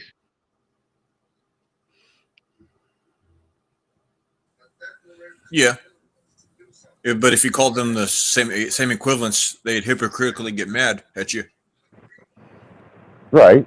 But that's all right. That's their culture. That's the way they identify themselves. Isn't the word cult giving it away in culture? Right? You can have that in almost anything then. You could be hanging around a whole bunch of Christians, or you could hang around a bunch of women or men that don't like the opposite gender or whatever. It's just some cults are more outspoken than others. If you lived in Asia, you probably wouldn't have that. You would have, but most people are very similar. They might be bitching and complaining about their states or their I can't even say religion. Or region. Well, yeah, you can. I mean, people can be cultish about their patriotism. Yeah. You know, for lack of a better way of putting it, your own just being a proud Canadian is participating in a cult of sorts. I'm a new ager, so I'm culting up now. You know, that could be another cult. But yes, it's usually people that perceive themselves as either the weaker species that are going to perceive themselves as the stronger species. You know, so it's a clever game that they play with themselves, and it's easier to identify yourself. Hey, that guy only has one arm, so we're all going to hang out together. That guy all has one color of skin. And then when you start saying shit like I'm black or white, you already know you're playing with a bunch of people that are asleep, so they're going to parrot shit. Opposed to really question it. I said, okay, so how do I compare that to a black phone now? Well, that's you know what I mean. I said, well, now we're talking about English. You take away the language from a particular culture and give them a different language, and you'll see a different game being played. Well, yeah. Yeah. And then I would also like to add that if most of one's exposure to, I know it's different for you, Axis, because you were saying you've lived, you're speaking from experience. But a lot of people, their experience of other cultures is like Dom was saying, fueled through the media. But beyond that, the social media of the last, which I know is media of the last, whatever, since the beginning, since the advent of social media, but definitely the last 6, 8, 10 years, and definitely the last 4 years, has fueled a divide, has fueled that's the most exposure I have to the opinions of Black people has been online. Right now, in my personal life and in my community and around me, I was trying to say, how many Black people have I known in my life personally? Right? Like, we know where we've had conversation, we've sat on a bench, we talked, I saw them regular as a customer, or they went to school with them or whatever. I would bet you that I'm probably under 50, and then if I wanted to add a bigger exposure to the gentleman I see walking down the street, or I went to a friend of mine is, a local, has a restaurant, and she's from Trinidad and Tobago. Her family roots lie in Trinidad and Tobago, and, she serves Caribbean food. And so we catered a few events, and, I've been to some of the so-called African, functions here. Well, all the Black people in my town have to unite under one front because, that's all that they're all from all over the world. Right. So I would say likely in my lifetime, face to face, I've probably come across under 200 Black people, maybe 400. I don't know, but very few compared to how it is to the different, cultural integrations. I have got to know more Black people in conversations online personally and listen to their content, not social media stuff. I mean, panel people, and I really like them. I really like them. I don't have any reason to think I wouldn't. You know what I mean? Like, people are people to me, but we don't have the same. I know Cage in Toronto, big city, one of the hugest populations of Black people in Canada. Same with Halifax, and that province, lots and lots. So it's different, and we're in a different country too. So, I can't, but I do know, based on a lot of the people I've met on YouTube and on panels too, in the sort of that sector, I would say there is definitely it amplifies the divisive voice that I saw on social media.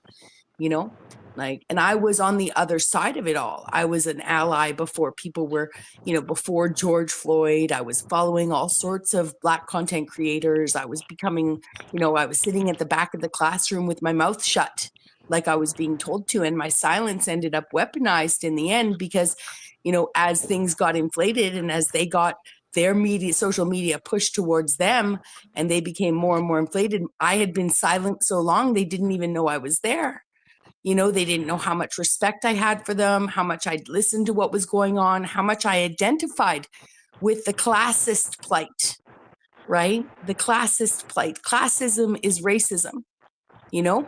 Well, It's all, I yeah, can tell you so. that my family, we all went to the same school, and it wasn't to my last years in school that they shipped in one black girl from the Well, city they so did. that they could get funding.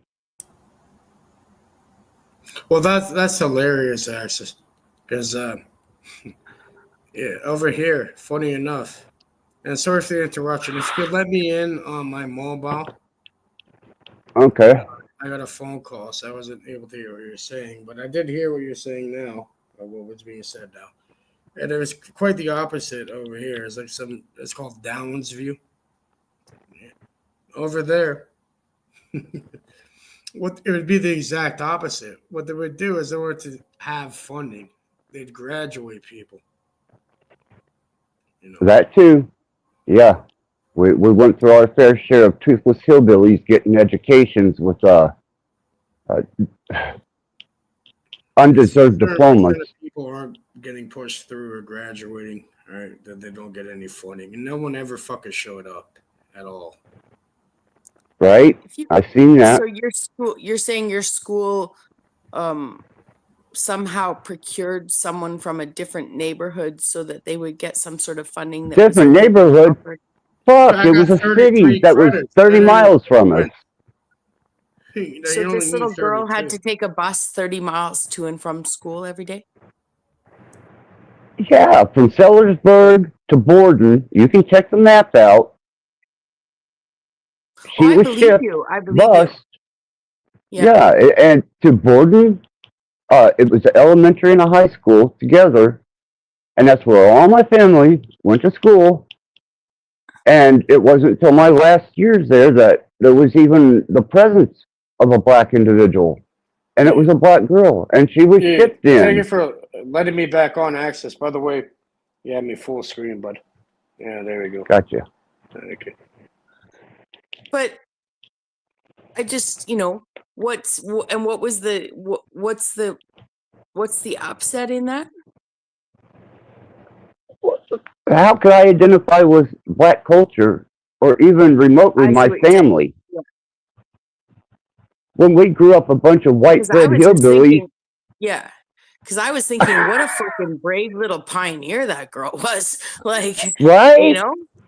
Yeah. You Like, guys are actually fundamentally the hillbilly and like a black kid from the hood are pretty much fundamentally the same when it comes to the underlying programming mechanism being employed or deployed on that specific subset of individuals.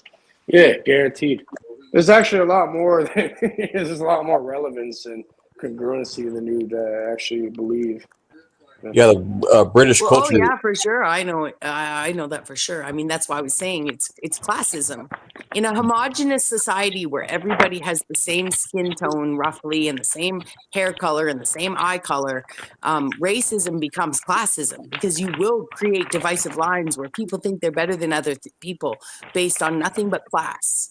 You know, so racism is just a form of classism. And if people think that because white people are white, they have never been subjected to classism or poverty or living in neighborhoods that don't have fresh running water or, you know, government programs that they don't qualify for because they're fucking poor and too far away from them and, you know, whatever. Like, I mean, it's all, yeah, there is way more congruencies. But I wanted to say that, you know, it's not about identifying with, I mean, at least for me, I mentioned how few people were in my vicinity, but I've never felt like their culture is foreign to me. I don't feel like I can't relate to the Ethiopian down with her restaurant down there. You know, I feel like I can investigate. My curiosity is, you know, I mean, is satiated by the questions I can ask of all these people around me and not about their blackness, right? About their culture, right? About their culture.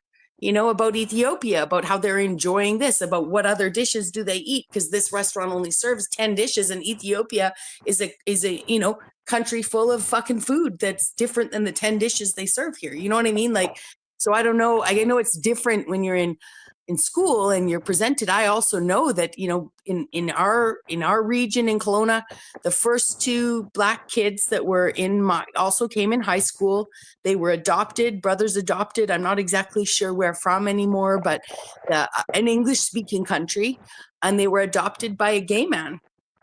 And these two boys were a force to be reckoned with. Like, I mean, we all know who they are, partly because they stood out, but they were also just super personable, super, they came with different, call outs, like, I just mean, they'd call us out for different behaviors, just as much as we'd call them out on theirs, like whatever they were, like things that were, obviously they came from a culture with different practices, and kids point that shit out to each other, and not because, oh, you can't do that. I'm sure they got bullied just like anyone else got bullied, but I don't know, and if anyone used any kind of racial slurs or whatever, it was all mimicking what was on TV, not because they actually had, not because they were actually, at least culturally, we didn't come from an anti-Black culture. I came from a culture void of it. So, I never felt like I needed to relate to them on that front. We were just all kids learning about each other's upbringings, and it was exciting to have some other kids that knew Black people existed, but they weren't around. There was a doctor as well when I was a kid who came from Africa and joined the hospital. But for a long time, they were the only 3 people in Kelowna. There might have been a housewife or 2, so, but it's not about, so they didn't demand that I related to their culture either. You know what I mean? So just like this little girl didn't to you. So the program that was presented was one main overlying program that you could say would be, a culture. So, well, yeah, and then I would there's also one overlying culture. Yeah, over my here, small town certain had places, tons. even within our country, it's the exact polar opposite of that. It's Well, and I just wanted to clear that my town wasn't all white. There was tons of Asian, East Indian, which is also Asian. I know that, Aboriginal.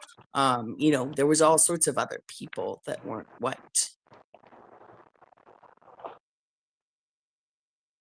See, I've got one cousin who married Muslim, and she comes from a Southern Baptist background and heritage. And when she moved to the city, she did the exact same thing as my other cousins did. Instead of going to a Black guy to be rebellious or diverse from the family, she went Muslim.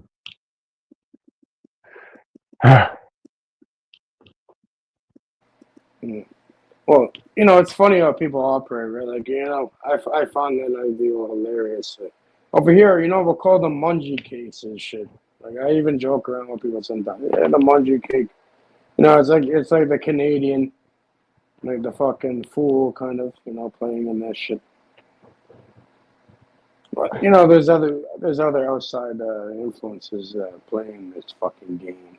And to that, it is a game. It's like chess at that point. And either way, if you're playing chess, you're on somebody else's board unless you create your own. So it just maybe it diversified future generations in my family line to be more acceptant, maybe. But they knew the conflict, and they knew the disposition that it was going to bring to the family. And I don't think they did it out of love. I think they did it out of complete rebellion and hatred. Well, this is the fucking trick that you're gonna get put in repetitively until you understand how it's operating. So yeah, they're using you, my friend. They've been doing it the entire time. Placate to, you're pretty much putting your dice roll into it at that point. You're flicking. You're agreeing to, gambling with something that you can't gamble with. The house always wins. Did it cause Well, conflict in your yes, family or in division theirs? and conflict. Not so much theirs. Well, the Muslim, yeah, that was kind of a back and forth between the family to the point of complete division. But with the black marriages, that was the on the black side there was no real issue, but on the white side there was a lot of back talk and under the table talk that transpired, a lot of animosity and things that weren't brought out in front of the black people that were brought into this situation. The whole time I'm like, what the fuck, man? Access, a lot of that's been engraved in people. People just Yeah. replace black where men used to say or still say, women aren't supposed to socialize with us or talk with us. Again, those are cultures. If you embrace culture, that tells a lot about you. If you don't embrace culture, that tells a lot about you. So it's not really about another person's color of their skin or whether or not they have a wee or not. So what happens is this reveals that you have animosity towards something you're probably not understanding. Even if you do understand, can you still embrace it? I embrace most things with it of interest. I'm not trying to say, okay, I want to join the club. Now, some people, like in America, they really take it literally. They're like religious folks. They take it religiously. We should have freedom of speech. Yeah, when you're in your little country, you're going to have that freedom of speech. But they go around thinking that we should say whatever we want without any consequences. Okay, then that's fine. But can other people do the same thing? People don't realize how much they're very religious when they're following their states or their government policies. So again, you're just hearing about a particular culture that's very outspoken. They got a lot of animosity. That animosity, if we're really going to look at it, especially when it's black men, or in this case, dark-skinned men, it's usually towards either women, because for some reason, women had to take on the onus that a lot of their fathers aren't around, maybe because they've been tried for criminal offense, or they've been outspoken and they were never taught there's a place to actually speak and when not to speak. And of course, YouTube is actually encouraging that. So until people understand some of that stuff, what they're going to do, they're thinking one person's the villain, not realizing the person that's doing all the blaming, thinking that they're the hero. And that's challenging. Because, when you hear about the plight of a certain color skin of folks, I never hear them talking about the opposite gender of their kids. So they're really talking no different as an extreme person that's very elitist, and maybe they're in a light skin form. And I really use that very lightly, light skin form or dark skin form, because really people pay way too much fucking attention to flesh and blood. And ignoring the fact that you're always in the spiritual.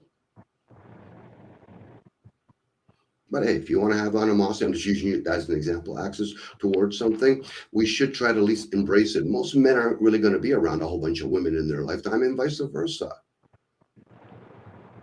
So when they're talking about, go ahead. It comes to a point of being endangered and putting your life in jeopardy just by the tone of your skin. You could put your life in danger by going to McDonald's, meaning, whether eating their foods or driving a vehicle. That's a given. I don't know why people can't see that. That's a given. Your life's every time you can get hit by lightning right now. Yeah. Maybe you get hit 3 times right now. What are you talking about? We'll Zeus you up. No, we'll get hit by different kinds of lightning. We'll call it Wi-Fi rays and all that kind of stuff. The vessel's always being harmed. I know you say it jokingly, and you probably can be honest about it by saying, I treat my vessel like it's a sport vehicle or whatever. But most people do. They're just unaware of the extremity of it. No, I do. I did, and yeah, I'm quite aware of what I put my recreational vehicle through. Yeah, but most when it was domestic car. But most people are unaware that they might see. Sorry, I probably said the words in the wrong way, but they only can see when it's an extremity. Oh, that guy's jumping out of a plane with a parachute, or he's jumping off a bridge with a bungee cord. I would never do that. I said, maybe you might not ever do that. But if there was enough people conditioning you and making you feel safe, you probably would. That's why people are too quick to say what they don't like and what they do like.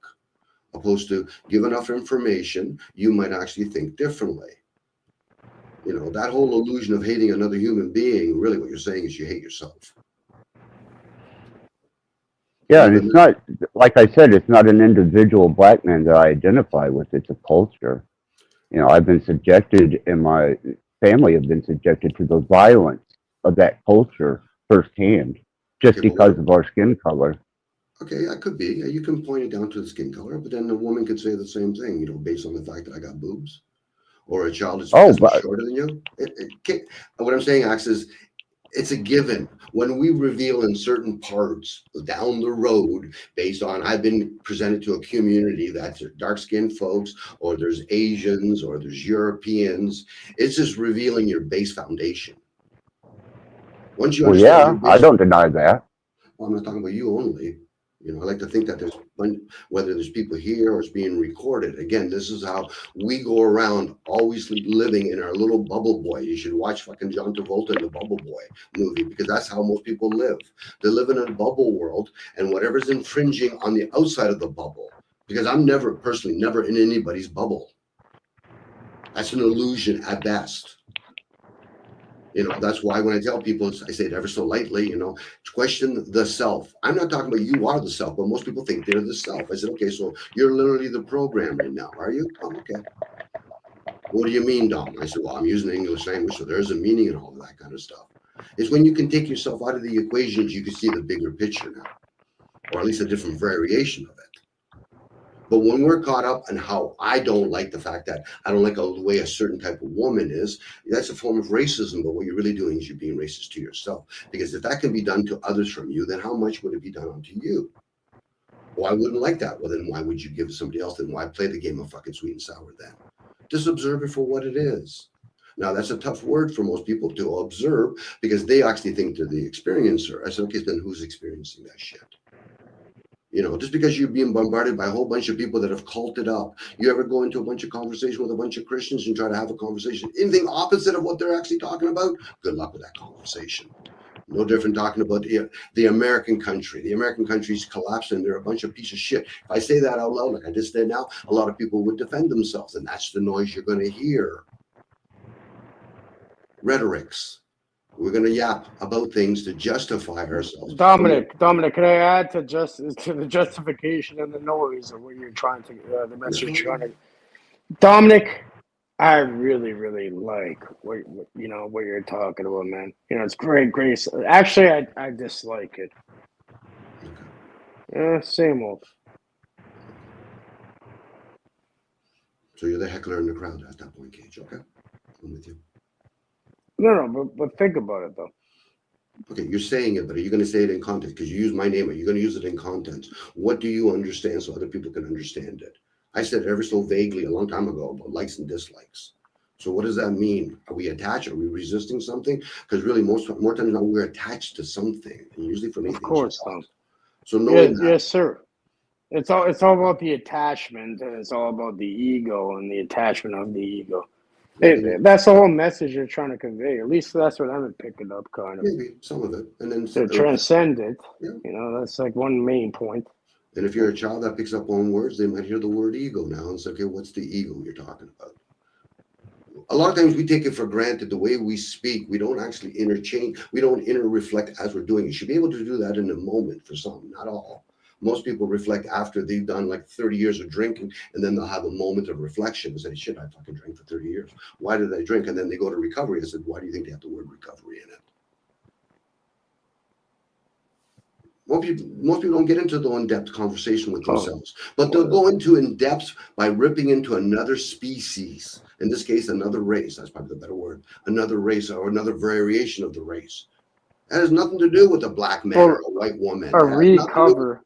Yeah, a recover. Yeah. Like, you know, that's funny. Like, you know, it makes me think.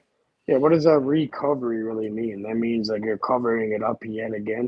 You're covering Like something up again, and usually most people the addiction in this case, well, let's say alcohol. They'll think, okay, well, it's the drinking. No, it's the emotion that's attached to that particular addiction. And usually for most people, they're angry. And then you have to narrow it down. Are you angry because something's been done unjustly to you? You can't get your way. You're a spoiled little child because nobody helped you become developed as a child. All right, so what would you call the beings that operate beyond, Again, that Cage. loop of reality? Again, Cage, You know, you want to come to my what if they're garage and operating have in that conversation? That's fine, Cage. Outside of that, Cage, I'm actually just superficially having a fucking conversation right now. No, I'm just that's what I'm trying to Well, he also, look into. Cage, he said there's other people here. I mean, don't destroy the conversation for the sake of self. Let everybody else, hear this out so that we can make our own decisions and determinations from what he's offering.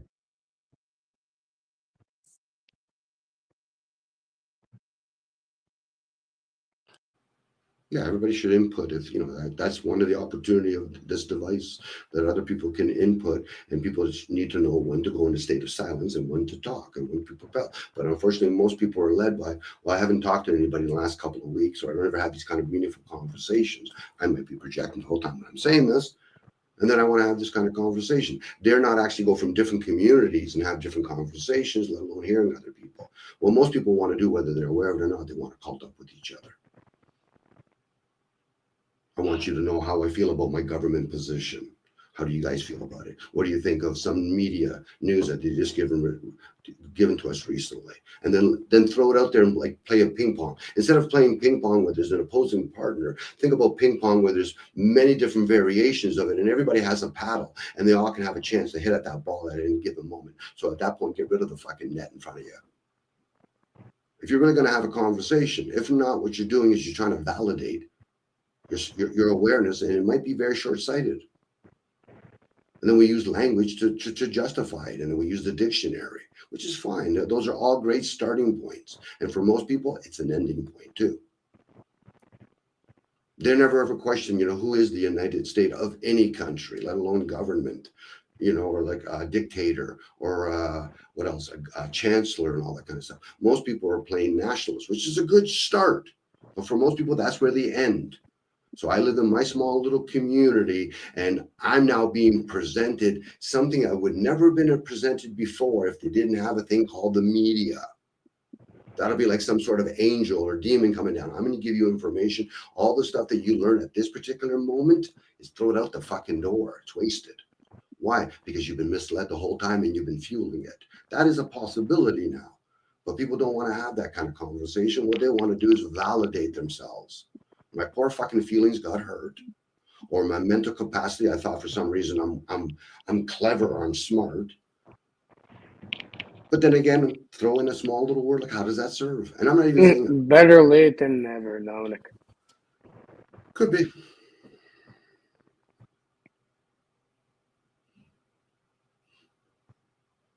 Did you feel propelled to add to that, or just say that and leave it at that? Would you like to elaborate?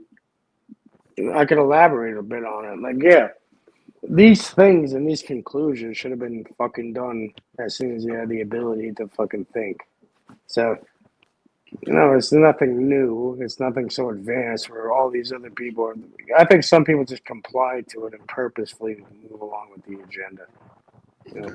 Let's say that's a given then. And let's say some people are becoming. They're not dumb. They already know what you're talking about, bro. Yeah. Oh, okay. So then I You won't say can't anything. speak for us. Okay. I won't say anything more than Cage. You've spoken for me then. Well, actually, I was going to say. I wasn't speaking for you, man. That's all I'm trying to do. But since Axis loves this emoji with the skull and the two, might as well put that up for you guys. There's no diverting, man. Just let Dom speak. Go ahead, Dom, Vex, whichever one of you two want to. Yeah, I'm really enjoying what you're saying, Dom. I found it interesting that when you were talking, that when you used that example about recovery, that Cage, was a little bit not stuck, but got caught up on his input on that word when it was so insignificant. No, I'm not judging you, Cage. I'm just saying that when it actually, was so insignificant in what you were actually saying, like, which you've now said 2 or 3 times in different ways, and I'm not seeing it as repetitive or anything. You know me, I'm the one that deemed you a riddle talker when we first met, and now I'm just happy that I can hear what you're saying, like, We're all because it really is, it really, at least it it's deep, and maybe Cage, because you guys are friends and have spent time together personally, has heard it before, and doesn't feel like he needs the repetition, and I get that too, because sometimes some of the mantras, some of the things you say, I got right, but that I'm not the only person here in the room or the only person in chat, so it's been a long time since we've been on panel together, and I have listened to you in other places, and I know that I can be super critical and super self-absorbed, and all of those things, but I'm really appreciating what you're saying, Well, we try. I think we all do riddles to ourselves, Rebecca. Well, yeah, and I didn't mean to isolate Cage out like he'd done something wrong. I'm not saying, oh, well, you interrupted or something. I didn't have a problem with anything. It's interesting how we all take in information and what we hear and what we focus on as we're listening to each other. Because we're all listening to the same thing being said, and we're all hearing and focusing on different points of it and reacting from our own perspective. And that's why I isolated Cage in that, not because you guys, not because I thought that he'd done anything wrong by pointing that out, the recovery thing. I thought that was neat too. Right? Made me go look up recovery in the 1858 or 1828 Webster's Dictionary. And I liked that. I think for a lot of people, well, not a lot of people, for some people, it's a starting point. So, the word recover, again, cover.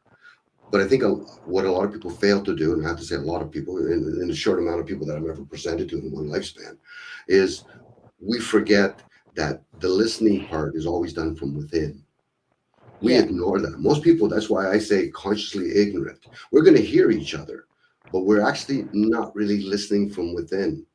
So when a person is listening from within, then they might feel pulled. Okay, should I share something, or would that be redundant? Why? Because that person is already sharing information. I don't have to beat it down at that point. People will reveal themselves. People want to argue with each other.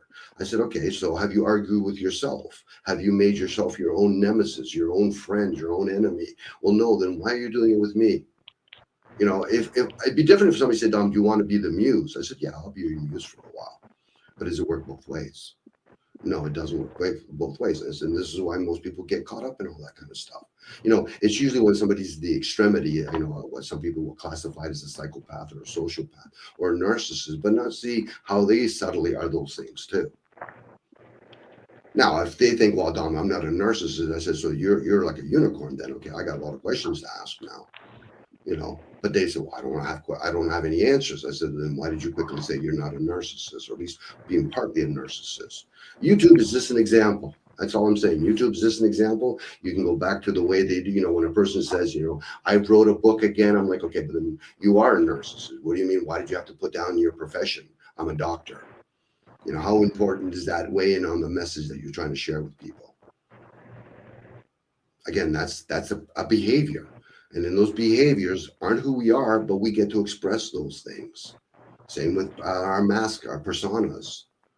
Now, I'm just saying words. These words have been spoken many, many times before, and they will probably continue being spoken over and over again. But what I get, most people want to be entertained. And that entertainment is from within, not from without. How do we get entertained by other people's sad existence? I'm saddened for them, but are they saddened for themselves? Or are they milking it?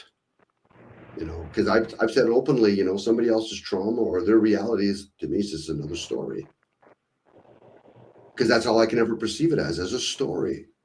If I truly lived it, I'm thinking, okay, then it'll be my version. And when I share it, it'll be a story to somebody else. I'm just using words to play with right now. But other people think whenever they speak, that's so important that everybody else. That's how it is, Dominic. Yeah, Cage. But again, like I've said, it's been spoken many times before, and it will be continually spoken after, or even written, or even having a thought. So you don't even have to speak it or have to even read it. It's just a thought. I had a thought. I never read a book on it, but I had a thought. Outside of that, Cage, I get it. You know, there's a, whether you know it or not, there's a part of sarcasm in you. And your sarcasm comes in from a form of, you think because you become aware of certain things that what people are lesser than you because of that. I'm not saying that's what you're saying openly, but people can perceive it that way. People could perceive anything in any way they like, right? That may be true. That may But be you true. know, I am very direct and blunt. So if I had, you know, I'd make it very clear if I was trying to insinuate a certain ideal. Yes. And I think that's appreciated when it's your turn to speak or when there's an availability for you to speak. But when you interrupt other people so you can give out your little point and all that, I'm giving you the benefit of that because you're still very youthful. Outside of that, Cage, then what? People are going to say, okay, well, Cage spoken some truth or some things that are valued to me or some honesty, but he deleted it because he fucking interrupted. All right, but Dominic, you know what? Like, this is the niche. This is how I think, really. So you just said because I'm youthful, because I'm a bit younger, I can get away with, you know, doing these apparent terrible actions on another being that's trying to. Are they terrible, Cage? I never said Not or malevolent or whatever, malicious, whatever you want to call it, or whatever. You know, never some said any of bullshit those words yet, that Cage. shouldn't be there. You haven't said any of these words exactly, but I'm just trying to understand. But then at the same time, all those words, Cage, hold are on, for you to hold on. justify your actions. This is not all the point. Those words Those words weren't the point. There's a correlation between this, right? At the same time, you'd be like, "Oh, a being tells you what their age is." I've heard you say this multiple times. Yeah, a being tells me what their age is, and in that physical vessel, and I say, "Okay, that's a fucking child, done," kind of thing. You know, it's like, "Oh, I'm this age." Well, why do you in this have vessel. to repeat what I said, Cage? I speak. No, I'm just trying to understand Cage, where Cage. you're I coming from speak because I quite pay well attention. for myself, and I'm willing to take accountability for myself. I don't need somebody else, and I mean, I don't need anybody else to speak on my behalf. I'm not trying to speak on your behalf, you wanna Dominic. I'm just quote trying to. I'm things? trying to have this. How does this work, right? So since Cage is apparently younger, you know, you can somehow put up with this because it's Cage, apparently. But at the same time, in the same breath, like from a different conversation, technically, we've heard this many, many times, and it's true. Both ways are true in a way. I just want to hear the congruency and how it's just. So at the same time, you know, you can look at somebody and be like, "Oh, I'm this age. I'm 63 years old. I'm 68. I'm 72. Whatever. I'm 12. Whatever. I'm 33. Whatever the fuck it is." And it's like, okay. So that's what the being is locked into. They're thinking they're So what are you trying to the understand about that, vessel's Cage? age. I gave a thing. I said, you know, something I find it humorous when people say that there's 30 or 40 or 50 years old, and those are. So how would that give me an excuse for my Come on, discrepancies Cage. and my bullshit? Cage, you're cutting people off now. Not going to See, have it I'm here. doing it. I'm doing it again, trying to fucking explain. Okay, but Cage, I wouldn't even be in this conversation if you didn't quote what I had to say, what I've said. But now I'm going to spend time fucking interrupting with everybody else so I can explain something that I thought it was just something simple that I shared out there. Now, if you want to understand when I say shit like that, no problem. You have my phone number. You can have that conversation with me. And I'll probably say it over again. Even then, I find it humorous when people classify their age based on their vessel, but they think that's what they are, and that's fine. But that tells a lot about them, whether they're aware of it or not. This is about awareness. People can say the word fucking truth all they want. If they're aware, if people say, Dominic, I'm not the vessel, but then you actually classify yourself the vessel by saying I'm 40 years old. Who's 40 years old? That's a question. No matter how I say it, I can say it. All right, so I'm like, this is my whole thing, Dominic. This is what I'm bringing up because I'm just trying to have a deeper understanding. I'm trying to learn. Yes, me and you, Cage. So I'm saying. So then also when you say because Cage is a quote younger, whatever the fuck you're saying, I can get away with certain things. Apparently, what am I, the fool? I'm the fucking jester. I'm the court jester. Huh? Want me to do a magic trick? That's what you think. Go ahead.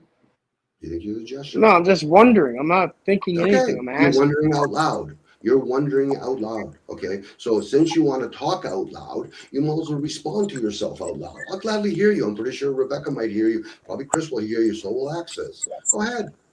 I'm saying, so how is those?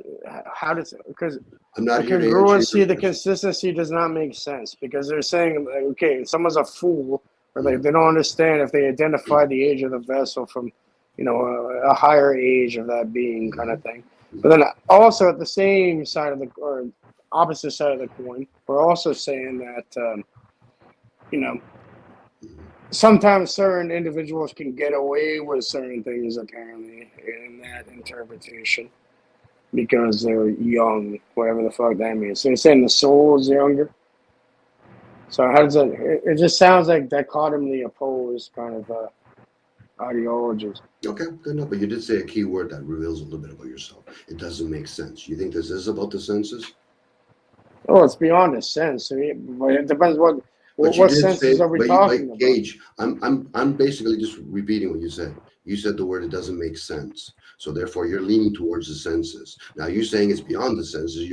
It's almost like you have a split personality going on there. I'm having two conversations. I'm having a conversation with who you might truly be, and the other part that's the illusion of you. So do you think it makes sense what I'm saying when I'm talking about you're not the age of the vessel?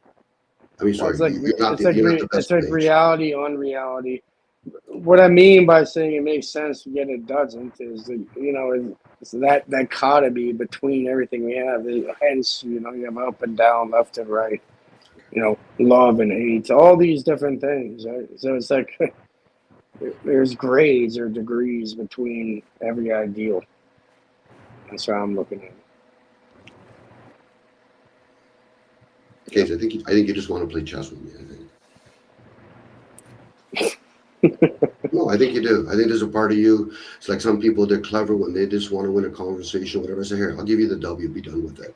Because really, this is noise for me right now. It's not about winning or losing, Dominic. Then I learned that. Okay, well then, what is it then? What are you trying to obtain from this conversation? Because I haven't heard Rebecca in a bit, and I haven't heard Chris, and I surely haven't heard Axis. When I have heard Axis, he tries to share certain The things. same thing as always, to move forward and learn. For who? Just for you? For everybody, hopefully. For myself, it's when you're asking, you ask, what is it about, what's your prerogative? Like, what are you trying to get out of it? I told you. So it's not just about, you're asking me what, what is individualized, and then you're asking me about other people. No, I did ask a question, and I might have pointed towards you, but there's a time where it's, let's say, yeah, Rebecca or Chris wanted to jump in. I know enough to say, okay, I'll keep quiet. Yeah, we got two people in chat that are also present and accounted for that are listening. So you get an education only, Paige.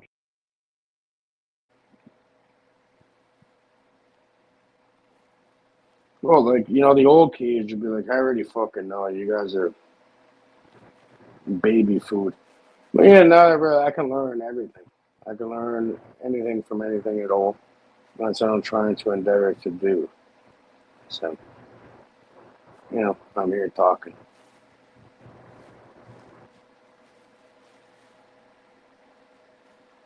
Which way is better? I don't know. If you want to take shit over and deal with something in this reality, probably the latter or the former.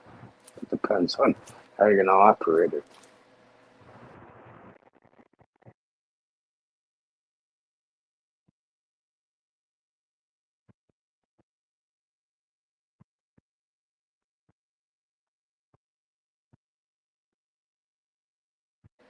Yeah, I figured you'd like this background though, Axis, because through consistency, you're very consistent with the emojis, right? With the skull and crossbone type sword thing.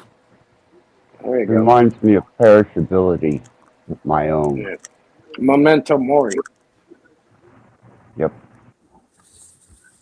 Yeah, I just laugh at Cage, just laugh. Well, it's by laughing at Cage, it still stifles the message that Dom's trying to deliver, and I'm interested because I could use that wisdom right now. Yeah, I was just talking like in a general sense, not specifically to this conversation here necessarily. Yeah, I don't want to soften the situation with interruption. Right.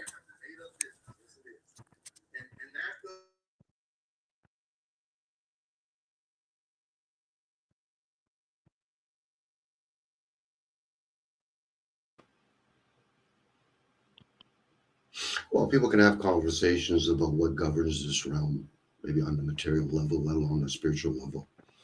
So I heard earlier talking about, how do certain people feel about other people in other countries about their president or the president that's running that country, or in this case, being a CEO of that country. Whether it's the president of the United States or the rulers of the United Nations. Again, we can bring it down to the nationalists, maybe even down to the cities or state or provinces in Canada.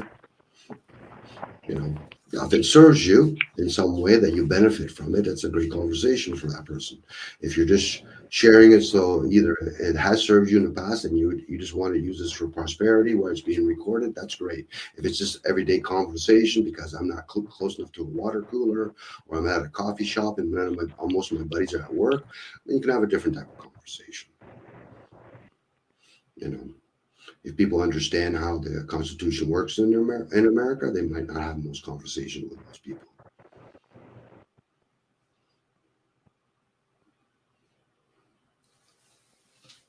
There's different classifications of rulers going on at any given moment. They're rulers, they're not owners.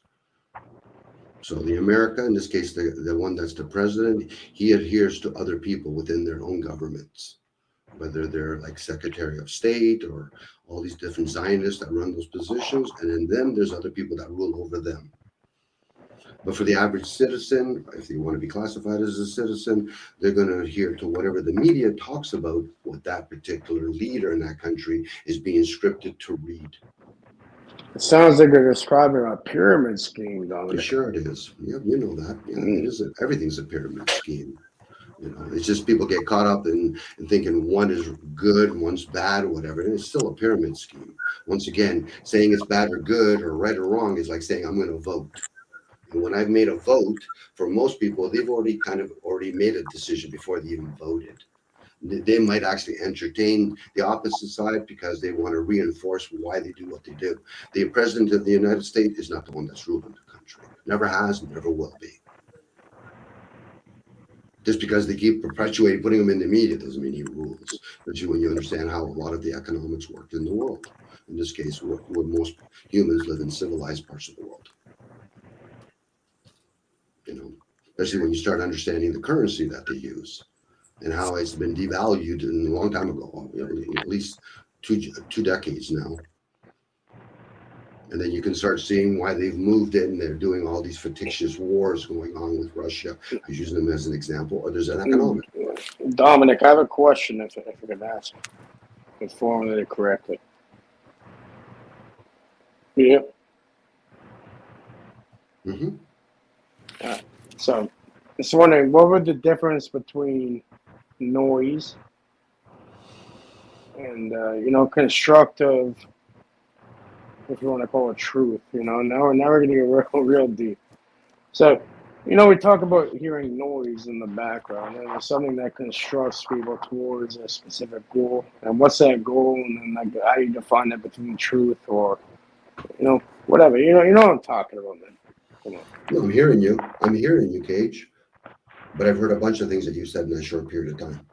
You're talking about noise. You're trying to sum up everything that I've basically said in the last hour or so, Cage. I know your repetitiveness that you do with me. No, it's in the last from the beginning of. No, we hear noise, right? So what do you think noise is? What do you think noise is?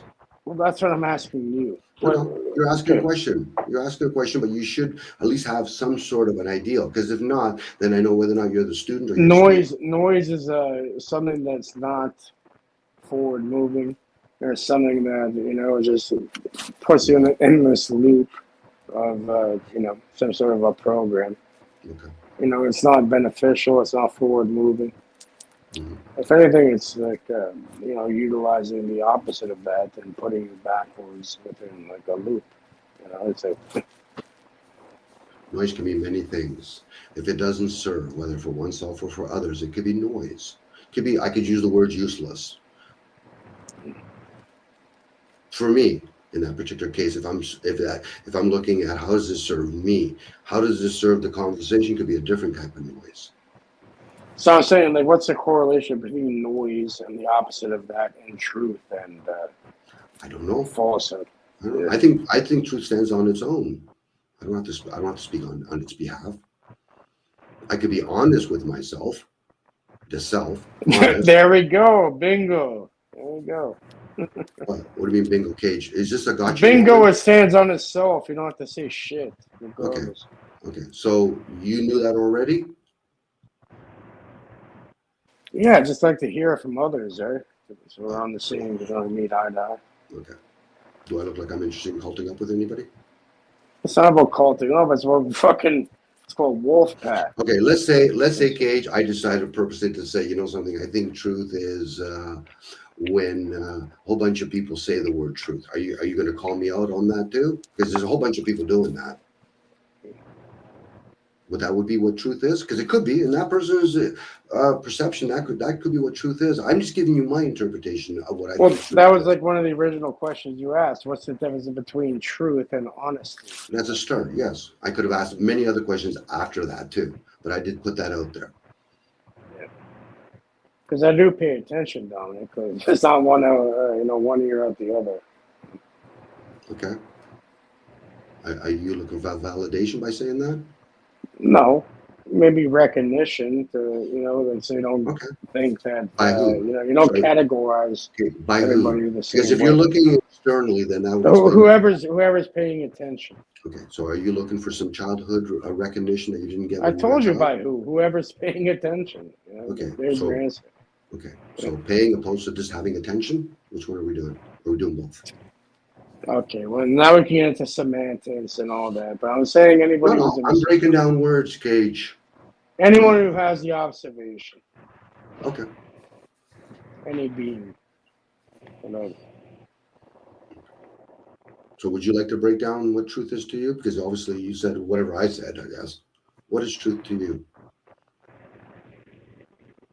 We've been through that. We're talking about the difference between truth and being honest. It's not like we.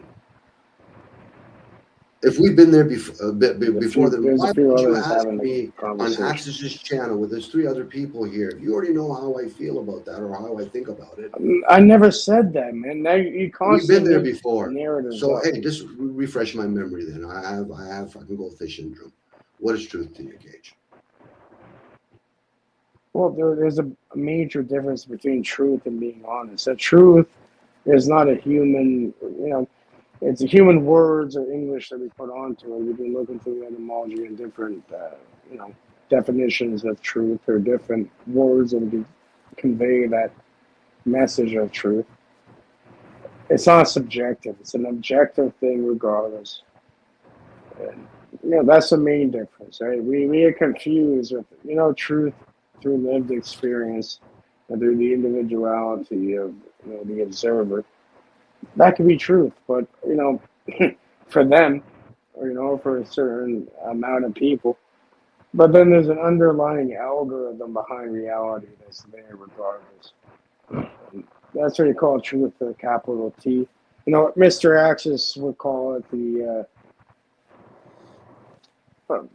He says a specific word. What do you call it, Axis? Again, they call it The constant. the constant, or some sort of equation, divine equation. I'm not sure exactly the words you use, but either way, yeah, there's something constant that's there regardless. That's you can call it truth. Okay, thanks for sharing, Cage.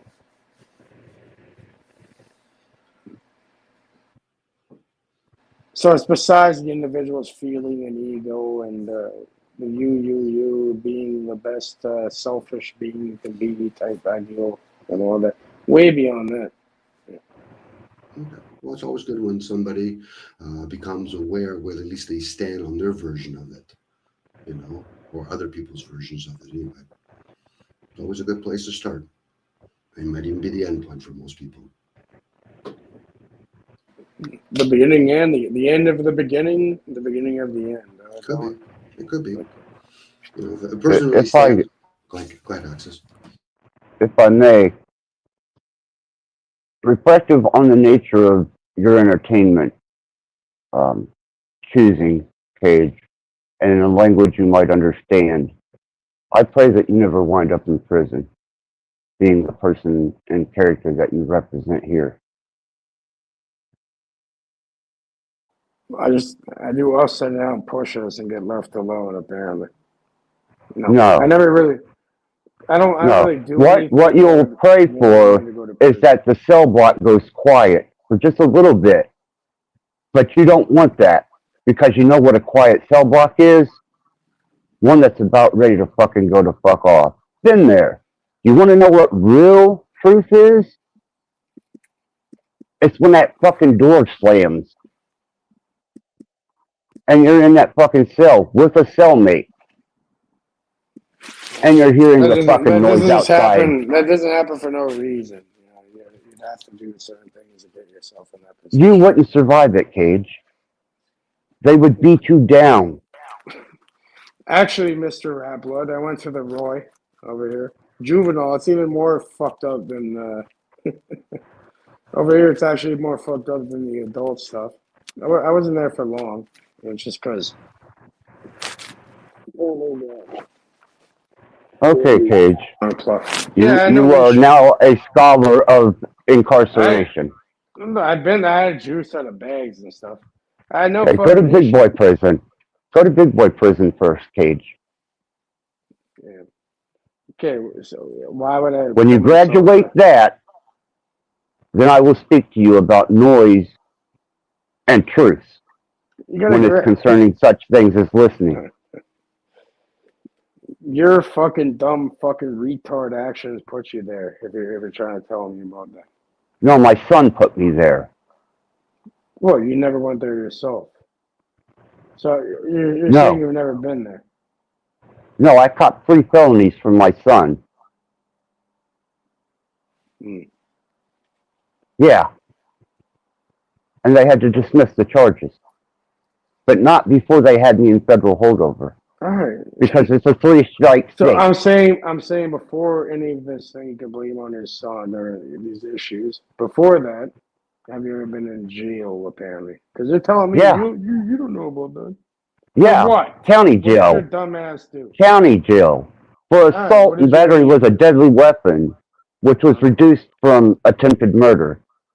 That was my first charge, Cage. You want some more fucking violent history about me? All right, so you did some bullshit. I've got a lineage of violence. Crimes and something happened back. Okay. But my federal time was done because of my son. So when you graduate big boy prison, you let me know. Because I don't let many people know that. Only you need to go to prison, Assis. Okay. Gotcha.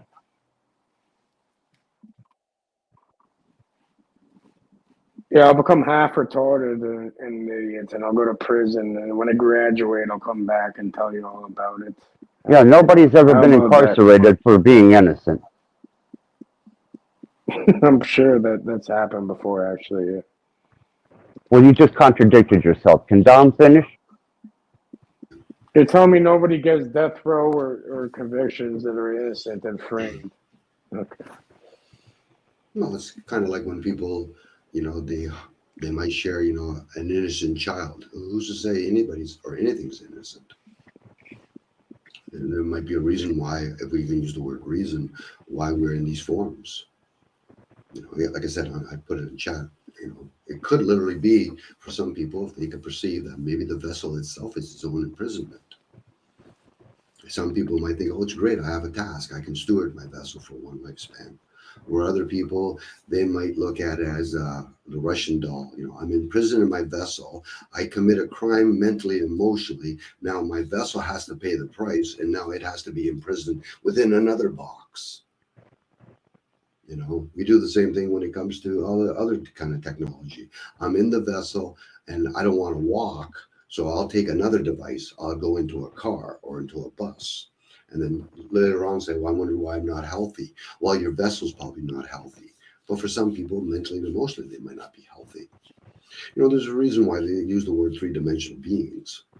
So once again, a person that commits a crime on another person, yeah, you'll serve your time in man-made prisons. But once you release out of that commitment and out of that vessel, you have something else to pay. For a lot of people, say, "Well, can I just serve my time back in the human form?" Yeah, go ahead. You can serve your time in the human form. How long you want to be this time? 60 years, 70 years, maybe 100 years. So again, the ones that are always thinking that I'm in jail and all that, and I'm in prison, those are the badass. Those are the ones that are still asleep. The confinement can be within your own vessel, and all of a sudden you wake up one day, you lost your limbs, or you don't have usage of your limb. You'll see how quickly you realize you've fucking been inside of a box the whole time. But hey, keep that indoctrination going by thinking, because I know a language and I can explain myself out. That's called justifications and excuses at that point. What reason would you be there to harm another human being unless you're aware of a spiritual contract that you have with them, and you have a choice now? Well, you killed me in a previous form, so now I have a choice. Now I can be a better being, or I can actually do the same thing all over again, and let's do the ping pong game. And then you wonder why people have offsprings. So those offsprings could be your enemies.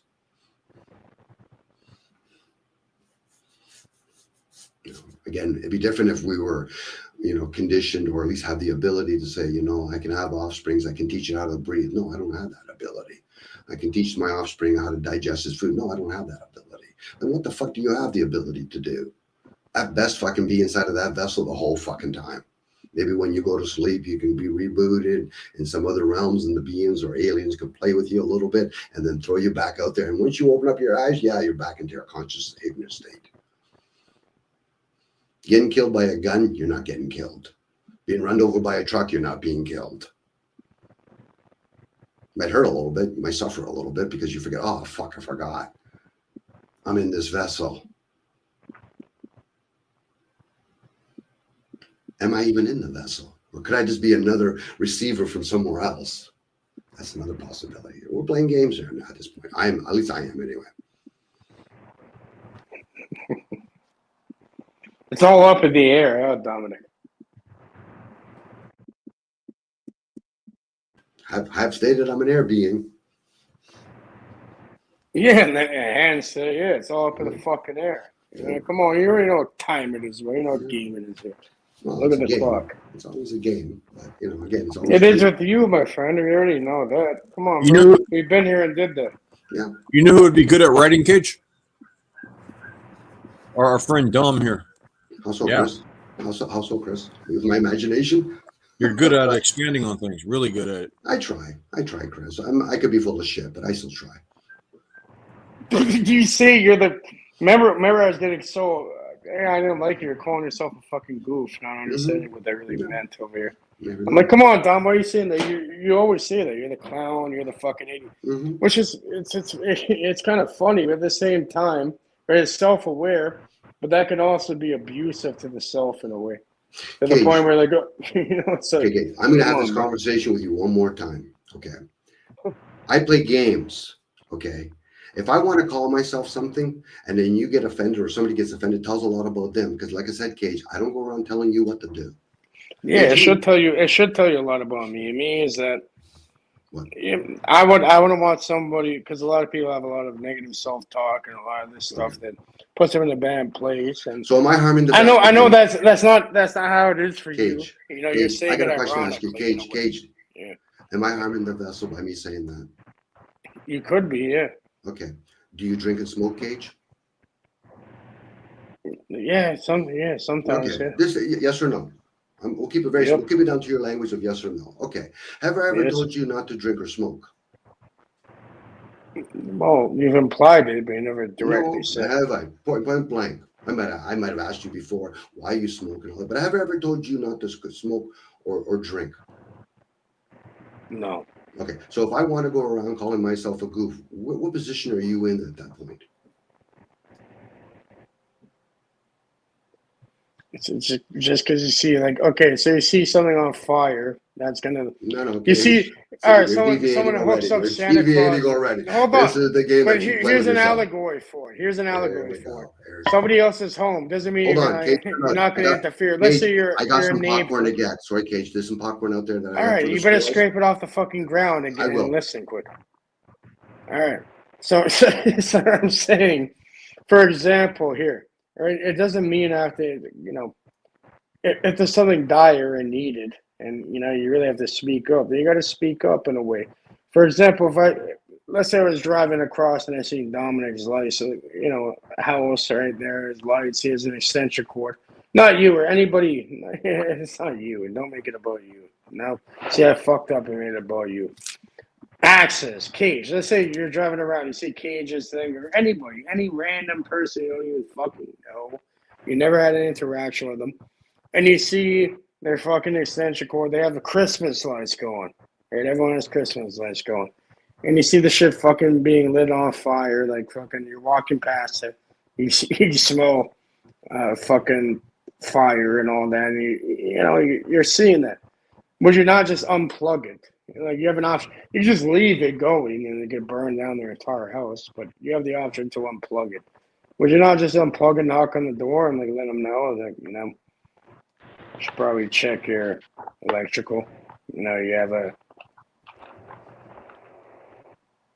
light going off, fucking burning your extension cord outside your house. This happens all the time. You're doing a good job trying to follow your thoughts there, Gage. Yeah, so I'm saying, is there something wrong with that? You know what I mean? Fucking unplugging that. Don't know. I know. You want to play the game of right and wrong? Go ahead. But here's what I just want to interrupt for a second, Cage. Go ahead. Dom was drawing the analogy of self-harm, right? That you were pointing out to him that saying something to himself could be harmful. And he was saying, hey, buddy, if you do things to your vessel that are harmful, and I don't tell you not to, why do you feel the need to tell me not to do that to me? Like, not to do that to myself. That's all he was pointing out. Now, one could say, oh, spiritual self-talk is more harmful than smoking, or vice versa. We could get into that, but that's all he was trying to point out was, you do you, I'll do me. But that's not exactly how it really went down when it boils down to it. Technically, I never ever told him to not do or do anything. I'm just saying, I let him know. You know what that means, right? Like, why the fuck are you calling yourself that? And I was just having my own position on the being. I'm like, you're definitely not a goof. That's all I'm saying. Yeah. I'm like, you're just not a goof, bud. You know what that means over here. So you can call yourself whatever you want, but I can call you whatever I want, and I choose to call you not a goof. Yeah, I appreciate that. So that's okay, it. I appreciate you expanding on that. Would you rather me call you a goof? It's probably the same shit at that point. Well, I would say that from Dom's perspective, I mean, at least from what I know of Dom, or even I'll speak for myself, but in that for most of the time, Dom would take you calling him a goof or not. Or I was saying not to call him a goof. I know, but I'm just saying that I don't think he'd take it personally if you did, unless you were angry in an argument and actually meant it. You know what I mean? Like, and even then, I don't think he'd take it personally.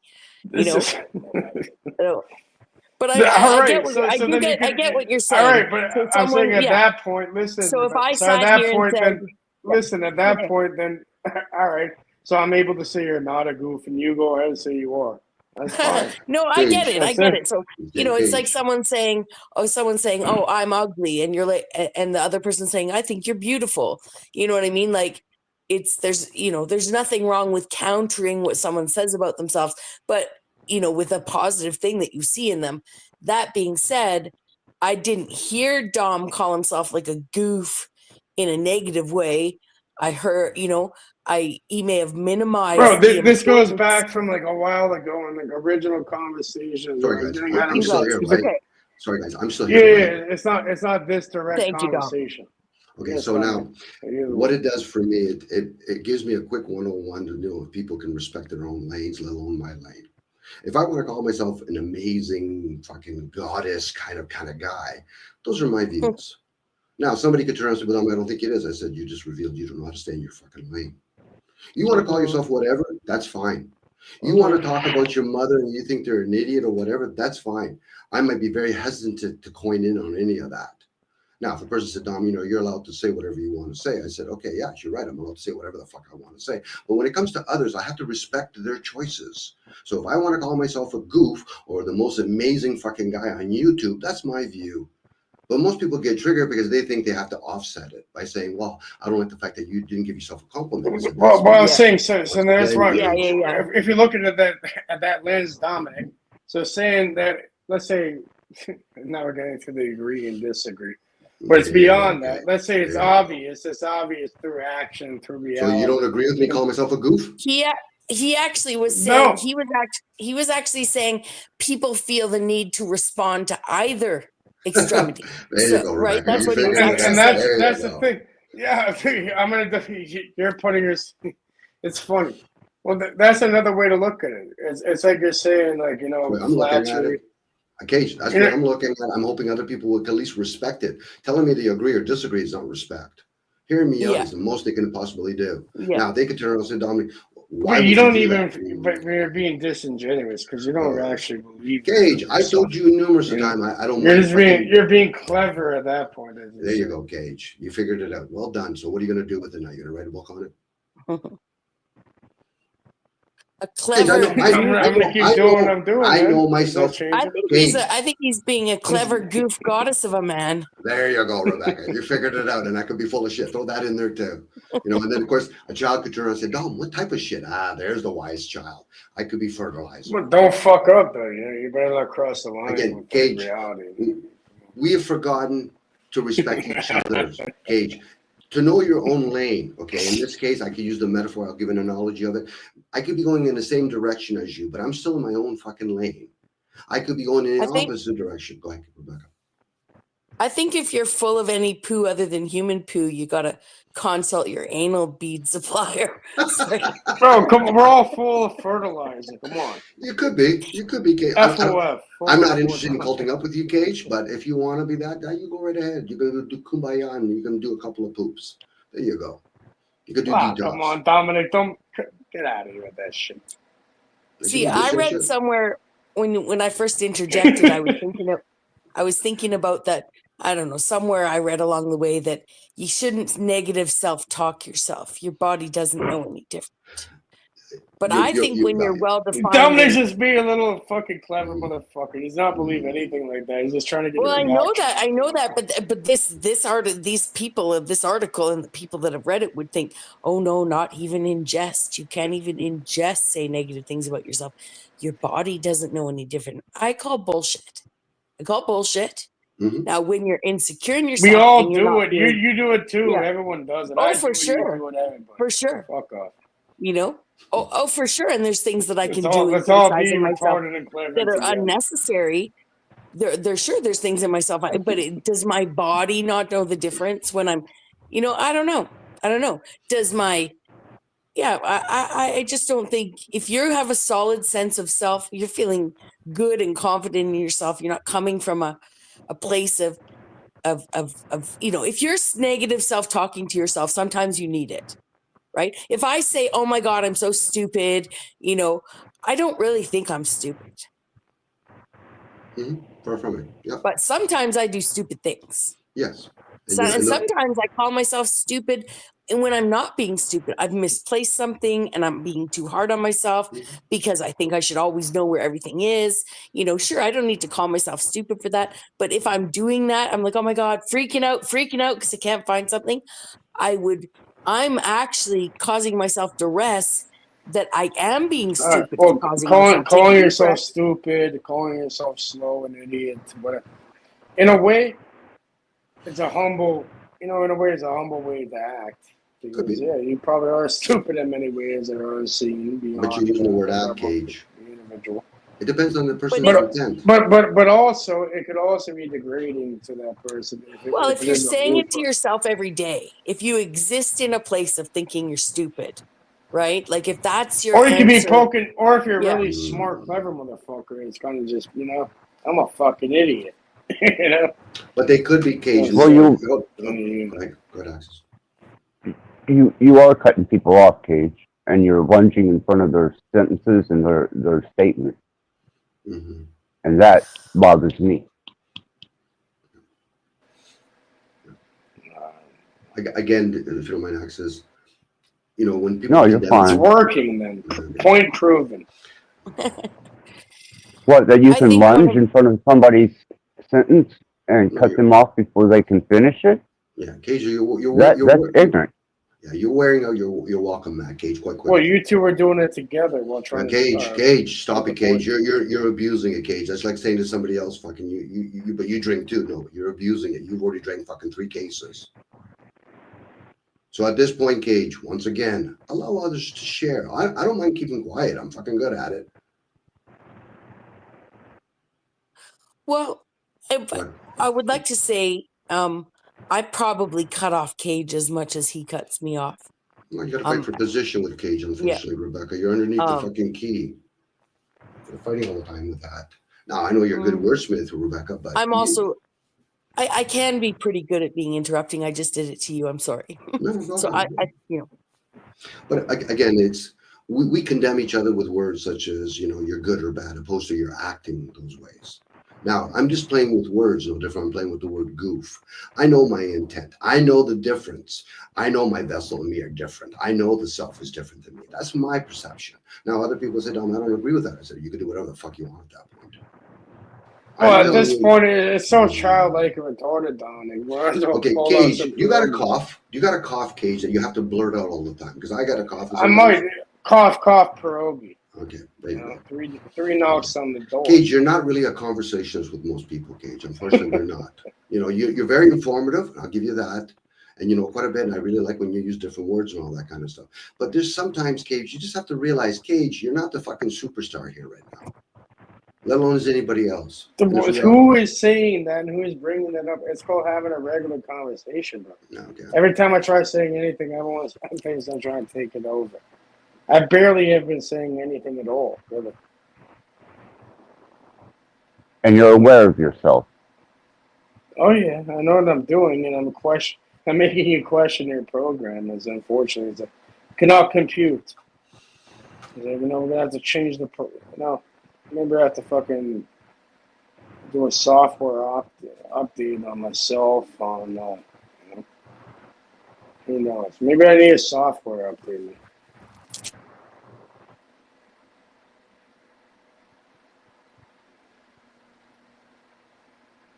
The memento mori and the skulls and crossbones and all that. I mean, add a little Rattblood in there, and you have, you got all you need.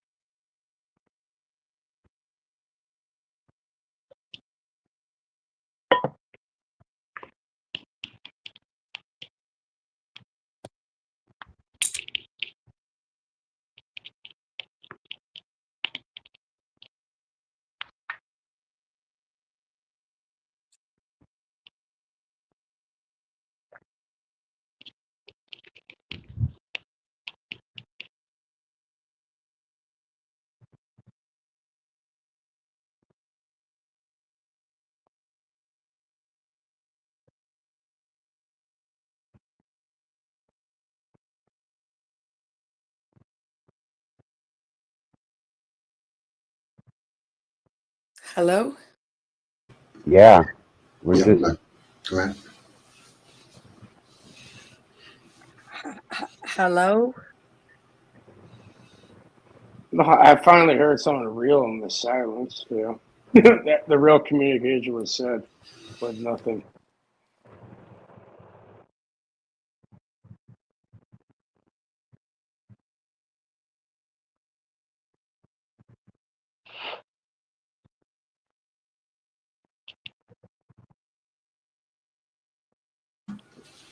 So how much does words actually motivate one's well-being, or let alone harm to themselves?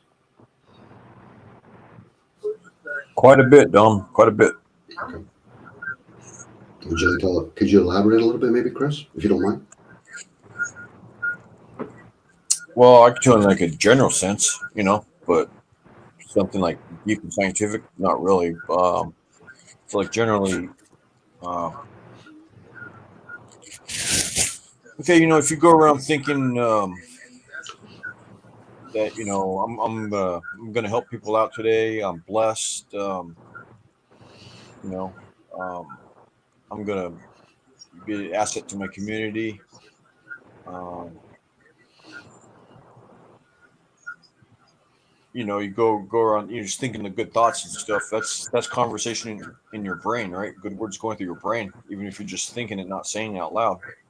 And so, and if people like smile at you, whatever, it sends a signal to you, and which triggers words in your brain. And once again, so positive communication can really, really, really shape your mood, and which contributes to other things like your mindset and how you're going to do throughout things Sure. like that. The words are heavily responsible for shaping who and what we are. So the unspoken words and thoughts. Yeah, I'm with you on that. It's like when you see a baby and it's smiling, people will, in tendency, more times than not, I'm hoping anyway at that point, they're going to smile too. Yeah, how many women do you see always want to pick a baby up when they go to a house or something? You know what I mean? Right. Almost without fail, How many guys you see a nice looking shiny car that buddy Well- has, they want to touch it. Go ahead, sorry. Mhm. Yeah, And I'd say, just to reiterate what we were talking about earlier,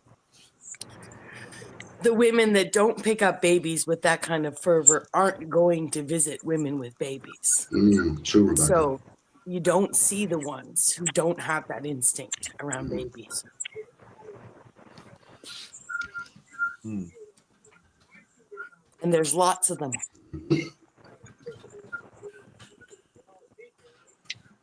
Yes. Well, if you look at it like an algorithm within the algorithm of human existence, right? This is why people would. The whole point, unless manipulated, would be to continue the, human population. So that's bred, through different endorphins being released, different incentives. But at this point now, it's being inverted. It's all about But it's not inverting. just that. Naturally, it should.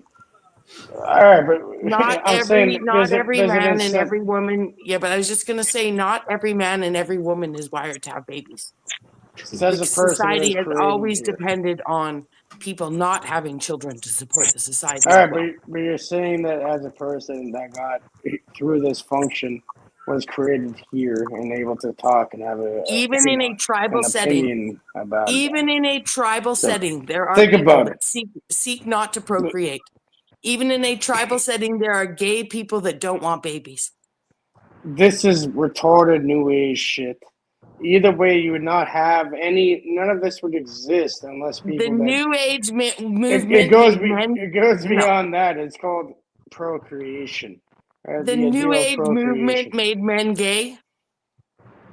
I'm talking about procreation beyond this I know. weird stuff. You're And we have obsessed with always depended on gay men that don't make babies and barren women who can't have babies to support our society as well.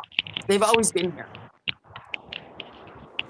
Well, I know almost every woman I talk to at least desired to be pregnant. No one can have any observation without the I know lots of regular, women that would normal never way. have kids. I know women that have tied their tubes, and not just because of the society. I know a woman that only had babies because she had to find a man with more nurturing qualities than her. And these aren't my friends. This isn't like, oh, Bex has a bunch of like women, baby hating women around her. That's not true. It's just that people want to see through the rose-colored lenses of perfection. They don't want to see humanity on the natural spectrum. You think that we can go back tribally and Gen X Jeff is going to say, "Oh, yay, I'm straight. I'm a byproduct of the culture." The real question is, what are you eating right now? I'm sorry, a piece of bread. How do you know she's eating? How'd you know Rebecca was eating her? So I think it's important that we not You nullify. can easily tell she's eating. What are you eating? we Eating not peanut butter and fucking with what kind of toast are you eating?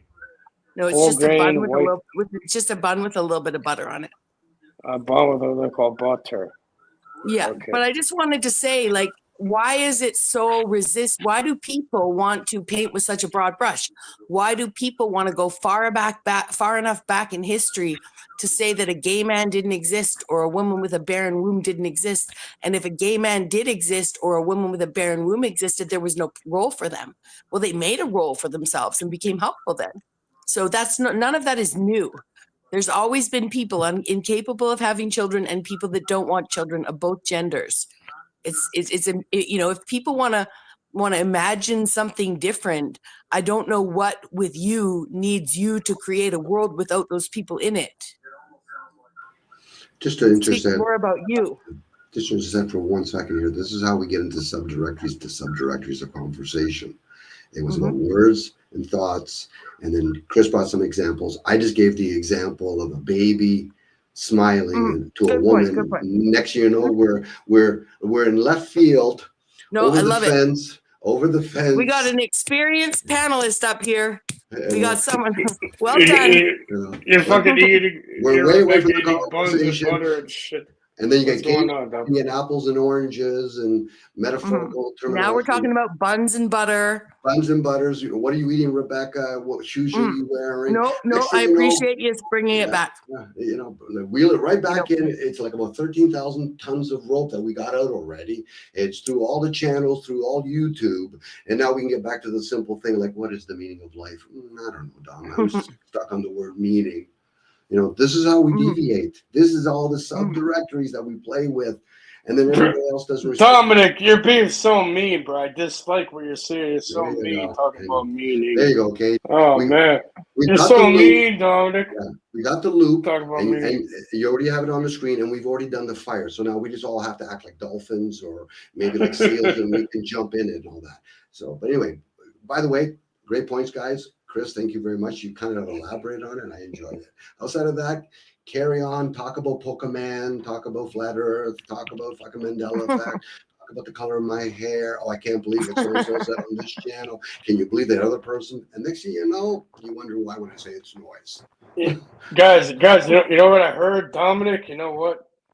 Yeah, we went over there. We found out he's actually turquoise in color. You know? How did you leave Dominic, juvenile custody with your jaw in place? It's just so ridiculous. They never gonna say anything. Dominic is turquoise. You know, I seen him. I seen their whole family. They lay eggs and stuff. Do they consume too much colloidal silver? No, it's beyond any of that. Stop talking about that stuff. Are you going to start telling people about my DMSO and all that other stuff? I'm making it about Dominic. Yeah, Dominic is a turquoise being, ascended master turquoise motherfucker. There we go. Anyway, maybe you guys can stick on the topic and talk about baby conceiving or non-conceiving. But Rebecca did have a valid point. Not everybody perceives, they want to be around babies. Guys can say that more times than not, and I can't see why a woman can't say that. So, well, and Chris, are you a family-orientated man? Like, you'd like to have children? Yeah, I'd like to have children someday. Every time I try something like that, things always didn't work out, But well, yeah. Then it's nice to know that you've been surrounded and mostly seen women of similar ilk. You know what I mean? Like, so that the women you see around you are women that mirror that desire back through their actions towards babies. It's a blessing to be surrounded by women like that, so that you don't see the women that aren't. But you wouldn't. I mean, they're CEOs. They're not trying. Anyways, I'm just saying most of the time you wouldn't see them. We don't see them. Right. Yeah. I'm glad. Yeah. It's Yeah, and that's and that's why it's important. I've taken a lot of stances on women, enough stances on those women tonight, and I'm sure people think that I'm one of those women. No, I wanted children more than anything. I just can speak a little more bluntly. Now I'm postmenopausal. It's not on the table for me. And I do understand better now. I had friends that would tell me they don't want kids and want to have their tubes tied, and I would almost like cry for them. Right. or like it was just so tragic to me. But they exist, that's who they are. So Yeah, most women, to be honest with you, most women can't stand not being pregnant. It's just the truth.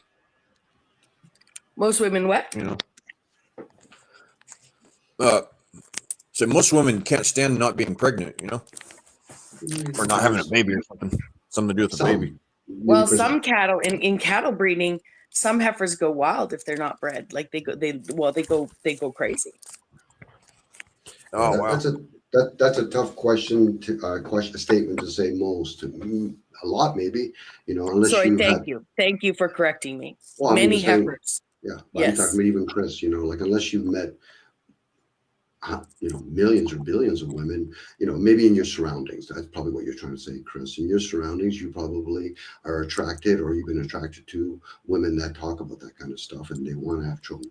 But we can't really put a big general statement, let alone a blanket statement saying that most women or men do this or that. So again, this is how we overgrandize our statements. Like if I talk to 5 women, they might give me 5 different interpretations. It's always funny when I hear somebody else say, I hate kids. I said, okay, but unless you think you're not the vessel, then who are you hating them? Because you were a child one time.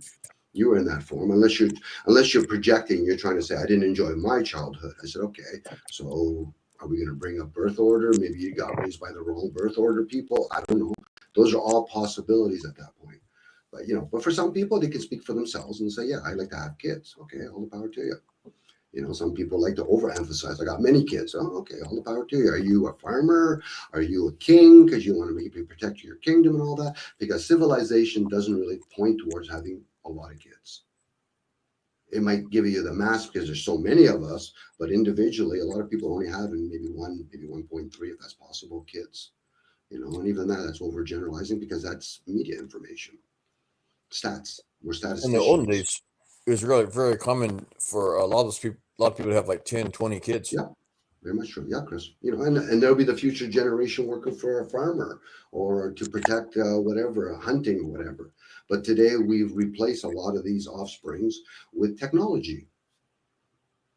Yeah. The king would want to refuel his military really quickly. So he said, give me 30 women. I'm going to impregnate them all. And then they'll hide behind if they get the first one opens up the matrix. Because you can't wait to have a 3rd or 4th child if you're trying to build the military. Yeah. Somebody to protect your kingdom. So there's usually a reason that we can analyze to why we did what we did back in those days, let alone today. You throw in birth control pills and day after pill and all that kind of stuff. Now you're talking about depopulation. And most people will gladly do that. You throw in the economics.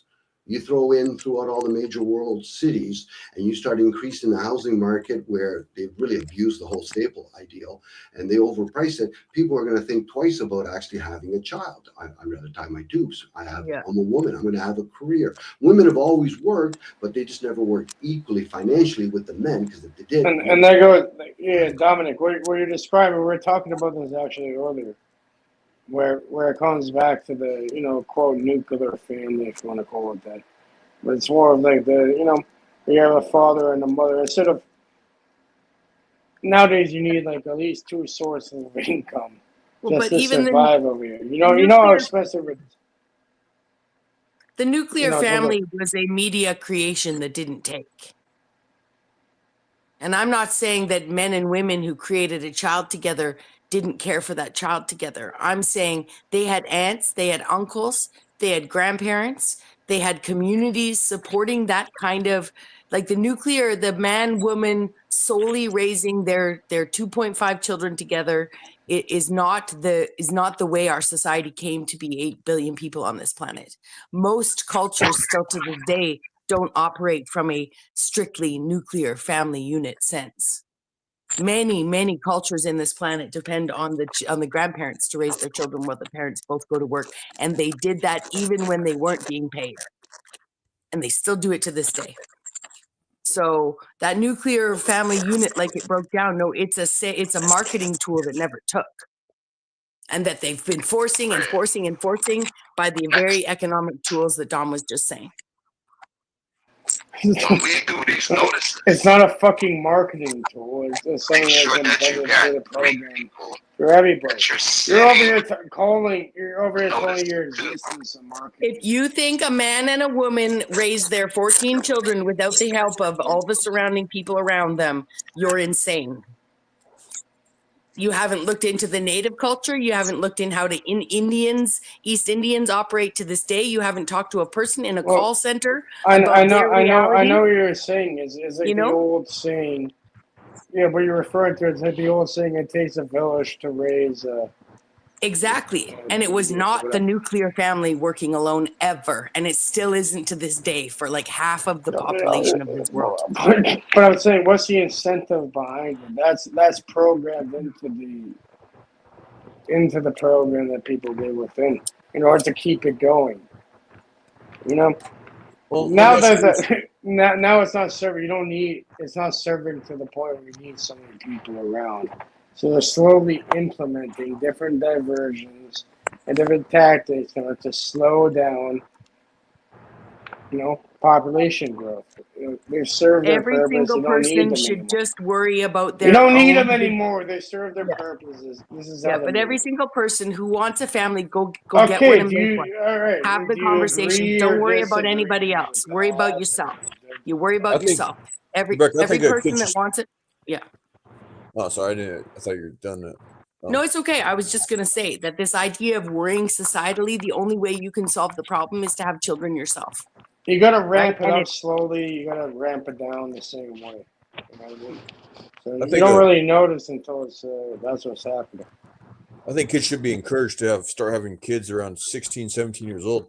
Start raising a family around that time. Many cultures do. In fact, in Africa, in Nigeria, there's some cultures that still do it from 12 to 14. That's good. That's a good thing, I think. As long as you don't get like a 30-year-old going after a 12-year-old or something, like 12 is 12, stuff like that.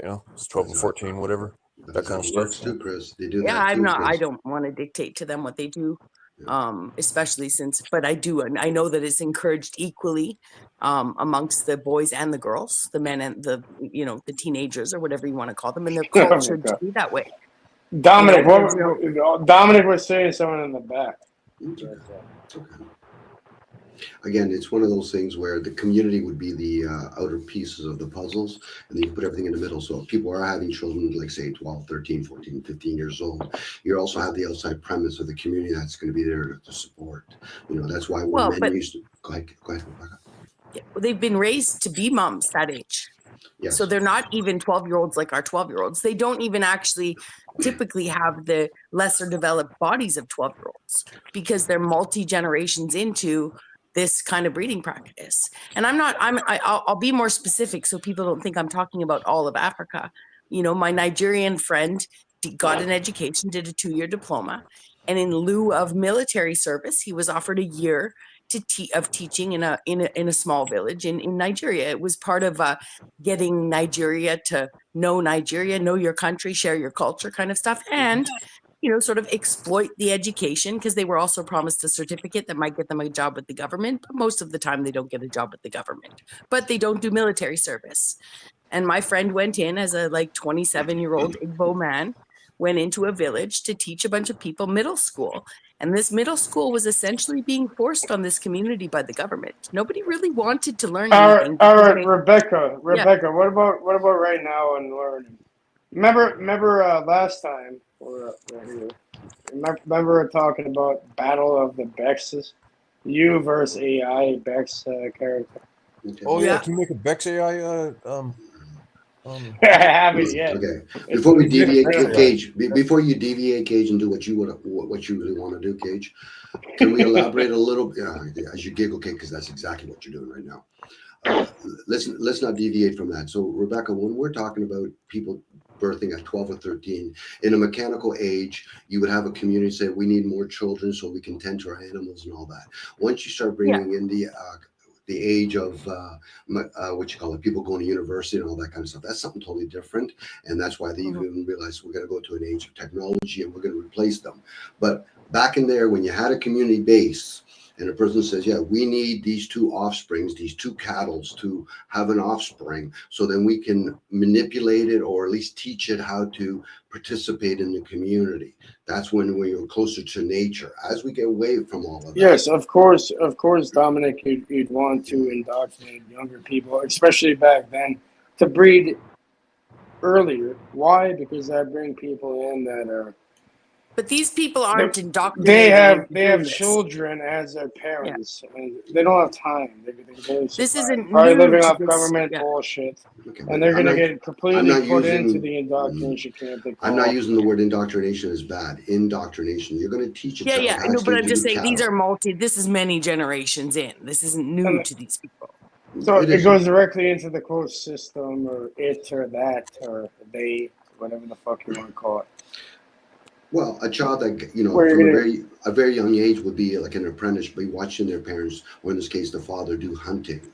And then eventually they would learn how to do it themselves. And then they figure, okay, now you can take on that task, and I can teach your other brother that's growing up I'll find out what their gift is, or what I'm trying to manipulate for them to do. I'm going to get him actually to make trees and all that kind of stuff, you know, tree houses, sorry. So again, that hasn't changed in human behavior. The whole thing about, you know, manipulating people, training to do certain things. So now people go to university to learn something. They go to learn to get 1 or 2 degrees. No different if you lived in a small community. You've learned to be like the person that goes hunting, or a person that goes breeding, you know, taking care of the cattles. You know, so it hasn't changed. What's changed maybe is the illusion of all the devices that we have around us. So now some of us have become specialized, but even though we were always specializing in certain areas, then people would find out, okay, you do this elusive drug to find out what kind of gift you have. We can accelerate it. This person's a seer. That person knows exactly how to read the signs in the skies. So now they're trying to play with the brain gut, where today the schooling system is trying to manipulate the upper brain. So I went to school to become a scholar. I went to school to learn to become a physician, a teacher. Okay, so you got a degree. So you're going to practice that degree for how many years? 30 years. Okay. How many degrees does a boat need when you're on a body of water? You need lots of degrees. So again, this is the manipulation that has occurred. I'm not saying it's bad, because nature itself shows that it's been manipulated. It's been altered, as another word to give to it. So when the community has been broken away, that is the divide and conquer. It's when person says, yeah, but I have a family, I have 8 kids or whatever. I said, oh, okay, so do you know how to fend for yourself? No. Then you have to be wary. If you're not sharing with other people in your community, they're going to form a tribe now, and they're going to take over you. And they're not just going to kill you. They might actually disintegrate you with them. It's okay, we're going to have your offsprings having sex with our offsprings. Then we'll have better cattle. Well, yeah, if you bring it back to you know, the mathematical thing, axis, what's 1 multiplied? What's 1 multiplied by 8? Right? Think about that. 1 multiplied by whatever, same thing. Paige, can you imagine being a grandpa at 24 years old? Yeah. And not to mention, my mom had me when she was 13 years old. My dad was 27. So, you know, if your mom was in her right mind and she knew what she was doing, you know, is that Oh, necessarily? she methodically knew exactly what the fuck she was doing. She wanted out from under grandma's roof. She didn't want to go to school no more. She wanted to drink and party and play a big fucking girl. So the only way she could do that is if she got fucking knocked up with a kid and could leave school and home at 13. But Okay. 14 when I was delivered. If she knew what she was doing, then, you know, hey, and that's her choice, you know. Well, that could be the energy that's out there. There's probably a lot of women at that age who are doing the same thing. So again, energetically, a lot of us don't realize how much we're observing energetically. You're in a household, you might actually see what your parents are doing, but you're observing way fucking more than you're actually seeing. That's why when people talk about, well, Dom, I need to heal. Are you healing what you've seen or what you've observed? So a 13-year-old girl, that's been already engraved. You throw some nuclear energy up in the air 40 years ago, it's still here. You throw up the idea that people in another part of the world want to have children at 13 or 12 years old or whatever, it's still here. What people get rewarded or punished for is the fact that they just act it out, hence manifesting it into the physical. And that's where we get caught up in our me, where there's many 13-year-old girls having children at a very young age. There's been many young girls that have been forced to be married to an older man. You know, the Indian culture actually used to do that shit. You know, when I say shit, I mean that was their practice they did, where you're an older 50-year-old man marrying a 15-year-old girl. Hey, how do we get her to take care of us? Well, we'll instill a policy. When we die, they got to die with us. Well, now you're forcing that woman at 15 years old. Yeah. Right? And some of those cultural practices are in lieu of things like social security nets, safety nets we have in our socialistic and more advanced financial cultures, right? So it may look like it's a pervy old 50-year-old, but it's actually a retirement plan. You know? That's so true, Rebecca. So true. Yeah, it is a retirement plan. Yeah, I'll give you a couple of my cattle. Give me one of your offsprings, a girl or whatever, to take care of me. Yeah, she's allowed to love somebody else, but but when I die, she dies with me. That's my guarantee to make sure that she is going to take good care of me. So they changed that years ago in India, or maybe a couple of decades ago. But now what they do, because the firstborn the boy would inherit all the dad's land. Yeah. That's why they retire at 50 or whatever. So now what happens is you got a whole bunch of women that they still do the practice, but they just get thrown out because they don't have to die with their older men now. They just get thrown out in the street. Mom, that's not my responsibility, taking care of you. But meanwhile, people in America, a small fucking population, are concerned about the little fucking nickels and dime shit going on. But meanwhile, we think we're a race concerned about each other. What do you think is going on in India or China? Most people aren't even concerned about what's going on in their own fucking country, because they're only concerned about not even their own city. They're concerned about what's in their little bubble. And more times than they're not, more concerned about idealizing the past and golden age thinking than even dealing with their own problems in the now. There you go, Rebecca. We're like that little bubble in Doctor Who, and everything's been presented to you. And that's what I would say about. I would say it especially to any man wanting children, because you guys can do that longer. Right? We women, we have a different clock. As someone who didn't achieve what I wanted to achieve, I didn't do it for lack of trying. I didn't do it for lack of even being pregnant once, but I didn't have the conversations, the difficult conversations I needed to have. I didn't have a bar that I set and held a standard for myself and for others so that we could meet that goal.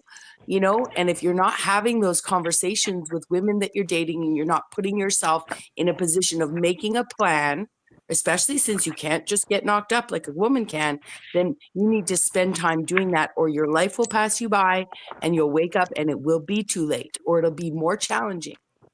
So it doesn't matter if you don't have the money. There are women out there that are not fucking gold diggers. They're not looking for money. They're looking for a good man. So it takes communication to achieve that. It's not just going to happen, especially for men. And I get that there's so much more to that. I'm not saying men haven't tried to date or whatever. And I get that it's harder in this divisive world, but the more conversations, it's a numbers game, right? It's a numbers game. You have to just keep having the conversation and not get disheartened, or you won't have children. And you will wake up one day. And here's on the other side, Rebecca, as me being in a male form, I find this fucking pure giggles and kicks, because I'm not here to represent the women. When I hear guys that are older saying, something, Dom, I think I want to have children. I said, yeah, because you want the practice part. Why? Because you're not the one that's going to be fucking raising the fucking child. Now, there might be some men that are an exception to the rule, but that's fucking very few. Dare not tell a woman. I said, no, you're a swinging woman from the fucking get-go. Why? You're the one that actually raising that fucking child. You're the one that can barely see your toes when you have that big bulge going on there. But it's easy for us men, and I'm going to say this because I'll fucking rip myself apart for this. Yeah, Dom, it'd be nice to have a kid. Now, who the fuck are you fooling for? You're not the one that's going to raise it. The responsibility always falls onto the woman. Now, a man could turn around and say, yeah, but I'm going to be the provider. Okay, so you're going to go to fucking work and earn a couple $1,000. Well, that woman does all the other fucking tasks. Get the fuck out of here with that noise. The kids are going to probably end up raising themselves better than a man would. Now, I know men are going to have a tough time with that because they're not honest with themselves. Bring about the truth that most of them fucking go. Anybody that tells you they know the truth, fucking run as fast as you can the fucking opposite direction, because I can almost assure you they're full of fucking shit.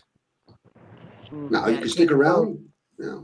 Be honest. Just be honest and say, listen. And then exactly. And another honest point is, remember, people get into a family scenario very easily with no planning in this world, right? And one thing culturally we don't give parents very much leeway on is the idea of actually, because they've already done it, they've got the kid, of talking about how miserable they are and how unhappy they are and how they wish they'd never had them. You won't get parents saying that. Doesn't mean they don't think it. Doesn't mean so. When you sit there and you idealize family, and a whole bunch of people can say, don't talk shit about people's family, but they can isolate and pathologize and talk to a single woman or a single man like every problem in their world exists because they don't have a partner. It's the same as slandering someone's family to slander a person who has no family. You know, it's all idealistic. And especially since the advent of social media, it doesn't even matter. People took Christmas pictures and put their best foot forward, and it's not socially, culturally correct. And nor would you want it to be socially normalized for parents to be like, holy fuck, I really fucking, because that's not the way procreation works. But don't you think everybody out there with their families is so fucking happy they had a family? They have what they have because they went through the motions and they did it, you know, and they don't necessarily even ruminate on it, but don't assume because they have it, they're happy, you know, or they don't look at you as a single person and sit there just the same way you envy them and their family, they envy you. It's not the end all be all of existence. Yeah, but you only have like in America, you only have like 18 years that you're legally responsible for the kid, you know. By the time they get 14, 15, you know, a lot of them should be able to take care of themselves at least by that, you know, by that time. I agree. I always thought that if I had children, I would have a basement suite in my house. And by the time they hit, if they were mature enough, that is, if they hit a certain, you know, 14, 13, 14, 15, they had the right level of maturity, they would be allowed to live in the suite and, you know, and learn autonomy, you know? Yeah. And because so that they're not infantilized till they're 18. You know? Force them into autonomy, you know? Yeah. Yeah. Give them a budget, you know, help them learn to run a household. Yep. I would have loved that. But that also required, I mean, most people need a suite just to pay the fucking mortgage, not just to throw their kid into, you know, I mean, it's idealistic and it would have been beautiful, but. Now you live in a fucking la la land. Exactly. All right. Tell me this right now. Go look at where you're living at right now. I know you've been there for a while, whatever. Your shit's taken care of, luckily. Let's say you were a younger person right now. How the fuck? You'd be homeless. You'd be a homeless, psychotic person. Pretty much. Well, I'd have 15 years. You got 15 years after their birth to provide that for your own goal. It's not when they're 0. You need how much for your fucking thing? How much would that be per month? And then what's the average wage? You know, coming. How the fuck? You're fucked. You're a slave forever at that point. How they're moving now. Again, in a community-based thing, that wouldn't have. There's no fucking Luigi packing. Now we have Luigi's pack. There's no. Now we have a next Luigi. Funny enough, you know, dealing with healthcare people. But yeah, this shit's fucking funny. That's all I gotta tell you. Tell me this: how, if you had to come up now in this reality, from now, you're a bit older. Well, with that attitude of impossibility, you're definitely not going to achieve it. But I'm saying idea of living having the a same child way you're today living right now and is thinking impossible. 15 years from now, can I have a small suite or an annex somehow? Can I create a separate kitchen in my house somehow so my child can learn autonomy? It's not. If everyone thinks that goal is unreasonable 15 years from today, then you're a real pessimist. You might not be able to do it in Toronto. How much that spot you have over there? That's probably well over like 35. I wouldn't necessarily be able to do it in Victoria, but I would if I It's wanted to do that. I'm asking, how much would it be? Like over $3,000 a month, right? Just for that. Well, to have my own house with a suite in it for to my have children. where you're living right now, how much would To it have cost? it's irrelevant. But No, no, it not isn't. $3,000. My 1-bedroom apartment. It's well over $3,000 probably. No, my 1-bedroom apartment in this town would be about $1,800 today. No, I don't live in Toronto. That's it? Yes. Okay. I live in a town of like 250,000 people, not a city of whatever you live in, 8 million, 20 million. I don't fucking know. Rebecca, 4 can I share million. something with you, Rebecca, for a Yeah. second here? When you're Yeah. engaging with Cage, I don't know if you realize this. Cage always, whether he knows it or not, is playing a gotcha game. He's not trying to have a conversation with you. Mhm. So unless you're unaware of that, so this way you can play the gotcha with him too and all that. Cage actually has a bullet wall or whatever that he puts on there because he throws rocks over it. So that's a game that he plays, whether he's aware of it or not. When he becomes aware of it, fuck, life's gonna suck for him.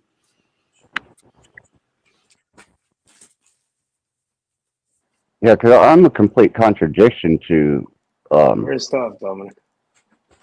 to what the average norm is. I mean, my mom 13, my dad 27. I was raised by my grandmother. Uh, Who was also I quite young, adopted. right? Yeah, I adopted my first child, which was Lacey, and then wound up having a biological child 3 years later. You know, I'm a contradiction to the whole concept. Yeah. And your grandmother had your mom pretty young too, right? So she was not much older than most people's parents. Actually, my grandmother had kids very young, and she had 3 different broods of children. We'll call it with Yeah, so 3 you weren't different. really tossed. She wasn't like an old lady to you, like most of our No, grandmothers would have been. Like old no, ladies, no, you know. no. When I was I think 10 years old when she retired from where she was working, and she had worked there, fucking years, man, enough to earn a decent retirement from. Can I share this quickly with you, Rattblood? What's that?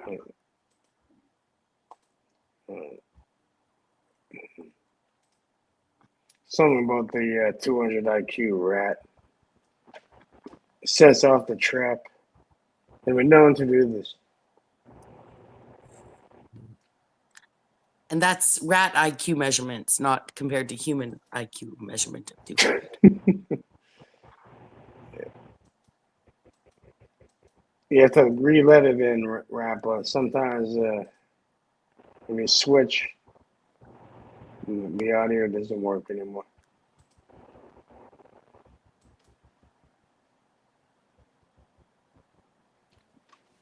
Yeah, It's very sometimes short. I think it's interesting. I'll just see what Rattblood sometimes think about it. building the family you want requires moving cities.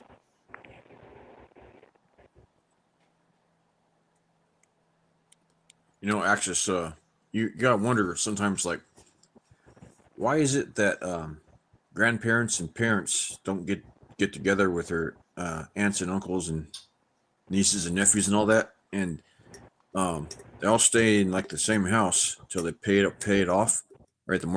Pay the mortgage off, and then they attack another house and pay it off until the mortgage gets paid off, until everybody has their own house, or at least enough houses where people can live comfortably, all paid off. How come people don't think like that and cooperate with each other?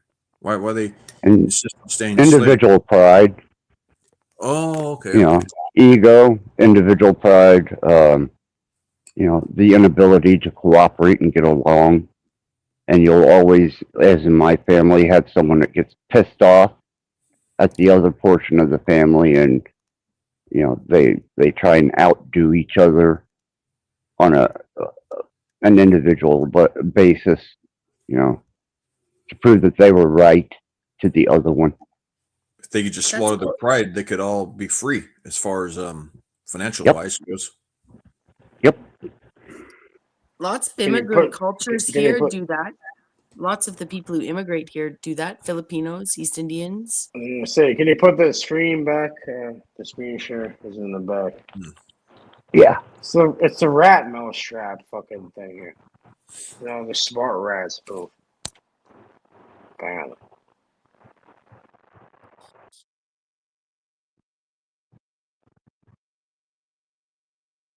You can't put everyone's name in the land on the land title, right?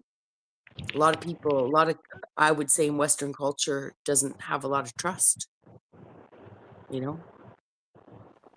maybe they don't have enough need either. Well, my grandmother provided, always had a room and food for any of the children, her children, and the grandchildren. And she tried to, I guess, set an example because she lived through the Depression. So, you know, being a backwoods hillbilly and coming out of that into the Depression, you know, she had a very determined will to provide in the minimal but best way she could, which was a room and food. But none of the kids that she had ever learned that as a skill trait.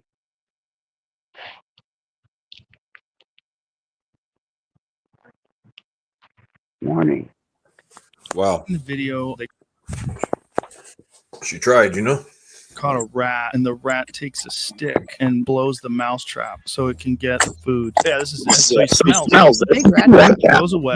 Gets the stick. The thing about him not flinching is the craziest. He's had He experience. lifts it up and drops it. He didn't flinch. He didn't flinch at all. Isn't that insane? Have you ever seen the video? They caught a rat, and the rat takes a stick and blows the mousetrap so it can get the food. Yeah, this is it. So he smells it. It's a big rat trap. He goes away, gets the stick. The thing about him not flinching is the craziest. He's had He experience. lifts it up and drops it. He didn't flinch. He didn't flinch at all. Isn't that insane? Have you ever? I'll bet that rat was taught to do that. Well, yeah, I've trained. Well, even Rat. You know, Rat was trained, and you know, I kind of when I first started bringing her on panels, you know, I was showing people how she was trained. Yeah. Can we address the what you guys talking earlier about it wasn't the firstborn, but the land and all that? This is how they interconnect, where the firstborn had a big responsibility if you're because you have to be the one that carries over the land, the whole landing and all that, like the land. You know, today most people don't have land titles, and if they do, it's in the form of an allodial title, or maybe you have it would be. You pay an enormous amount of membership fees, you know. So this is why if you were the firstborn, you were basically designated, say, son, well, usually the boy, you have to defend the land, because if not, And somebody might take it away. Yeah, for Chris, since he's all about law, that's called the law of progenitorship. Good word. Progenitor. Okay. Yeah. Oh, okay. Yeah. It's also one of the, I mean, I don't know if this is why they did it, but when you give your firstborn son your name, you know, it makes those transfers easier. And also, probably there's a loophole for the uber rich to just transfer it without taxes, but paying into a membership fee somewhere else or something. I just know that I had two men that worked for a company I did the accounting for, and it was a father-son team, and they had the same names. They always picked up each other's checks, and they could take their checks to the bank and cash each other's checks and give their dad or son the money. And it was actually it made things simple for them, and also could get confusing for the government, you know. Perfect. So yeah, there's a reason you named your firstborn son the same name as you. Yeah, because some cultures yeah. I was gonna say there's a lot of administration that is done. You know, the Vatican holds a lot of names, so they know. You know, okay, so you pay property tax, tribute to us. No, you don't pay it. You have an allodial title. Okay, so but you don't. You know, that's why when you look at all your major cities and you're looking at all the stuff that's on top of it is one thing, but the ones that actually underneath it, in this case, the land above it or below, it's being ruled by somebody else. You know, and this is why when people in America says, "Oh, America's free," I said, no. Masons are allowed to build freely on there, but the rest of it is still owned by an old monarchy, an empire. You know, so now, and when you start realizing that, then you start thinking about, okay, Russia and Ukrainian are fighting. Who are they fighting? What land are they fighting over? That's the Vatican's land that they're ruling, because they took that from the Tsar's family. because they didn't want to participate in what the United Nations was trying to form. Okay, so what we'll do is, because you don't want to join, we'll come back and we'll get rid of you eventually. This is where you start talking about what the purpose of the Nazis were all to do. Mm-hmm. So again, we live in a realm that the land has already been ruled, and now you can have Well, middle and that's management. why they put the family in a position where the eldest brother rules over all the other brothers. You know, second-born sons would have questioned the rights of their firstborn brothers since the beginning of time, because eventually, when all the land gets divvied up, you will always be, essentially your brother's your master. It doesn't matter how you look at it. They can, if you have enough land to give your brother another estate, it's smaller, blah blah blah. Fine, you can have enough children to manage other estates, but ultimately, the head of the household is the oldest brother, and it's, you know, it creates a hierarchy within a family that mimics that same monarchy to church to state to whatever, right? So this is what people understand. Go ahead, Maxis. Well, I was just going to air more dirty laundry on how that can work against a generation. Is my grandmother left 2 estates to my son and made my mom administrator over the estates. Nice. No. No? One, she allowed to go back on taxes because my name was attached to it. And the second one, she sold out from under my son and did not give him a fucking dime of the money. I see. I was saying that from a position of power, not necessarily what she did, you know? Veronica Christie. Oh, she had the fucking power. He was a juvenile, a minor. Yeah, she did. She's an administrator. Of course she had the power. She had a lot of power.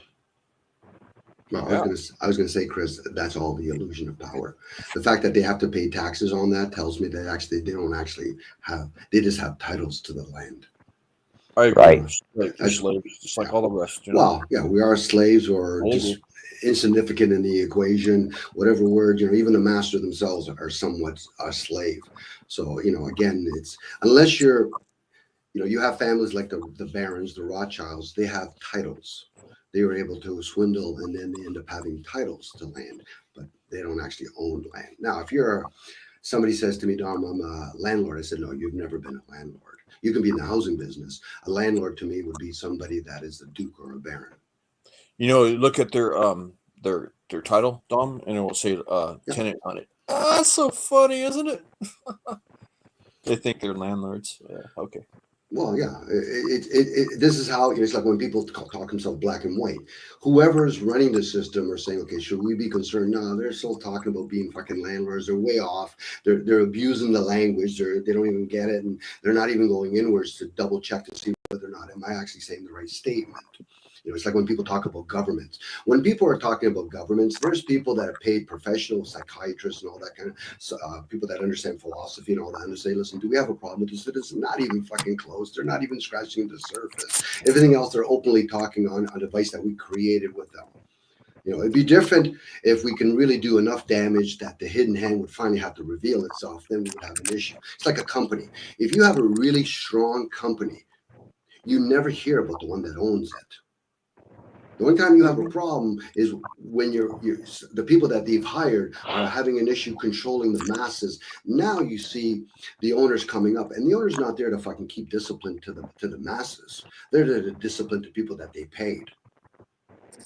So when the masses are going on over and over again about fucking Black Lives Matter, fucking midget lives matter, fucking Mandela effect, they're giggling to no end. I know I'm giggling, so I can only assume they're giggling. So that's why I'm saying that.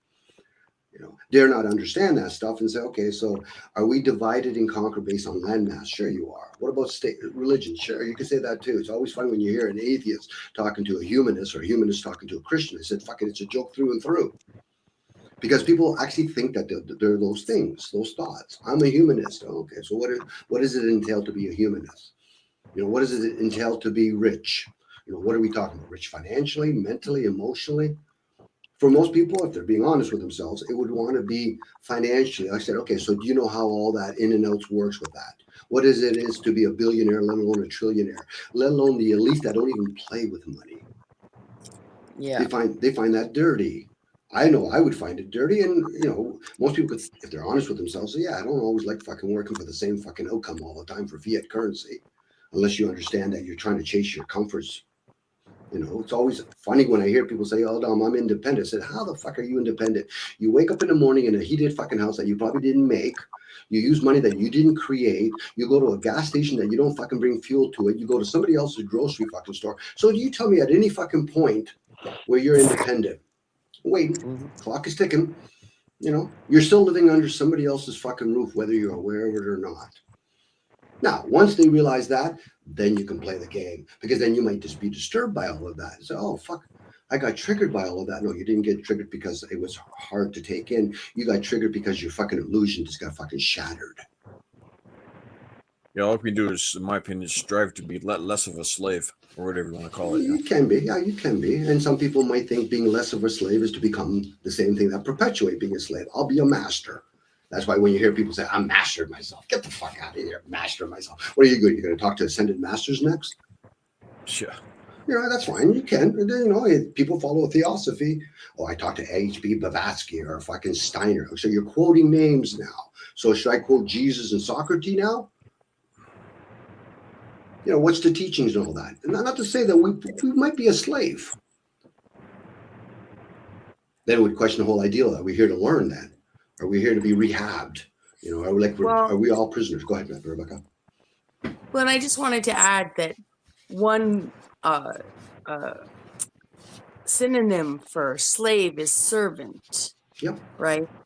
And servitude of one another within a system of servitude is not, now my socialism may be showing I am a Canadian, okay, You Canadians. but it's been vilified, the concept of servitude. And I'm not speaking from a religious place. I'm speaking from a place of looking across the table and sharing what you have with other people, not your hard-earned everything. It's just understanding there's a baseline of there's a baseline of care we could provide for each other globally, security globally, especially at this stage of the game. This world is fucking huge. You could put 8 billion people in the province of British Columbia alone, and they would barely be able to see each other with the distance between them. That's how fucking big this world is. True. So, and I'm not, they may involve some sacrifices, but I think even then, the way we fucking dispose of stuff, there's enough plastic in the world for everybody. There's already 10 pairs of thongs produced for everybody. And I'm talking about footwear, but we can talk about underwear too, if people want that, on this, in the world alone, especially with the empty cities in China and other places, abandoned villages all over the world, you've got probably at least 15 to 20 beds already in existence, sleeping locations already in existence, holding timeshares, fucking hotels, motels, abandoned cities. There is enough room on this planet for everybody on this planet already to have 3 or 4 abodes. True. I'm with you, Rebecca. Yeah. And that's why I say the word serve. You can serve the well-being of humanity, serve the well-being of what we might or might not be. But unfortunately, a lot of us get caught up in, we're serving more times not even humanity. We're serving to the fiat currency. When I work for companies, and they might say to me, "Dom, you're working for me." I said, last time I remember, I'm actually working for fiat currency. Now they say, "Yeah, but you're working for me." I said, I'm going to work for you for a week, and then you're going to pay me. So you've done fuck all for me so far. Now that's me being arrogant. Exactly. And in a society like ours, we trust that we're, through our taxes alone, we're already doing that servitude to one another, right? Like, it's a lazy way of being like, I'm already serving you, I pay taxes, but ultimately that tax system and the people running it have allowed for for it to not be a perfect system. It was designed right off the bat. Most people would create, even in their own businesses, the opportunity to get a little cash out of it, so the government is also designed by people. Right. And people have their own interests or their own lobby interests or whatever at heart. So, in essence, at least where I live, that servitude is built right in, and it actually creates an atmosphere where people can indignantly treat each other like they're not serving each other through that taxation system. They can be rude and mean and tell smokers to do this, and and fat people to do that, and we all pay into this healthcare, and we think we can run around. Well, I already paid into the system. I already served you. Why would you pay into a system, use the system, and insult the people around you when you're already serving each other? It's none of each other's business. Well, the thing is, Rebecca, especially when we use the word business, it's always somebody's business. Now, whether or not somebody's concerned. So now they're just tightening the screws a little bit because a lot of parents have forgot to teach their kids the realm that they're in, the rules that they follow. Parents are too busy bitching and complaining to say, listen, you're working with fiat currency. I don't care if you use a check form or a cash form. So when they bring in the digital system, it's not because they're thinking they're trying to be cruel to humanity. Say, listen, you guys have just become too disobedient. Now, the question would be for some people, I don't agree with it. Well, then the next question is, why the fuck are you here? You're in a system that clearly shows that you no longer want to survive on your own. You don't want to go into the woods and become a hunter. You don't want to actually go to pastures and raise cattle and all that. That's the majority of the people that are in civilization. Now, somebody could turn around and say, yeah, but they broke us. I said, yes. And what happened when you break somebody? You own them. How do you deal with it? Do you feel sorry for them, or do you just remove them? So now, again, this is where a lot of people forgot. You're working in a system. And in this system, there's rules. Now, some people may say, but I don't agree with rules. I said, well, how does that work with the masses? If I want to play chess with somebody and he said, I don't want to play by the rules. Okay, no problem. I'll pull out a fucking gun when I think you're going to checkmate me.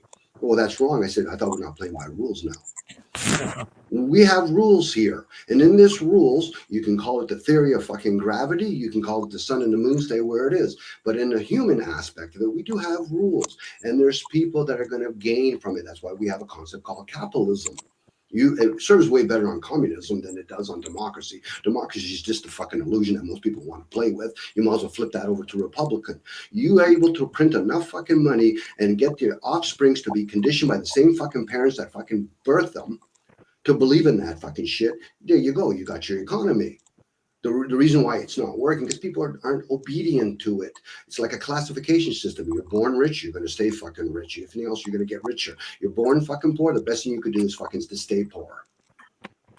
Now, people might not want to hear that. I said, but is it me talking about it? That's the issue? Because most people want to believe in the world of fucking reality of physical. I said, but it shows it physically. Not everybody can drive a fucking Ferrari, let alone even the people that fucking drive a Ferrari can't even make the fucking thing. Now, they could turn around and say, well, Dominic, but I paid for it. I said, did you create the service and product to fucking get that fiat currency that somebody else fucking holds? Banks don't fucking print money. They just fucking move it from one account to another account. They might circulate a couple of $1 trillion at any given moment, but even that's them putting a lot of fucking effort to keep the fucking slaves or whatever you want to call them down here. Now they're going to a digital system. How will that work? Well, it'll only work if we got our fucking masses to go around with their devices. So go ahead, Rebecca. Well, yeah, and since we've had bank cards, we've not been working on fiat system anyway. So that's so true, Rebecca. Yeah, we are the frog in the water. If I go to the bank, I want to take $1,000 out. I got to answer 30 fucking questions. Yeah. Yeah, and then right on that. Yeah. Because they don't have the money in the vault. There's no money in the vault. Never has been. $1,000 in the vault, but I'll bet you. I mean, I don't know how much money the bank has in the vault. Sure, people still go to bank machines, but it's less and less every fucking year.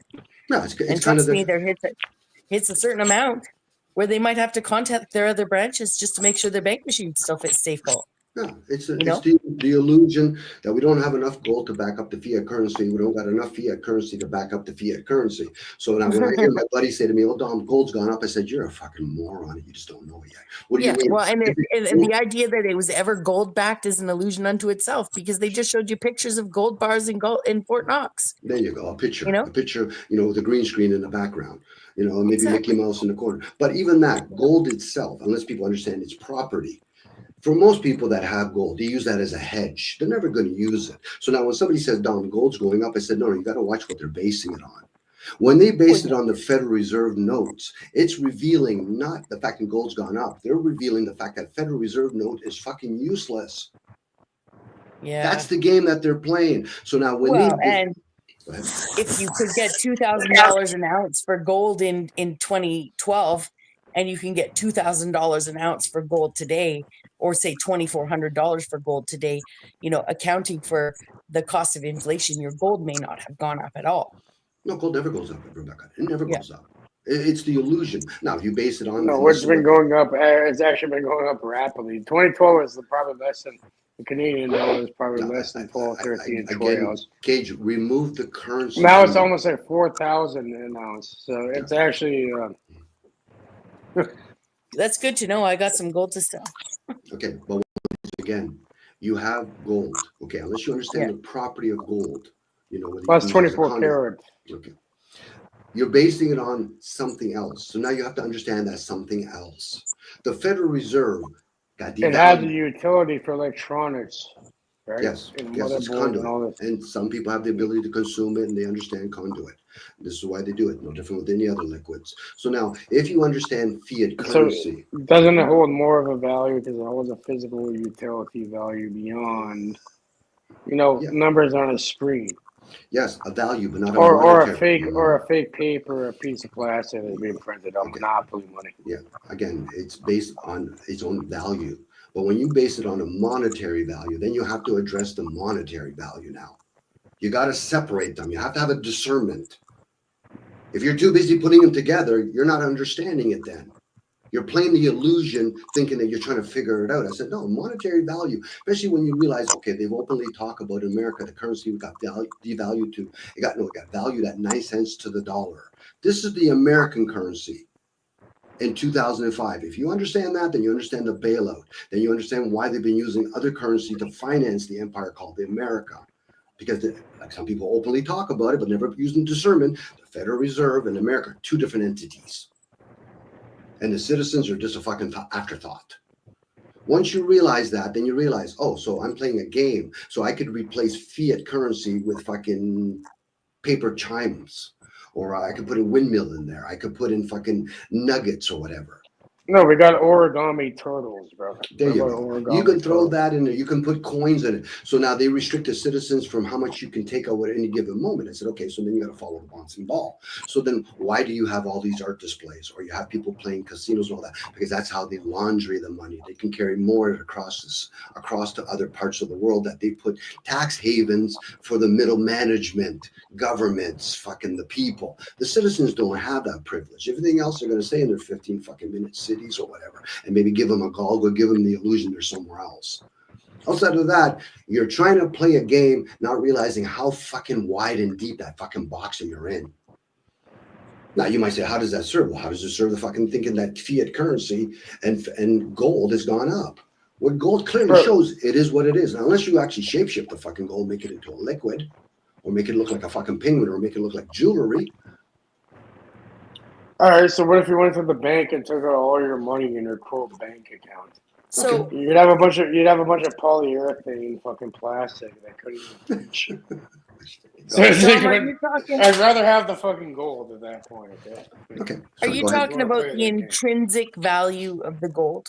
Is that what you're talking about? If we look at this, the value of gold as it without making it an exchange to currency or anything, are you talking about just the use of gold and the value of gold standalone? It has its own value at that point, yes. But once you base it on something else, then you have to consider that other thing you're basing on. It's like I'm growing apples, Rebecca, you're growing oranges. Okay, it's going to take so much energy for me to harvest and grow apples, let alone the tree and all that. And same with you. So there might be a fair value trade back and forth. I'm using you, Cage, as an example. We got Cage down the street. He's 3D printing grapes. So now he could do that in a shorter period of time. So this is where people get delusional thinking, well, I can actually go harvesting gold. I can go looking for gold. I say, but how long will it take you to do it? It took me 3 weeks and how much is that gold nugget worth based on the Federal Reserve? It's worth $300. Well, fucking 3 weeks, I can be an electrician. I could work for $3,000. Exactly. So now what you're talking about now is called the opportunity cost. Yes. Of what you're forsaking doing when you're doing something. So, you call it sweat equity. It's the amount of time you put in sweat equity. No, well, it's the foregone cost of your time though, right? So it's not just sweat equity. We're talking about if I go to school, right, to become something straight out of high school, and I pay $5,000 a term. So I pay $10,000 to go to school. You know, not only has it cost me $10,000, but it's also cost me the opportunity cost of what I would have done. I would have earned somewhere else. Right. So it's not just sweat equity. Like if Dom's an electrician and I'm a McDonald's worker and we both take a month off to go take a course or do a retreat or whatever, you know, the opportunity cost of our time is very different. It costs me $2,000, $3,000 of lost earnings to go. It costs him 10, 15, 20,000 or more to go. Right. True. That's called the opportunity cost. Good way of putting it, Rebecca. Thank you for sharing that. Yeah, I've never heard the term before, but yeah, that's, you know, it resonates with me when I hear you say that. And then if you use discernment, say, yeah, you're doing that. But for a lot of folks, they're just reacting and then they're just being led again without understanding it. The media, I'll give you an example. The media will talk about interest rates. But meanwhile, clearly, if you look back at it and say, okay, well, wait a second, they're talking about the interest rate, but the majority of the masses aren't able to buy a house. Most of us are renters. So they're not really addressing like interest rates or visa rates, because that's what most people end up using. So it's a smaller population that are able to become homeowners. And the ones that have already owned a home, they probably aren't paying property tax. They're not paying mortgage. They're paying a different kind of tax or rent in this form, property tax. You know, and even that, most people aren't going to understand. Well, what does it mean, property tax? Well, it's kind of like Robin Hood. They collect it. The government collects it and they give it to corporations. Well, what do you mean by corporations? Don't they give that back to the citizens? No, they don't. It's called a budget then. And why do they openly talk about a budget? Because they're telling all their big corporations. In business, what she's describing is the cost, or they have different terms for it, right? Like the bars of entry, the cost of entry. True. Again, I was just trying to share something where, you know, the average person that wants to participate in all this will, when they start hearing these words, you know, the governments are passing a budget. Why are they doing it openly? Because they're trying to tell their friends that are big corporate owners, say, okay, we're going to give so much to the police academy, so much to the fire, so much to the hospitals. Oh, they're giving it to the people that work there. Not yet. They're giving it to all the operation of running these establishments. And then it'll trickle down a little bit. And maybe they might have to redevelop the budget and expand it and then start paying the citizens. This is why all countries are in debt, because they're not even paying on the interest. And that's why they know America, they're not $31 trillion in the hole. They're around $300 trillion in the hole if you start factoring in paying out to pensioners. And if you understand that ideal, then you understand 2019 and 2021, especially in America. Yeah, I'll give them a jab. Fucking maybe some of them will actually just die. Well, we don't got to pay out now. And yeah, the cost of entry kind of bars certain people from getting in, from getting into an industry, right? Like, for example, let's say you want to get into grilling, right? You're going to have to, first of all, have good genetics so you can compete in the market, which takes years and due diligence and all that. And also pay for the equipment and also have the, the funds to get it going. You have to wait months before you get a product that's able to be. And then, it's way beyond that. Wow. Yeah, it's the bars of the cost of entry. Let's say you want to be an electrician. And and you want to create your own company, you're gonna have the funds to. First of all, you're gonna have to, before you get into that, you're gonna have to be well adept at the entire industry, and then hire people, proper people, and all that, and get the jobs, and put out a whole bunch of money and energy before you can get a return. Okay, so it's bars of entry. Certain industries are locked down. Okay, all industries are locked down. First of all, Gage. Now you're going to use the electrical industry. Okay, being a licensed electrician, I have a code to follow. It's called the electrical book, but there's two other codes way bigger than them. So, for example, there's the insurance code, and then there's the manufacturer code. This is why when people have to update, as electricians, say, okay, why are we putting more fire alarms in a house or whatever? And that's why these insurance companies have. I'm going on here. Okay. That's why you have an insurance company, though, right? Okay. Hey, come on, man. If you want to elaborate, that's fine, Gage. I'm just going to give a layout a little bit.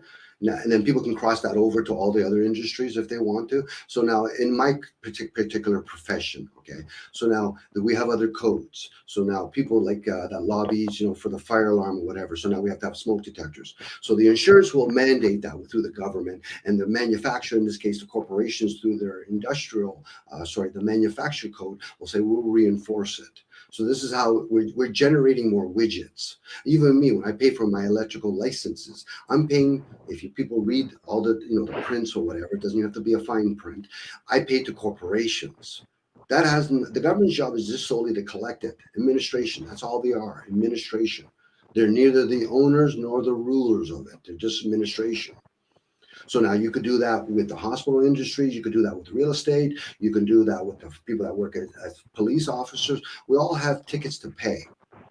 You know, think about driving a car. You got to pay for a sticker or whatever. If you're not paying for the sticker, you're paying for something else, tire usages or whatever.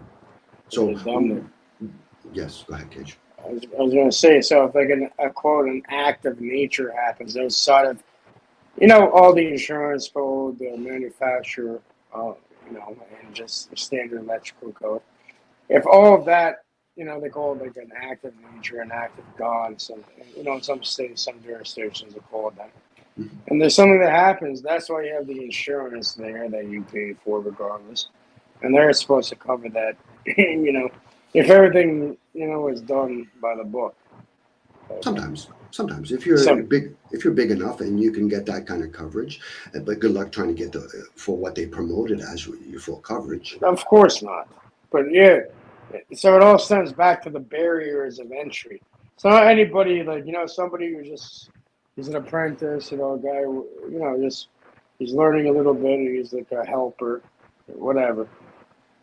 They can't just be like, oh yeah, I'm gonna go create a, you know, unless they have the resources and all that, and the mind, and all.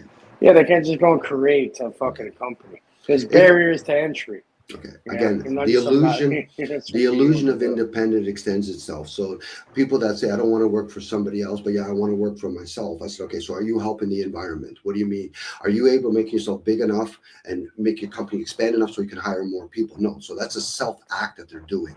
Even though most people that say they work for themselves, they're actually working for more people at that point. So the guy that actually works for a company says, okay, I might not benefit as much to have the chance I can get more rewards for it. They might even lose more, but they at least can go home. Okay, go ahead. Dominic, I know this is very rare, but what if you've created your own business or service or product that you're delivering, and you go direct to the consumer? So there is no middleman or Cage, did you create the consumers? Well, in a way, yeah. Not really. Okay, how can you say in a way and then say no? Like, are you going to throw two different flames at me here? Either yes or no. Did you create the consumer? Probably not. If I'm going to have to lean towards a probably. So probably not. Did you at that point, you'd have to market that and find the consumer. So so did you create, as you're marketing them, okay, you're marketing some product. Did you condition your consumers? That's usually somebody else doing all of that, which is the parents or the immediate community. So nobody's independent. It's an illusion. Even dependency is somewhat of an illusion. It's not about the conditioning at that point. You're just carrying out. At that point, you're giving them an option. Okay, you're giving them an option, or that option's already been there already. And the option's available, and then you're tapping into it. Okay, good enough. Okay, so again, you carry on thinking that you're some sort of sole proprietor, and that's the illusion that keeps on going over and over again. Now, unless you can employ other people, you're really not helping and serving the community. You might as well be a drug lord at that point, or some guy that's trying to save people and put up a church fucking sign and say, listen, I'm Jesus and I'm trying to save people. Either way, you know, but allow people to have their choices. But most of their choices are conditioned anyway in the first place. You know, at least these big corporations are financing and helping people to have a job, regardless if they bitch and complain about their job and say this might harm us, but at least they're given that opportunity. The guy that's the sole ownership of a company and he's busting themselves is helping his immediate family. Then he's reinforcing fucking by myself. I said, okay, well then are we talking the same thing? We're talking about royal families. The only difference in royal families, they have to govern over us, or at least pay other people to govern us. Are people actually running their own business? That's a good fucking robots and a bunch of No, just doing their job. I'm just doing my job. Yeah.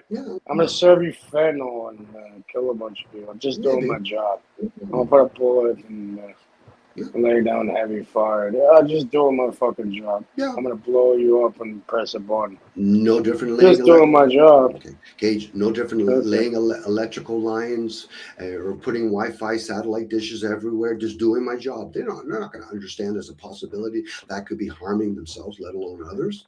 That takes awareness, and a person would have to first be honest with themselves. Why? Because if they become aware of that shit, they're going to say, "Fuck." But I'm benefiting from all of this. Ah, there you go, buddy. You finally figured out something. Then you're not going to be worrying about bitching, complaining about other people at best, or use that as an excuse anyway. You know, blame the government. Really, there are not enough people here working for the government making six figures numbers for 3 or 4 years. Well, all you gotta give him, Dominic, is a couple crumbs. Never mind even a slice of the fucking pie. And guess what? Even if you gave them the rotting core of it all, the next one is, you know, your name's out on that list to even have a crumb of it. So the service has been purposed, right? So, how's it serving? Okay, it's a purpose. So the purpose has been dealt with. Okay.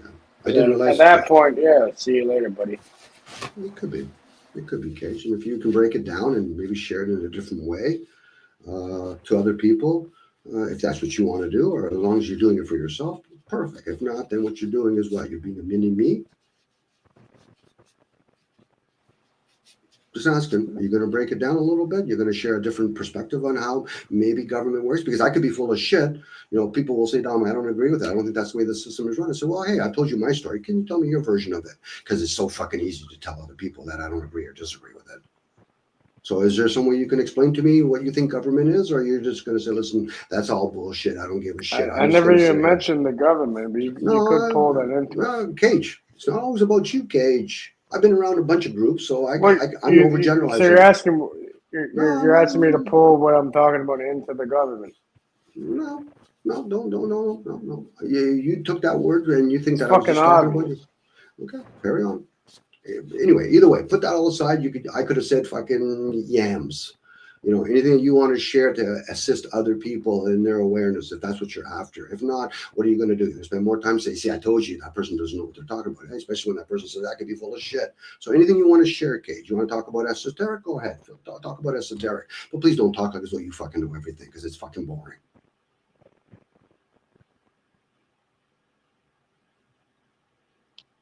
Cat cut your tongue? No, I'm saying let's talk about the time on the clock. Talk. It seems to be 9. What time is it, Dominic? Look at the clock. See, Cage? There you go, Cage. There you go. It's 9. Always trying to distract people. I had to plug in. I had to plug in the phone. And that's the first word that came out of your mouth? What time is it? Is that the fucking skip records you do It's on now, a fucking it's regular basis? It's 9:01 now, Dominic. Okay, good enough. Okay, so would you like, outside of saying my fucking name, would you like to explain what that means to you, 901? You're going to give me the energy behind the numbers?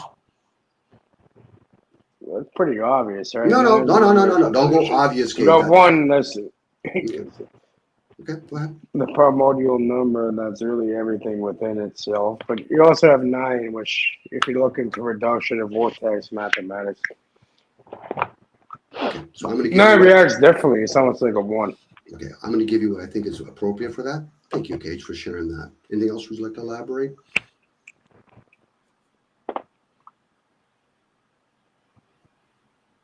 Depends. Like instead of you're asking me questions. Why don't you ask? And I Cage, you're the one that said, "What time is it, Cage?"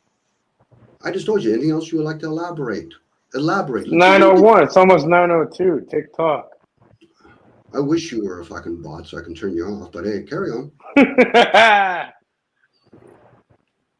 You know what? Sometimes, probably. I still haven't heard anything outside of 901 years. Now you're going to do this rhetoric that you do, Cage, over and over again. Anything else you want to elaborate?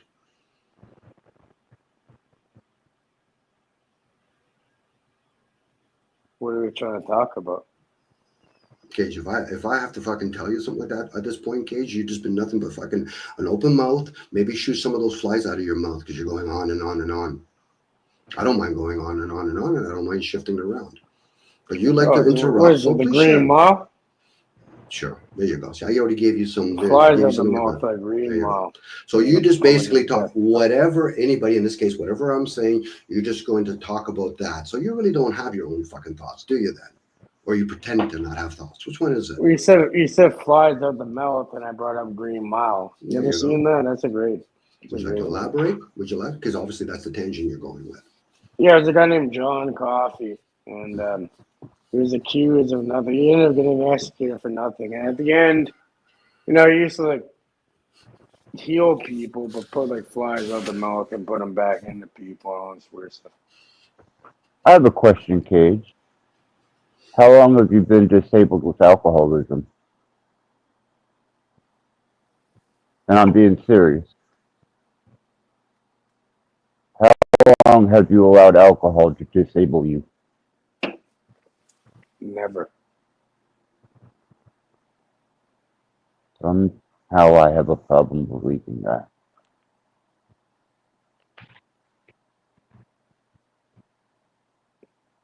Well, it's definitely not the point where, talking about snorting shit and going all crazy. What, you mean like Lonnie? You mean if like you're you, concerned for actually. Lonnie, be concerned for yourself. Don't be concerned for me. Come on now. I'm not trying to There's no project my amount. I don't knowledge do on anything. people. I don't have anything to do with me or do anything either way.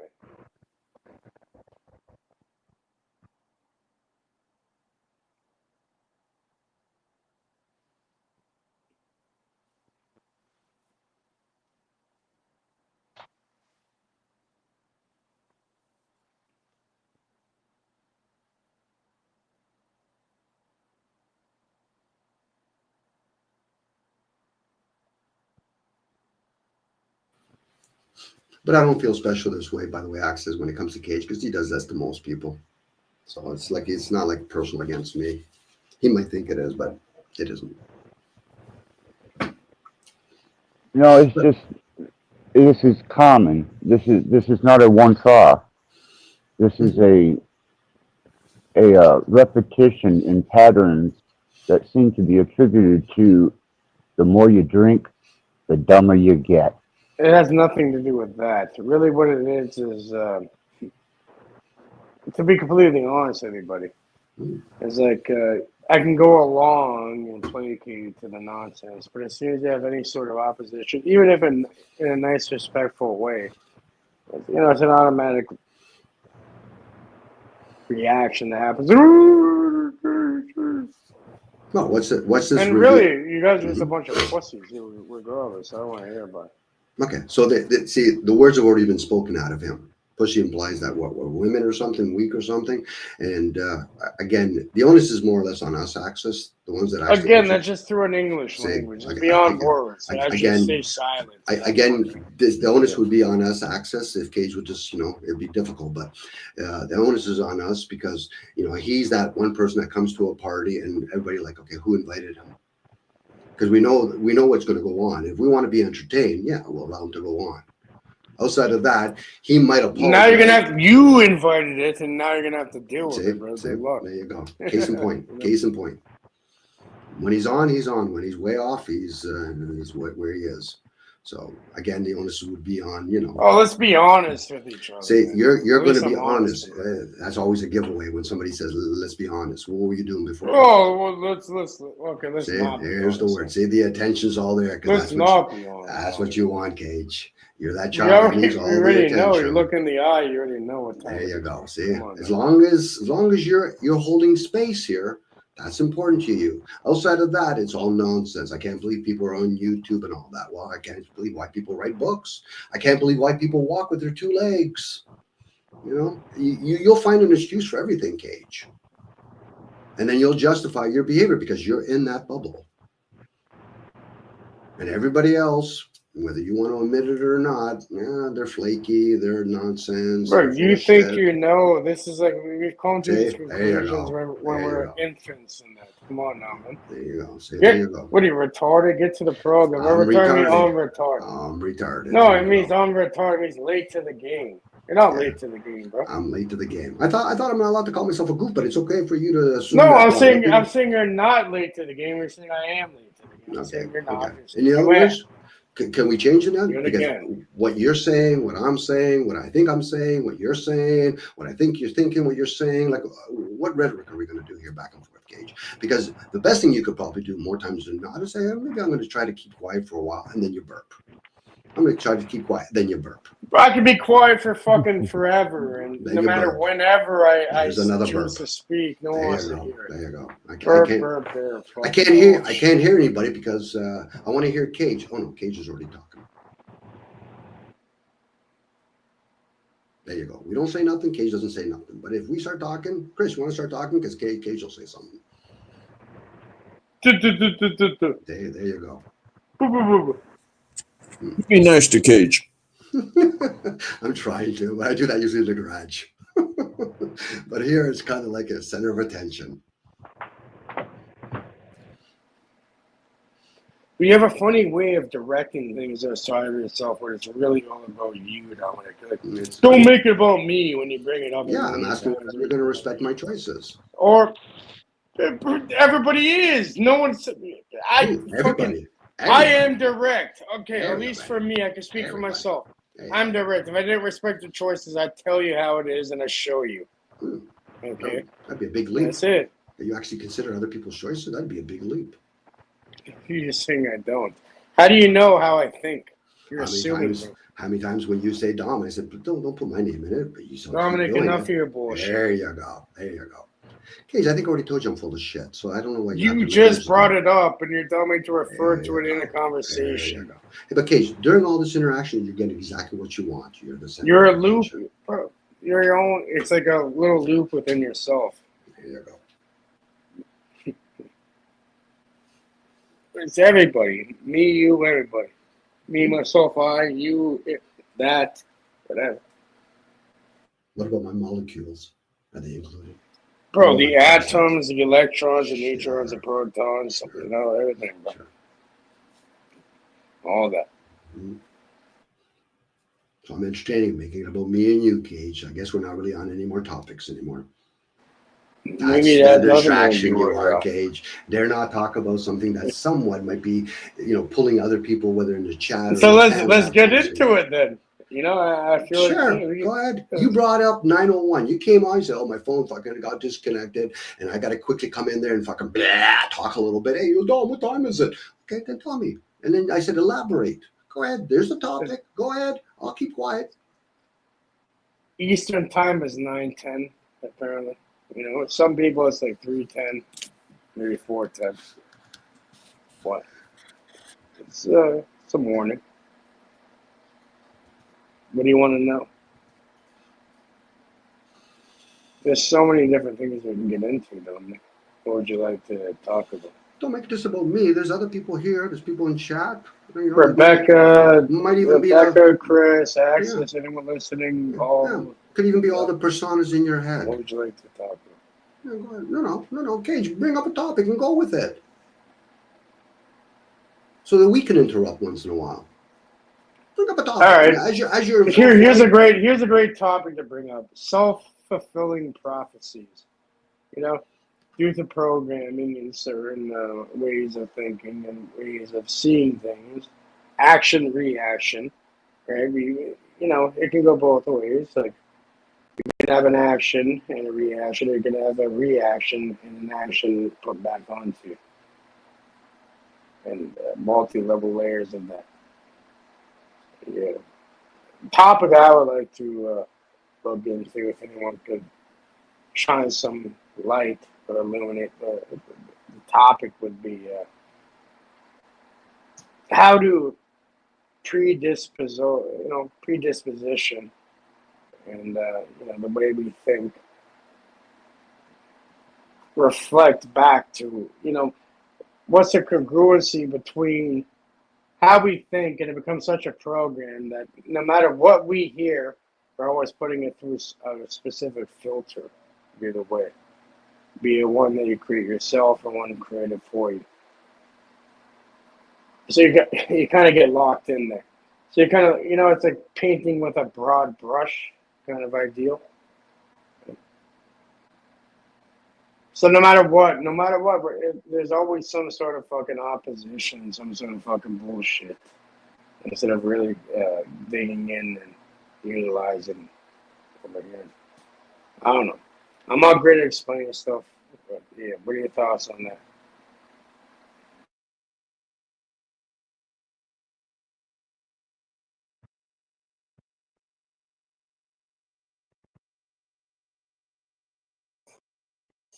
Can you repeat the question, please, Cage? Yeah, kind of incoherent. All right, so I was distracted petting my cat. See, so at this point, let's just pet our cats and fuck off. But regardless, No, please, can you repeat it? all right, to boil it down and make it more coherent, it would be: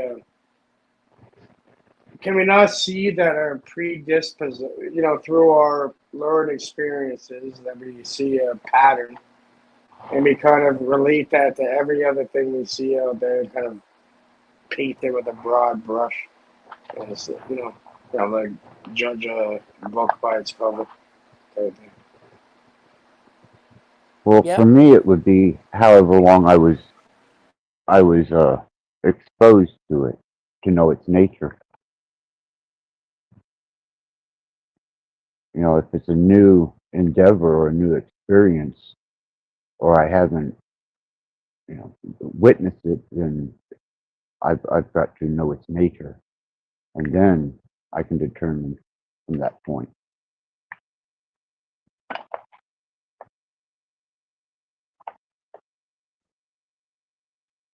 Well, that's kind of like falling into the point I'm making, right? So through your experiences and the pattern you've been shown, now you can automatically assume it's going to be that way through specific parameters that's being presented to you. So it kind of locks you into a way of being or thinking. That's kind of what I'm alluding to. You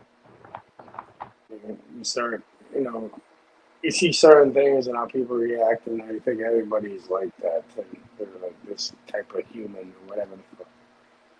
You're gonna act a certain way. But really, you come to find out that it depends on who you're interacting with.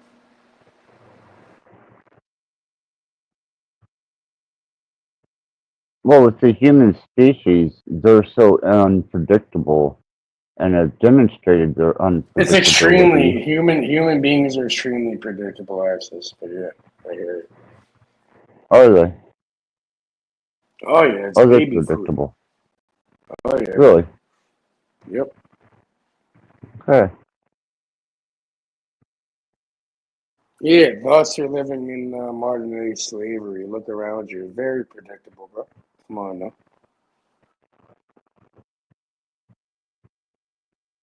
Well, I'll remind myself of that the next time that I have to take into consideration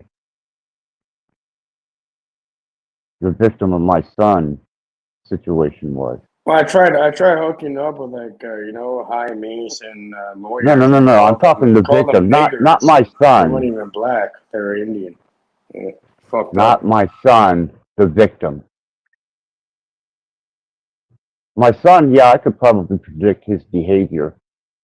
But the victim? No, I don't think he could have predicted exactly what was about to transpire.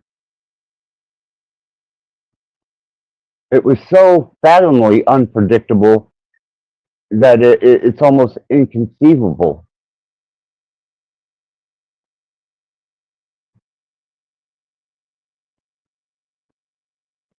Do you expect some stranger to walk through your door and put 7 rounds in your head while you're just sitting there comfortably in your recliner watching your TV? You think he could have predicted that?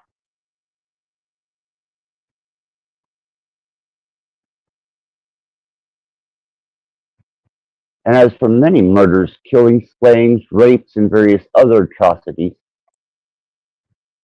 well, he always seemed fine to me.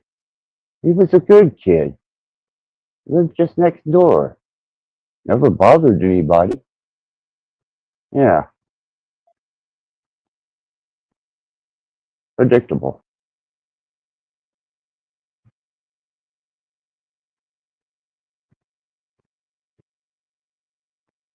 So you're saying it is predictable. No, it's not. Nor was it for the victim.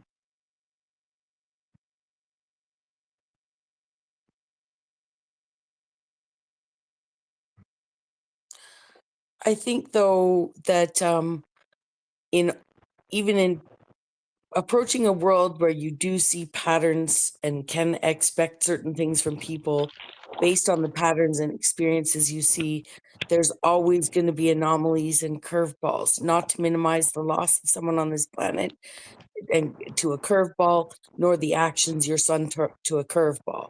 But extreme things happen, whether they're that extreme or just something totally out of the blue, you know? A windstorm knocks a tree down, knocks a house down, devastation happens and it's not necessarily predictable. So those would be anomalous instances that I guess we wish we could see the patterns. We wish that we could find something about your son, more so than the victim, I'm assuming, that we could see so we could help your son, so that we could make sure that victim didn't, wasn't subjected to that. But Well, that's that's an kind of what anomalous this occurrence, channel. yeah. That's kind of what this channel is all about. Is possibility, forward thinking, even the unpredictable, that which can't be calculated, and sometimes it's steeped in fact and equation. But no, the victim was very comfortably executed in his chair while he was peacefully at home.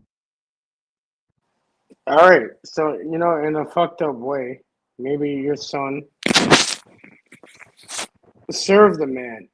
Some people die way worse than that. I mean, So he you suffered tell the shitting victim himself. survivors that, okay? Because you are right now. They're listening. And if you think they're not, you're mistaken. Well, I'm sure they are. I already told you what it is earlier. You don't remember what I said. Hopefully, you look Tell back. them. And Don't tell me, tell them. They're listening. Tell well, them you always about say, the situation. Tell all them right, about what happened to the victim. an eye for an eye makes the whole world blind, as they were saying earlier. And we're also getting into the fact that, look, it's a difficult situation for any side of it. But let's say that your son killed my father.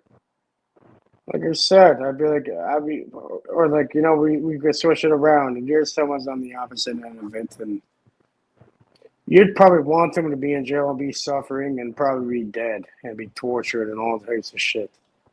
And I guarantee you, some people that don't play the law or any of that shit, it's beyond that, and it's even beyond this mortal realm. They'll fuck you intergenerationally. Which kind of ties back to how, like, your mom and what you're saying, they think they've been gone, they have some sort of a curse on them. Remember that? And we're talking about that. Remember that? I But, think the it's an old quote. intergenerational curse beyond this realm and the psychic karmic energy thing that you just said is a giant leap. It's a theory. No, it's not. It's not. It's not a giant leap. That's his own words and what he's been saying. Right, Axis? Remember that whole thing that. Okay, I didn't mean to dismiss someone's theory or perception. That's for his own experience. I'm not fucking speculating or, going off like that. Sorry, I didn't know that you. Yeah. I didn't know that was something that Axis believed or had presented as a theory. No, I presented it as a theory because my mom is convinced of it, and it brought me to the point of pondering it because my dad had his guts blowed out and his throat cut. I was stabbed to death. My son was shot in the stomach, 245 rounds. And for that to happen to my dad, 18, me, and my because son, it is 9. it's kind of a stretch. it could be started off as a theory or as a possibility by saying the term human behaviors are predictable. Then you have to actually show some sort of evidence for oneself, let alone others. You know, we're talking about behaviors now. That's not who we are, but nevertheless, they're behaviors. You know, Caxis just gave it, you know, that thinking that we're unpredictable. And yes, there's some validity even to that statement. But to give a blanket statement that all human beings or human behaviors are all predictable, again, this goes back to using numbers to gauge the universe. It plays a role. It might be a big role, but not ultimately the role. Dom, you know about like the bell curve? You know, obviously, you can explain it, so please, I'll hear you. Yeah, so the bell curve, easily explained, like, yeah, it pretty much be, you know, statistical data showing specific spikes of human behavior in a ways of being. Okay, if it was what I can it was, help like, a little. go ahead, please, Rebecca. A bell curve is actually how much of human behavior is spread out amongst our population, and it's essentially where the average in the middle, like it's a symmetrical bell-shaped curve, that the very center, the median, the mean, the mode, they're all the same, and 50% of the population exists under that under that medium, and 50% of the population exists over that medium. So, for example, IQ is distributed on a bell curve, with 100 points being the average. Or here in Canada, we see it around 100. It might be 101, might be 94.5. You know what I mean? But as we've been told, the standard bell curve that we're comparing things to, 100 down the middle. All right, Each Rebecca. let me just finish. All right. Yeah. Sorry, go ahead. I was just gonna say, yeah, I'm just trying to make it like very simple. So it's pretty much like the median or the median. Like if you added all the numbers together and divided the middle of them, you had the middle of all the numbers added together, and then divided by the amount of subjects or different points of data, data that you put into it. You get that medium, the median or the medium. Median, like the prime meridian, like the median. The median is not the medium. But true. It's almost like a medium mode instead of like it's not too hot, too cold, but it's you're right in the sense that the median is the average is when you add up everything and divide it by the number of people. The median is actually the middle point. So if you have 100 subjects or 101 subjects, it's the 51st person in the middle. It doesn't matter if everybody on an exam you've got a exam scored out of 100 and 90% of the people got under 40% and 10% of the people got over 40%.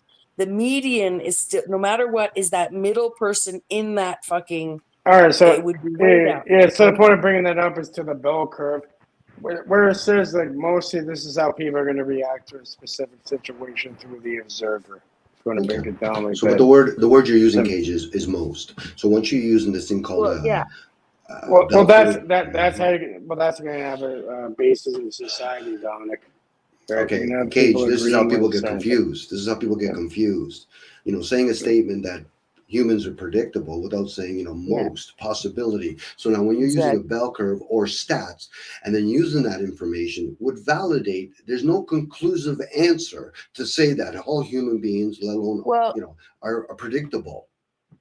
And that's where I want to add to what you're both saying, in that what you're missing on a bell curve, which is imperative in the comprehension of a bell curve, is the standard deviation away from the mean, the width of the spread of the curve.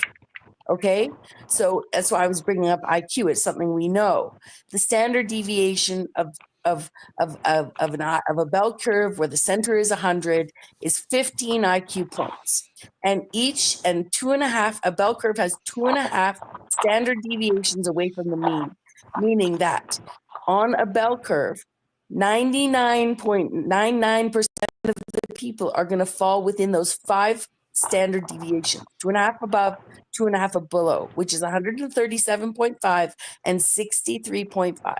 So anyone with an IQ over 137.5 is an outlier, right? The important part of that is understanding that so if you look at the center, within the majority of people lie within 1 standard deviation below and 1 standard deviation above the mean, right? So understanding the point of a bell curve is to look at the distribution of generalized human behavior, Yes. which does not extrapolate to the individual, because for anyone with an IQ over 137.5, they're not even on the graph. You're not even on the graph. You're not even included in the population. And IQ might be the wrong example, because if you start putting all sorts of human behavior on graphs and seeing that normal curve, the outliers at the lowest extreme and the highest extreme aren't even in the predictive model on the graph, because it's been modeled to a bell curve. True. And then when you do stats, you're usually more times than not doing it on the few, not the masses. Exactly. So now you throw a big enough envelope or a bubble around the few, and then try to deviate or try to say that the masses, this is how they think, is kind of short-sighted, but nevertheless, you have to start somewhere. So now these Exactly. But if you want to know where it starts, and this is, I might be showing that when I got into doing my master's degree, I studied applied econometrics. I was a statistician, applied statistician, right? So, I mean, just in theory and study, I never used it in a job, but thank you for letting me share with you what I know. That's important, that the sample size is important, because the larger a sample size, and not just a sample of just anyone, but that represents your population, the better off you are. But that's almost impossible. And so if you actually know how they study statistics, not necessarily for science or medicine, because you don't want to, kill people, right, with mistakes. But ultimately, the central limit theorem says that as a sample size, approaches infinity, the better off the study will be. But a sample size of 25 is close enough to infinity to model the population. Well, this is where you get. Sorry, I was going to say, this is where you get the concept, you built it, they'll come. So you built the stats based on the few, the rest of them will be conditioned to fit into that graph. And then people think, oh yeah, see, we kind of predicted that. No, you made it that way. So now behavior, behavior being predictable. No, we're not going around asking, let's say there's 5, 7, 8 billion people. We're not going around asking all those people. Now, your immediate surroundings, you might say, okay, our behaviors are very similar. Well, then you have to start going inwards now and say, okay, have we not all been programmed to a certain point to give that outcome? And this is where stats, Canada's known for their stats, and they're saying, yeah, because you're forcing the citizens to openly admit what they have or don't have. Enough people in the house having a microwave. Okay, so who is that serving? That's usually serving commerce. So they're going to have that information. They can even fudge it up so that eventually the next generation says, well, we all have to have 2.3 TVs in our house. Where meanwhile, somebody will say, okay, in Canada, I'll use that as an example. 50%, 60% of the people love Trudeau. I said, okay, so where'd you get that information? Well, we went to his writing. We asked 100 people. Yeah. And out of that 100 people, 60 people say they like it. I said, well, that doesn't represent the whole. That represents the few. And then most people are going to go around parroting that information, like the written word, and never really truly challenge it. So how does it serve me, let alone others, to know somebody likes Trudeau 60%, let alone find out, fuck, they only ask 100 people. Did they ask you, Rebecca? No. Did they ask you, Cage? No. They didn't ask me. So who are they talking about then? Surely not us. All right, Dominic, I have a question, though. If we're talking about solutions to this fucking bullshit, so but with this ideal, Dominic, with this ideal, let's say we all understood these things, right? So how do we move forward at that point? Okay, if we all understand.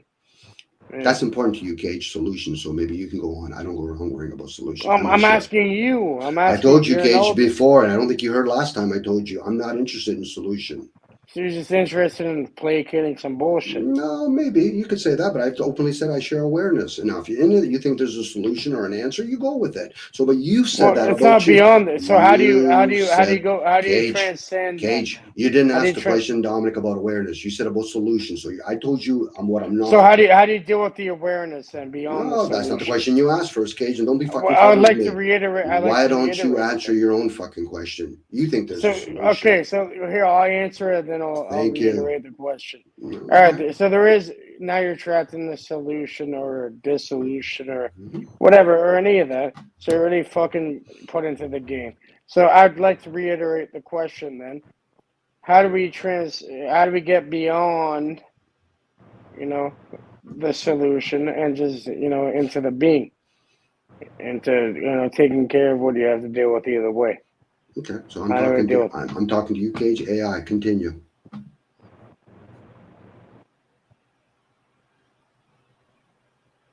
This does not meet our terms of service.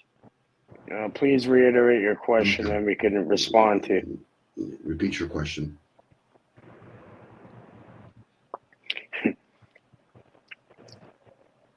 Because in the end, Cage, I'll just say thank you for sharing, Cage. If you think there's a solution, please share.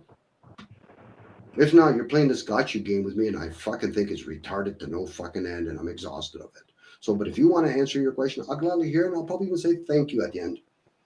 I wouldn't fucking ask the question if I wanted to answer it myself. What I'm asking Dom is, I'm saying, how do we get out of this like or dislike, this this little cage they per se they put you into? What's not you already know it, but I'm saying what's the best way for others to listen and hopefully learn? For myself, for everybody. There you go.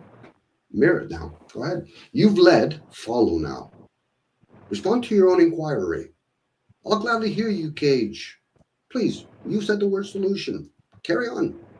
No, I was saying it's beyond the solution because a solution implies there needs to be something has to be solved, right?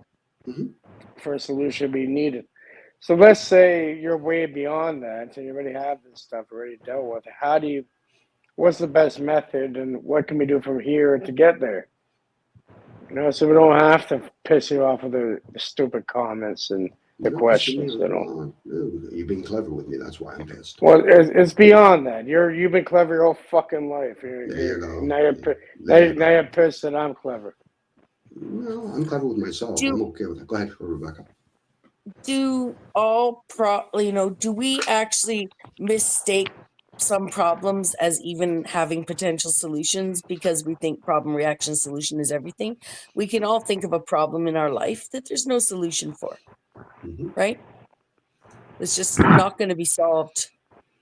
It's just a forever problem, Sometimes it is what it is kind of ideal. Yeah, it is what it is, So why do we think? Because first of all, I don't know what the cage is that you think I don't know who they are that the cage in might be in. You know what I mean? Like the problem that you presented as an example, Cage, is a problem that would be foreign to my mother, for instance, or my father, or my siblings, or any normie out there.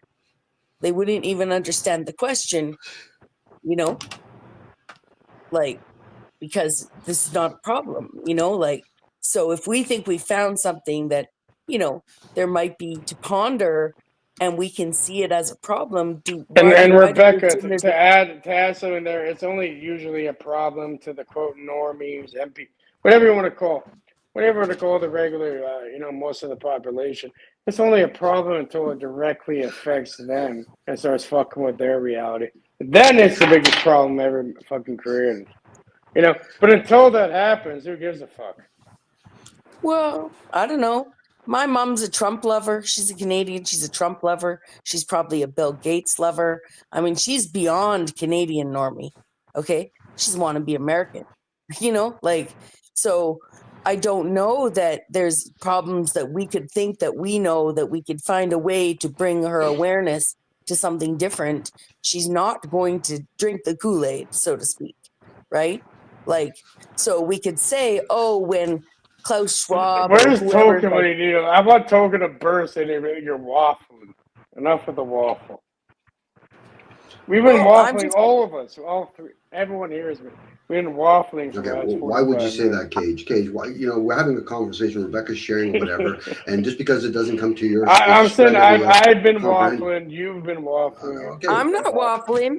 Yeah. I'm I've telling been you, waffling. I don't got any world problems to solve. I can I can barely admit I've been solve my own waffling. problems. Cage, I'm going to get a little bit insight, okay? When people usually talk that way, the waffling and all that, what they're really saying is not up to their standard fucking conversation. Fine, okay, go fucking fill your boots somewhere else. Obviously, Rebecca's sharing something, and she's probably even going to try to break it down, Cage. If you can't be patient enough to shut the fuck up and let her talk out through and all that, go hang around all your other waffling friends. What about a flapjack? Again, you're going on. Rebecca doesn't have to be here. She chooses to be but here. I'm hearing it. But in a way, we are though. You know, Okay. I'm not saying it's not. Speak for I'm all not of saying us. it's There not you go. important. My hands up. I'm not saying it's not important that what all we're speaking is Obviously, very important. I see, say now you're God bless the backtracking. Bilderbergs. It's still I say waffling. God bless the BlackRock. God bless the Gates. God bless the Trumps. You know, and if you don't believe in God, then let's just say from human to human, good intentions out there. Let's send them some good blessings. Let's bless the Rothschilds and bless the Freemasons and bless the lizard people and Squeeze them really send some tight, love Rebecca. out. Squeeze them really Can we tight. say? Can we say bless? Can we say bless? Fucking Malkuth. Sure, you can do that too. Sure. Yeah. Marduk God and bless all Moloch. the angels and all Triple the M, demons, all the good Triple M. people, all the bad people. You know? Can we even bless you, like salute? You know, you sneeze, there you go. There's Jesus a died for all their sins.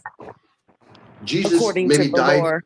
to help with more sins, maybe. Maybe he Yeah, died I'm for just more saying, like, sins. according to the lore, he wasn't like, oh, I'm dying for everyone, but not Trump and Gates, right? I wonder if he got any. And again, I'm not even saying that that's my whole belief system. I'm just saying, speaking to the Christians out there too, right? Leave those out. Leave those Christians out. You gotta leave those Christians out. Mm-hmm. Mm-hmm. They're already out there with their egg carts. They're in downtown Yonge Street. So they're on the east of Young. I know, right by Bloor. Sure. Yeah, right Young and Bloor. I've seen them over there. Dominic, actually, one time, funny enough, Rebecca was telling me about how she got abducted by aliens as a young lad. Did they have cheesecake for you, Rebecca? They did, and it was. Well, I was asking her, but I guess you must have been the alien that abducted her. I guess. No, we catered the event. You know what I mean? I don't know. Suddenly, we had cherry and strawberry, all red type. As of late, it's all about pies. Pies? Really? Yeah, I got so much. I got pies given to me. Like apple pies? And I have pies in my freezer. I have apple pie, cherry pie, strawberry rhubarb pie. I have way too much. I know pies. you have cherry and strawberry. There you go. Yeah. Look, we got cheesecake now. It's even better. Okay, and I have a bottle of whipped cream and whipped cream on the pie. Yum. And I just wanted to say because I know I'm on a channel where I neglected to mention Lucifer bless everybody. Lucifer can bless everybody. Satan can bless everybody. What about pumpkin? God bless Satan and Satan bless Lucifer. Like, oh, I call it like the devil. The devil's like a little called pumpkin. Like, what about like the pumpkin pie? You like that on there? Rebecca was actually on. She's on a blessing thing. Let her go. Well, I just wanted to make sure that I wasn't being like, exclusionary. You will, Rebecca. You know that's going to happen, right? You're going to exclude people. That's how it is. You didn't even mention parasites. I didn't remember who. Parasites. Mention who? Blessing parasites. You didn't even mention God that. bless the parasites. There you go. There you go. Parasites. And the demons. I mentioned the demons already. No. Talk about the fallen worms. Oh, God bless the viruses and computer viruses and bless every channel that's under 1,000 subscribers. You gotta bless them. Put a little shout out to them. The ones that are over 300,000, they're Satan's little demon workers. But anything under 100,000, fucking teeth, they're evil. What about in between? Like with my business, Dominic, I'm way over 1,000, but less than 300,000. You don't count, Cage. You just don't count, Cage. I wish there was a measurement wouldn't it be that easy if you could just discover, you could find all the bad people on the planet based on easy metrics? Like if they have a YouTube channel over 118,365, they're definitely in that club. You know, you got to apply gematria to that, right? And then you figure out, all adds up to 666 and 6.6. It all adds back to 9. You're all fucked. There you go. That's it. Next thing you know, you're looking up Kobe Bryant's address and relating it to George Bush's birthday. sorry, shout there? out. Oh, hell. Did you go there? Right? Don't even mention the name. We're knocking Don't. on. All of a sudden, we're knocking on random dentist's door in Burlington, Ontario. Who knows, right? Crazy. You guys are going to drag me into all this other noise now. Start calling these content creator by name. We should give them like Braille numbers. This is so ... and we have to start doing them. Go ahead. Well, I wasn't the first, and I definitely won't be the last. And I know there were many a strong person before me, but I'd like to hope that I've shown that Stephen's harmless. Did you bring up somebody's name? Why, Rebecca? Why? You didn't have to bring up anybody's name, and now you drag the poor guy into this. I'm wrong. We were bringing up names earlier, though. I wasn't around, but now actually I'm caught up in the web. Nobody does that except certain people. It's all right. Access fault that you do constantly. Bunch of fucking idiots. You're late to the game, bro. Guaranteed he already doesn't like you. Well, regardless if he doesn't like me or he does like me. I mean, I don't mean that personally. I meant that as a general statement, That would make that I'm concerned about that kind of stuff. Now, Dominic's gonna cry himself to sleep, and someone on the beginning. I'm already asleep. Cage. I'm already asleep. He's gonna cry himself awake. That's why I wanted to say it's not that personal, actually, with him. But I think the thing is, it is mostly personal for everybody. It's just when you drag other people into it. Come into my cave of personal. Come on. I can't handle by myself and all that. No, it's if the person is in the same room and you're having a conversation or at least an opportunity to talk to them. If not, that's backbiting and it really doesn't help. There's certain sick people, they don't care about your little sob stories, your little life. Like, they'll make it a point to go and they'll literally carve something on your fucking face and they can wear it for the rest of your life. And at least in this realm. And probably beyond that. Yeah, they'll carve it right in. They'll give you $1.50. I appreciate what you were saying there, Dom, and I hear what you're saying. Point taken. Needed to slip to learn, you know what I'm saying? But I hear you. Was it ice? Was there some ice on the ground? Well, actually, it was mayonnaise. right towards your fridge where all your pies are. I know. Oh my gosh. Maybe your cat put it down on the ground. Maybe, I actually just don't even have mayonnaise anymore. I'm like, it's too dangerous to have in my house because I might slip in it. I know that fuels the community. Well, we'll call it a community. The name dropping or the name bashing and all that. But in the end, well, not in part in the process, how does it really serve? I get it. Some channels they live off of that. Well, yeah, and honestly, things do peter off more the less people feed into it, no matter how long they might be extended by one side or the other. Yeah. Well, I understand sometimes you stub your toe against the fucking router or the Wi-Fi box, or you slip on mayonnaise, and all of a sudden your cat has a greasy tail. Have you figured out where the greasy tail came from yet? Or no? Is that a term you made up, Cage, or is that actually a term? No, my cat came in the room earlier. Came in the room earlier. It's called what I'm hearing, right? And just on the very underside of her tail, she had grease. Not car grease or equipment grease, like food grease.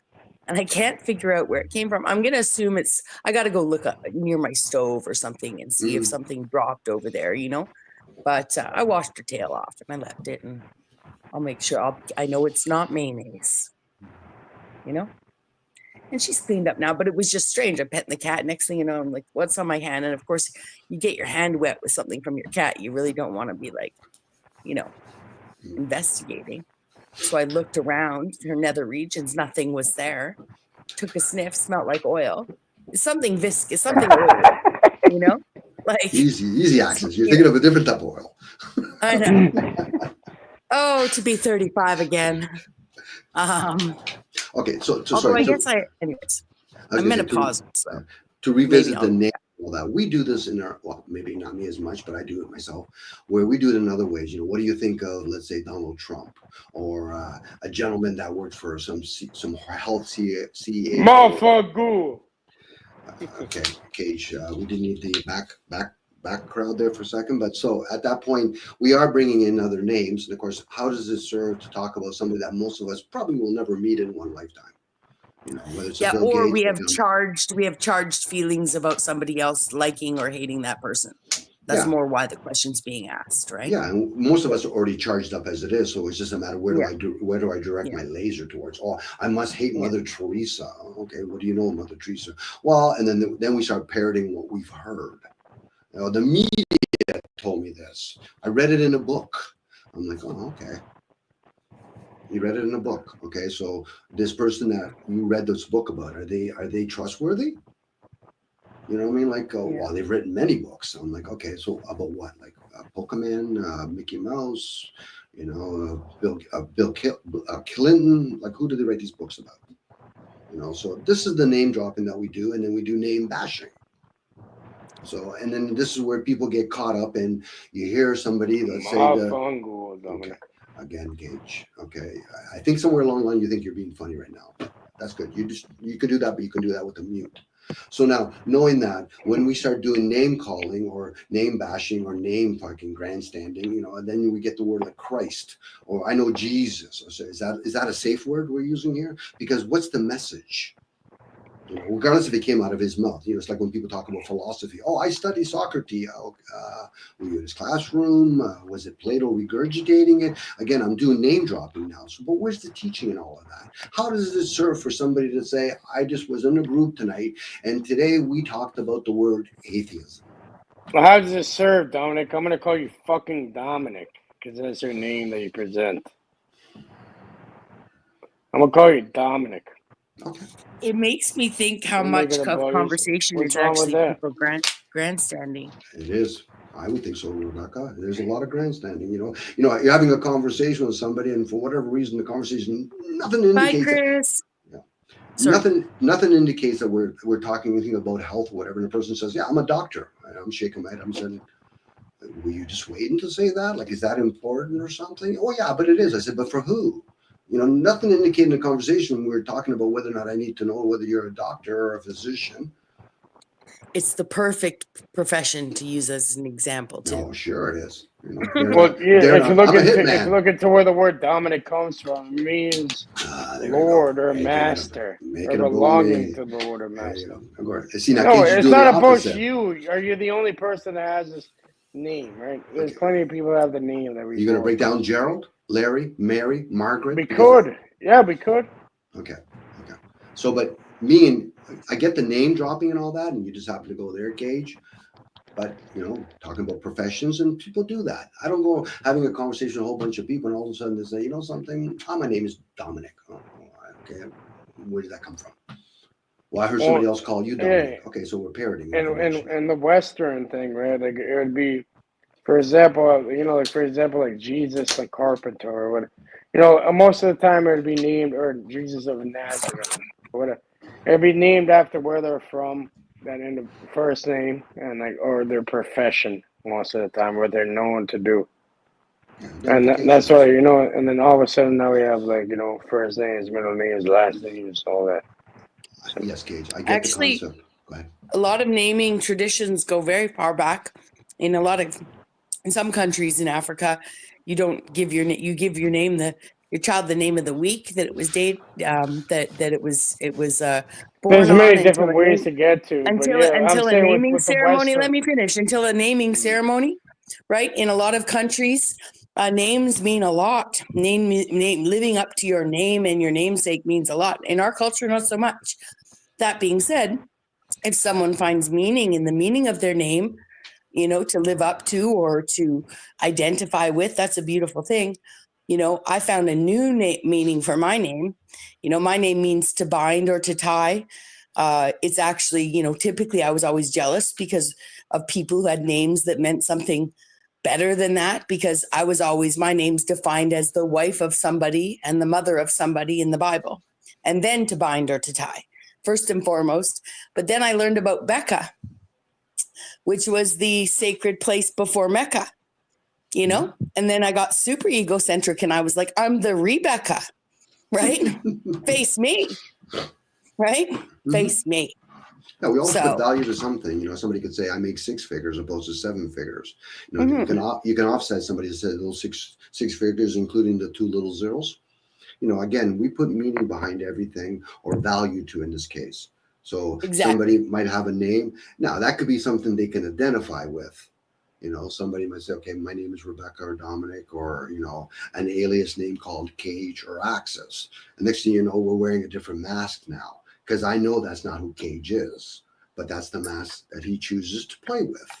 Same with Access. Now they can actually say, "Well, but that's who I am." I'm like, okay, so you again reformed yourself thinking you're the vessel. So you identify by that. You do need identifications here. You know, it would be really strange, me and Rebecca, you know, chilling at the flea market, and somebody say, "Hey, over there, you." And I'm like, "Okay, Rebecca, we've already turned over 15 fucking times. That hey you, who are they talking about?" Opposed to Rebecca, and you might not turn around, but then all of a sudden you hear a voice that is familiar to you. It's your mother, your sister, whatever. You'll turn around. Maybe more, maybe not all the time, but there's a good chance you will. You know, so this is how we identify with things. You know, I'm an electrician. That's a mask. Somebody could say I'm a father. I'm a fireman. I'm a police officer. And once you identify yourself and you take that as pleasantries, oh yeah, I'm good to be a fireman. Well, then you got to be prepared when somebody says I fucking hate firemen. Why would you say that? Did you say why when somebody told you they like firemen? Well, no. Then take the sweet with the sour. You know, this is where people forget. If you're going to accept one thing, you have to accept another thing. Now they say, "I don't have to do that." I said, then you're going to be in confusement now. You're going to confuse the energy that you've accepted one, but not the other. Doesn't mean you have to accept anything, but if you do, now you got to participate. You know, so at that point, we give each other labels. What you do with it, again, that's on each individual, you know, perceptions and how you want to perceive it. If I think the world or the earth or the humans or whatever I want to call it is in disarray, then that's my view. Now, somebody could prove it otherwise and say, "Well, those are your views." I'm not here to debate somebody else's views because I'm not in their views. Now, I know we like to have this concept, I'm going to debate somebody. I said, "No, you're peddling your opinions, but hey, carry on." You know, Again, that's a wonderful analogy, you know, because it does that worldview and Rebecca, trying to happens a I'm, lot out here. yeah, Issues with I'm other sorry. views. Can you hear me? can you hear me? He's just Cage. trying to interrupt you, Rebecca. Yeah, Can I you? was looking into the fucking name here, and it's kind of funny because you were on point. You know, it comes from Rivka. You know, it's some Jewish name meaning to tie or to bind, as you were saying, right? But Yeah, another and interpretation is to be captivating or ensnaring. oh, And it represents harmony and the ability to bring people together or ideas together associated with nurturing and spiritual insight. As Rebecca in the Bible was a matriarch who displayed wisdom and courage. Numerical vibration. You know, it's related to the link to the number 6. And then also with the last name, it's of Old English origin, referring to a person who lived near a broom shrub or a bush. See that, Rebecca? The bot called Cage reinforced what somebody like you already know. But hey, thank you, bot Cage. I appreciate that. It could well, donate and a dweller near a up until heathland more recently, you would have or an always open seen space. first and foremost, you would have always seen wife of Isaac, mother of Jacob and Esau. That's what you would have seen first before even any other meaning would have been. And I know as a kid, I just was jealous of my friend Heather, whose name meant a pretty plant, or, you know, Glenn is a nice, you know, it's a field, or it's a geography. It's a beautiful space. You know what I mean? Like it's yeah. I didn't, as being raised in a non-religious family, I didn't identify with the importance or the meaning behind the name in any way, shape, or form. A lot of people do that, Rebecca, whether it's names or even physical. Some people are envious or jealous of somebody in a different form. You know, and I went by Becky until I was 25 years old. Nobody called me Rebecca unless they were angry. So there's a tonality behind somebody saying Rebecca to you? No, then I switched it. I switched it militantly. I switched my name to Rebecca at 25. Okay. And then when I went back to comedy at, you know, in my early 40s, I thought I'd try my hand at a younger, more playful name. You know, like I just thought it would be. Well, you know what's funny about that, because you know it's this false idea of respecting your elders for no reason, really, even if they never really put the effort into it at all. So it's kind of funny. Like, my mom never had an issue. Like, I wouldn't call her that, but she has no issue with me calling her name. Apparently, you know what I mean. And like, her mom was like that too. She's like, yeah, that's my name. You know, it doesn't mean like I own you in a way where you must refer to me in a specific way. You know, I didn't understand why parents gave their children one name and called them another. So as a small child, I loved the name Rebecca. I would have loved to be called Rebecca. I asked my parents why they named me Rebecca and called me Becky, and they said, well, that's because Rebecca's a big girl's name. And I just ran with it. I just took the answer. I was like, okay, when I'm big, you'll call me Rebecca. But no one ever did. well, it tells you the answer within the name. It's very obvious.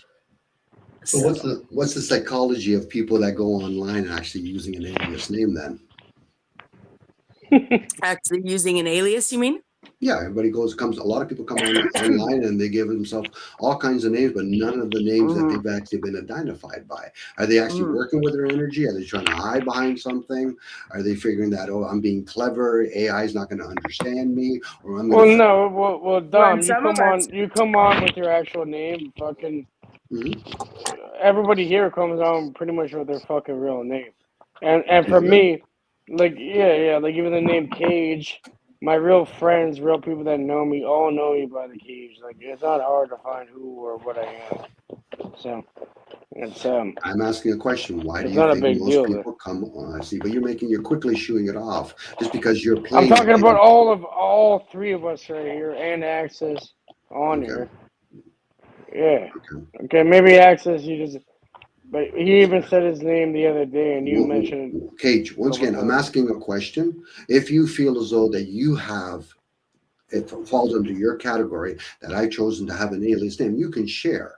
Dragging in other people doesn't serve. So now at this point, I made an overgeneral statement because I've seen enough people coming in. I'm Darth Vader, or I'm fucking Spiritual Guru 3 or whatever. Those are, I know that's not who they are. But they do come under that alias name. So now, if they actually came in with the name that they've chosen or the name that was given to them, then we can have a conversation. But is that even your real name? Because the fact that you're using... Well, I'm saying the vast majority don't, Dominic. I understand what you're saying, but some do. You know, like the people that we're talking to around us, like, you know, I don't think we're really The vast hiding. majority don't come on with their real names. Yeah, I'm with Rebecca on that point, Cage. You're and spinning I would it somewhere say that else. I don't think they intend. All right, but you know the nature of the internet, and also, like, I didn't make up the name Cage. Okay. This shit's, I've been called Cage since I was a little child. Okay, Cage, you're so get used to it. Okay.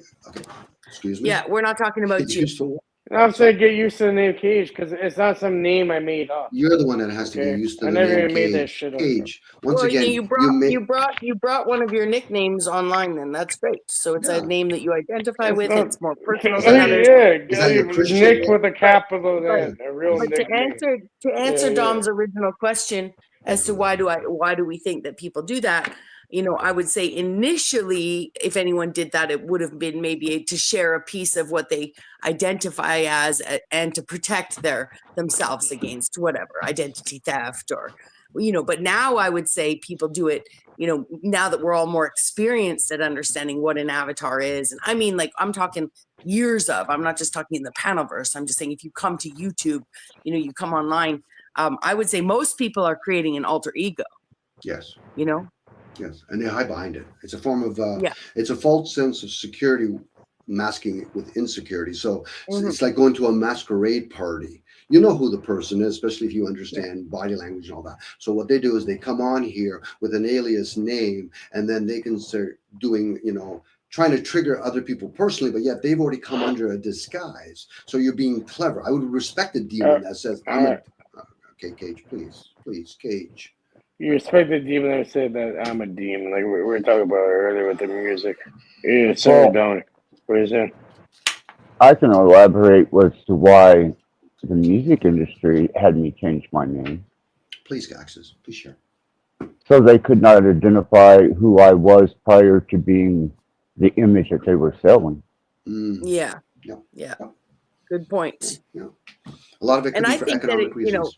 it can be healthy and unhealthy, but I think people need to understand that even character actors who get fully in character, as they create that character and get out of their own character, they are creating something within themselves that they can reach back into at any time and get in character. I was Right? gonna So say, the funny thing, when it comes to this stuff, people from a young age, they get so into the character, whatever, and they're not that diverse, changing it up. They become that character, to the point where, it's like fiction becomes non-fiction, non-fiction becomes fiction type thing, and just intermelds together. So I'll give you an example. Somebody will come in with an alias name because they're worrying about somebody that might abuse them or whatever. But yet, when they turn on their camera or somebody else turns on their camera, they reveal themselves. They'll start picking at somebody the way they look. I said, is that really your role? This is where people step, again, they're out of their own lanes. Is it your role to point out to somebody else, of some of their flaws? And who's to say that it's even a flaw? But if somebody accepts from somebody else a compliment, then you got to expect somebody down the road is going to say, you got too big of a nose. Well, maybe my nose served purposely if I'm fucking snorting cocaine. Again, this is where people get clever with themselves, but yet they want to make it a community. How can it possibly be a community when you're not even identifying yourself for what you in other communities know who you are? Goes to your first name and your surname. Now, somebody says, I don't value that. Okay, that's fine. Then why do you even have a name at all? Why don't you just put yourself as a dot on the screen? And some people do. But again, this is how people are cleverly being malicious with each other. So they're not truly intending to be of service to each other, even though that could serve in some way. Somebody could say, yeah, you're really malicious. Thank you very much. I didn't realize I have all those trigger points, but that's only going to happen once. The second time is abuse. And there's a lot of people on these communities are fucking abusive to themselves, let alone to others. I'm no different. I won't deny that, but I try not to make it fucking personal with other people. They try to make it personal. And I'm like, how does that serve you? You don't got a clue who I am, let alone who Rebecca is, even though you've told a lot of people some of the things that you've experienced, Rebecca, but they abuse it. Well, like it reminds me, Dominic, it's kind of like A1 where you say, like what you're saying, like you're not trying to make it personal with others. If you're going to put that kind of energy onto yourself to learn kind of thing. And yeah, with A1, the motherfucker, he's crazy, bro. You were correct with what you're telling them. Like as soon as an individual gets to that point, they're probably going to get taken out because it's going to ruin the industry. Maybe, but the thing is, it should. Well, it did work, okay, and you were correct about that. But what I'm saying is, this is a different. He's not here, Cage. Cage, I know the example you're doing, but again, it's a conversation that we both know. This come in different manners. It doesn't have to be like that. You do it your same way in a different manner too. In most conversations, it should be a given. It's personal with you. It's a given. But making it personal with other people, you should show a little respect and say, do you want me to involve you in my speculation of others? You're not hearing me out and listening to what the point. But you're talking about A1. A1's not here. If you want to make a general conversation, that's fine. But I was there. You were there. I know what I shared, and I know exactly how I shared, and you're still fucking off. And so I don't even know who A1 is, and I've never met him, and I've never seen him, and never heard of him. I might have an inkling if he's an old friend of yours. I might know of one story, through you, Cage, if I'm thinking of the right person. But there's that old saying, what happens in Vegas stays in Vegas. Fucking Cage, I have conversations with you. A1's A1. We out here. There's an A1 sauce for steaks. I prefer. Yeah, we got sauce, we got everything. And once again, now we went from one part of the conversation. We're over left field. We're over top of the bridge. We're over there. We're talking about Aunt Margaret's fucking cookies. Next thing you know, we've deviated from the fucking question. And then you wonder why people say, Dom, I want fucking clarity. I said, how can you have clarity when you're throwing a bunch of stuff? Now, there's some people that can multi-fucking task a lot of information. And I'm around some people, whether it's Axis, Rebecca, or you, Cage. But there's other people that are watching or hearing this information, and they're saying,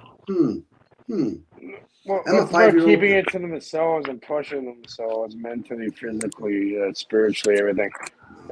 Through a certain way of being, and doesn't mean that's like the right way for everybody. Cage, you be the kind of person, if Rebecca, I'm sorry, Rebecca, for putting this in this situation. She's on stage doing an act, comedy, and now she goes, okay, do I follow the act that I have, or do I actually have to deal with the fucking heckler in the audience? You're that No, kind of person. I bought fermented tomatoes off of you, and they were gonna launch at it through a machine. There you go. And there you go. Yeah, we're gonna throw fermented tomatoes. And then I'm going to through a eat them machine. and get drunk. And then we're gonna make tomato sauce. We're gonna pop a marinara off of that and sell it to the. I have to. Somebody today told me that tomatoes have nicotine in them. I did. Oh yes. Yeah. Why don't you eat the leaves? Eat the tomato leaves. We'll see what happens. Sorry, can you Let's get elaborate on drunk that, on some Axis? fermented nicotine. Yeah, sorry about that. Can you elaborate on that, Axis? That's the first time I've ever heard of that, actually, if you don't mind. Yeah, you can actually research it. Tomatoes and other vegetables have a higher. Tomatoes have a higher level of nicotine in them than actual. It's not nicotine, bro. It's a different type of thing. It's a nice shade.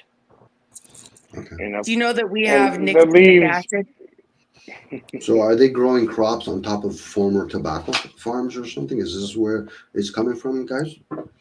No, it's a breakdown. We have nicotinic acid in our brain as a neurotransmitter. Oh. Right? So nicotine is just a chemical compound in the plant that we smoke. You can't smoke tomatoes and get the same result, I would assume.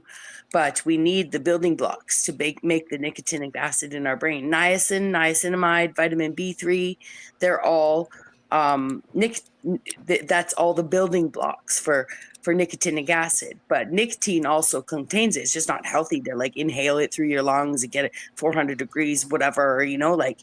Well, never getting into organic chemistry. And Well, I'm just saying leafy greens, the for thing is instance. gonna sound the same. It's not a leafy green. It's called a nightshade. No, I'm First of talking all, about when it leafy comes to- greens now. I'm saying if you look into It's lettuces a completely and kales different and stuff, alkaloid. It's a different. I'm talking alkaloid about altogether. something different, Cage, and you're interrupting me. Leafy greens, for instance, contain opiates. Opiates. the Leafy building greens blocks. is a massive broad term. But I'm saying lettuce, almost all Spinach, leafy greens that we eat, when it comes to that kind of stuff, contain trace amounts of opiates. Like it's a building block in our neurochemistry. All of these things, we have endogenous opioids in our body. Well, right? just like And DMT and just like any of these other receptors that they're ahead. DMT tends to be but DMT tends to be reserved for near death and death experiences, right? Whereas endogenous opioids are It also has to do with reality. Cage, I'm sorry, Cage. Cage, when you, even though you probably have an input, I'm hearing Rebecca, and part of me saying thank you very much, Rebecca, but I know she has more to share. And every time you interrupt, as I'm doing right now, you're really confusing the opportunity for her to really share something. That's the way you're looking at it, Dominic. Okay, of course I'm I looking am. at it like, No, I see it the same way. There you go, Cage. So Okay, you need a whole group. So, but Cage, I'm not saying that you're not going to give input, but allow her to break it down. Well, and next time I'll start with okay. the word Well, how do opiate, you? so you don't think I'm mistaking lettuce for tomatoes. So you and Axis are seeing a thing a certain way. Rebecca, how do you see it? Because she's the one who's apparently. Well, you did jump in and start correcting me, saying that leafy greens were not tomatoes, and I'm not a fucking idiot. You know what I mean? Like, if you actually knew, and you know me long enough to know that I may be. Besides that, Cage, time out, Cage, hold on, Cage. You're still Rebecca, doing it. Cage, you know Rebecca could probably go. Cage. That's the point. I've heard Rebecca for numerous conversations. She could hold herself for hours. So please, if you feel as though you want to be the peanut gallery or whatever, that's fine. But can you do it, like maybe type it or something in the back? Because she's sharing, and I'm being a disturbance too, Rebecca. So I apologize. Oh no, it's fine. I mean, it's easy. Let her I appreciate at least it. think she could talk for herself and let her come up with her own decision there. Yeah. Well, you definitely were interrupting me. What time is it? What time is it, Rebecca? It's 7:11. There you go. Fuck off. Yeah. So I was just gonna say that opiates, trace amounts of, I don't even know how to call it, but minor amounts of opiates are naturally occurring in leafy greens. And Cage is totally right. Is it in cilantro? I don't know. I know it's in the lettuce families. I know it's in it's in the leafy greens that we eat typically, that we make our salads, big leaves. But I would assume that it's in many other green things too, green leafy things. I'm not a biochemist. I'm not someone who meticulously balances my diet, but we have 22 amino acids in our in the building blocks of what we are, and eight of those are required in the diet.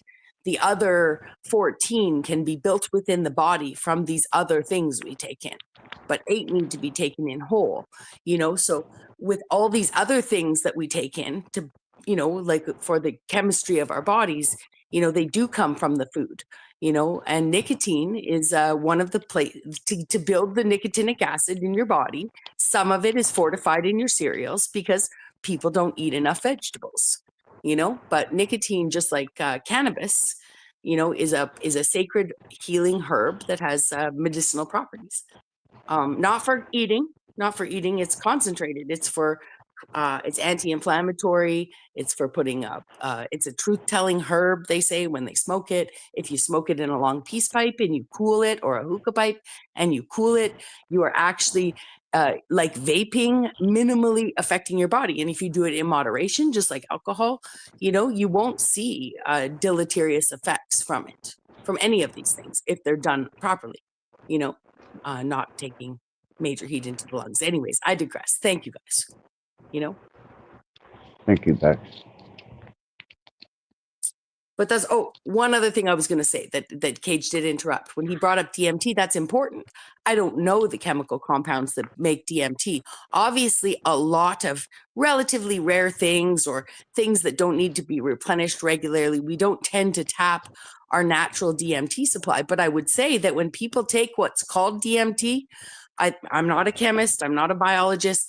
A lot of narcotics work under lock and key, essentially, right? So you're talking about filling a keyhole with a key, right? But in some cases, what medicine does is sort of melt the lock that you've been made. So you're actually accessing your own biochemistry by the drug that you're taking. The drug itself isn't the biochemistry. The drug itself is saying, hey, neuron, hey, neurotransmitter, you guys aren't talking properly. We're going to open up the receptors, or we're going to close down the senders. I can't think of the proper term. It's creating a connection. Yeah. So when people use a lot of DMT, are they actually taking DMT, or are they accessing their own reserves with a narcotic that allows them to access that? I don't know. But I do know that we don't, when it comes to endogenous opioids, when it comes to nicotinic acid, those are things we use every day. Those are biochemicals that we use in our brains every day to feel happiness, to manage stress, I think that was part of the problem with using psychotropics, is because they were given a crutch to the brain, and the brain becomes reliant on that natural chemical. And when you come off of that psychotropic, the brain has been so used to using the medicine as a crutch that it's not able to produce enough. Yeah. Well, the nicotine derivative that you're talking about, that's found in most plants. It's kind of like DMT. That's found in pretty much every plant, grass, regular, pretty much anything with chlorophyll in it. So maybe chlorophyll, has something to do with the precursor. Beyond that, so anything that has like a green hue to it can have have that within it, one way or the other. And certain things are a higher percentage that they just seem to have like a bunch more in it, so you're able to extract it from that, like mimosa hostilis, which is used as a dye. That's where, but it's more of like a red or like a burgundy type dye, kind of purplish. Interesting. Yeah. Interesting. And that's what I find like fascinating about when people use drugs, or whether it's pharmaceuticals, or street drugs, or whatever, plants in the forest. We don't really, we can look into how they work, right? We can deduce that we think we're taking a substance, but like I was saying, like Axis was using psychotropics as the example. You know, antidepressants in the SSRI family, which is Prozac and its underlings. Actually, Zoloft was one of the first. It's a serotonin reuptake inhibitor. So it does not actually putting a drug in your body that you need. It's putting a drug in your body that fills the keyholes and the receptors so that the serotonin that you're actually producing is enough to fill the receptors and you don't have a lack. It's a it's a serotonin reuptake inhibitor because of the way that people's body are using their own serotonin system. So rather than create more and more sending to fill all the receptors, they fill the receptors so you can just receive your own sending. And I know I'm being a layman, but I've admitted multiple times here I'm not a biochemist or I didn't study medicine, or sometimes I nail it. It's Sometimes relevant to me because I've taken Paxil for almost 30 years, and it's a serotonin enhancer. Yeah, and so that's one of the reasons why some of these medications, some of these modern, whatever they call them, designer drugs, work though, is because they're actually designed to work within your own biochemistry more than they are to override it. So it's, I've often thought that when it's not a matter of life and death, sometimes these drugs are designed to remind our bodies of the balances. If we're not getting the right inputs to the production function, then we're lacking, and some people are being diagnosed with a genetic lack for life when we already know cells regenerate every 7 years or whatever. So how can anyone ever deem something a lifelong condition?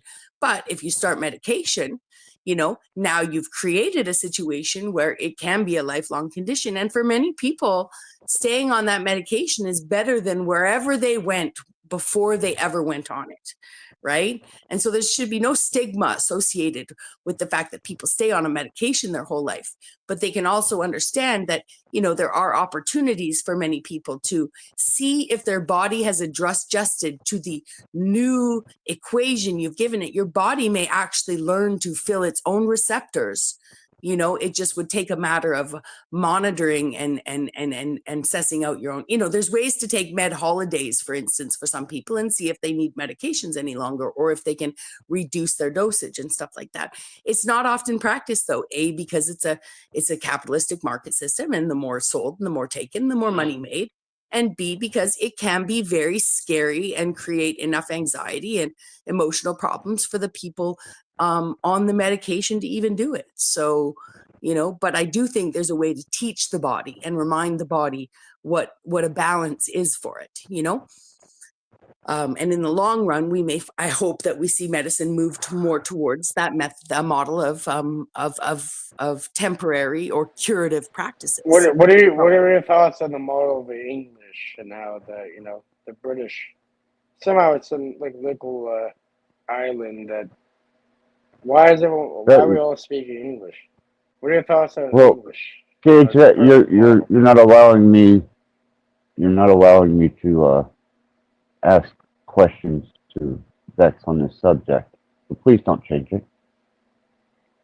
Passive use of psychotropics. Before I took the Paxil, I had hyper states of extreme reality. And then when I started taking the Paxil, it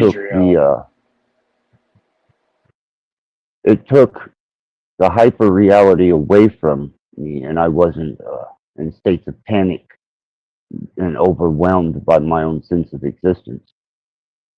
Now, if I start to get off the Paxil, I suffer extreme psychosis from not having the Paxil. So yeah, it cured the one aspect of my illness, which was the hyper reality, but it also created another situation where I'm now dependent on the serotonin that's in Paxil. Sir, it sounds like you got put into the cage. That being said, if you had a serotonin imbalance in the first place, right? We don't know, independent of this medication, if it would have deteriorated on its own, right?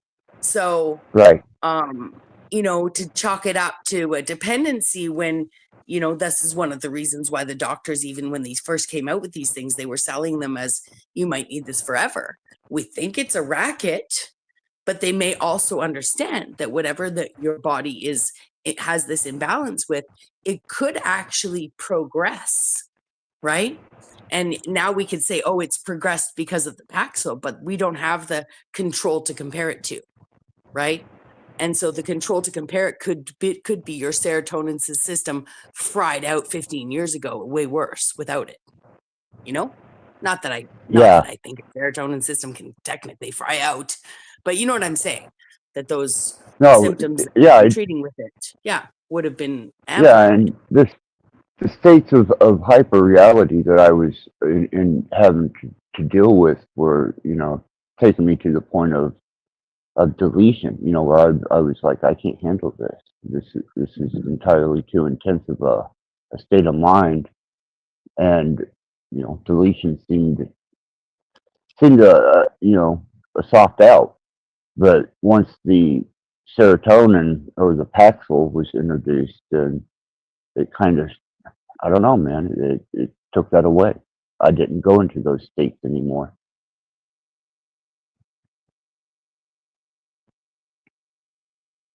But if you took my Paxil away great. from me now, And it would just absolutely destroy my ability to even function.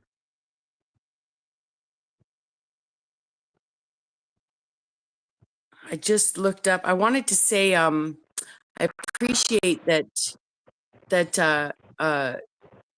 Cage mentioned nightshade families, because all the nightshade vegetables contain small amounts of nicotine. Tomatoes, potatoes, eggplants.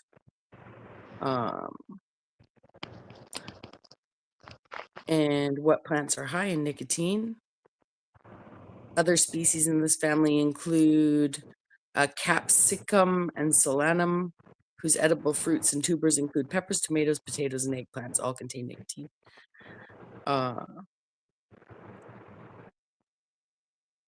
Sorry, I had that pulled up in front of us. I didn't mean to put that bit of information in out of place there. I apologize.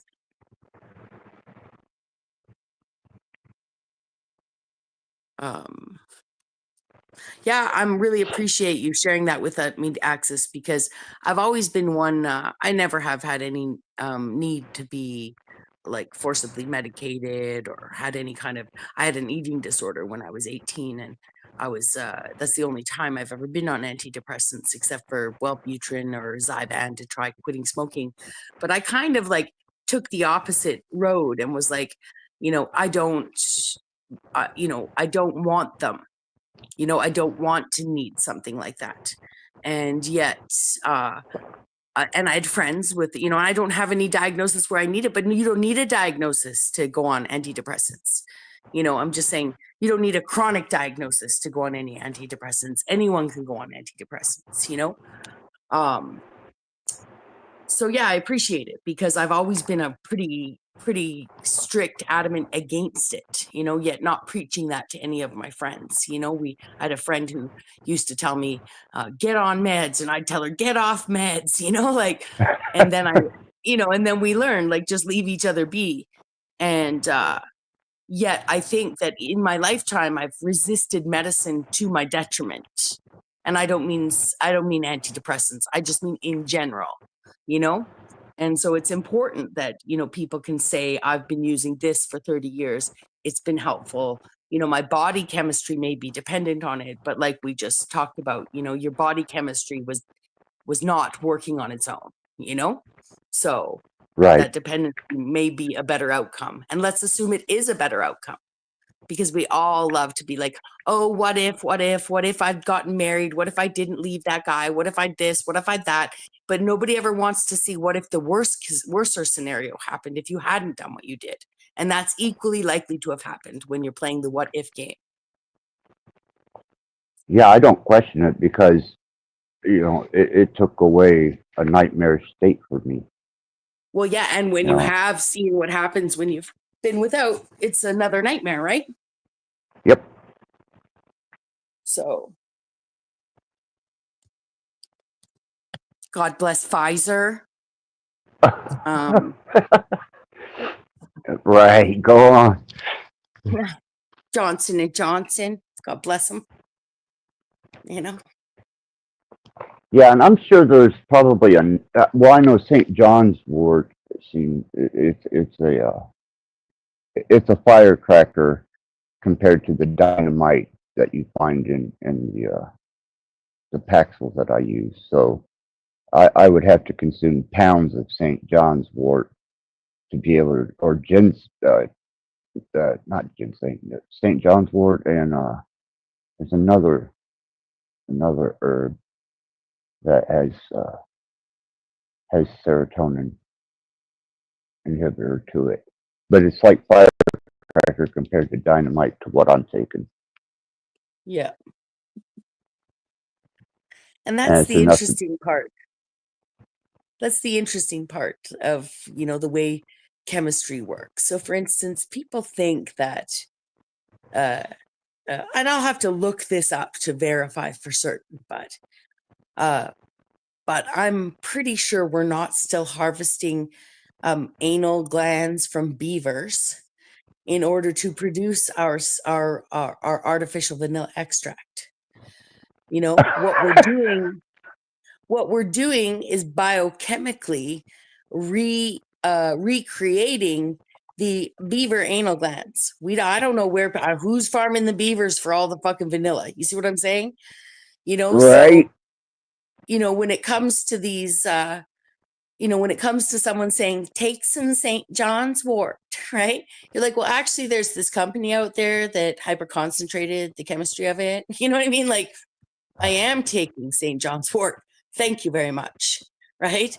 Yeah. I'm not saying that it's made from St. John's Wort, but it could very well be chemically identical. For all we know, I'm not a Paxil generator. It'll have other things in it to distribute it to your body, but it's safe to assume that some of these designer drugs are actually chemically modeled after. All right, you want to get deep into it, Rebecca? Have you heard of aqua regia? Or no? Sounds kind of familiar. It's a mixture of like nitric and hydrochloric acid, HCl, type thing, and what it does, it dissolves pure gold and other metals in that, but it's used to dissolve or refine gold. There's like an allegorical sense to it besides just the capabilities to reaction. Yeah, aqua regia. Regia. Look that up. Once you look it up, and you're better at fucking explaining this shit. You go in and let's learn something about aqua regia and alchemy. Who knows? At this point, we need an AI, Rebecca, super Ford. Remember the Battle of the Bexes, possibly in the new year. See what happens. So aqua regia is a corrosive. You summed it up pretty good. Corrosive, fuming, acidic, and oxidative mixture of nitric and hydrochloric acid that can dissolve noble metals like gold, platinum, and palladium. I've never even heard of palladium. Well, they have a whole thing called palladium. They have something called palladium here that they have for children to go play it. Come on. You know about that? It's like palladium. Yeah.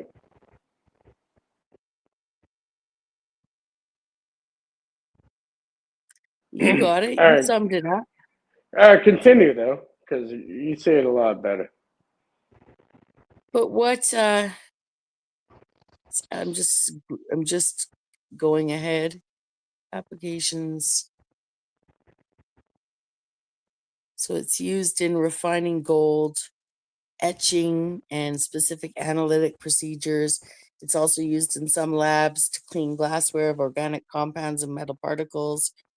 This method is preferred among most over the more traditional chromic acid bath for cleaning NMR tubes. I don't know.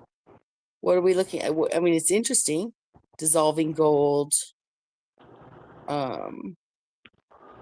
Yeah, if you could pull anything up about the spiritual or alchemical meanings behind the aqua regia, be very interesting. See what you can see. That's all just wiki. What's so special about aqua regia? It can dissolve metal. So aqua regia alchemy.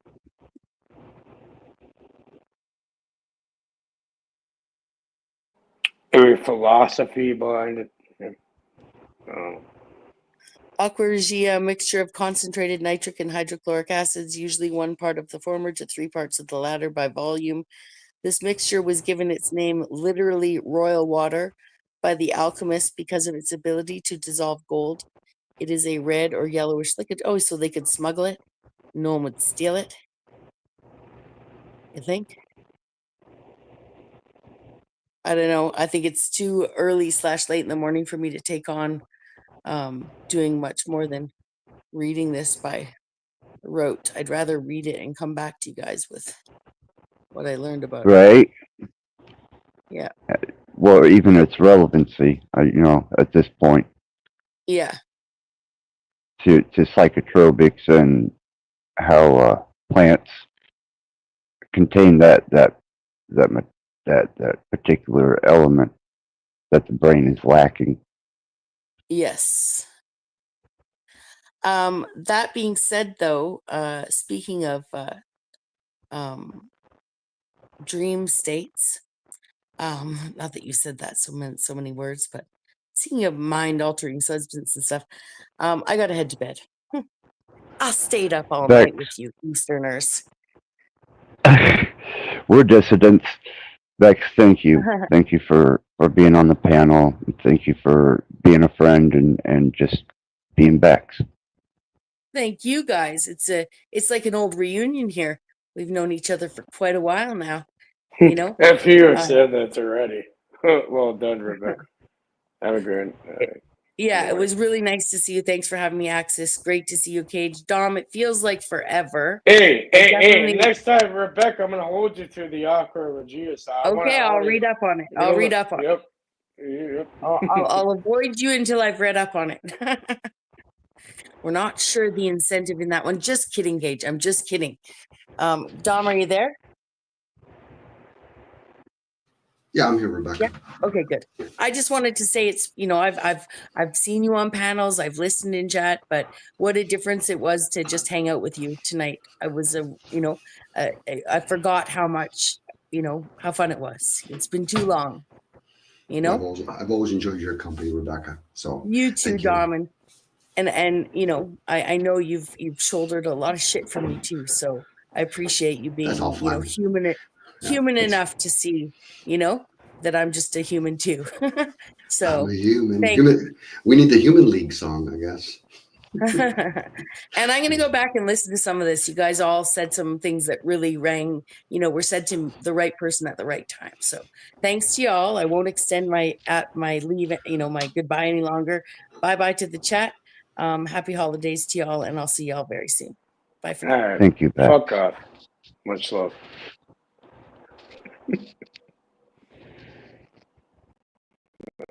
So now there's She's always a pleasure to have up here. Now it's 3 people here and Cage's multi-personalities. So how are we going to fit all these conversations in now? You guys, no. It's called using the black duct tape, Dominic. And the white one too. We got both. White one for the door, black one for the ceiling. Well, it was an interesting point, Dom. One of my old, I guess relevancy by old, but one of my life instructors wound up coming back into my life again, and has once more shown me that I am nothing but a mere student.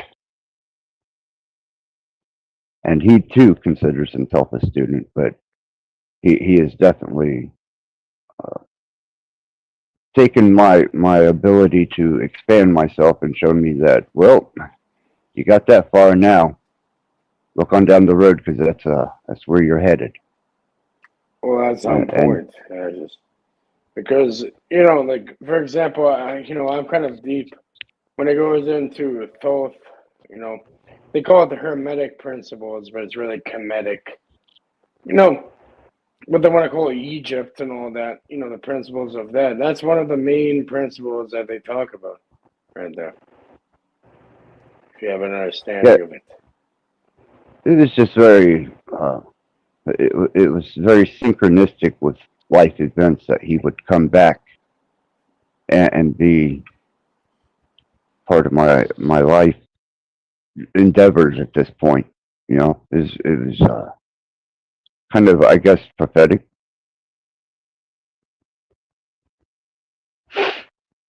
So, as much as I would like to think that my endeavors had reached a plateau of rest, nope, not yet. I've got many more plateaus to go, at least by example.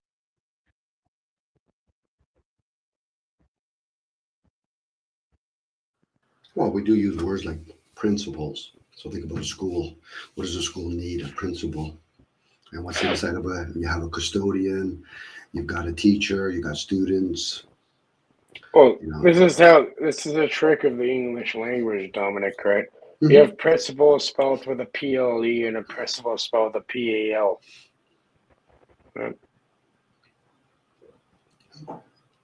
Again, whatever the English language in its many meanings, if it brings you somewhere and it gives you an opportunity to have like an aha moment, yeah, all power to them. Again, we're not trying to follow each other. We're trying to maybe be examples to each other's.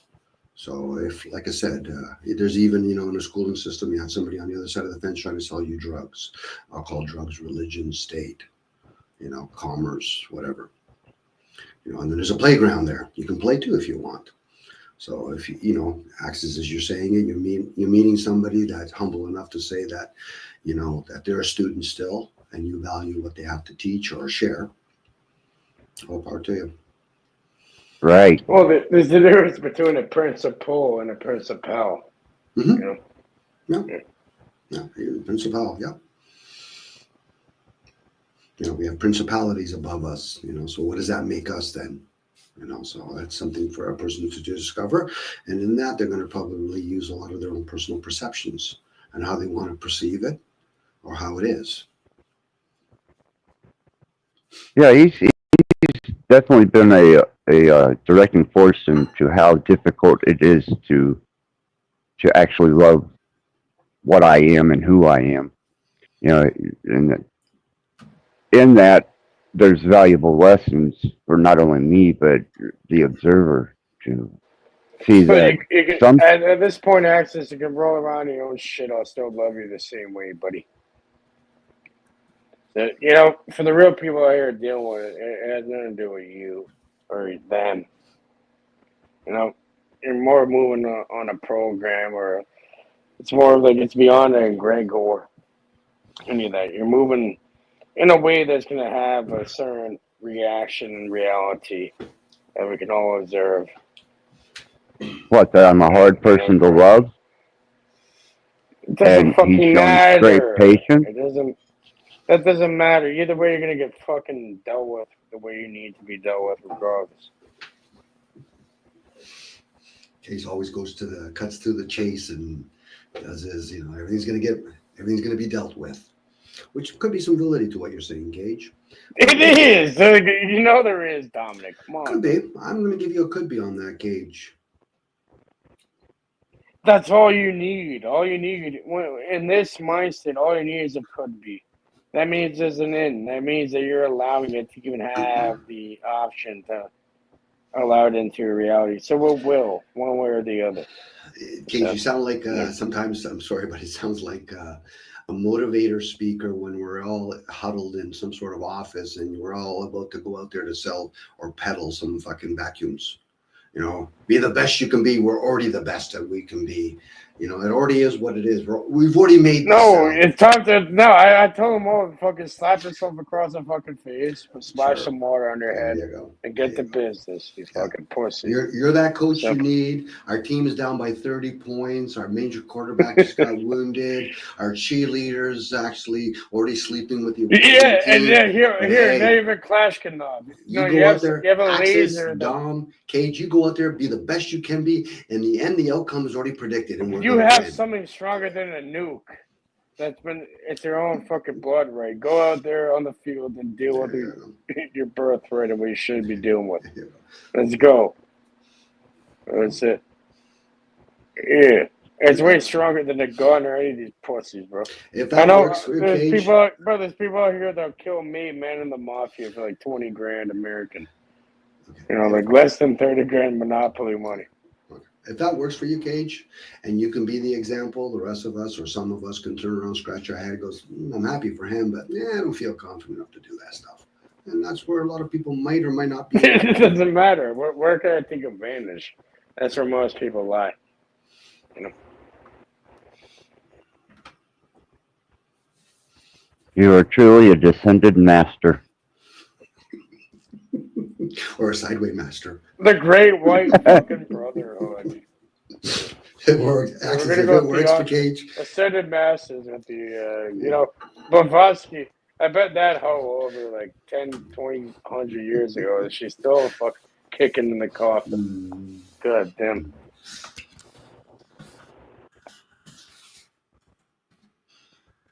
Again, if that works for you, Cage. Dominic, why do you keep electrocuting her, Dominic? You keep putting her fucking. Say it again, so I missed that part. Why do I? You keep electrocuting her, like bringing her back through her like nervous system and all that. I actually don't go out of my way to do that, but I like to think the one or two times I've done it, I've learned from it. So you have done it. Okay, now we're getting somewhere. Mm-hmm. Yeah. Yeah, both 120, 240, and 347.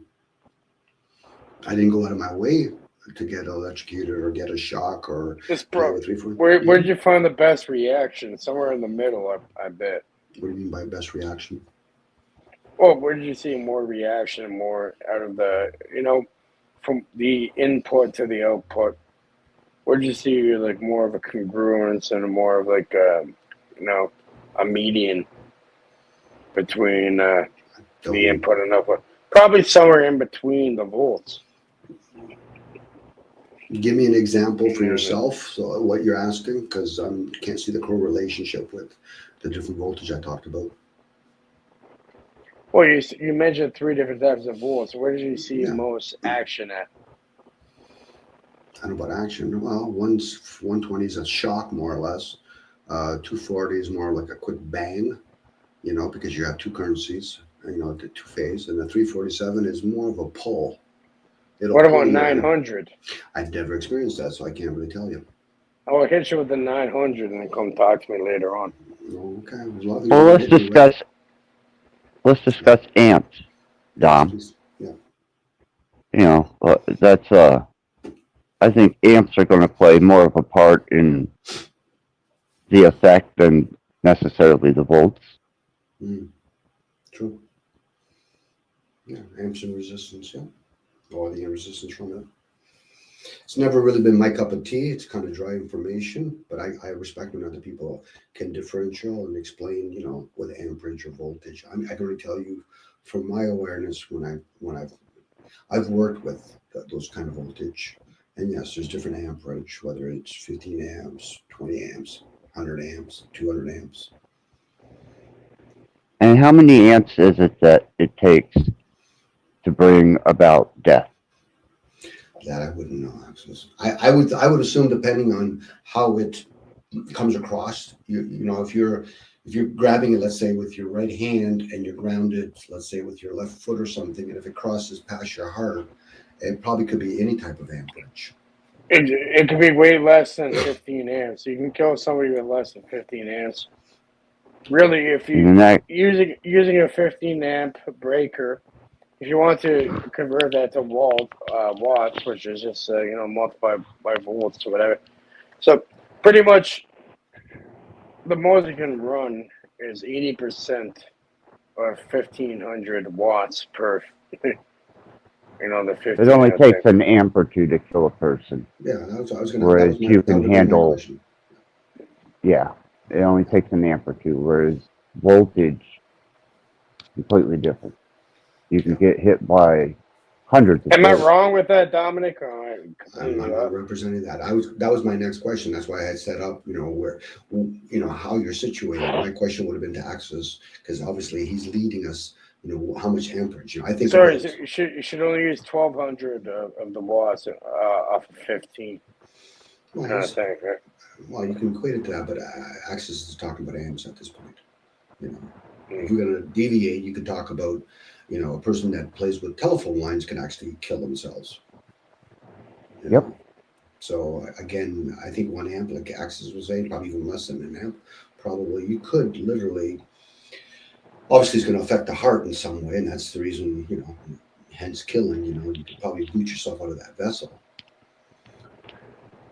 Yeah, that's one thing that Tesla was definitely aware of in his endeavors with electricity.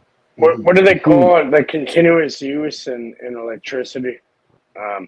So, for example, most of the time, unless it's like they're wired for more, like 20 amp type breakers for, your fridge, your stove, bigger appliances.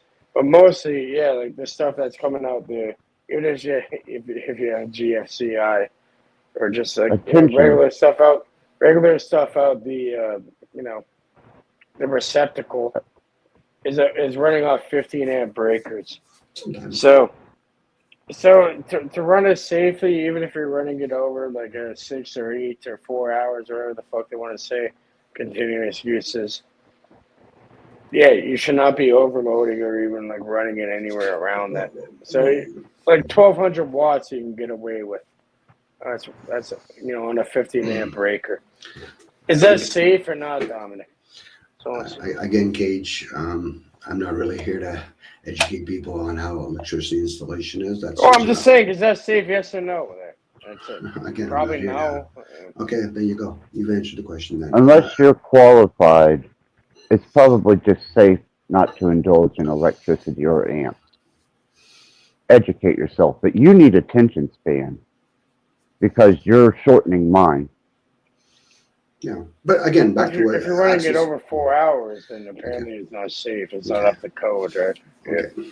So what Axis is axing, and because we want to break it down a little bit, when we're talking about amperage, are we also including, is it grounded? Is there a neutral to it? This is how you can probably harm yourself. This is why some people, they can grab electricity with their right hand and then grab something with their left hand, and it becomes like a series, but it's not crossing the heart in any particular way. It's kind of around the shoulder. So you have to have an input-output. So as Axis is asking how much amperage it would take to kill somebody. It depends on a lot of scenarios. It's not about the amperage, really. It can be, and okay, if you don't want to say it isn't, okay, that's fine. What about the watts or the volts? It's not. It's about the energy, like you said, with the grounding and the circuit being completed. It depends. It depends on where you're touching. That could be on your immune system too. This is where you talk about how to get a cold or a virus. If your immune system is down, it's easy to invade. And of course, you've got to play with the idea. If you want to expand it, you can talk about the sun and the moon. Is it generating? Is it helping fueling you? We're using common themes, and actually just breaking it down. I'm pretty sure you can elaborate if you wanted to, but I get Cage. You want to bring in other things, which is great, but once you start denouncing things, then how do we work with that? I haven't denounced anything. I'm trying to learn more about it, but when I bring it up, you're like, it's not about the amperage. You just said it's not about the amperage. So what part did you miss? Like, are you really hearing yourself? Well, there's volts, there's watts, there's amps. Yes, right? you made it a point. Calculation. We all know about this. Kate, you made it a point to bring in the word watts, which is fine. But obviously, if you're going to add on, but what you did was, well, I don't think it's valid. So maybe we should bring Ellen Watts AI at that point. If you want to hear watts. There you go. Again, and then anyway.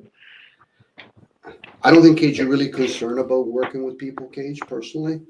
I think people have to tolerate you because I think you tolerate people in your way of thinking that whatever they have to say is either important or So not. they have to tolerate me because I tolerate them. Yeah, Okay, probably well, works now, both now ways.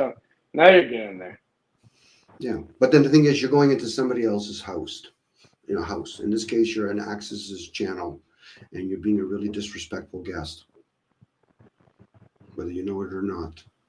Well, Dominic, I was the first one on here, and I've Okay, had. so it's the first one now. It still Well, comes down. It still comes, Cage. Well, Access knows. Time out. Access. Time out. You Time out. here. Cage, again, I hate to say this shit because it sounds like I'm talking to a child.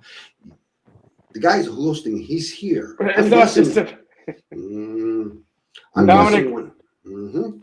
Yeah. Dominic, enough. I know you're gonna say it already before you say do. it. Okay, good enough. So, Cage, then keep it to yourself. Then. That's not really what I meant. You know what I mean? Like you're hearing before you hear the end of what I'm saying is or the beginning Cage, and the end. I'm going to share this with you ever so lightly, Cage. You're really wearing out your welcome mat. Like you're really wearing it out, Cage. I know you're going to continue doing this still or whatever. There is no. Who's the one who embroidered the fucking welcome mats? Who's the one? Where's the factory that's making them? The fuck are you talking Cage, about? Like a half. realize how much there's whatever's running you like a puppet on a string is going to fuck with you for a long fucking time. And that's okay, fine. welcome to reality. What about Okay. you? Okay. Well, again, Cage, I don't think it's about me when it comes to you, Cage. It's always about you. All right, middle management, lower management. See, What there about, you go. What about See, beyond the management? there's the one I want to know. You do not. What about the beyond the management, bro? Come on. We ain't playing like these little child games and shit, bro. Again, violating a different Axis's channel. Take it up to the fucking PR, public relations, fucking people. I'll tell you about. Make a Cage, TikTok. what are you about it. concerned about, Cage? Obviously, I'm nobody to you, Cage, and I would hope you would keep it that way. But obviously, you like to be to entertain, amuse.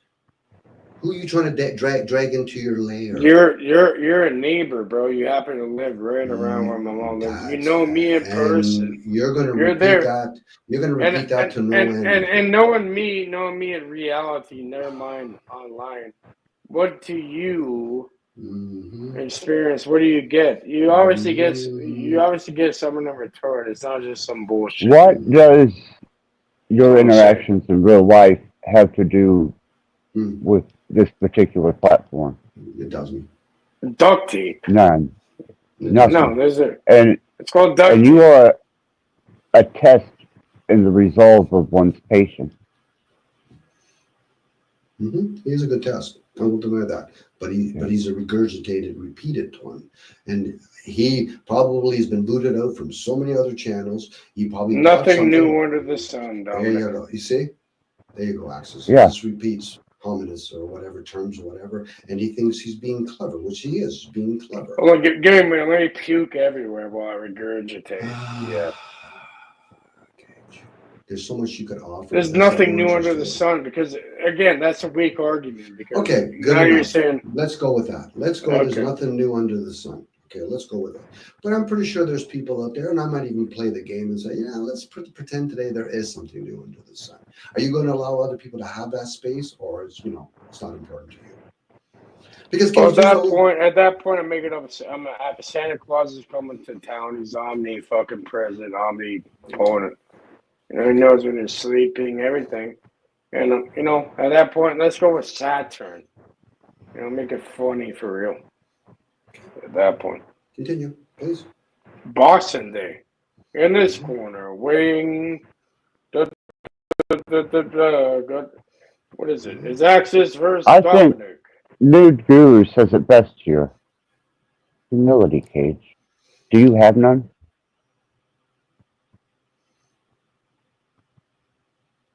No, I do it to the point where I'm not just gonna. I could just shut the fuck up and go along with it. That's easy. I don't know. Something inside of me says not to do that, and hopefully have a good conversation. Some forward moving. And that's important to you, Cage. No, that's really important to you. It is. conversation. It definitely is. But at the same time, you'll go to channels where you know knowingly it might not be at your pace, and you're going to try to accelerate it. You're like that adult that's trying to tell a child how they should build a sandcastle, opposed to no, just sit back, let other people play at their level, whatever that may be. And you might have to wait fucking 3 hours before you get something that's of importance to you, but that's not important to you. Yeah, but dumb. Like I understand that, and I'm very, very aware of that, and that's why I'm always here. Okay. Yeah, but Like, you're it doesn't. It always doesn't. you're There's always no. There's no disrupting. issue. That's fine. Maybe that's you No, can't what do you mean have it's it. fine? Hold on, time out. You can have You're the saying, sweet and hold on. sour. You can have your Hold cake on, and eat hold it on. too, If but I said I was disruptive, you could say, I'm fine. saying- We're talking about you right now. I'm talking about you. You're disruptive, Can regardless you of not what say you that? offer. Have you ever been Again, disruptive Cage, before in a I'm conversation? pointing out something to you because that's All right, but important. now you're making it about me, right, Dominic? Because you always make it about you, Cage. Every time you disrupt, fuck, it's about you. All It's right, never so I'm asking. Let's make it about you for a second. No, and Cage. be I wish honest you would just take and, a break from you for have a you? while and But I'm let saying, things have organic. you Cage. ever made it Here's the and done this noise stuff going in your on own and interaction before? on and on and No, on never. Right? and It's always on someone else and doing on. it. Sorry, Alexis, Cage, I got to play this rhetoric. On and on and on on and and on. on That's what and you're doing on. all the time. You don't On allow other and conversations more times than not to organically just fucking grow. You can't be a participant by being quiet. You feel as though you need to be the fucking focal point, and regardless if there's 2 people there or a fucking on 100 and people on. there, you've been You might over. have to be a fucking child with your on and on stuff, Dominic. Okay. You're gonna love Of this course I'm shit, being don't a you? child. Of course I am, and I know when I'm fucking playing the role. It's not the first fucking channel you've ever been on to, and people have asked you numerous of times politely, Cage, just put it aside. But you don't. You got to go on. On and on. Huh? And then when it's not important, you hang out with all your cronies and you say shit like it's waffle, it's nonsense, because you have this, you like to talk down to fucking people on a regular fucking basis. You're inconsiderate to other fucking beings. Completely. You might think I might have something. Yeah, you give a little bit of fucking nickels and dimes, and then you slap him in the back of the fucking head with your fucking compliments by saying, "Oh, that's stupid, that's nonsense, that's useless," and then you parrot fucking people. Don't do Cage. No, absolutely not. There you go. There you go. There's the gangster in him now. Yeah, that's not going to fly, Cage. I will definitely remove that. And you, no noise. But he'll continue. I said on and on. Oh, well, he'll continue. That's just the way it is. And he's not the only one that does that. Fucking me having to fucking do this, I am that. Also, you know something? Axis, Rebecca, sharing some conversation. There's the giggle right there. Right there.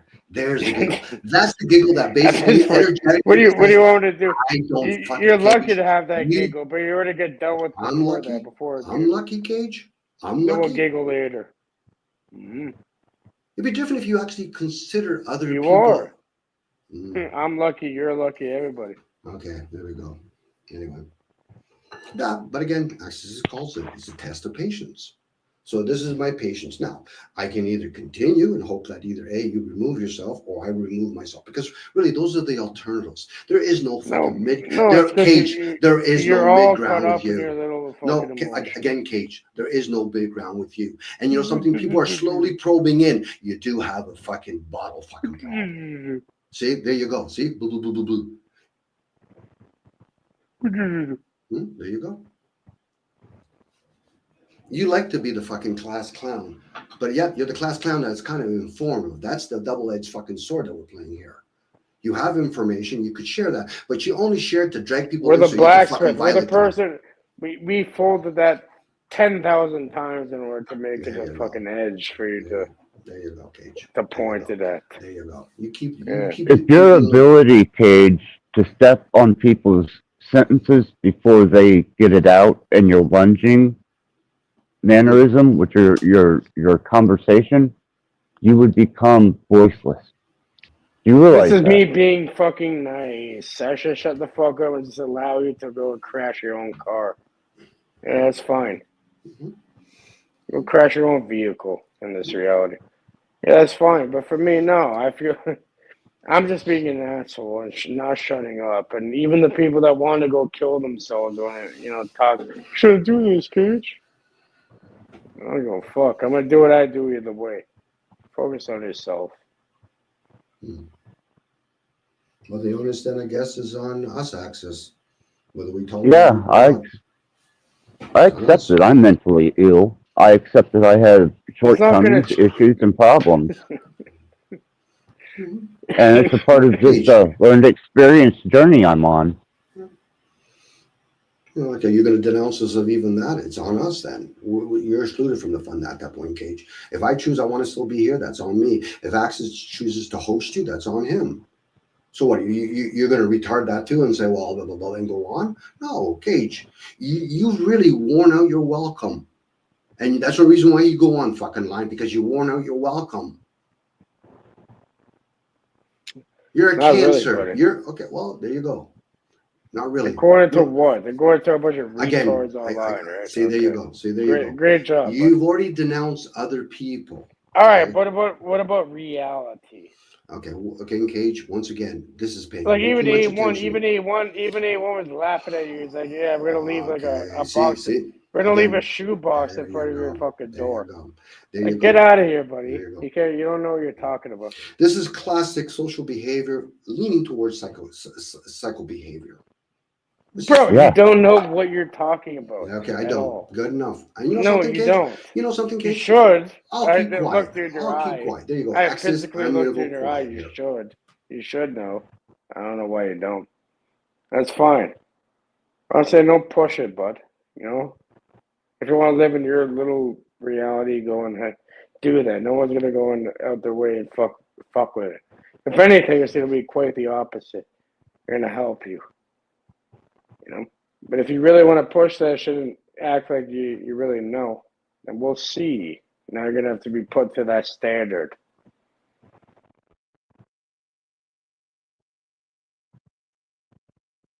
Do you feel that you're exempt from such things? I've been in this shit fucking before I was even born. There's no fucking Have stopping you? that shit. Yeah, bro. Really? Luckily, I wasn't Because luckily. when you're tossing out threats, make sure that you are in complete control when you do such a thing. It's not a fucking Lest threat. you find yourself a victim. It's not a threat. I never once threatened anybody with anything. Tell me how I threatened somebody.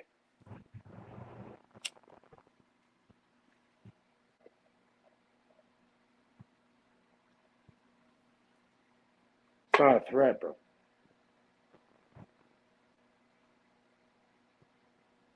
Being dealt with and your mannerism is a threat.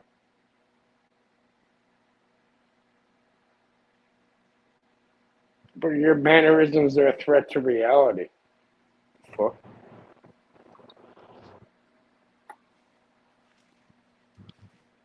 Or the fool.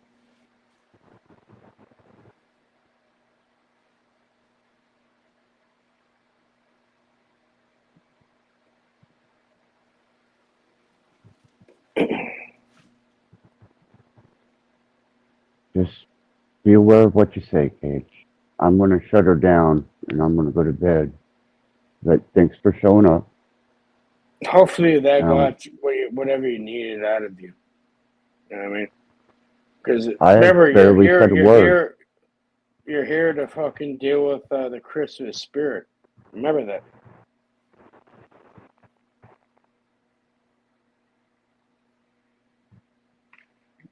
It's not verbatim. What'd you say again?